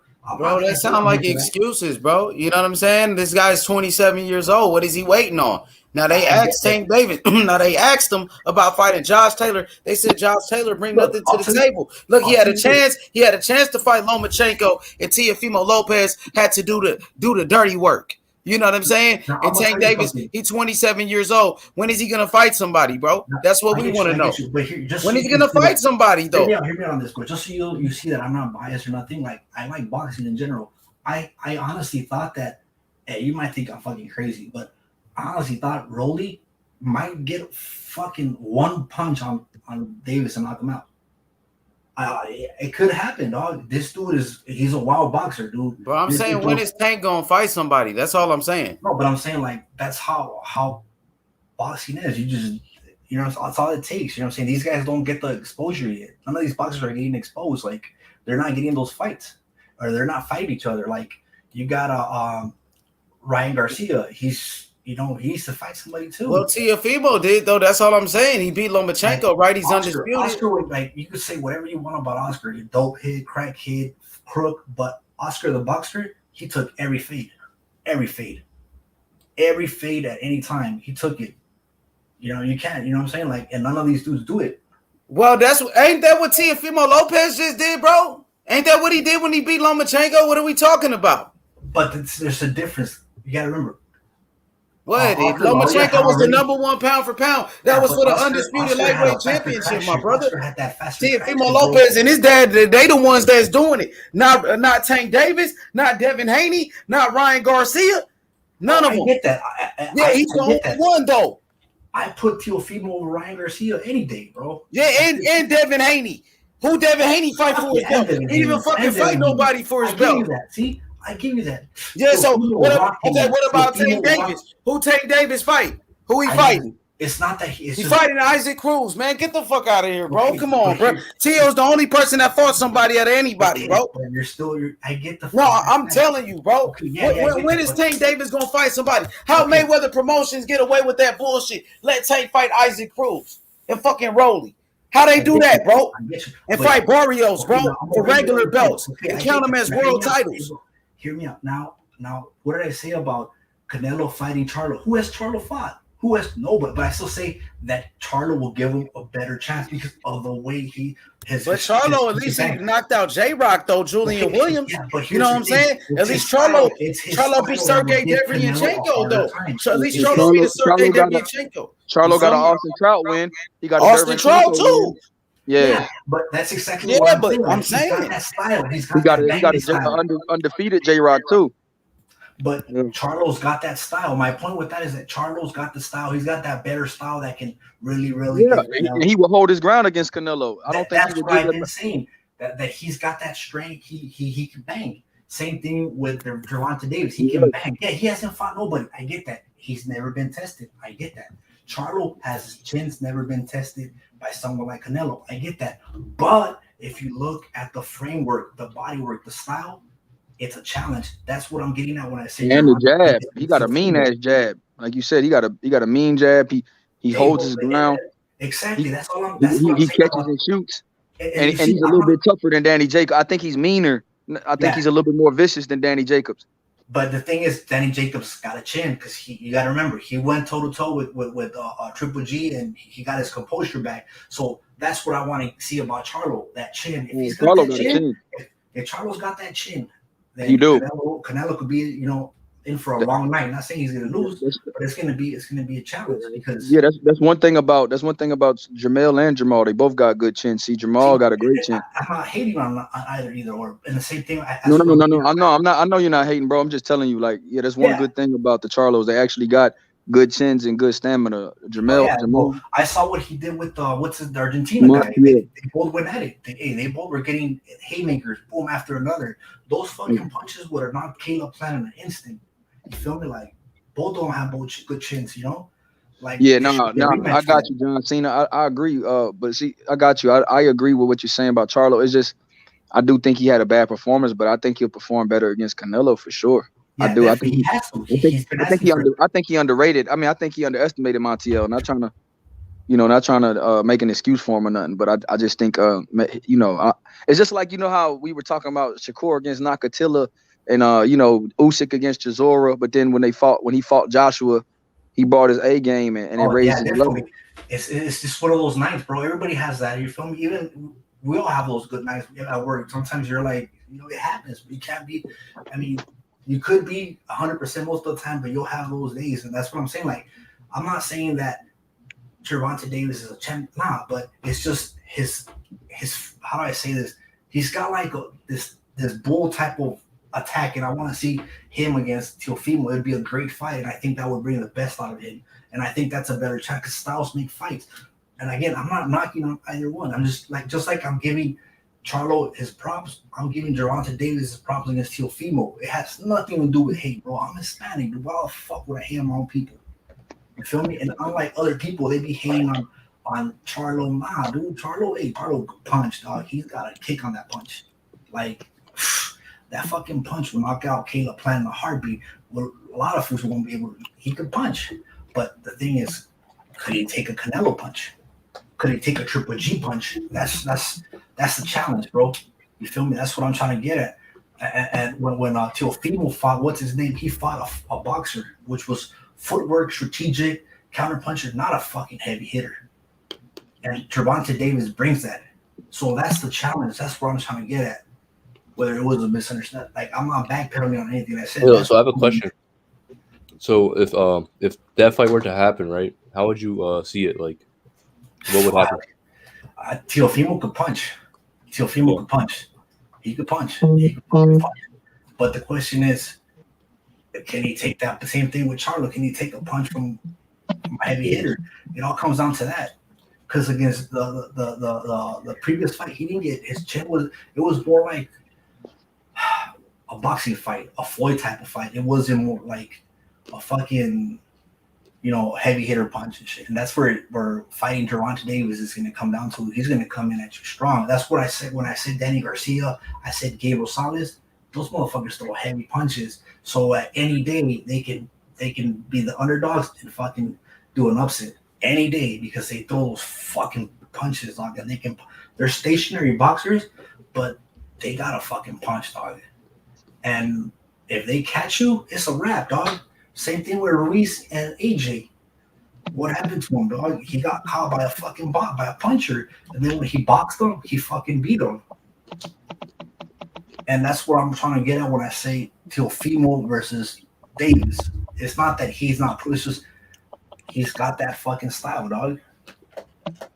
You feel me? I'm not hating on him. I'm not saying anything. Like, it ain't nothing about that, dog.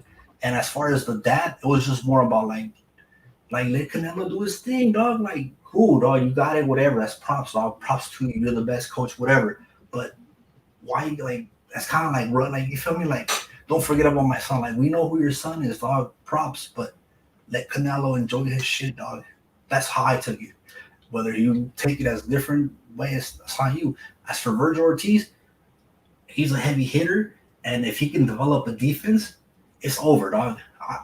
That dude's gonna be scary. Oh yeah, who do you have? Develop head movement, because with the Garcias, he was starting to fight like the Argentina got Maidana. He was fighting like Maidana, and that style is old school, dog. You feel me? That's just smothering the inside. Now, if he goes with Canelo, what he did, if he develops head movement, a little bit of footwork, it's over, dog. Yo, is that confirmed, by the way? He might be able to beat Errol Spence. Might, not saying he will, because Errol Spence he can move. He's got those movements, and he can still move. He's fast.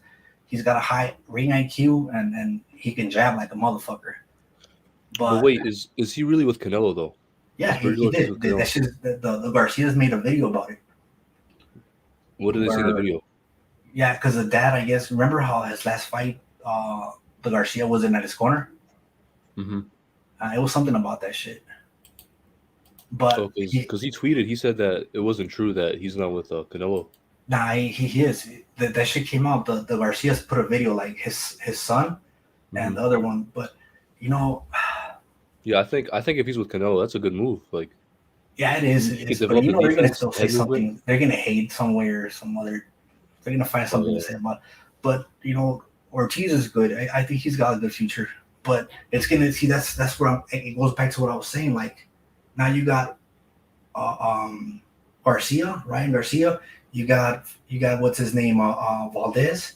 You got Virgil Ortiz. So you see what I'm saying? Like, there's that conflict right there.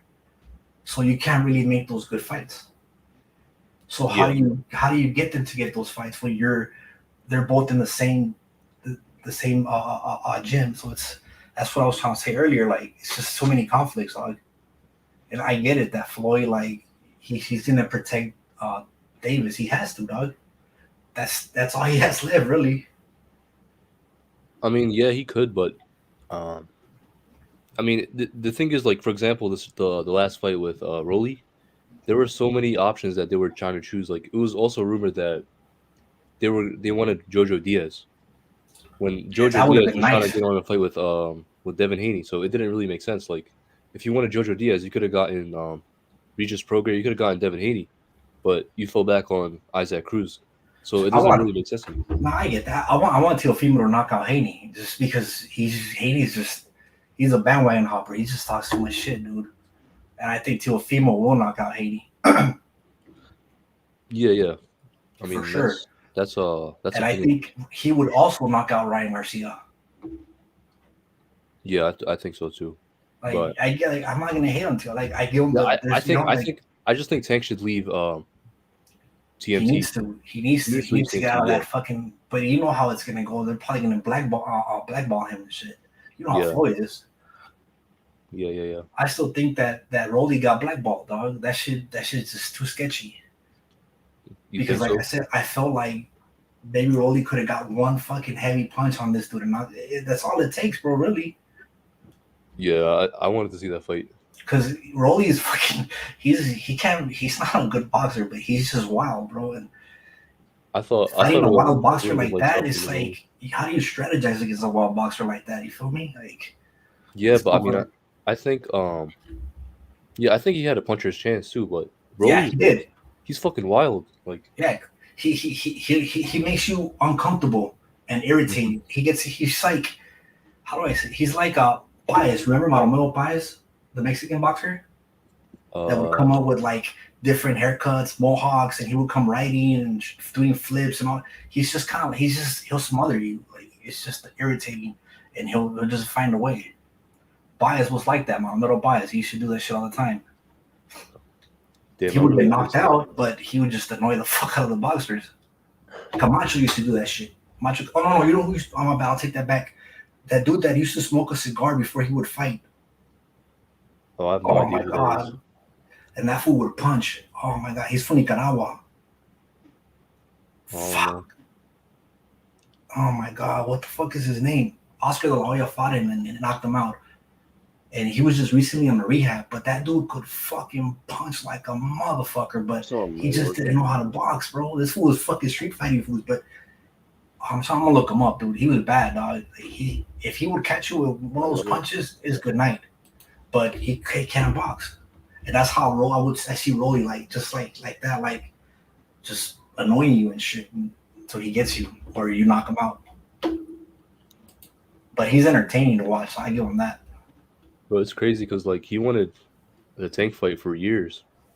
Yeah. And like now he doesn't have it, so it's like what's next for him?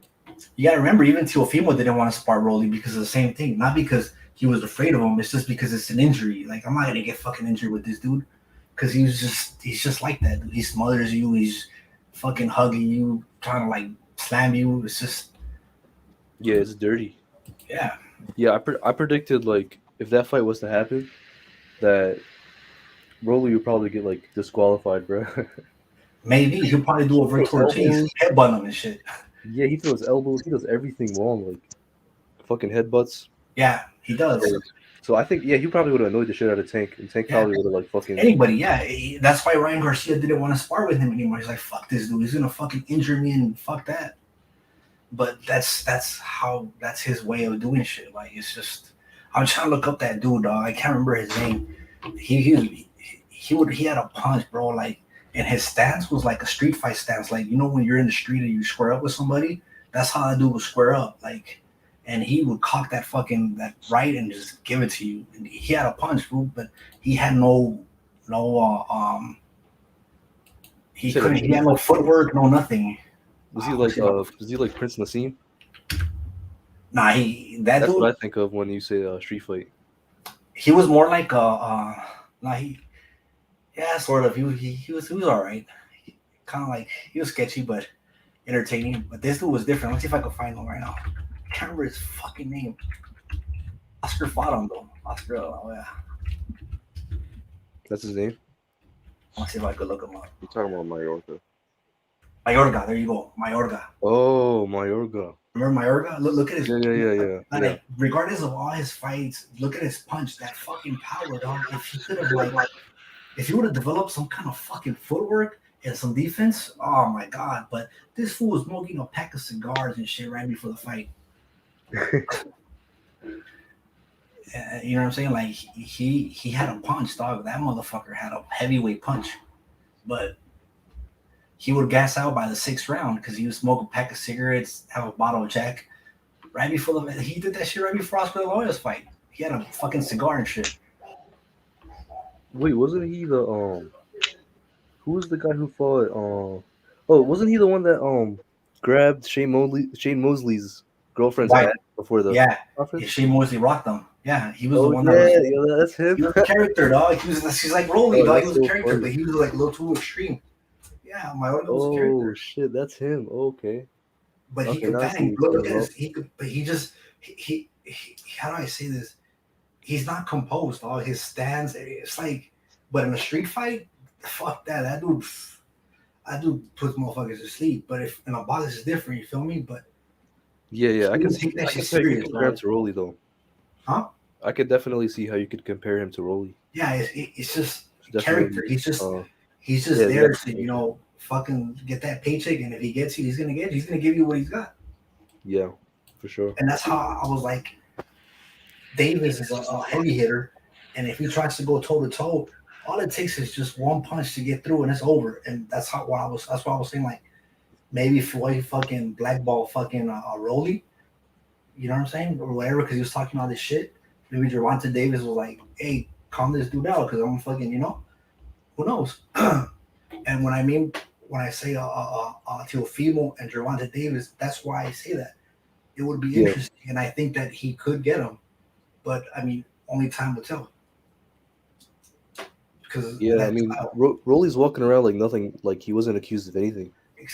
I'm pretty sure he knows that shit's all fucking, like, because you gotta remember, dude, like, he's pretty confident. They didn't accuse him of this shit a long time ago. Like, I'm not hating, like, hey, if it's real, fuck it. It is what it is. But if it's, I mean, you had all this time to, like, you feel me? Yeah. And it's like, maybe they were trying to get a pay. I don't know. It's hard, but it's kind of sketchy. Yeah, for sure. Like, I don't know. We all don't know the situation, but yeah, but just like it is a weird situation though. Like, yeah, just like in your career, there should be some how do I say this? Some shit happening to people falsely accusing somebody, because you know what I'm saying? That shit could destroy you completely, dog. Like your whole fucking legacy, everything, dog. And it could be false. If it's legit, and it is what it is, dog. You deserve it. But if it's not legit, like, people just get to walk away like nothing, and you're fucked. Mm-hmm. And like, I feel like if they still let the fight on, right? I think it would be bad for like your mental, right? I mean, I don't know how Rolly is. I mean, he seems confident, but being accused of something like that. Yeah, I can see how I get that. I can see how it happens. So yeah, that's probably what happened, because like I think people said that he cancel culture is a motherfucker right now. That's why. Mm-hmm. And that's all it takes. I get that. You know what I'm saying? Like, Floyd got lucky when cancel culture. He didn't deal with cancel culture because he had a lot of shit too. A lot of boxers. Oscar De La Hoya too. And Tank, but no one really. Yeah, Tank too when he was fucking up his girl. Yeah, no one really talks about it anymore though. They all done some shit. Canelo too. Well, he didn't do nothing. He just broke some dude's teeth in Mexico for someone was disrespecting his girl, and then this dude went and knocked him out, sent him to the hospital, and they took his boxing license for 2 years. Really? Huh? Really? I never heard of that. Yeah, Canelo knocked some fool out at the gym because he was talking shit about his girl. I forgot her name. She was an actress older than this fool. This fool fucking put him in a coma. They took his boxing license away for 2 years. Was this recent? Or was this when he was like 19 or 20? Oh, okay, that makes sense. Yeah, I forgot what the name of the actress was, but yeah, some dude was like making stupid remarks, and this dude just put him out. Oh, that's funny. Yeah. Don't fuck with Canelo. He's got a heavy hand, dude.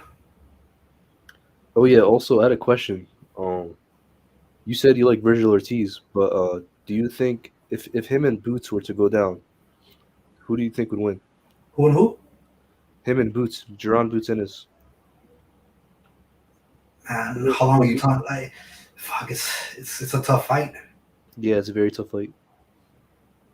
I would have to, man. He would need one warm up fight with. But he's not gonna get a warm up fight. He would. I think if he gets a warm up fight with what's his name with with the Canelo team, he could get him. Yeah. But just to go in like that, like if he was to go with Garcia, yeah, he's gonna get rocked.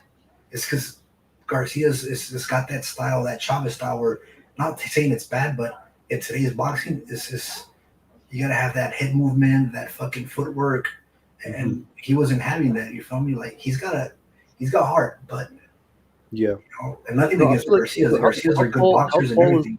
How tall is Virgil? I want to say like 5'10" or 5'9". 5'9", 5'10". Yeah, give or take. I mean, he has a long reach, but it doesn't seem like it's as long as like Boots or Terrence Crawford. Oh, exactly. Or no, what's his other name? Fuck. Keep forgetting his name. The other dude. Ugas? No, who's with the eye? What's his name? I keep forgetting these whose names right now. Smoking some trees. Is he in welterweight? Errol Spence. Errol Spence got reach for days. Oh yeah, he does too. So it's like, and that's why when Homeboy said Errol Spence, I'm like, yeah, Errol Spence can get it because that reach, bro. That reach is you know. And the reason why I say Virgil Ortiz could beat Crawford is because if you look back at Benavidez and Crawford, Benavidez almost had Crawford with 1 foot. You know what I'm saying? Like, yeah. Benavidez was fighting after he was told he'll never be able to box again. 2 years after that, he goes and fights fucking, at that time, arguably the pound for pound best fighter, and almost got him. He got him on I think the first, second round. He got him a few times, but eventually that foot gave up, dog. I mean, he got shot. He had a reconstruction of the tibia and fibula. The dude was fighting with nothing. And so you put someone, that's then, and obviously time, he aged and whatnot. You put someone young and then will train. Let's say he gets a couple more fights under Canelo's team. He could beat him, dog. Yeah, you're right. But yeah, Spence is a different ball. I think Crawford is beatable.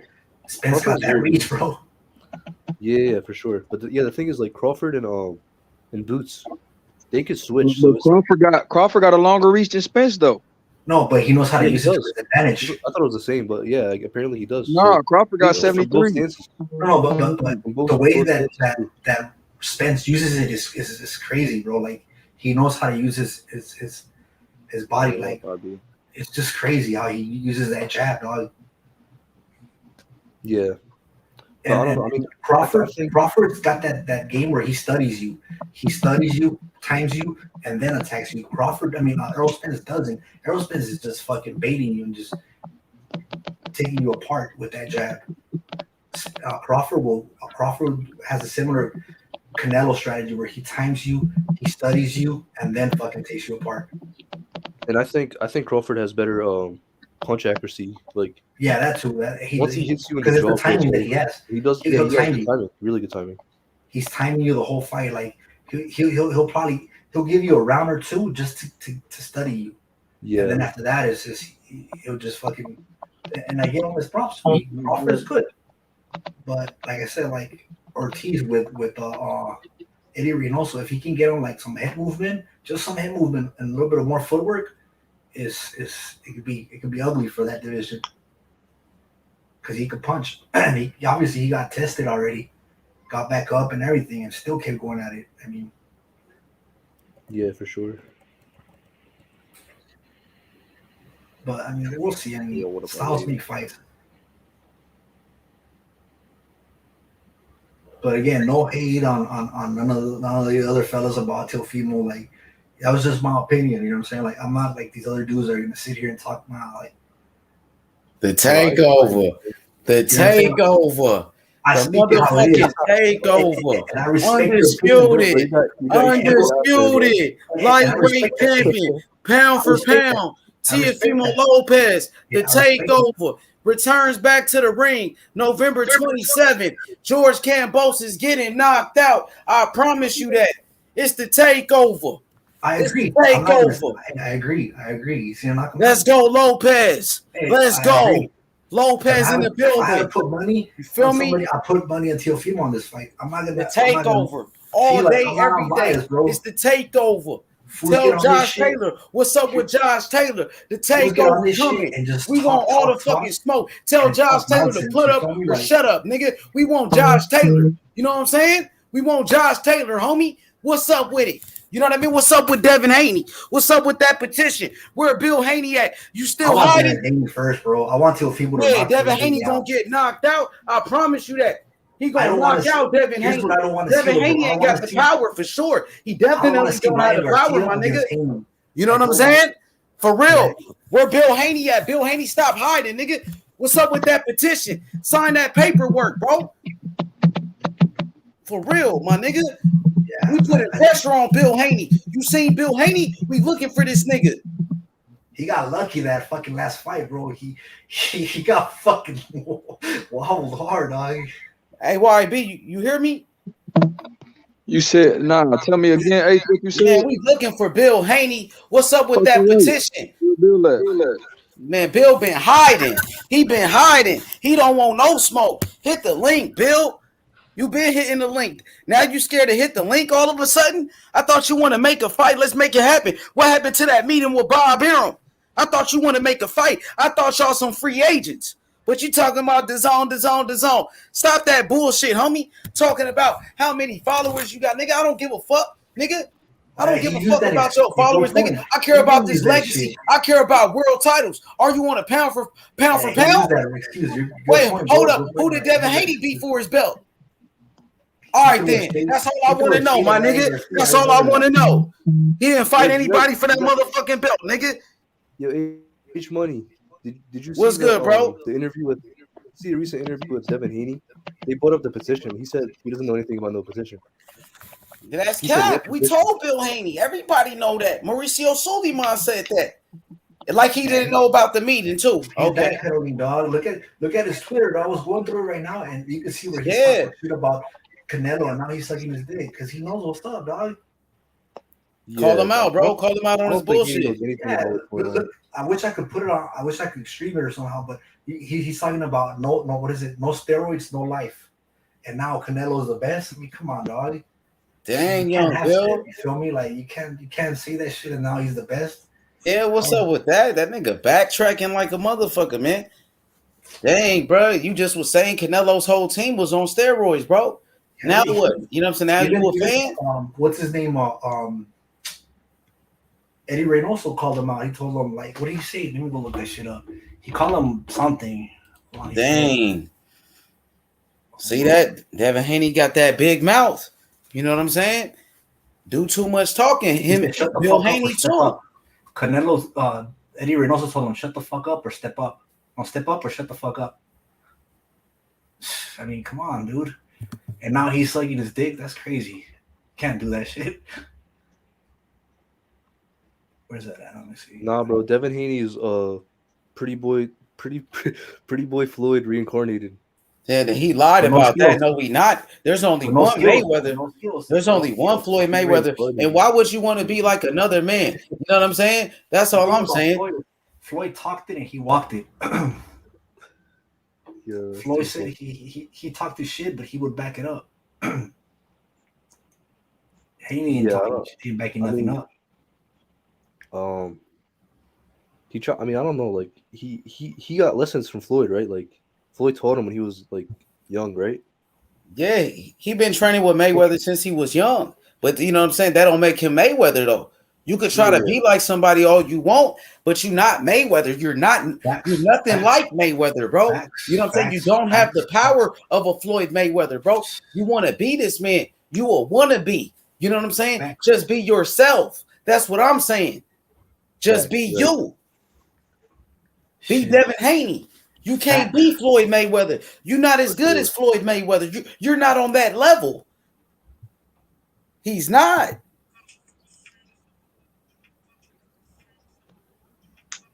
He's not on the level of a Floyd Mayweather, bro. And you keep saying you like Floyd Mayweather, bro. Stop it, bro. Who does that, bro? Who does that? For real. I'm this man reincarnated. I never heard nobody say that, bro. I want to be like another man. Fuck that, nigga. Fuck that, bro. Hey, he be Be going like at it you. with Be Teofimo's like dad, you. huh? That fool Haney be going at it with Teofimo's dad, huh? Back and forth. I'm reading all that shit right now. That shit's funny. Bro, They be going at it hard, calling each other out. I want to see Teofimo's dad against Angel Hernandez. Or Angel Garcia.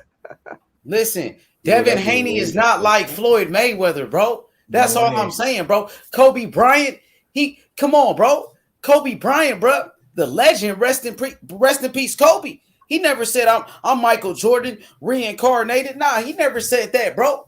He never said that, my nigga. You can look up to somebody. Don't say I'm like this person. No, you're not.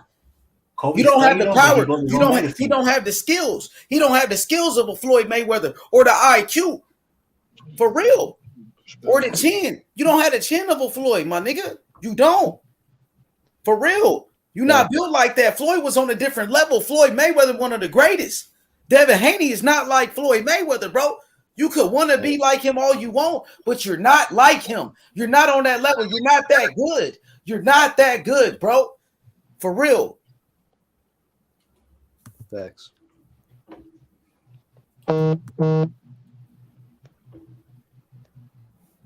That's all I'm saying. That's easy work for Teofimo Lopez. Teofimo Lopez gonna knock out Devin Haney. He gonna knock his ass out, bro.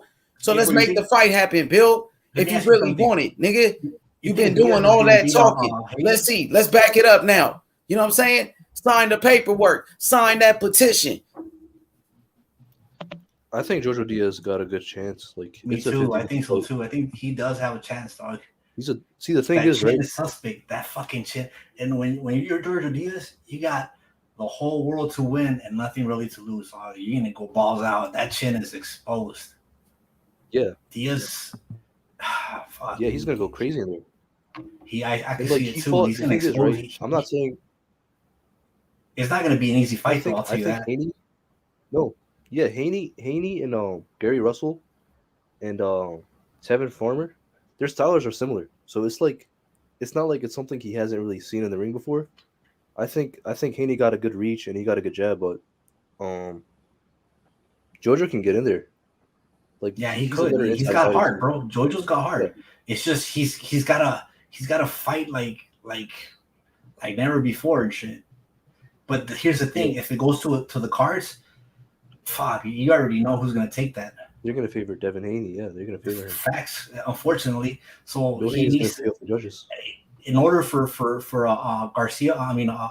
Diaz to take the cards, he needs to drop Haney at least one or two times during the fight. Not if he doesn't knock him out, drop him to be able to get his cards in his favor. Other than that, it's going to be hard to beat him by decision. I think he's going to have to get at least 9 rounds in the bag. Even and they have to be minimum, decisive, like good rounds. It's going to be hard, but he's got it though. He's got the heart. I'll tell you that. He's got the heart. It's just we'll see, man. I really don't like Devin Haney though. Honestly, he's just talks too much shit. He's like Caleb Plant. He was talking all that shit until he got dropped. I mean, Devin Haney, he has potential though. I think he could be one of the top guys at 135. I mean, he kind of is already, but T.O. gonna smoke his ass. What's your take on Valdez? T.O. gonna smoke who? Who you talking about, YB? T.O. gonna smoke who? T.O. gonna beat the fuck out Devin Haney, bro, in the late rounds. He gonna knock his ass out, bro. Oh yeah, he'll knock his fucking chin off his fucking neck. Teofimo Roxy, bro. Talk that shit, YB. Talk that shit. Tell me what's gonna happen. Devin Haney gonna get sparked, nigga. Stop playing, bro. Facts. Facts, YB. Devin Haney don't want that smoke, bro. He capping, bro. Yep, he been capping for sure. They don't want that smoke for real though. You know what I mean? About Valdez though? You said who? Valdez fight at 130, bro. I don't really think nothing of him. We talking about the 135. Oh, big with Shakur. Oh, that's a tough fight. That's a tough fight. I think Shakur will win though. I think Shakur just a monster. Yeah, what do you think? I'm Anthony, reading what's up? articles already for the fight, for the Canelo fight, and they're already making excuses saying the judges screwed Plant. Like, I'm like, this is ridiculous. Like, just admit you guys made a mistake, that you chose the wrong fighter in the fight.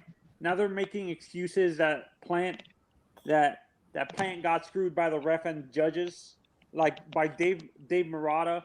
They say the guy should retire already.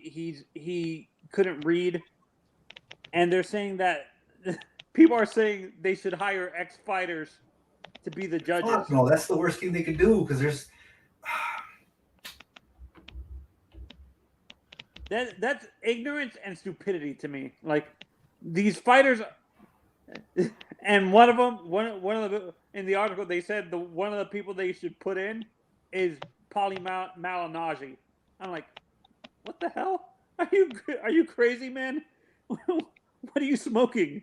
What possesses these people to say something this stupid? Guys, just clout, dog. That's all it is. It's like that one dude that just started writing blogs for his own. I forget his name. Fuck. He's always wearing like a suit on his picture. That dude is just. You talking about Chris Mannix? I can't remember. I'm gonna look him up. Chris He talks so Mannix, much right? shit, dog. He was critical about Valdez, and he was also throwing shades at Canelo. He was on his nuts when that happened. I forget his name, but he's from Miami. Dude talks so much fucking shit. And it gets annoying to the point where you can't trust some of these boxing reporters, to be honest, because they're so either biased or in essence they're kind of racist. Am I being correct? That's what this dude is. I can't remember his name. I'm gonna look him up. That fuck dude. Let me see. I'll find him right now. Does Tio have the body punch? Like, does Tio's body punches have the power that Canelo has, or no? Yes, sir. Absolutely. He showed it against Lomachenko at the highest level for the undisputed title. You know what I mean? And he's a great body puncher. He has tremendous power in both hands. Similar to Canelo with the speed and explosiveness. Who's more, in your guys' opinion, who's more accurate, Tio or Canelo? I would say it's damn near a tie. If I had to pick one, the experience. You know what I mean? It's almost a tie, but if I had to pick one, I'll pick Tio. You said more accurate? I would say Canelo. Yeah, of course, man. That right hand against Mason Menard, the right hand against Richard Comey that knocked out Richard Comey. You know what I mean? I got to go with Tio on that one, but it's close though, very close. I would say Canelo because I take Canelo only because of experience. I agree. The experience is a motherfucker. Timing is a little bit. Oh, Mike Coppinger, or whatever his name is. That dude is so fucking shady. Oh, I mean, he reported the Virgil news without his approval. YB, who you think got more accuracy, Tio or Canelo? I said Tio. Shit, I don't know, H. That's a tough ass opinion, bro. I mean, I think Canelo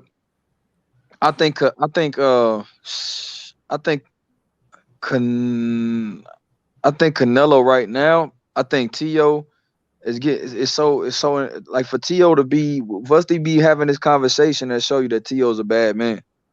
But yeah, Tio a bad man, bro. I think Canelo is I think Tio got the better jab, and I think that's why I think Tio's more accurate with his jab for sure. And I think Tio's a better I think Canelo's a better I think Canelo's better at slipping on the inside and countering back. I think Tio's better at timing you while you're punching than Canelo. Yeah, Tio's got a better jab, but his jab's better. I give him that. That jab is good. I'm not gonna hate on that. Yeah.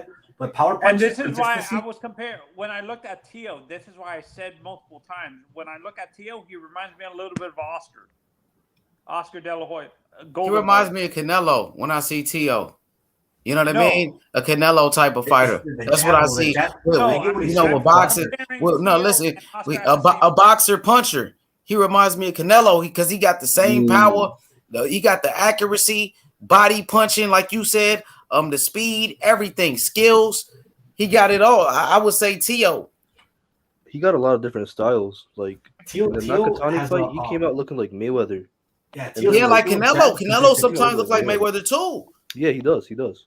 And then like the Lomachenko fight, he came out very technical and like with power though. Like Canelo with power too, and still with the power. They both got power for sure. You know how Canelo said you guys are gonna see something special. I was watching a little while ago. He used four different styles in that fight. He used Manny style, he used Mike Tyson style, he used Chavez's style, and he used Muhammad Ali style. Watch the fight and you'll see what I'm talking about. Look when he cuts the ring, how he's running towards Caleb Plant the same way that Manny does, and how he does that jab, that left jab on the right before the uppercut. And then the knockout, that was a Mike Tyson knockout. Same way. Head movement right left with the right foot pivoted forward and the upper hand on top. I think Tio has a better left hook, to be honest. Yeah, he does. Fuck yeah. But Canelo's got that fucking right. Better than Canelo? It's close, but not better. I don't think so. That's a hard one. Canelo. Yeah, he does, bro. You know what I'm saying? For sure. They both got great left hooks, you know. They both, you know what I'm saying? But Tio left hook is dangerous though. Like Anthony said, is special. It's speed, power. Yeah, because I think the left hook is what knocked out Lomachenko. Knocked down Lomachenko, right? Was it the left hook or the straight right hand that knocked down Lomachenko? No, he beat Lomachenko. He didn't knock out Lomachenko on that one, but he was knockout. He knocked out Magdaleno with a nice ass left hook. I remember that one, but plenty of knockouts. That Canelo knockout is just like a Mike Tyson knockout, dude. That shit was beautiful. Yeah, for sure. Yep. Yeah, no. I'm asking, what was the punch that knocked down during that fight, the Loma fight? What punch? He never knocked him down. Knock him down with? He dazed him, but didn't knock him out. No, he never knocked him down at all. Yeah, it was a left hook. It was a left hook that hurt him though. Yeah, the left hook is the one that kind of shook him, and that's when he said, "Okay, I can't go in on this motherfucker. He's gonna fucking knock me out." I think that's what hinders some of these European fighters too. That they don't have they have the technique, but they don't have the power. Some of these European fighters don't have knockout power. Like the Eastern European guys, they're more technically sound to the point where it's detriment to their other skills. Do you guys agree, or am I being harsh? I agree to an extent. Yeah, because I mean, Kovalev is the exception. Kovalev and you know who has power? Triple G. Triple G and Smith Kovalev brothers, are the first one. exception to the rule. I think you're right about like England fighters, not so much European, because there's a lot of good people from Kazakhstan or whatever, like Triple G and Ukraine. Calzaghe had a lot of power. A lot of people in heavyweight and light heavyweight, they have a lot of power. You know who had power too, and who gave Canelo a good they're not a good fight. He was too small, but if he would have been a little bit bigger, Josecito. When he fought Canelo on the second round, he brought it to him, but he just didn't have Josecito Lopez? Yeah, he went at Canelo hard, and he went up on a different weight class. Canelo fucked him up, but Josecito, you gotta give him his props, dude. He went up there and said, let's do this. Just like Amir Khan. Amir Khan went up weight to fight Canelo. And this is my opinion, I think Amir Khan might have beat Floyd in the prime. Amir Khan was a natural boxer. It's just he had a glass chin. But I think Amir Khan can you guys explain to me Floyd. Why there's a negative connotation in boxing when they say a fighter has lead feet? I've heard that used for Canelo as a negative for him. Why is that a negative in general for boxers when they say they have lead feet? Is it just people lead not feet or flat feet? Huh? Flat feet or lead? What do you mean? Lead feet, heavy feet, I mean, having good footwork is a plus. So it's if you don't have good footwork, then you can get caught easily. Yeah. No, because it's easy to figure out your Canelo doesn't have footwork. His footwork is not he has good footwork. It's gotten tremendously better from what it was before. I'll say he was stationary before. That's what people say. He's too stationary. He stands there because they're still judging Canelo from the Floyd movement fight. Is elite, but his footwork is crap. That's just because people are still looking at Canelo as the same Canelo that fought Floyd. They're not looking at Canelo that fought Cotto, that fought Daniel Jacobs. They're not looking at. They're just going based on that Canelo that they clown on with that I was born ready shit, which is stupid. That shit's a long time ago. Canelo's gotten his footwork and head movement are out of this fucking world, dude. Like, it's scary. Yeah, and the fighter that I like that's coming out of Europe now is Akhmadaliev, MJ. I haven't heard of him. I'm gonna look into him. Yeah, he's good, Anthony. He's really good. I like that dude, man. I'm gonna take him out. My boy Murad John Akhmadaliev. They call him MJ. You know what I'm saying? MJ Akhmadaliev. Yeah, Akhmadaliev. That dude's a really good fighter, man. He's a unified champion. He did that in only 8 fights. Shout out to my brother Paulo Tomas. Salute, my brother. How you doing, my brother? What's good? But yeah, he's a very good fighter, Anthony. Yeah, I want to see him go against Fulton. Is Fulton in the same division? Yes. He's the unified champion. Akhmadaliev, he's the unified champion already. You know what I mean? He beat Daniel Roman. He's nice. He's really good. He's an Olympian, a bronze medalist. You know what I mean? He's the fastest to unify since Lomachenko. You know what I mean? This guy's a special fighter. He did it in only 8 fights. You know what I'm saying? Yeah, he's a boxer. He's a boxer. He's good. He got power too. Yeah, he's kind of like Lomachenko, similar to Prince Nassim Hamed.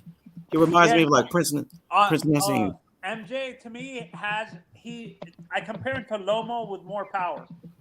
Yeah, I can see how's the chin though? Has he been? He kind of reminds me of Prince Nassim Hamed a little bit. Yeah, and for me, I think the reason why Fulton think that's too much of a dangerous fight. His promoters don't think he can handle that power, that Akhmadaliev power. That's why they're trying to avoid that fight as much as possible and stuff like that. I think Fulton wants the fight, but his promoters are not allowing it because they feel it's too dangerous of a fight for him. Do you guys agree that?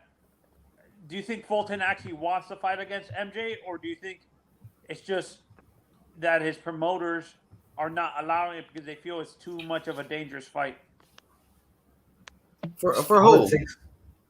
For Fulton, Stephen Fulton. You said which fight? MJ. Now that'll be a big fight. He will fight him though. No, I'm saying the promoter. I think Stephen wants the fight, but his promoters are being really cautious because they know that's too much of a they feel that he's gonna get seriously hurt, and they don't. I don't know about that one because Fulton, he just fought against Angelo Leo for a world title. He beat Angelo Leo. You know what I mean? And now Fulton is fighting Brandon Figueroa in a unification. So Fulton is fighting the best already, brother. Yeah, Fulton will fight anybody. No, I'm not saying Fulton. I'm not saying Fulton doesn't want the fight. I'm saying his promoters. They will make the fight. They will make the fight. You know what I'm saying? It's all about money at the end of the day. If they can get the business together, they got to make that fight with Eddie Hearn.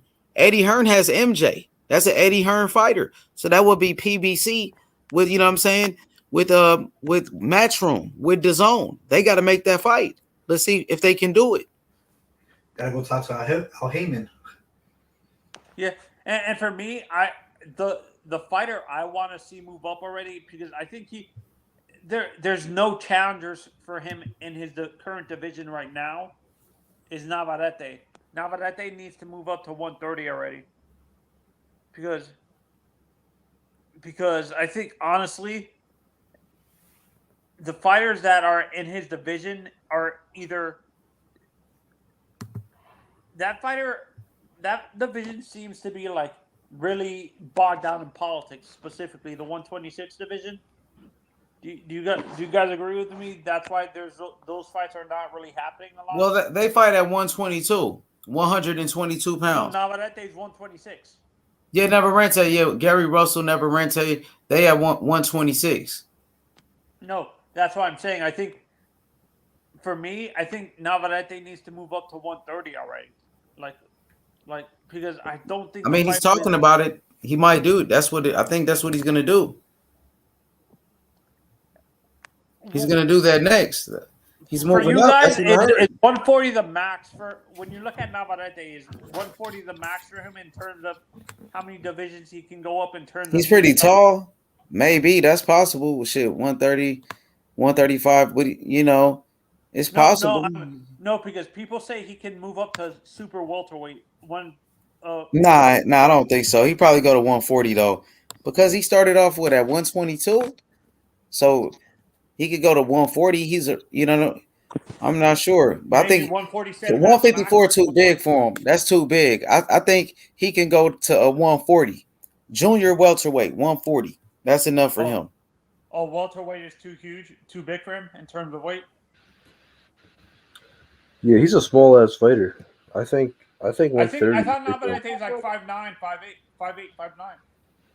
Yeah, but he's like a really naturally like skinnier guy. Exactly, skinny.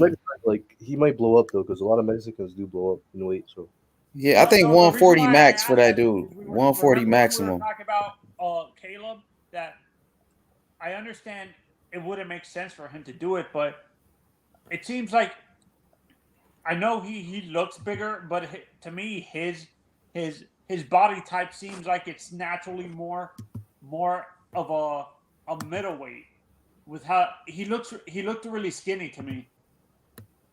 Really? Caleb, to me, Caleb, he looks naturally like thinner. Thinner he's fighter. tall though. He's like 6'1". He's 6'1", I and know he's that, really but I'm muscular. saying I know his height is meant for the super welterweight division, but super middleweight division. But when I look at his body, he looks more of a middleweight to me. Is what I'm saying. Yeah, I understand. Because we were talking about like how there's certain fighters that it hurts them constantly moving up and down in weight and stuff like that. Do you think Caleb might be one of those fighters that might have to stick at one weight his whole career? He needs to develop power first, because he's in a division where you need power, dog. At 160, that's what I'm saying. I don't think 175, his power translates power. to the super middleweight division, is what I'm saying. I think he's more of his power is more middleweight power or super welterweight power. I think you're right though. I think his maximum potential is at 168, because he is in his prime right now. So, I mean, but I do think he might. That's a possibility for him though. Moving up to 175 is possible. No, but that's what I'm afraid of. His power doesn't translate into the super middleweight. What makes people think his power is going to translate into the light heavyweight division? That's what I'm saying. I think his power specifically is more middleweight, super welterweight, is what I'm saying. His power is more that type of those divisions, not the heavy divisions like 168, 175, or cruiserweight, which is 195. Yeah. That's what I'm saying. His power is more the below 160 and 147, not 168 and above, is what I'm saying. Do you agree with me, H, or is that being harsh on Caleb? No, repeat that one more time. I feel that Caleb's power is more of middleweight, super welterweight, and welterweight power. It's not like power that translates into the super middleweight division to where he can knock out people. I think his power is more of a middleweight or super welterweight type of power and stuff like that.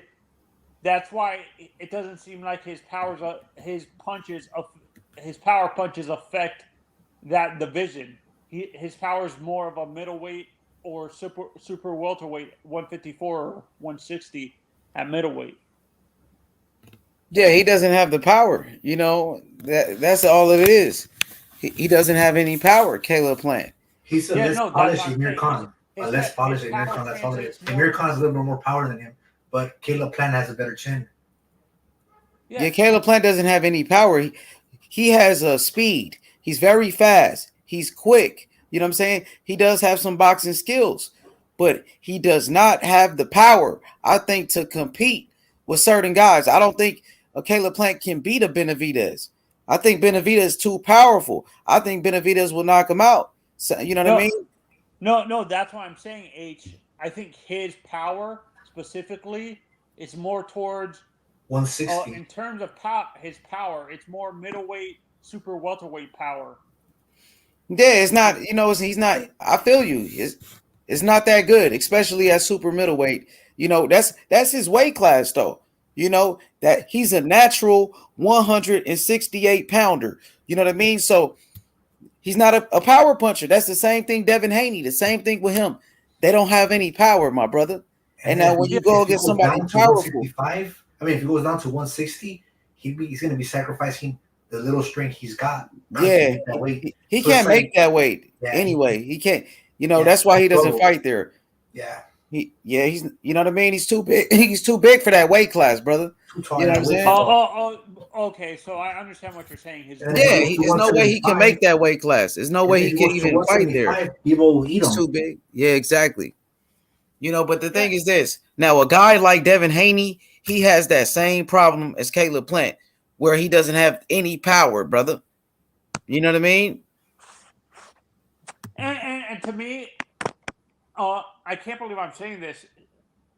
Shakur has boxing skills, but I don't see Shakur has the boxing skills too, like a Caleb, but I don't think he has that type of one-punch knockout power. He has power, but it's not.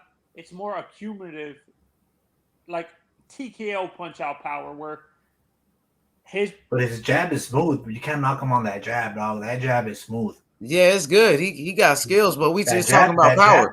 He's talking about power, though. He wasn't talking. He's just talking about power. Go ahead, Anthony. No, that's what I'm saying. Shakur's power is more of Canelo.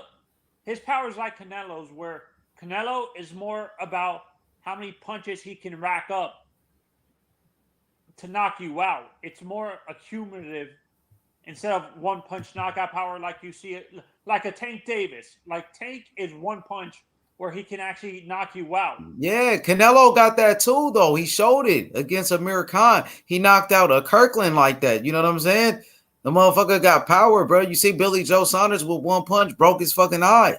You know what I mean? So T.O., same thing. He showed it against fucking. So Richard Comey, when T.O. knocked out Richard Comey, like you said, Tank Davis, he got power, knocked out Barrios. You know what I'm saying? So yeah, Shakur, I don't see that type of power. You're right about that. He doesn't have that power like a T.O. Am I underestimating Canelo's one punch knockout power? Is that what I'm doing as a fan? Say it again. Am I underestimating Canelo's one punch knockout power? Yes, you are, bro. Yes. You seen how he knocked out Kovalev, bro? Yes. He has one punch power. Yes, brother. Yes. You underestimate his power. But yes. Naturally, when I look at him, he has the power, but he tends to use it. He has a one punch knockout capability, but he doesn't use it a lot. Is what I'm saying. His knockout he uses his knockouts more as a cumulative knockout power. Like he tends to use it. His knockout. I'm not saying Canelo doesn't have it, but I'm saying when I look at some of his fights, Canelo's fights specifically, he tends to use his power more as a cumulative, where he accumulates the body punches or punches in general to knock the person out. Like it's kind of like trying to break them down. That's what you're saying. That he uses it to break them down. Canelo has a one punch knockout capability, but he doesn't use it a lot and stuff like that. That's what I'm saying, H. I'm not. Well, he does have the one punch power. That's all that I'm saying. He showed it against Kovalev. That was a one punch knockout. What he did with Amir Khan, Kirkland. You know what I'm saying? He does have that power. I'm not discrediting. Look at what he did to my boy Caleb Plant just last night. No, I get what he's saying. He's saying that he doesn't use it on his fights. He basically, instead of going for the one knockout punch, he's there fighting round after round. But that's because he's evolving as a boxer. He's developing strategies, footwork, head movement. He's breaking it down. It's because he's already the smaller guy. You know what I'm saying? He can't go in there swinging with all he has, because if he gets caught, it's over. So he has to study you. He has to take a round or two off, trap you, give you some bait, and then because he's a counter. Yeah, he starts to break you down after a while, my nigga. He got to find his range and shit. But I think that's what makes him great, because he's not one dimensional. Definitely, he was before, but now he developed. And on top of that, like I was telling you guys earlier, he's at a disadvantage at 168. So first of all, he has to break the reach. So he has to close in on you. That takes rounds. Then break you down. For him to go in there and just try to knock you out in one punch when he's at a reach disadvantage is suicide. Because if he misses, it's a wrap. So he has to break you down, close in on you, break the reach apart, and then start breaking you apart. So that's what he's been doing at 168 and 175. That's why his head movement and his what's that defense called? The high defense. That's why he goes with the high guard, because he's at a disadvantage. Yeah, I like that high guard, man. He's sharp with it, with his head movement, his elusiveness. You know what I'm saying? Yeah, exactly. Man, he on a different level right now with that shit. He's like Mike Tyson almost, but better. Yep. And that style takes time, because off the gate you're at this advantage, what, like 4 inches, and that's all it takes to get caught. You know what I'm saying? You're at this, so he has to study you, close in on you, inch in on you, and hunt you down. So for and that's what I was saying when we were doing the preview. I think Canelo, as a fighter, he tends to negate the advantages that the other fighter has. He does that. Yeah. But if you want to see the one punch Canelo, go look at him at 154. That was the one punch Canelo, because that's where he wasn't at his natural weight, but the reach and all that, it was all damn near even. So in those fights, he was able to take those risks and whatnot. Plus, those guys that were at 154 are not hitting as hard as the ones that are hitting at 168. It's a huge difference. At 168, you're talking about possibly career ending. 160, 154. Well, I mean, they still get hit hard, but at 168, you got heavy hands. Yeah, and this is why, for me, I agree with you guys. I think Tio probably is going to be the closest. Once Canelo retires, I think Tio is probably going to be the one that replaces him. But I think, for me, this is why, for me, I'm still thinking in his stable because he just moved to Eddie Reynoso's camp. I think Virgil is going to be the one to replace Canelo in that. But what about Ryan? Yo. Right. Don't bring up Ryan. Well, I'm saying Ryan is still a star, though, bro. Ryan's got Ryan Garcia. He's a star in the sport. That's all I'm saying. He got big potential. Yeah, that's all I'm saying, my dude. Yeah, we know that. Ryan is a bigger star than fucking Virgil. Don't we agree? Yeah, he's a bigger star. If you want to make money, you will Ryan Garcia. Ryan, honestly, I use the wrong comparisons for Ryan. I think he's in a sense he's becoming a little bit like Cesar Chavez Jr., where Cesar Chavez Jr. had all the talent in the world, but he was too focused on all the other stuff instead of being in the gym. That's the comparison I would use for Ryan. Ryan has all the talent in the world and stuff like that, but he's wasting his energy on the wrong crap. He still has time though. He's still young enough. He's what, 22, I think, or 21. He still has time though, as long as he doesn't. I mean, he's still young. Yeah, I think that he still has hope. There's still hope in he's his 23. career. He is still young, but the thing is, I think at this point in his career, he should have been a little bit more better than. He could have been a lot more better than what he is right now. Like, he still has a lot of flaws in his defense. In his that's guard, because he keeps that right hand down. Canelo the left and hand. Reynoso come out and say he's not dedicated in the ring. That's a that's a bad look for his career, especially at this point in his career after a big win for Luke Campbell. Like you gotta take on that momentum and like keep going. You know. Yeah, he definitely had momentum. That's true. Yeah, big momentum. But didn't he have surgery or some shit like that? Yeah, he had a arm surgery because he like injured his arm in training. Hopefully that doesn't take some of his abilities away and shit. I mean, I don't think it will. Like he did have a nice punch. I'm not gonna hate him. He had a nice punch.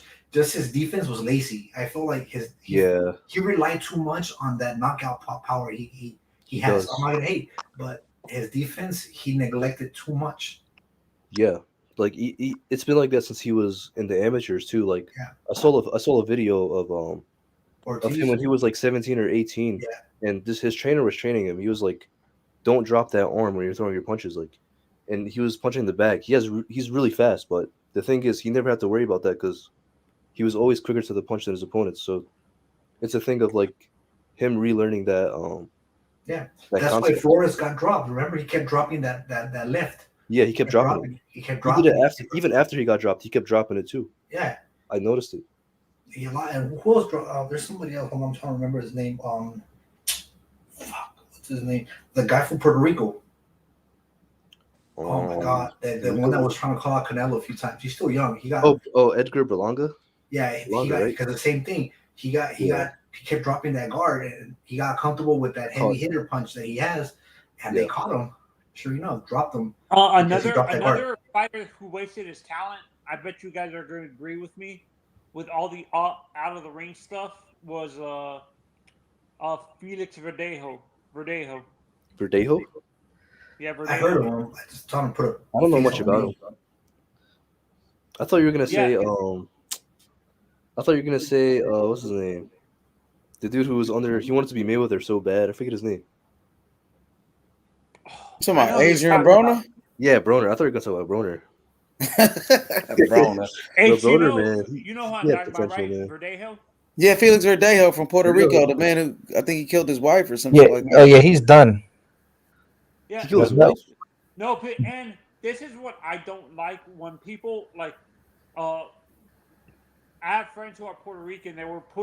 That are boxing fans, and they were putting so much pressure on guys like Berlanga and Verdejo specifically to be like Tito and. Oh yeah, Tito was a legend. And Miguel Cotto and stuff like that. That's what hurts. That's what hurts some of these fighters coming out of that country. That the fan base there, the hardcore boxing fans from Puerto Rico are expecting to be guys like Cotto and Tito and stuff like that. Yeah, that's true. Yeah, they want him to like live up to that status. Yeah, you're right. Yeah, they haven't had one in a while since Cotto. I mean, Trinidad was a fucking beast, dude. He's nice. That jab, the footwork. Trinidad was bad, dude. He was a bad motherfucker. Yeah, and I'm not putting pressure on the kid to be like these fighters, but when I look at Navarrete, he kind of reminds me a little bit of Marquez, Juan Manuel, and my God, and a little bit of Eric Morales. I can see how. In terms of his style, do you guys agree with that You comparison? talking about Navarrete? Yeah, Navarrete reminds me a little bit of Juan Manuel Marquez or Marco Antonio Barrera. Oh, for Navarrete? Yeah, Navarrete. What about Morales? What about Eric Morales? Terrible. He was good. I think he's more of a Morales type, but I think Morales was more skilled though. I mean, Navarrete, he got his own style. I think really. No, he has his own style, but when I look at his style, he has a little bit of all three of those guys in Barrera, Juan Manuel, and Morales. Navarrete is a very good fighter, bro. You know, that dude is a great champion. Two division champion, 2 divisions. You know what I'm saying? He defended his title about 9 times. So you got to respect this guy. He's underrated. He's an underrated. Marquez is a good fighter. I mean, Marquez is a legend. He went at it with Pac-Man 4 times, dude. And anybody can say he won this, he won that, but 4 times against Manny, that's respects. Yeah, Marquez, he's a legend in the sport. Would you guys say Rafa Marquez is a little bit underrated because of his Rafael Marquez, his brother? Yeah. Yeah, hell yeah. He was a great fighter too. He's a great champion. He had some great fights with Israel Vasquez. Yes, he was underrated for sure. He's underrated, yes. What I'm saying is it seems like when people talk about the Marquez brothers, they mainly talk about Juan. They don't really talk about Rafael a lot. Like they don't bring up Rafael. Yeah, he's an underrated fighter. You're right about that. Yeah. Like the Reynolds brothers. Remember one died? I don't know. Yeah. Those guys were really talented, but after his brother died, he just didn't fight the same. No, his brother died, or didn't one of his brothers kill somebody in the ring, right? Or what? He fought Oscar, and I think it was the fight after Oscar La Hoya that he went into the fight and he died in the ambulance, and his brother was never the same because of that shit. But they had a good future. The Reynolds brothers, I remember them. Yeah, he fought against Arturo Gotti. Yeah, and then Gotti was in the same team. Gabriel. He had a brother named Gabriel Ruales. Rafael Ruelas, there you go. You know what I'm saying? He was some good fighters back then. Good. Yeah, and for me, this would be an entertaining fight if it like in his prime. I would want to see a Tio versus Duran fight. Teofimo Lopez versus Roberto Duran. That'd be nice. Yeah, that would be nice. That'd be a great fight. Who do you guys think? Duran is tactical. Right. Bro, you know, Tio's still young. Tio's only 24. You know, he's still got you know what I mean? We still seeing everything that he's doing. He's such a young fighter. He only got 16 fights, you know, but right now, as you say, after 16 fights at the same age, who's going to win? I'm going to go Tio. Tio, after 16 fights, he just beat fucking Lomachenko. You know what I'm saying? Duran, when in his 16th fight, he was fighting bums at that time. You know what I mean? So I would say at this, you know what I mean? Tio, he still got a long way to go. Roberto Duran is a legend. You know what I'm saying? But Tio, at this age, after 16 fights, man, nobody really did what he did, bro. You know what I mean? So Marquez did Duran didn't fight Esteban de Jesus until later on in his career. Yeah, he fought him later on in his career, and that's when he lost his first fight. You know, they fought 3 times. The second fight, Roberto Duran came back and beat him, but you know, he dropped Roberto Duran even in that second fight in a rematch. He dropped Roberto Duran with a left hook. You know what I'm saying? So Esteban de Jesus was a very good fighter from Puerto Rico. You know what I'm saying? Underrated fighter. You know, but yeah, man. That was later. That was later in his career, my brother. But Roberto Duran, he beat Ken Buchanan to become a lightweight champion. Ken Buchanan, you feel me? Yeah. For you guys, I'm too young, but you guys are old enough to. Salvador Sanchez would be a good fight against Teofimo. But I don't think he was a lightweight though. He was smaller than lightweight. Yeah, he was. I think you're right. He was a featherweight. Yeah, he was a featherweight. He moved up. Like, who did he fight last before he died? I forgot. That's when he moved up. Fuck. He got that nice Corvette. That's the one he died. Oh, Salvador Sanchez? Yeah. Who was he? He fought against, I know he fought against Azuma Nelson, and he fought against Wilfredo Gomez. I think Puerto that was Rico. How about Esteban de Jesus versus Tio? Oh, Tio, man. Tio all day, man. Tio by knockout. Come on, man. Tio, the truth, bro. You know what's up, Anthony. Teofimo Lopez, undisputed champion, bro. Come on, 16 fights. For you guys, what are the top 3 trilogies you guys can remember? Like, in terms of fight, depending on what division. Like lightweight, 140, 135, 130. What were the best? I'm too young, but can you guys tell me what were the best trilogies in your mind in those divisions? In boxing? Yeah, in boxing. Oh, shit. At heavyweight, you got to say Muhammad Ali versus Joe Frazier. Muhammad Ali, Joe Frazier.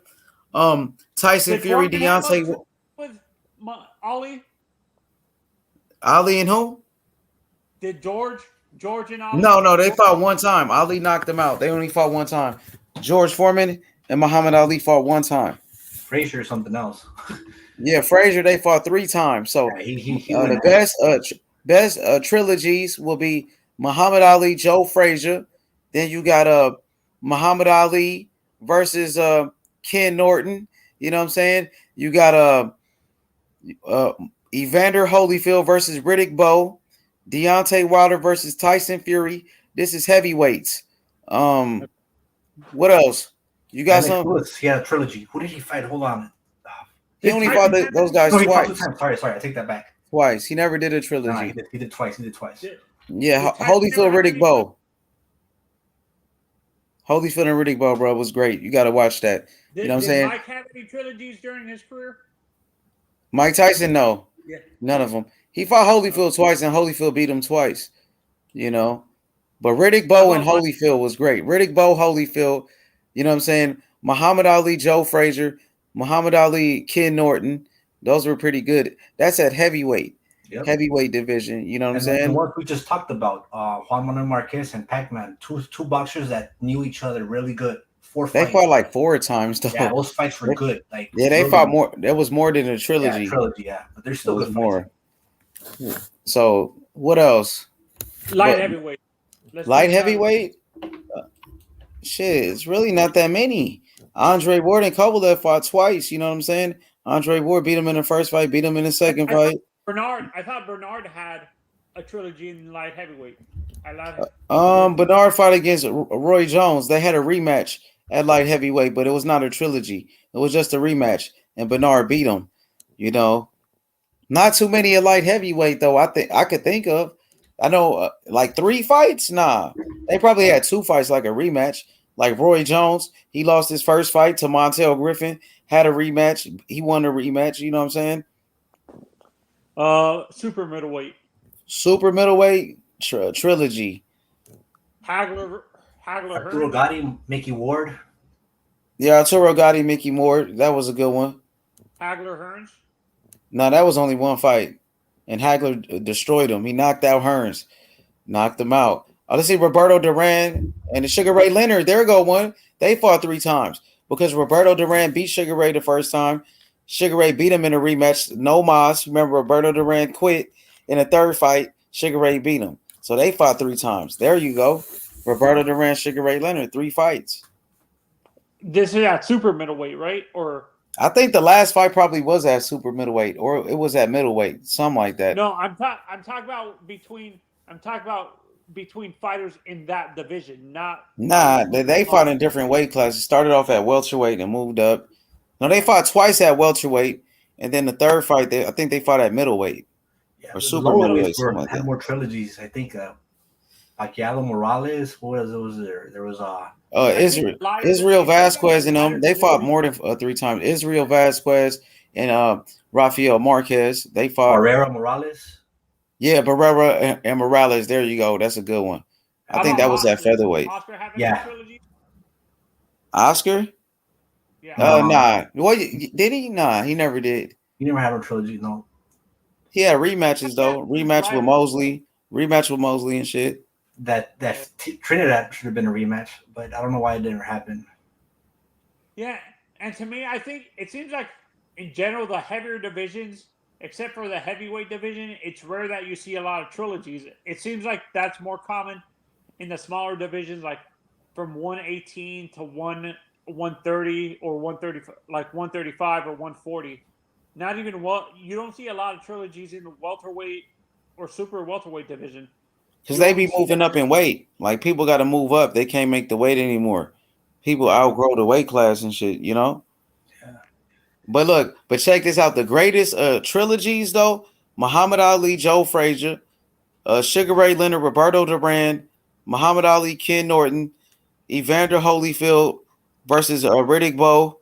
Those are the best, though. Those are, shit, Deontay Wilder, Tyson Fury, that was pretty good. That was good. You know what I mean? Here are my top 4. Duran. Gotti and Ward were good though in 2002 and 3. I mean, it was good. Okay. Gotti Ward, yeah, it was. That was good back then. It was good. I mean, they both taught so much shit. Yo, what's good, Paolo, my brother? How are you doing then, my mate? You I'm all good, right? my brother. Salute. We Salute. talking trilogies in boxing, the greatest. You don't think Barrera Morales was good too? Okay, Hell yeah, that was. I keep forgetting about that one. You're right. They went Yeah, at, I mean, for you got to Mayweather. say that one. I keep forgetting, but that one right there is one of the best. And then Pac-Man and Morales too. The first one was, and the other two were all right. Actually, you know what? Morales had two trilogies. Now that I think about it, he fought Marco Antonio Barrera 3 times and Pac-Man 3 times. Fuck. Who? Are you talking about Marquez? No, Eric Morales. Yeah. Eric Morales. Oh yeah, Eric Morales. He's a beast, man. Yeah, he fought Barrera 3 times. Yeah, I think that he fought Pacquiao 3 times too. You're right. Yeah, Morales and Pacquiao. That Morales stuff is, they reckon, is the best. Yeah, I forgot about Morales. Man, he took a beating. His body, I mean, overall through all his fights. Did Pac-Man ever fight Raphael too? Raphael who? Did Pac-Man ever fight? I know he fought Juan Manuel, but did he ever fight his brother too? Two. I'm 100% sure if he did. Okay, these are my top 3. My top 3 rival. I never saw it, but the trilogy with Esteban de Jesus and Roberto. Duran versus. Shoot. Duran had 2 trilogies, right? Yeah, Duran versus Sugar Ray Leonard. Yeah, Duran and Sugar Ray Leonard. Those were personal. Okay. Yep. Pac-Man versus Eric Morales. Yes. And Barrera versus Morales. That was nice too. Yeah, Barrera versus Morales. And Manny versus Barrera. Well, they fought twice. Manny Barrera only fought twice. They fought 2 times. Pacquiao beat him twice.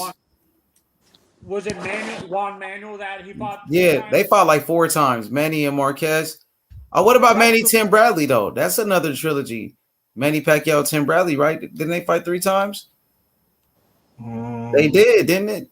Tim Bradley beat him the first time, right? He did. Tim Bradley did beat Manny Pacquiao.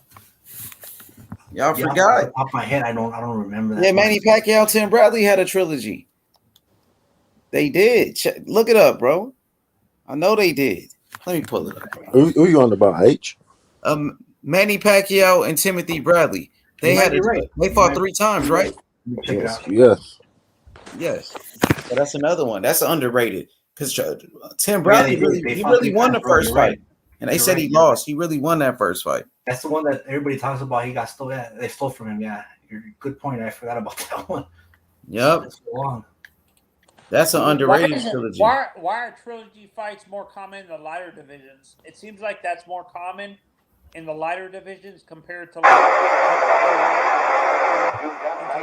welterweight, super welterweight, middleweight, super middleweight, light heavyweight, and heavyweight and stuff like that. You don't really see a lot of trilogies in the heavier divisions. It's more common that you see it from 135, 140. There's some great ones in the heavyweight division, though. Trilogies. There's a trilogy in the heavyweight division that's definitely probably my favorite. Holyfield and Riddick Bowe. Holyfield and Riddick Bowe. Exactly. You know the score. Yeah, that's as good as it gets. The styles, the heart shown by both. Baby was incredible. I think he could beat everyone. I actually think at his peak he would be an absolute nightmare for Lewis. I don't know why he went. Lewis beat him in the Olympics. Lewis beat him in the Olympics. I know he did, and Lewis did improve a lot, but it still doesn't mean he's going to do it. Look at Tyson got beat 2 guys in the kids, and then he blew him away in the adults. So It don't matter that when they're teenagers, the score. But anyway, that Bow and Holyfield, that's a fucking one of the best you can get. And then obviously you got Ali Fraser. Ollie Norton. Yeah, it's just Ali's. That's why he's the GOAT. He's got that 1, 2. Larry for not Larry. But it's that 1, the parachute 2. accident. What'd you say? What'd you say, my boy? I remember that fight now. Now I remember. I was stuck. I was like, "What is he talking about?" Holyfield. That was the parachute accident, bro. Yeah, there's so much history in them fights. Fucking hell, it's in the history books. I was like, now I remember. Hey, so what about Chris Eubanks and Nigel Benn? How many times did they fight? Was that a trilogy or no? That was 2. Only 2 fights? Yeah. Only 2 fights. Cool. I'm just trying to think here. So them 2 are definitely freaky deaky. That was definitely top 3, I think, probably ever. The Riddick Bow thingy. Because there's incidents, there's drama, there was everything. What'd you say, bro? I'm about to check. I don't even cut you guys. I'm about to check out. It was a pleasure. All right, for sure, my boy. Come back, man. Come fuck with me. No hate, no nothing. All love. You know what I'm saying? For sure, my boy. You know what's up. If you guys need beats for like your videos, let me know. I'll produce. I can make some fire beats and shit for whatever. Hell yeah, you got to come back to the panel, my brother. We here every day and shit. So come through. I'm in LA, so I'm not that far from you, bro. Yeah, man. You make sure you subscribe to the channel and shit. I'll chop it up with you. I'll hit you up. So if you ever need any beats, I got you. I'll put some shit together for you. All right, for sure. Come back. So on the house for sure. Facts. All right, you guys stay safe, stay blessed. All right, for sure. Good looking out. Hey, Paolo. How you doing? I asked H this, but I want your honest opinion. When it comes to a fighter in boxing, I asked, why is there, in terms of like footwork, why is there a negative connotation when people say a fighter's lead-footed, like heavy feet, has heavy feet? Is it that they don't know boxing, or that's actually a negative in boxing? Hold on a minute. You're saying that they're saying that left footers are no lead feet, like people who don't who are stationary and stuff like that. Like, for example, Canelo early on in his career, he was heavy footed. He didn't move around a lot. He stayed in the middle of the ring and wanted to trade with you and stuff like that. Yeah. And they're saying the same thing with Tio. Tio tends to stay in one spot. He doesn't really move a lot and stuff like that. No, but the thing is, Tio's on another planet, right? Yeah, I think you're looking at his feet. Yeah, fair enough, they're stationary. But you want to look at what he does from his waist up. The guy's got Bruce Lee shit going on. I mean, I'm not even exaggerating. So from his waist up and that, he's so ahead of time that he can see and know what the guy's going to do, like last week, and he can react and he can just move a few inches to the side. He's working on millimeters, Tio. Do you get me? Yeah. He's so in the zone, he's so good that he's working on millimeters. He can, if he wants, he can miss the punch by, like, I'll miss it by a centimeter, if you get me, because he's seeing it so quick what the fighter's going to do, because they're so predictable, they're so robotic to him. Yeah. To him. Yeah. And I was actually yeah, he bloody is. Yeah, that is the fucking fact, because I know we've all had street fights and this and that. I don't even see when someone's like trying to punch you, can like, some big burly bloke, they're slow or whatever, you can like see what they're gonna do, can't you? But this is obviously at the higher level. Yeah, they can do that. They're that good. Yeah, and also it's like Jordan shooting 3 points with his eyes shut. Yeah, it's that shit. He can, some of the can do that. So Tia can do that. He can shut his eyes and feel what punch is coming, because he's Bruce Lee shit.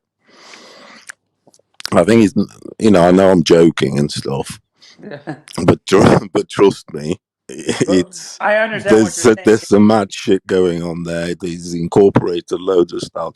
I'm fascinated by the guy because I've been following boxing for ages and Yes, just watching it and stuff.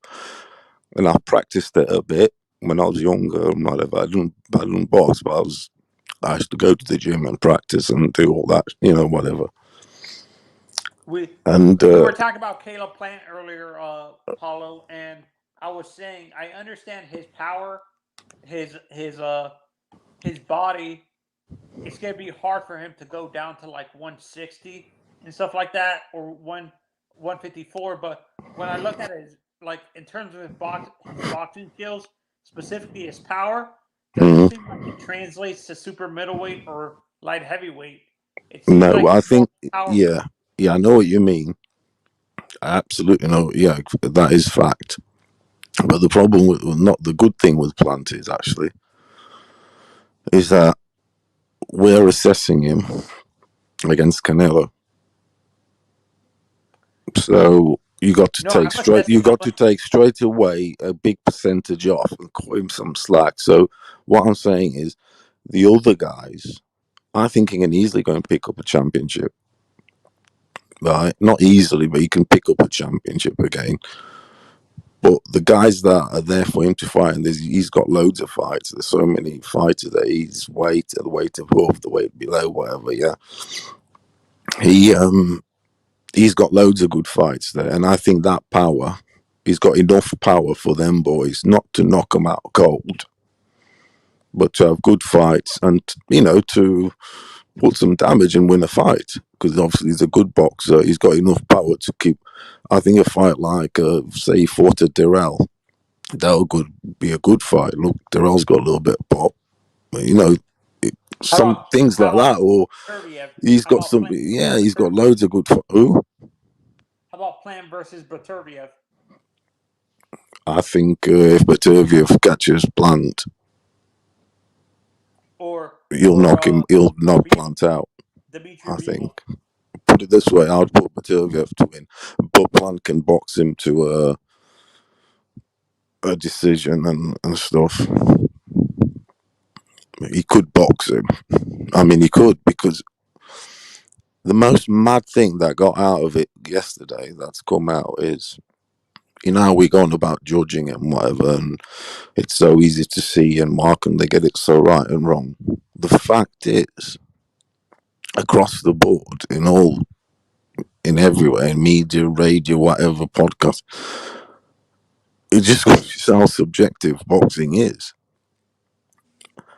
People around the world at it so different. People see boxing so differently. It's fucking so incredible. It really is the only sport. Because you got motherfucking ex-world championship winners, WBC super middleweight, saying that Plant was winning by 2 rounds on national TV. You got loads of people saying that he was actually winning. I mean, I only gave him 2 rounds. Yeah, I only gave him. I think Tyson Honestly, I said only gave him Canelo 2 rounds. There was 2 dominated that the whole were fight. really tight. But I just gave him to Canelo because shots for shots, I went for the power shots. If you get me, it was like, say, maybe those rounds it was maybe 60-40 to Plant in shots and action and the jabs and that, all that stuff when he was working a jab to the stomach, etc. But the 40%, say, Canelo landed, it was strong stuff. It was impactful stuff. So when you look at the gate, for me, when I make a gauge, I think, oh, it's tap tap tap tap tap, yeah, but then it's boom boom boom boom boom, and you get me. Yeah, I get you. That's sort of, Funny, I there's make my people own sort already of gauge. So saying mine this says fight that is I maybe gauge it like I Benavidez. basically gauge it like that. So Canelo one that I only gave where Canelo wasn't.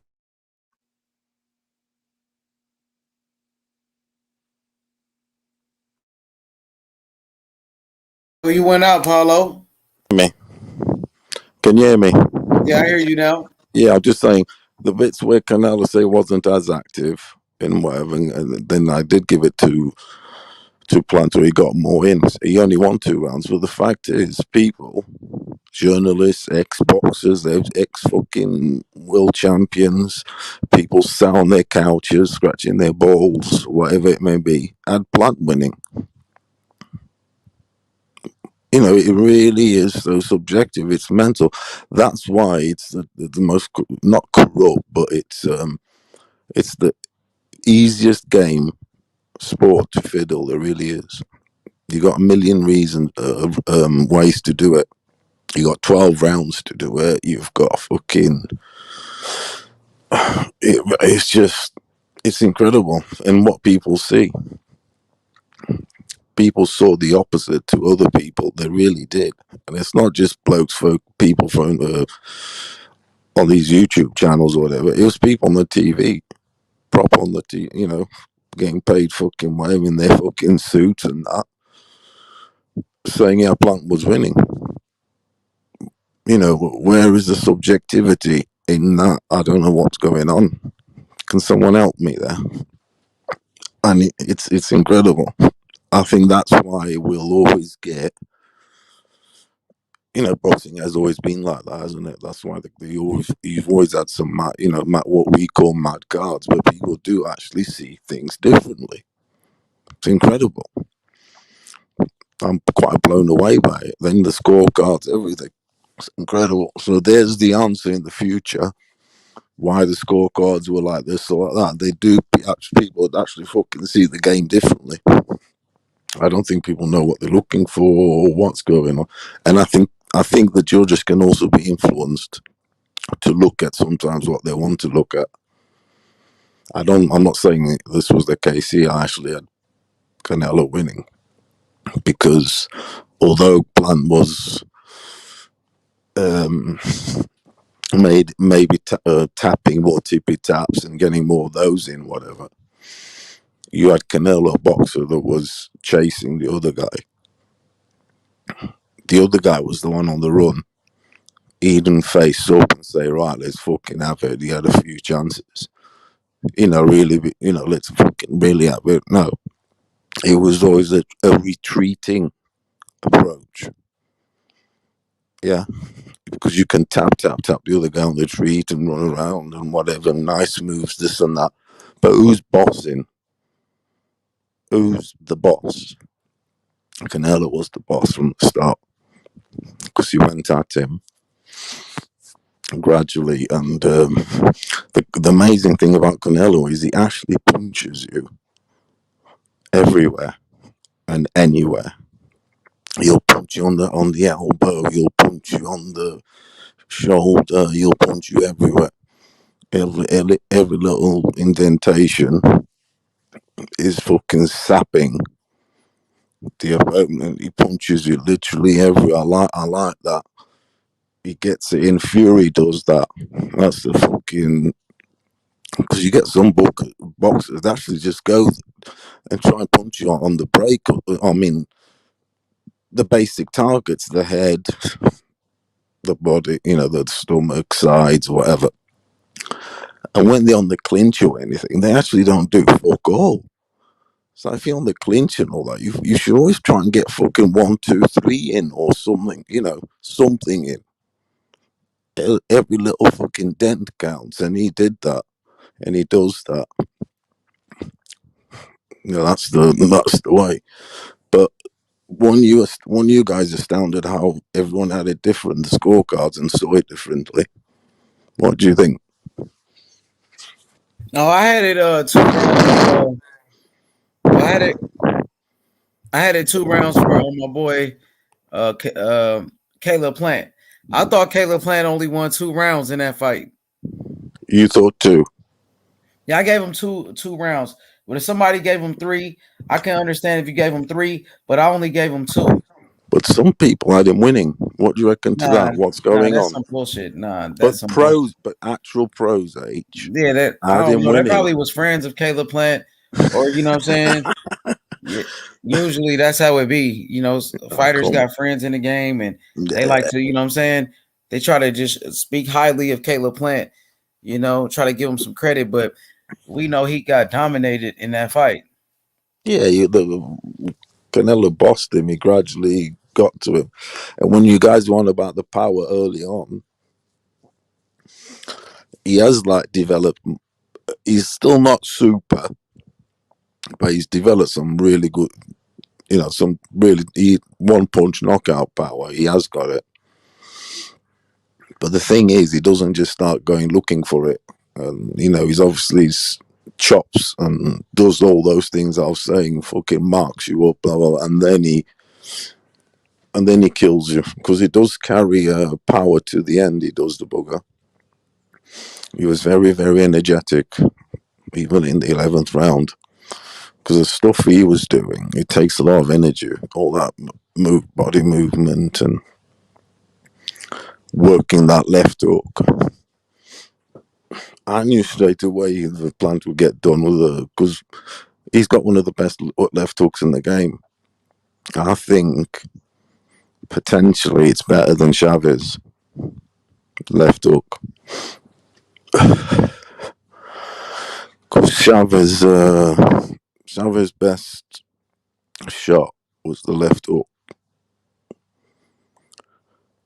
Canelo's left hook, I think it's more murderous. It's knocking blow. It is, and he's a bigger boy also. And he had Canelo the shoulder roll stuff. He left him all open, didn't it? For the left hook, left his right. He leaves his right side upwards. He puts his chin on his left shoulder, giving it all the shoulder, and leaves all his right hand side, and he just chopped that all away. And during the fight, I said he's going to get done by the left hook, and the knockout punch was the left hook, the chin.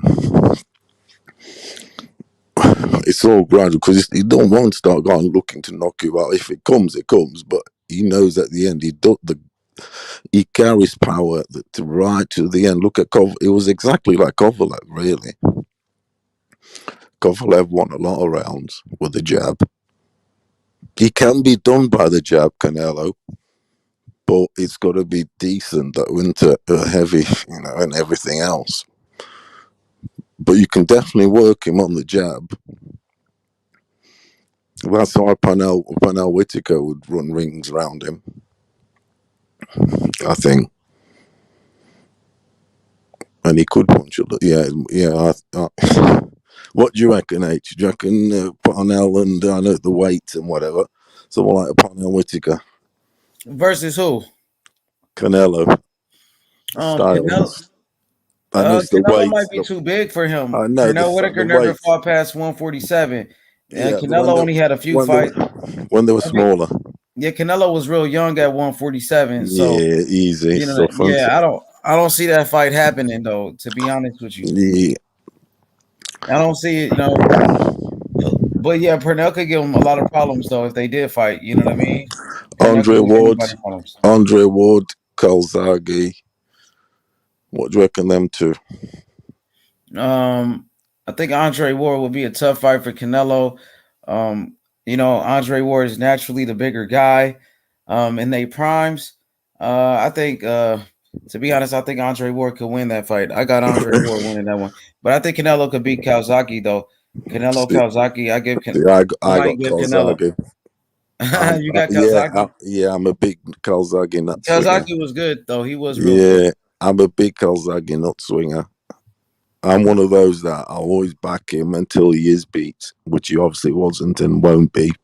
But yeah, I trust his heart. Fucking hell. Against anyone, I really do. He had that. It gets up the floor and comes harder. Them boys, when they get off the floor and come harder, you don't see that. You don't see that often anyway. Ali had that, really, in fairness to him. But yeah, so Canelo. I think I put Canelo. I know his career hasn't finished. and he could lose big fights. But his body of work at the minute, I say, is number one a Mexican fighter ever. Now, fuck it, I'm saying it. But with Mexico, they're very passionate people. And I know that in sport, they don't win a lot of the stuff in sport. And boxing is what they win at. That's their national sport. It's like a football, World Cup, soccer. They come short, but at boxing they winners definitely. So them old boys, like your Chavez and all that, they're enduring to the country. They stopped the country. The country stopped to watch him. I know they do now for Canelo. That's why they don't give him the credit. I say he's number one. His achievements are bigger than anybody above him. You know, as far as bouts and what he's done and all this and the other guys. I mean, the heart of the nations and the Mexicans, because you know, obviously they in folklore. They had amazing trilogies and they fought anybody, and which they did, and they deserve that. But they're like say two-time world champion. I mean, two-time world champions, two weights. Canelo's got more weights, more belts, more. You know, and his resume is decent. He's got all the famers, everything. So fair play to that. I put him number one. I do. Obviously, Chavez has got more fights and what have you, but they say what were those fights at the start, you know, in Mexico and what have you? Because that was nearly maybe his amateur career. What do you think, H? Because he had nearly 100 something fights, wasn't it? You talking about Chavez? Yeah. You know, Chavez and Canelo? Yeah. Who reckons achieved more now? I think Chavez is a great fighter. Chavez is a legend. He got some great wins on his resume, of course. You know, he beat Hector Camacho. He beat Meldrick Taylor, who was a gold medalist. He beat Edwin Rosario. You know, he beat some great champions. He beat Roger Mayweather. I think Chavez is a legend, but you know, he got over 100 wins, you know what I'm saying? He went 89-0, you know, throughout, you know, before he lost the fight. But Canelo is a great fighter as well. It's two great champions. Canelo is a He's monster. Canelo 4-division world champion. That's a Canelo lot. got some great victories. He beat Miguel Cotto. You know what I mean? So it's up for a debate. But Canelo's an undisputed champion. Canelo beat Triple G. You know, it's very close at this point. It's close. It is close. It really is. But full weight champion and all that's a lot. It's a lot. Full weight champion. I know that Chavez has got the thing where he's had more fights and the A team, what have you, but you know, people do say that a lot of the fights at the start of his career, I don't know how competitive they were or whatever. I'm not 100% sure. The records are there, but was it like more sort of like he did it? I don't know about his amateur career. Do you know anything about his amateur career? Who you talking about? Canelo? No, Chavez. No, I'm not sure, but I know, Yeah. you know, he started at a young age as a professional. Like That's why he has so many fights. He probably didn't even have an amateur career. He Yeah, probably they just start turned straight straight away. pro. I think he went straight pro, more than likely. Yeah. Hence the 100 something fights, isn't he? Yeah, he got over 100 fights, Chavez. Okay.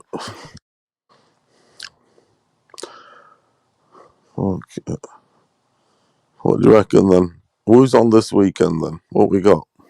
David Benavidez gonna fight. David Benavidez versus Kyron Davis, and you got Jaime Munguia and Gabe Rosado. Jesus Christ, there's some good knocks. Then we've got Kid Galahad versus Kiko Martinez. This Kiko Martinez is used so much in the UK. They use the same old fighters, don't they? There's these go-to guys. They go fucking. Anyway, that's another good Yeah, deadline. that dude is pretty washed up. Kiko Martinez. I think Yeah, that's what I Gary mean. Russell beat him too. Gary Russell had beat him. They've been using him a lot around here in the UK to be a knock and to paid well to have a little run out. But that's another good weekend of boxing. You've got Gabriel. I've got a soft spot for Rosado because he's like old school style. I like him. Well, he's what you call now a proper old school journeyman, and he's done it. He's fought anybody, everybody. It's a great fight. The odds are so stacked against him. Is he really a 6-1 underdog, Rosado? H. Yeah, he is. You reckon? He's pretty much a journeyman at this point. What You know is what I he mean? that washed? I know he had that Now look. he just knocked out Beck the Bully, Beck the Melakuziev. Yeah, So he's that was coming a off good a big fight. win though. So a That lot was of a good people hyped fight. up. Knockout, but Rosado. So you got a Jamie Munguia, have you? Yeah, I got Munguia. I'm gonna You pick guys Munguia in that fight. I like Munguia. I think Munguia gonna knock him out. Might go decision though, because that dude is a veteran. But I got Munguia. knockout. Yeah, I think so. Maybe like a late stoppage or something like that. Probably stop him late.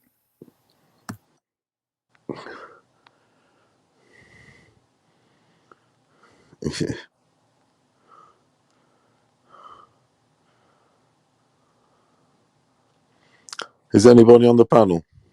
Nah, not right now. Shit, just me and you right now. So, man, shit, I'm not sure, bro. We had a long week, man. You know what I Yeah, mean? It was a long week. everybody's. And Canelo got the job done. Man, we celebrating, Canelo with the Undisputed.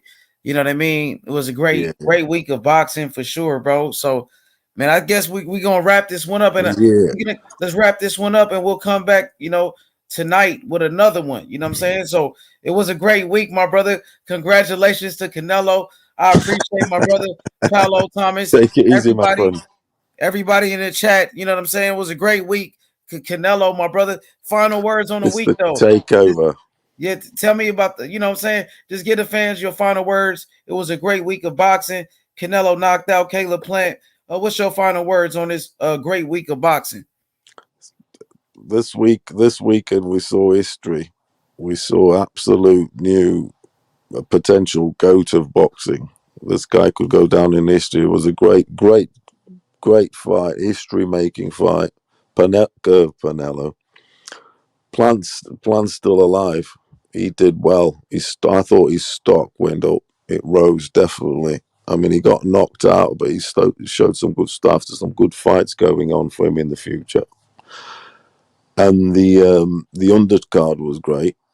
We were worried that the undercard would be, we didn't see too much, but the fights were fun. We had knockouts. We had a good decision in Ray Vargas. Vargas went to a decision, didn't he? Yeah, Vargas went to decision. Yeah, and it was it was a good fight. That was a good fight. Ray Vargas, who's a former champion. Of course, he's a great fighter. And also we had Anthony Durrell with the knockout on a co-main event. Shout out to Anthony Durrell, the dog, with a great performance. You know what I'm saying? It was a great knockout. You know what I'm saying? It was some good fights. Elvis Rodriguez as well won by knockout. Yes, it was a good card in the end. And we were skeptical about it, but it ended up being a good fight, good fun, and they got on with it actually. This weekend, there's no fucking about. They got on with it, and before we knew it, we were like, "Oh, is it starting?" And it was starting because last time there was a big wait. It was good. It went well. We even had time to watch a bit of the UFC. Everything went good. So roll on the weekend. Yeah, absolutely. Got some good fights. Every weekend till January, because January it's quiet. But the run up to Christmas, it's fire. I tell you what, though, H, a lot of people watched it last night. You got some views, you did. Oh yeah, man, it was a great night of boxing, man. Canelo brings the numbers. Yeah, of course, Canelo, man, the biggest name in boxing. Canelo, he's the face of boxing. You know what I'm saying? He's the biggest star in the sport. I just want to leave you with this. The one thing about the Mexicans, I don't think there's more passionate, like sort of race country, than like the Mexicans in terms of if some guy's doing well, like a boxer, race driver, whatever, they go nuts for him. They love it. The love shown is incredible. Do you get me? It's proper real. I'll give you an example. In, for instance, soccer, there's and some people that are listening will know, they've got like a striker playing here in England, and his name is Jimenez, Raul Jimenez. And anyway, I kind of watch that team that they do stuff on YouTube, and I used to watch it. And before this bloke come, they were just like regular, getting say 500 views, 1,000 views maximum. Do you get me? Like when they did a vlog or whatever, yeah, of being at the match. When this bloke signed for this team, their views went astronomical. Do you get me? All of a sudden, it's like, because just this one player, they're so passionate, they're Mexicans, they proper back to the death. That's one thing they are. My God. Their views went like to say 50,000, 100,000. And just because, you say when he scored a goal, or they'll use the headline, say, Jimenez fucking, did whatever, scored or farted or whatever. It's straight away, because the Mexicans love it. Definitely. They're mad for it. You got to give them that. Do you get what I'm saying, H? Yeah, no doubt. There's some great boxing fans. There's some great boxing fans. They support the sport of boxing. You know what I mean? And boxing is huge in Mexico. Some great Mexican fighters, that's been a part of the boxing for so many years, like Marco Antonio Barrera, Eric Morales, Juan Manuel Marquez, so many great champions like Julio Cesar Chavez Sr. And now you have Canelo Alvarez, Salvador Sanchez. You know what I mean? And so many great legends from the sport of boxing. You know what I mean? Like Johnny Tapia. And it was a great week of boxing. Hit that like button. Subscribe to the channel, man. We just reached 2,000 subscribers on the new channel. We got over 7. We about to get to 8,000 on the first channel. So, you know what I'm saying? Shout outs to Canelo, man. Fight week. It was a success. You know what I mean? It was a great week of boxing. Shout outs to the face of boxing, Canelo Alvarez, #1 pound for pound, undisputed champion, man. You know what I mean? We're going to wrap this one up, man. Appreciate everybody. Thank you, my brothers. We out, y'all. Peace. Take it easy. See you later.